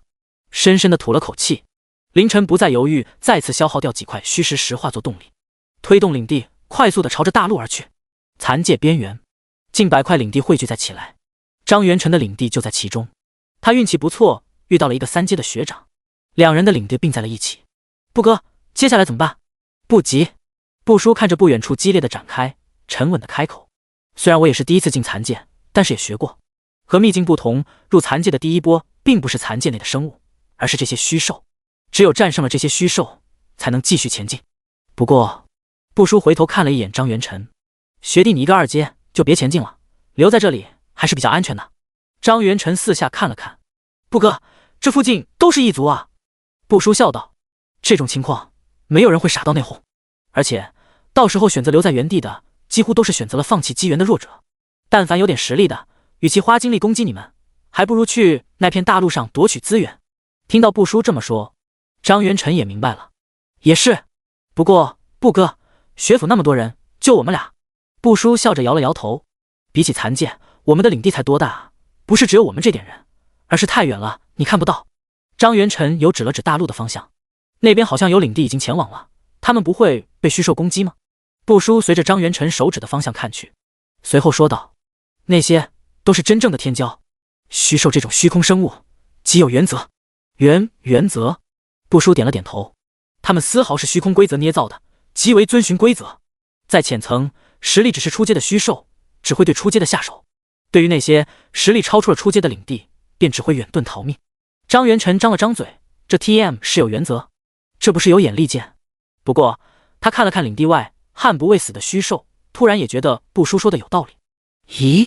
张元辰突然反应过来，布哥，我们现在不是在浅层吗？浅层哪来的4阶？布叔笑了笑，露出一丝回忆。那是你没见，一些顶级种族，我之前在一个秘境中遇到过一个仙族，他们在3阶的时候实力就强大的可怕。强大的？布叔露出几分神往，远远不是我等能比拟的。第82章虚妄，被秒杀的传说英雄，望山跑死马。这句让凌晨在残界体验到了，控制着领地朝那片大陆行进了半个小时，也只是让那片大陆在视野中变得大了一些。不过好在虚妄建好了。凌晨来到这个刚刚弄好有点像天线的建筑前，建筑虚妄终端，品质传说，功能消耗虚空石链接虚妄。备注：本终端由天网族制作，信号无法穿越界限。凌晨微微皱眉，无法穿越界限，也就是说如今在残界的他根本没办法连上那什么虚网啊。不过好像可以和残界内的人交流。凌晨取出一块虚空石放进了虚网终端内，随后终端上方出现了一个虚幻的屏幕，由于信号被阻碍，请设置临时 ID。 备注：该 ID 在信号通顺后永久消除。凌晨若有所思地看着这段信息，也就是所有进残界的都会起个临时的名字，既然是临时的，凌晨便随意地写了个陈字作为名字。虚幻屏幕开始闪烁，半响之后，虚幻屏障恢复，上面一条又一条的信息出现，看得凌晨一愣。魔奥哟，仙灵儿你也来了。幻星，嘻嘻，灵儿姐姐怎么不说话？魔奥，幻星，你们幻修一族跑来凑什么热闹？看到这，凌晨眉头一挑，这一条又一条的信息是实时的，那么他们都是在这残界里的人，而且都是一族。那个幻星还是幻修一族，和虚幻商行的幻宁同族。就在凌晨思索间，虚幻屏幕上的信息再次滚动起来。幻星，又不是我要来，虚空规则推着我来的。魔奥，这么说你放弃世界之心的争夺？幻星，世界之心这么值钱的东西，当然要争一争了。隐，啧，幻修一族的当家少主，只怕是比世界之心还值钱一些。幻星，哟，你个死老鼠竟然也来了。幻星，你就不怕你被魔奥打死？上次你偷摸摸的抢了他一件传说级的宝贝吧？幻星，人呢？怎么都不说话了？幻星，一块虚空石很贵吗？好无聊啊，来聊聊天啊。看到这，凌晨嘴角微微抽搐了一下。一块虚空石是不贵，但是发一条消息就要一块虚空石，这确实有些奢华。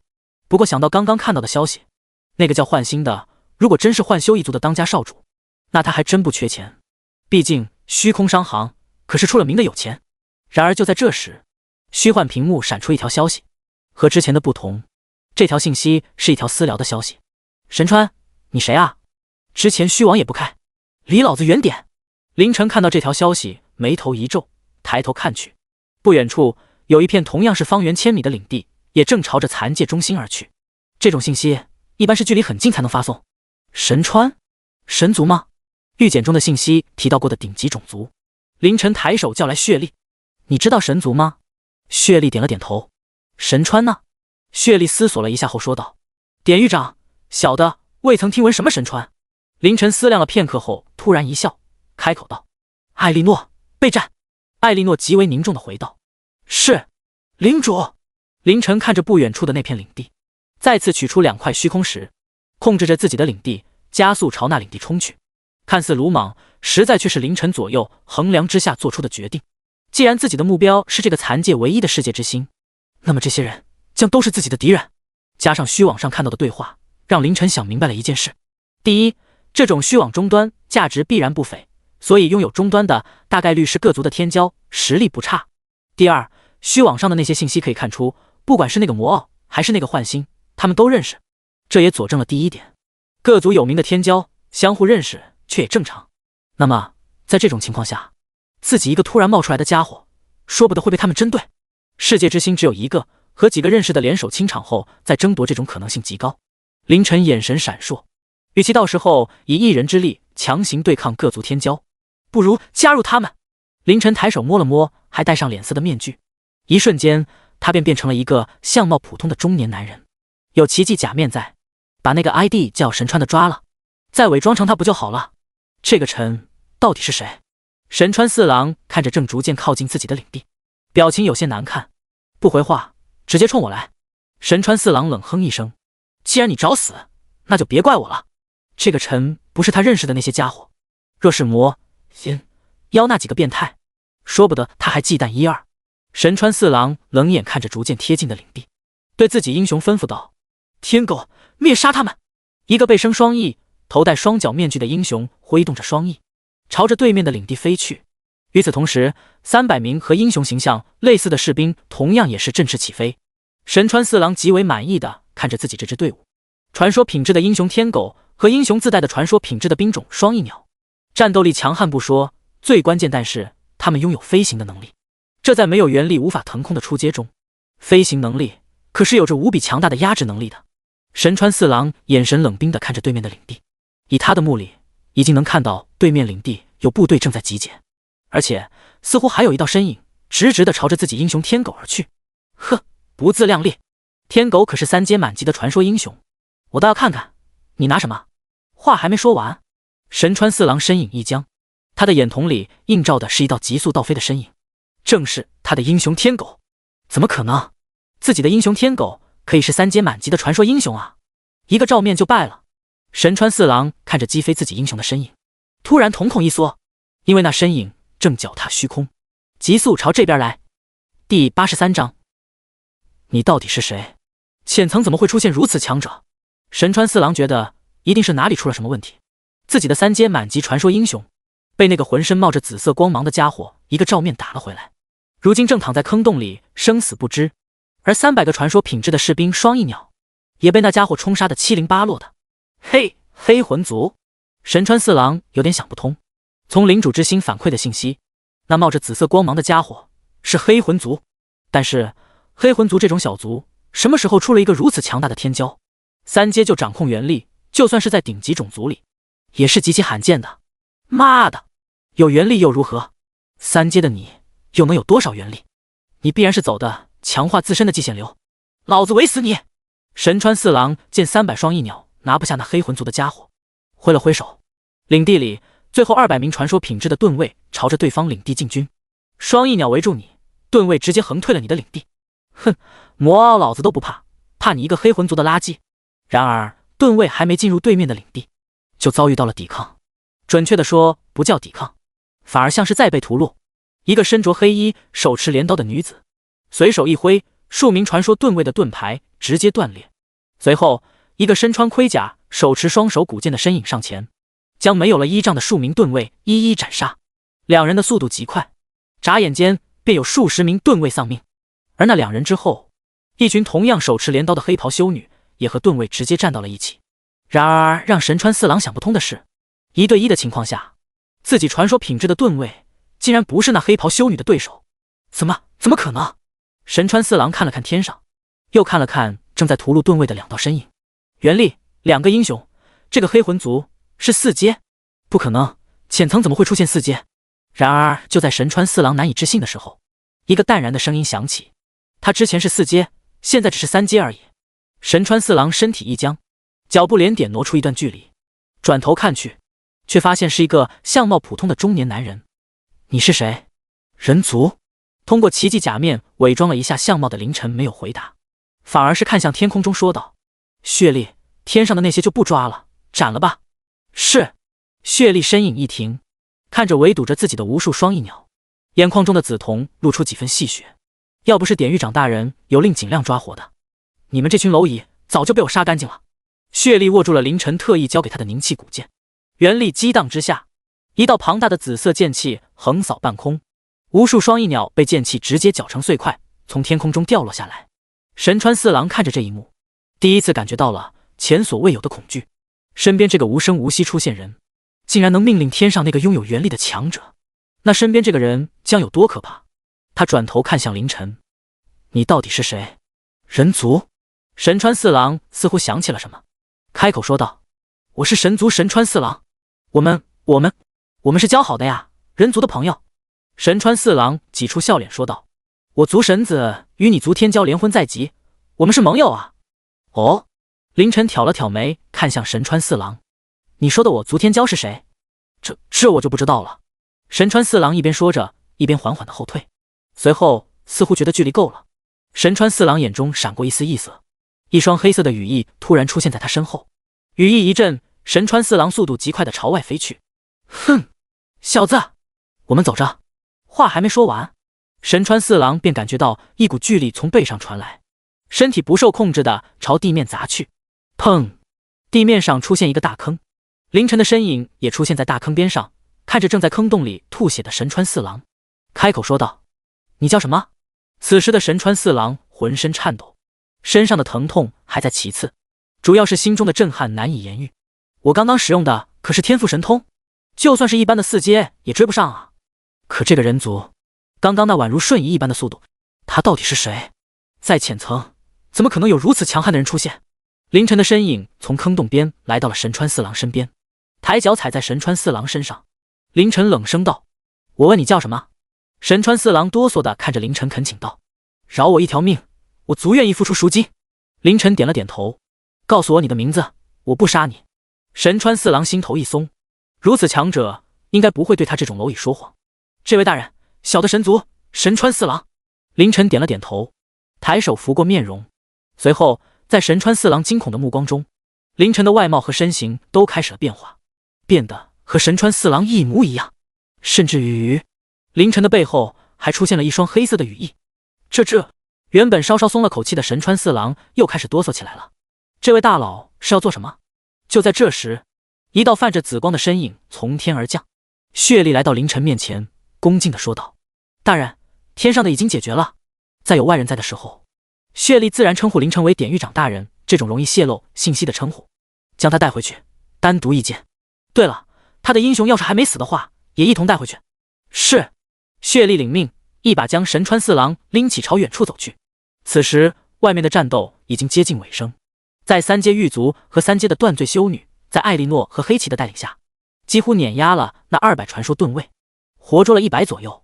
艾莉诺，你安排人手过来，先将资源搬空，领地大厅的话不急。明白。艾莉诺点了点头。摧毁一个领地的领主大厅后，这个领地便会逐渐崩溃，而原本领地上的建筑会有几率的以图纸的形式得以保留，甚至还会有一些建造材料的残留，但是总体来说价值并没有想象的那般高。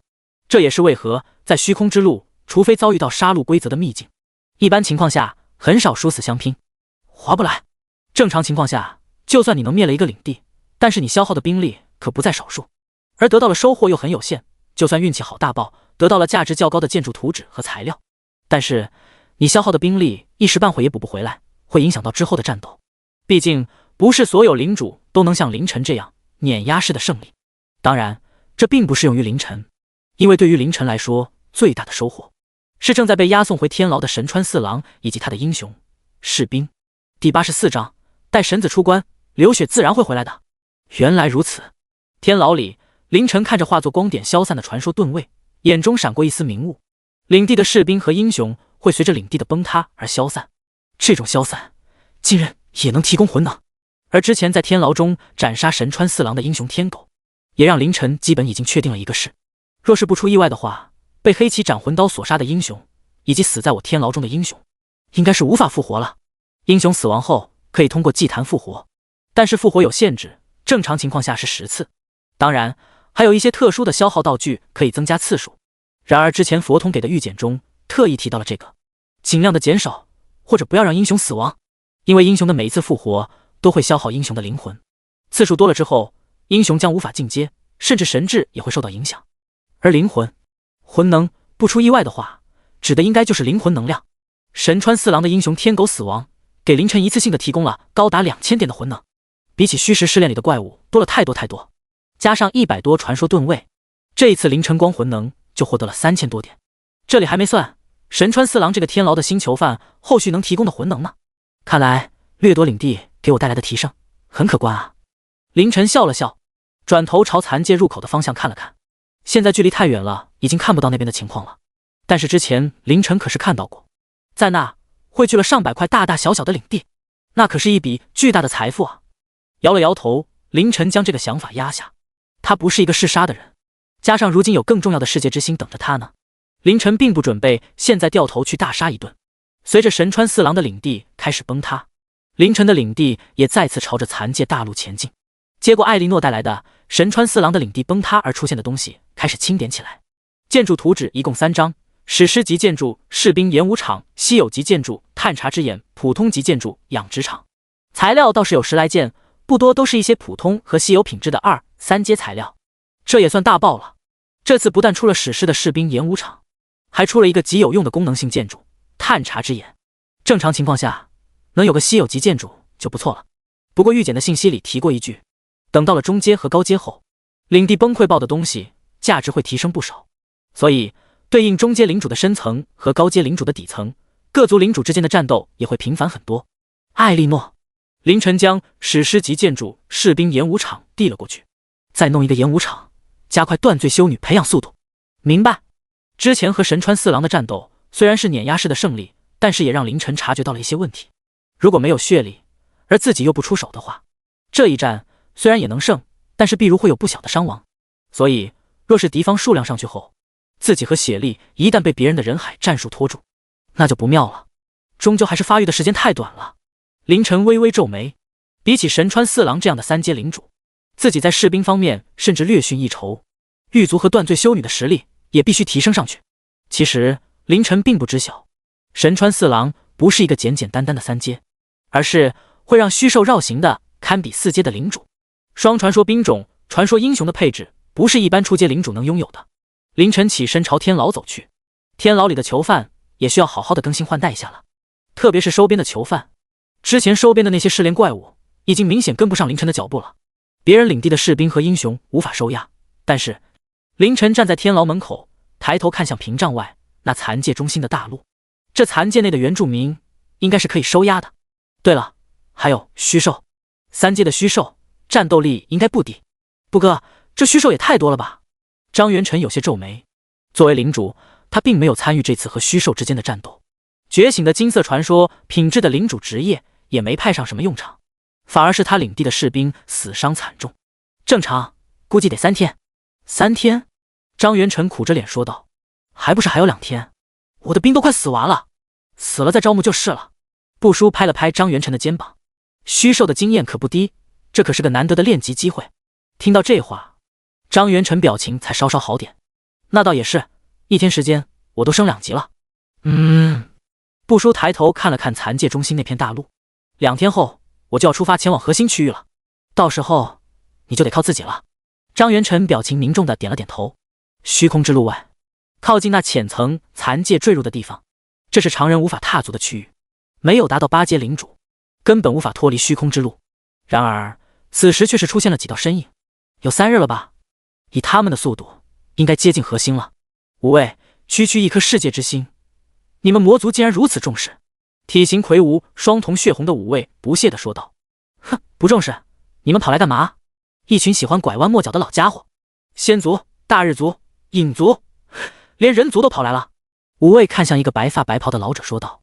柳鱼，难不成你们人族最近出了什么天骄？柳鱼摇了摇头道。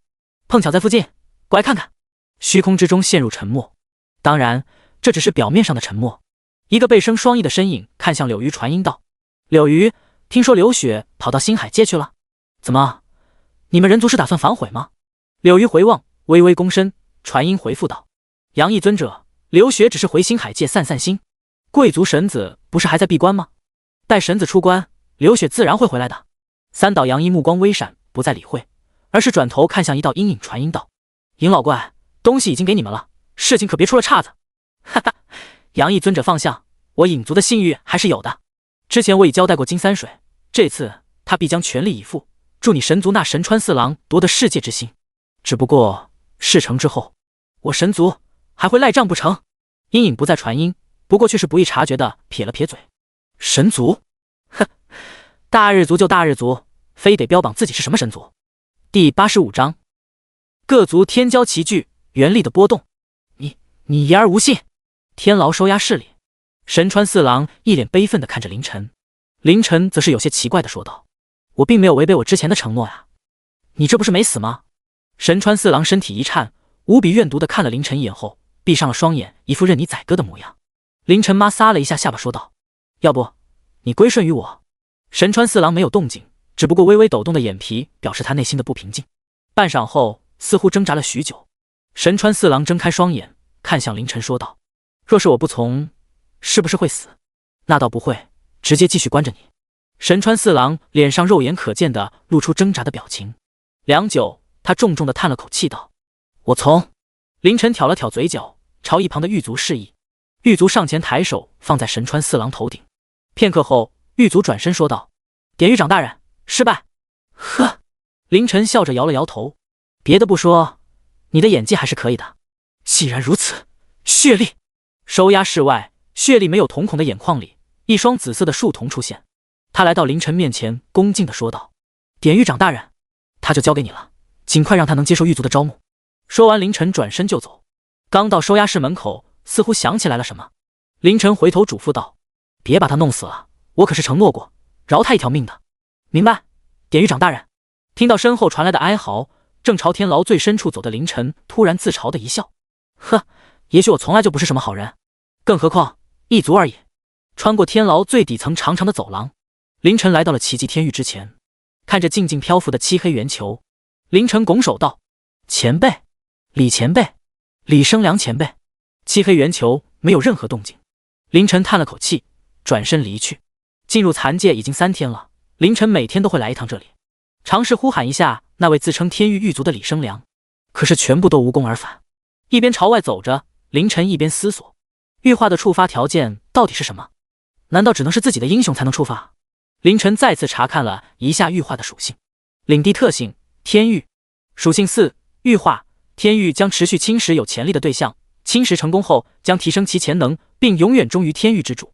传说品质的艾莉诺触发了玉化，并且在玉化成功后达到了神话品质。所以凌晨最开始认为玉化属性里说的有潜力的对象指的是传说品质，可是血力被收编后至今依旧没有触发玉化，加上已经收押了3天的神川四郎也没有触发，这让凌晨有些疑惑，所以这几天才跑到奇迹天狱前，尝试唤醒自称天狱狱卒的李生良问问情况，然而却没有任何回应。算了，等抓多一点了再去研究研究。凌晨走出天牢，抬头看了看，经过了3天的移动，领地已经极为接近那片大陆了，而且在凌晨的视线范围内也多了几片其他的领地，一共5片领地，都是方圆1000米的3阶领地，而且因为大家的目标都一致，都是朝着那片大陆最中心的位置而去，所以包括凌晨在内的6片领地之间的距离也越来越近。在经历过最后半天时间的移动后，6片领地齐齐进入大陆的上空，还没等凌晨自己观察大陆的情况，虚网终端便微微一震。魔奥，能这么快到这的应该都是熟人了，出来见一面聊聊。焕星，好呀好呀好呀，都是熟人。凌晨微微皱眉，抬头看去，一道人影从不远处的领地激射而出，悬于半空之中。都出来聊了。一个略显孤傲的声音响起，与此同时又是4道身影激射而出。凌晨双眼一生，此时的他早已通过奇迹假面伪装成了神川四郎的样子，体内魂力运转，身体也朝半空中激射而去。不得不说，奇迹假面着实奇妙无比。凌晨背后那一对黑翼不断煽动，仿佛他是借助了黑翼的力量才能立于半空一样。6道身影汇聚在云端，有双瞳血红的壮硕男子，有立于云朵之上的绝美女子，有仿佛没有实体一般的虚幻影子，有脚踩虚空的一头银色毛发的狼，还有一个巨大葫芦悬于空中。凌晨看向那葫芦，眼神微眯，很快他便在那颗葫芦顶端看到了一只七色猫。他就是那个幻星吗？幻修一族的少主。七色猫察觉到了凌晨的目光，转头用那彩色的一瞳看了过来。一个仿佛6、7岁儿童的声音响起：神川，你瞅我干嘛？凌晨嘴角不易察觉的微微抽搐，也不说话，收回了目光。而此时那个双瞳血红的壮硕男子开口说道：都是熟人，那就好办了。残界大陆极大，我们也犯不着现在就干上一架，不如各找各的，互不打扰。呵，那头脚踏虚空的狼冷笑一声，叫我过来就是听你说废话的，无聊。声音竟然是一个清脆的少女嗓音。双瞳血红的壮硕男子看向银狼，眼神冷冰地说道：银狼，要不我们俩先做一场？哼，别人怕你武傲，我可不怕。一时间，两人针锋相对起来。凌晨此时也是表情有些严肃，因为他在这两人身上都察觉到了元力的波动，虽然很微弱，但是他们都是3阶啊。场面一时间有些安静，直到叮滴滴滴滴，一阵轻快的音乐响起，众人皆看去，只见巨大的葫芦上，一只7色猫正拿着一个不知名的设备，对着武傲和银狼。幻星见众人看了过来，有些疑惑地问道：“你们不打架，看我干什么？还有，你们打你们的，我只是拍点影像，到时候说不定能卖个好价钱。”凌晨嘴角再次微微抽搐，好家伙，不愧是幻修一族的少主，真 TM 有生意头脑。第86章影族天骄，免费的助力。被幻星这么一打岔，武傲和银狼却是打不起来了，本就是个凭本事的事。银狼扫了一眼聚集在此的人，不管是伪装成神川四郎的凌晨，还是那虚幻的黑影，都未能让他的视线停留，唯独在那立于云端的绝美女子身上停留了一下，随后转身回自己领地了。凌晨见状，也是用余光扫了一眼那云端女子，心中暗道：这女人不出意外的话，就是他们之前在虚网里提到的仙族的仙灵了。那武傲应该就是虚网上的那个魔傲了，魔族吗？凌晨转头看了看孤零零在一旁的虚幻黑影，虚网上那影吗？影族？这些人似乎没有丝毫隐藏自己的意思。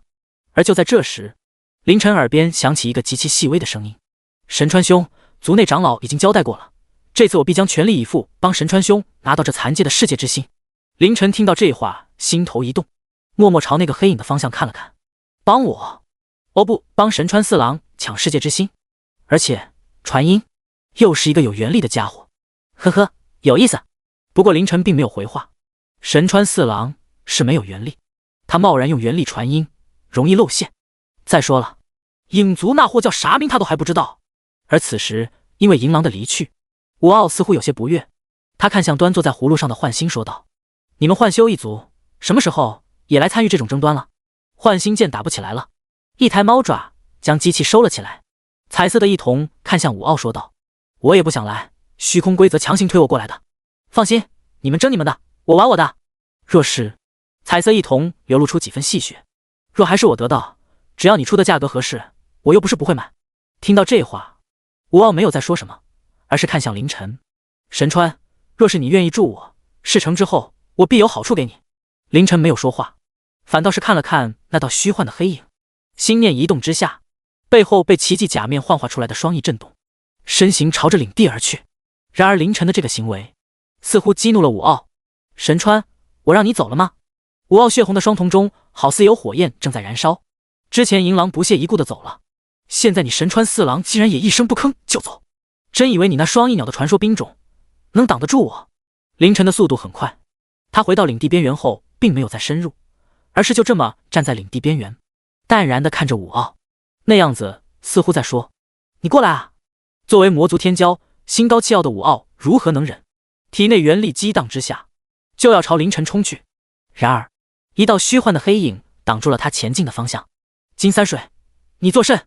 上次你抢我材料，老子还没找你算账。然而虚幻黑影并没有理他，而是对凌晨说道：嘿嘿，神川兄，要不我们先联手把这家伙做掉吧？好。凌晨挑着嘴角，刚刚他只是试探一下，但是现在看到虚幻黑影站出来拦下武傲后，对这家伙之前说的话信了几分。看着正在和武傲对峙的虚幻身影，凌晨眼神微闪：影族金三水是吧？接到了命令，要帮助神族或者说是大日子的神川四郎夺取世界之心。这个金三水可以好好利用利用，毕竟残界大陆范围太广，多个人帮忙找也是不错的。就在场面再次陷入僵持的时候，一段熟悉的音乐又响起来了。叮滴滴滴滴，幻星极为兴奋地举起机器，对准了武傲和黑影的方向。嘿嘿，加油！凌晨嘴角微微抽搐，这位幻修一族的少主还真是喜欢看热闹啊。而就在何时，那位立于云端之上的女子突然开口：金三水，不妨我们联手。声音轻柔飘渺，但是却让武傲猛地转身。他狠狠地看了一眼云端女子，又转头看了看金三水和远处的凌晨，一言不发地朝自己领地激射而去。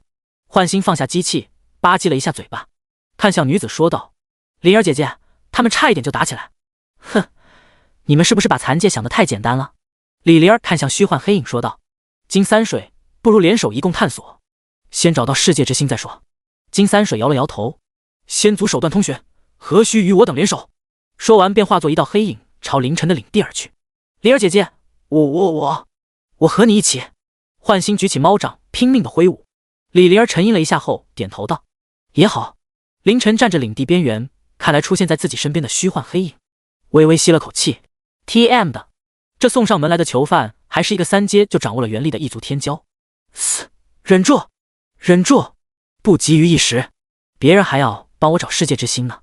神川兄，金三水露出身形，他上半身和人族类似，只是皮肤略为透明，下半身呈虚幻状态，好似一道会动的影子。你起的灵石 ID 是啥？陈。金三水无语，我说我找了半天也没找到你，既然如此，一会虚网联系。你也知道我影族最善潜入和侦查，我就不和神川兄一起行动了，一旦有发现，我会第一时间通过虚网告知神川兄的。说完，金三水也不等凌晨回话，转身就走。走到一半，似乎想起了什么，传音给凌晨道：对了，神川兄，我 ID 是影影影。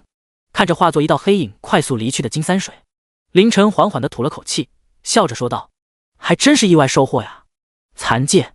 郑文佳看向身边的两人，表情极为严肃地说道：夏星月、穆飞，我在最后劝你们一次，留在原地，不要前往残界中心的大陆。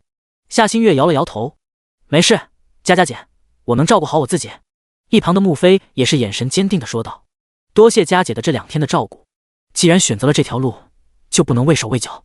郑文佳叹了口气，挥手道：行吧，随你们，先跟我一起，等到那片大陆，我就没工夫照顾你们了。第87章，没有灵魂的虚兽。看来神川四郎比我想象的要强啊。凌晨一边控制着领地移动，一边思索着。这一次残界坠入浅层，领主学府几乎所有的初阶领主的领地都被虚空规则推动前来了。由此可见，这次进入残界的领主绝对不在少数，而数量庞大的初阶领主中，竟然只有6个能提前到达中心大陆。神川四郎如果不是遇到了我，应该也能到。想到这，凌晨有了一些明悟。原来我在虚空之路遇到的第一个对手，就是整个初阶领主范畴里的最拔尖的几个人之一啊。不过我之前的决定还是很明智的。凌晨想起之前的一幕，不由得有些皱眉。魔族武傲、妖族银狼、影族金三水，还有那仙族女子，这4个人身上都有魂力波动，如果自己贸然前往，说不定会被围攻。1、2个凌晨自然不怕，但是4、5个的话，凌晨也有没有信心能赢。毕竟能在3阶就拥有元力的，绝对是顶级的天才。当然，对于凌晨来说，这并不是一个坏消息。4个顶级天才啊！凌晨嘴角挑了挑，看来这次的目标不光是世界之星了，得找机会把这几个家伙全部收押了。不过现在的话，还是要先提升实力，优先将剩下的2阶狱卒晋级到3阶吧。凌晨闪身来到天牢一层的狱卒进化室，好在这几天积攒了不少魂能，距离虚空试炼结束已经过去8天了，加上之前神川四郎领地的英雄和士兵贡献的几千魂能，凌晨的魂能达到了10万大关，魂能10万0962，看似很多，然而凌晨发现，比起自己，狱卒似乎才是一个无底洞。一个3阶狱卒的造价就要2W 魂能，10万魂能也就能弄5个。如果没有斩杀获取魂能，单靠天域、混塔和3角阳手自动生产的魂能，2天才能弄出一个3阶狱卒。凌晨微微皱眉，不过很快又释然，2天弄出一个3阶神话级特殊兵种，真不慢了。要知道，正常一个领主在3阶停留的时间会有7、8年之久。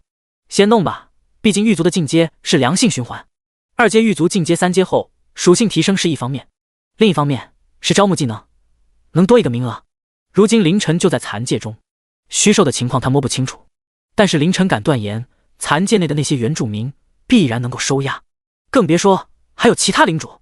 提高囚犯收编队的上限，也是提升实力，提升魂能产量。被收编的囚犯，哪怕是战斗中死亡，都会有魂能产生，等同于斩杀。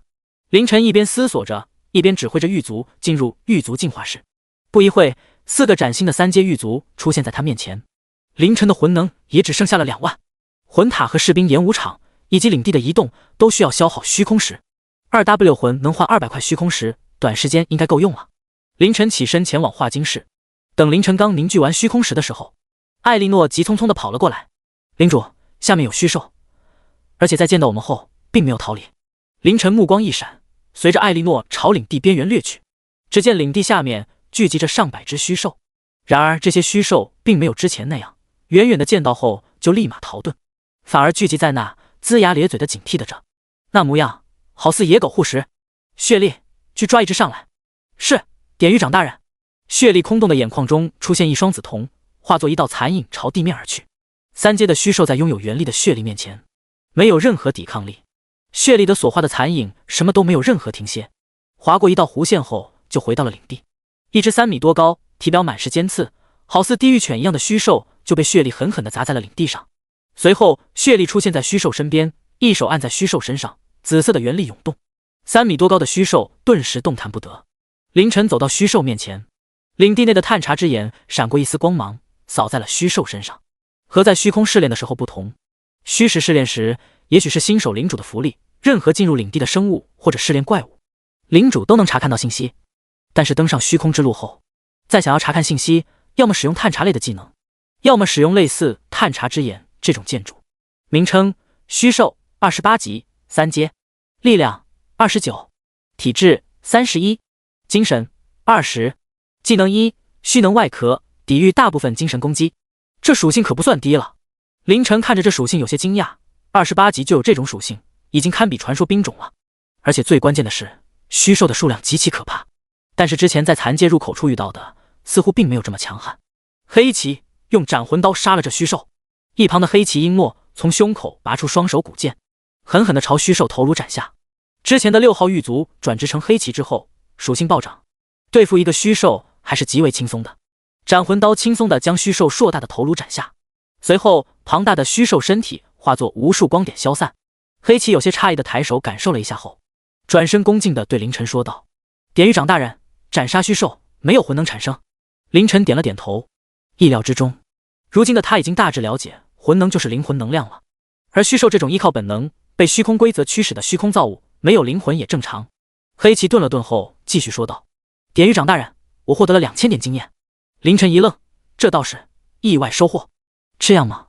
凌晨抬手摩挲着下巴，这是狱卒第一次获得经验，之前不管是试炼怪物还是异族领地的士兵，凌晨其实都尝试过，可是狱卒斩杀后并没有获取经验，反而这虚兽，凌晨眼中黑芒一闪，看着领地下方的100来只虚兽群命令道：“艾莉诺、黑旗，你们率领断罪修女和狱卒灭杀虚兽。”第88章，生活在地下的矮人族。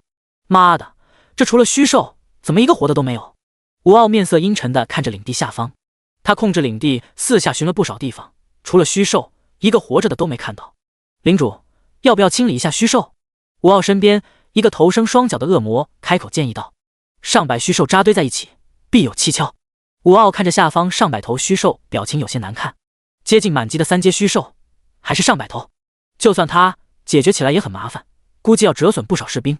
但是如今他没有盟友的情况下，也只能咬牙开战了。毕竟，若是等魔族剩下的那些3阶赶到，不知道要等到什么时候去。这里有个洞眼。幻星坐在大葫芦上，彩色的一瞳有些好奇地看着下方。虚兽守着这个洞做什么？一旁仙族的李灵儿眼色古怪地看了一眼幻星，100来只虚兽而已，没必要用五雷符吧？5雷符3阶消耗道具，杀伤力极强，但是很贵，而且一般人想买都买不到。然而幻星一扔就是一大把，属实有些奢华了。不过若不是这些5雷符，哪怕他们2人联手，也没办法这么快的清理掉100来只3阶虚兽，都是一些残次品。幻星不在乎的摆了摆猫掌，连虚兽都轰不死，只能吓吓他们。灵儿姐，你说这个洞里会不会有宝贝啊？李灵儿此时也看着地上的洞口，有些犹豫。就在这时，几道身影从洞里冲杀出来，身影极矮却很壮实，穿着厚实的盔甲，裸露在外的皮肤呈古铜色，手中拿着的大多是铁锤。最关键的是，这几道身影上似乎有黑色的雾气环绕，好似元力一般。李灵儿美眸微缩，轻声道：“这就是残界的原住民吗？”矮人。凌晨看着眼前和前世记忆中某个形象几乎一样的残界原住民，不由得脱口而出：“那黑色的雾气是啥？不像是元力啊！”凌晨微微感应了一下，只觉得那力量似乎和虚兽有些类似。血力不等凌晨吩咐，极为自觉的闪身来到从洞里钻出来的几个矮人面前。抬手一抓，轻而易举地将其中一个矮人抓起，随即带回领地扔在了凌晨面前。领地里探查之眼的光芒扫过，这个矮人的属性也出现在凌晨面前。名称：21级3阶，力量26，体质25，精神24。备注：生活在冥炉界的生物，因为世界升阶仪式的失败，虽然获得了强大的力量，但是也丧失了神智。凌晨看着在血力的压制下依旧在不断的挣扎的矮人，那血红色的瞳孔里只有疯狂和杀戮。黑旗一柄双手古剑斩落，矮人变成了一具尸体。黑旗感应了一下后回复道：典狱长大人，没有经验，但是有100点魂能。凌晨眉头一挑，好高的魂能啊！他转头看向地面，只见那大洞里源源不断的有矮人朝外杀出，不由得挑了挑嘴角。他看了看远处不断聚集却又不敢靠近的虚兽，有些明白为何虚兽聚集在此了。他们正在这洞窟内与这矮人对战呢。加上之前四下寻找，也没有在这片大陆上发现生物居住或者生活的痕迹。凌晨看着地上的洞窟，他们应该是生活在地下的。残界内，数以千计的领地从四面八方朝着了残界中心的大陆移动着。领地虽然多，但是在这巨大的残界里却并不起眼，甚至大多领地与领地之间相隔的距离都极远。其中少见的3块连接在一起的领地上，夏新月像个好奇宝宝一样看向时不时零星冒出来的虚兽。文佳姐，这些虚兽在虚空之路有很多吗？郑文佳摇了摇头，一般很少遇到，哪怕是之前秘境开启，也没有这等规模的虚兽。这是残界坠入才会引起如此庞大的虚兽围剿。那夏新月歪了歪头道：那这些虚兽的目的是啥？一旁默不出声的穆飞的脸上也露出几分好奇，朝这边看来。郑文佳笑着看了看夏新月，这丫头天赋极好，但是却没有丝毫那种天才的架子，反而像个好奇宝宝一样。新月，其实这些东西学府都会有专门的课程详细的讲解。夏新月双手拉住郑文佳的胳膊开始摇晃。文佳姐，你知道的对不对？告诉我吗？郑文佳无奈地叹了口气，随后认真地说道：虚兽的目标是残界里的生物，也就是所谓的原住民。夏新月哦了一声，不过很快他又问道：那虚兽攻击我们干嘛？郑文佳挑了挑嘴角，从某种意义来说，我和残界中的生物是一样的。夏新月有些不理解，但是穆飞却是娇躯一震，这句话让他想明白了很多事情。穆飞看向郑文佳，求证道：残界就是和我们蓝星所在的世界一样的吗？或者说坠入虚空之路的世界就是残界？郑文佳点了点头，大概就是这个意思。所以虚兽也会攻击我们？夏新月有些不理解，不过他也不打算继续追问了，因为从刚刚郑文佳和穆飞的话来看，这似乎是一个很复杂的问题。老爸说过，复杂的问题就不要想，反正遇到敌人打就是了。他不想，但是穆飞却忍不住往深处想。毕竟如果是这样的话，那蓝星所在的世界将会在什么时候坠入虚空之路？自己这些人又会在什么时候变成和如今那残界生物一样，成为虚兽和其他领主围剿的对象？咦？夏新月看着远处的虚兽，有些疑惑地喊道：你们看那虚兽是不是变小了一些？文佳姐，你之前不是说辨别虚兽的实力看体型就行了吗？越大越强，现在他们变小了，是不是变弱了？郑文佳此时也在仔细观察的前方来袭的几只零星虚兽。片刻后，他沉声道：虚兽越大越强，使用大部分情况，但也不是绝对。这种虚空生物会根据需要，或者说根据虚空规则的指引变换形态。既然他们变小了，那必然是有原因的。郑文佳看向残界中心大陆的方向，难道在那片大陆上不适合大体型的虚兽战斗？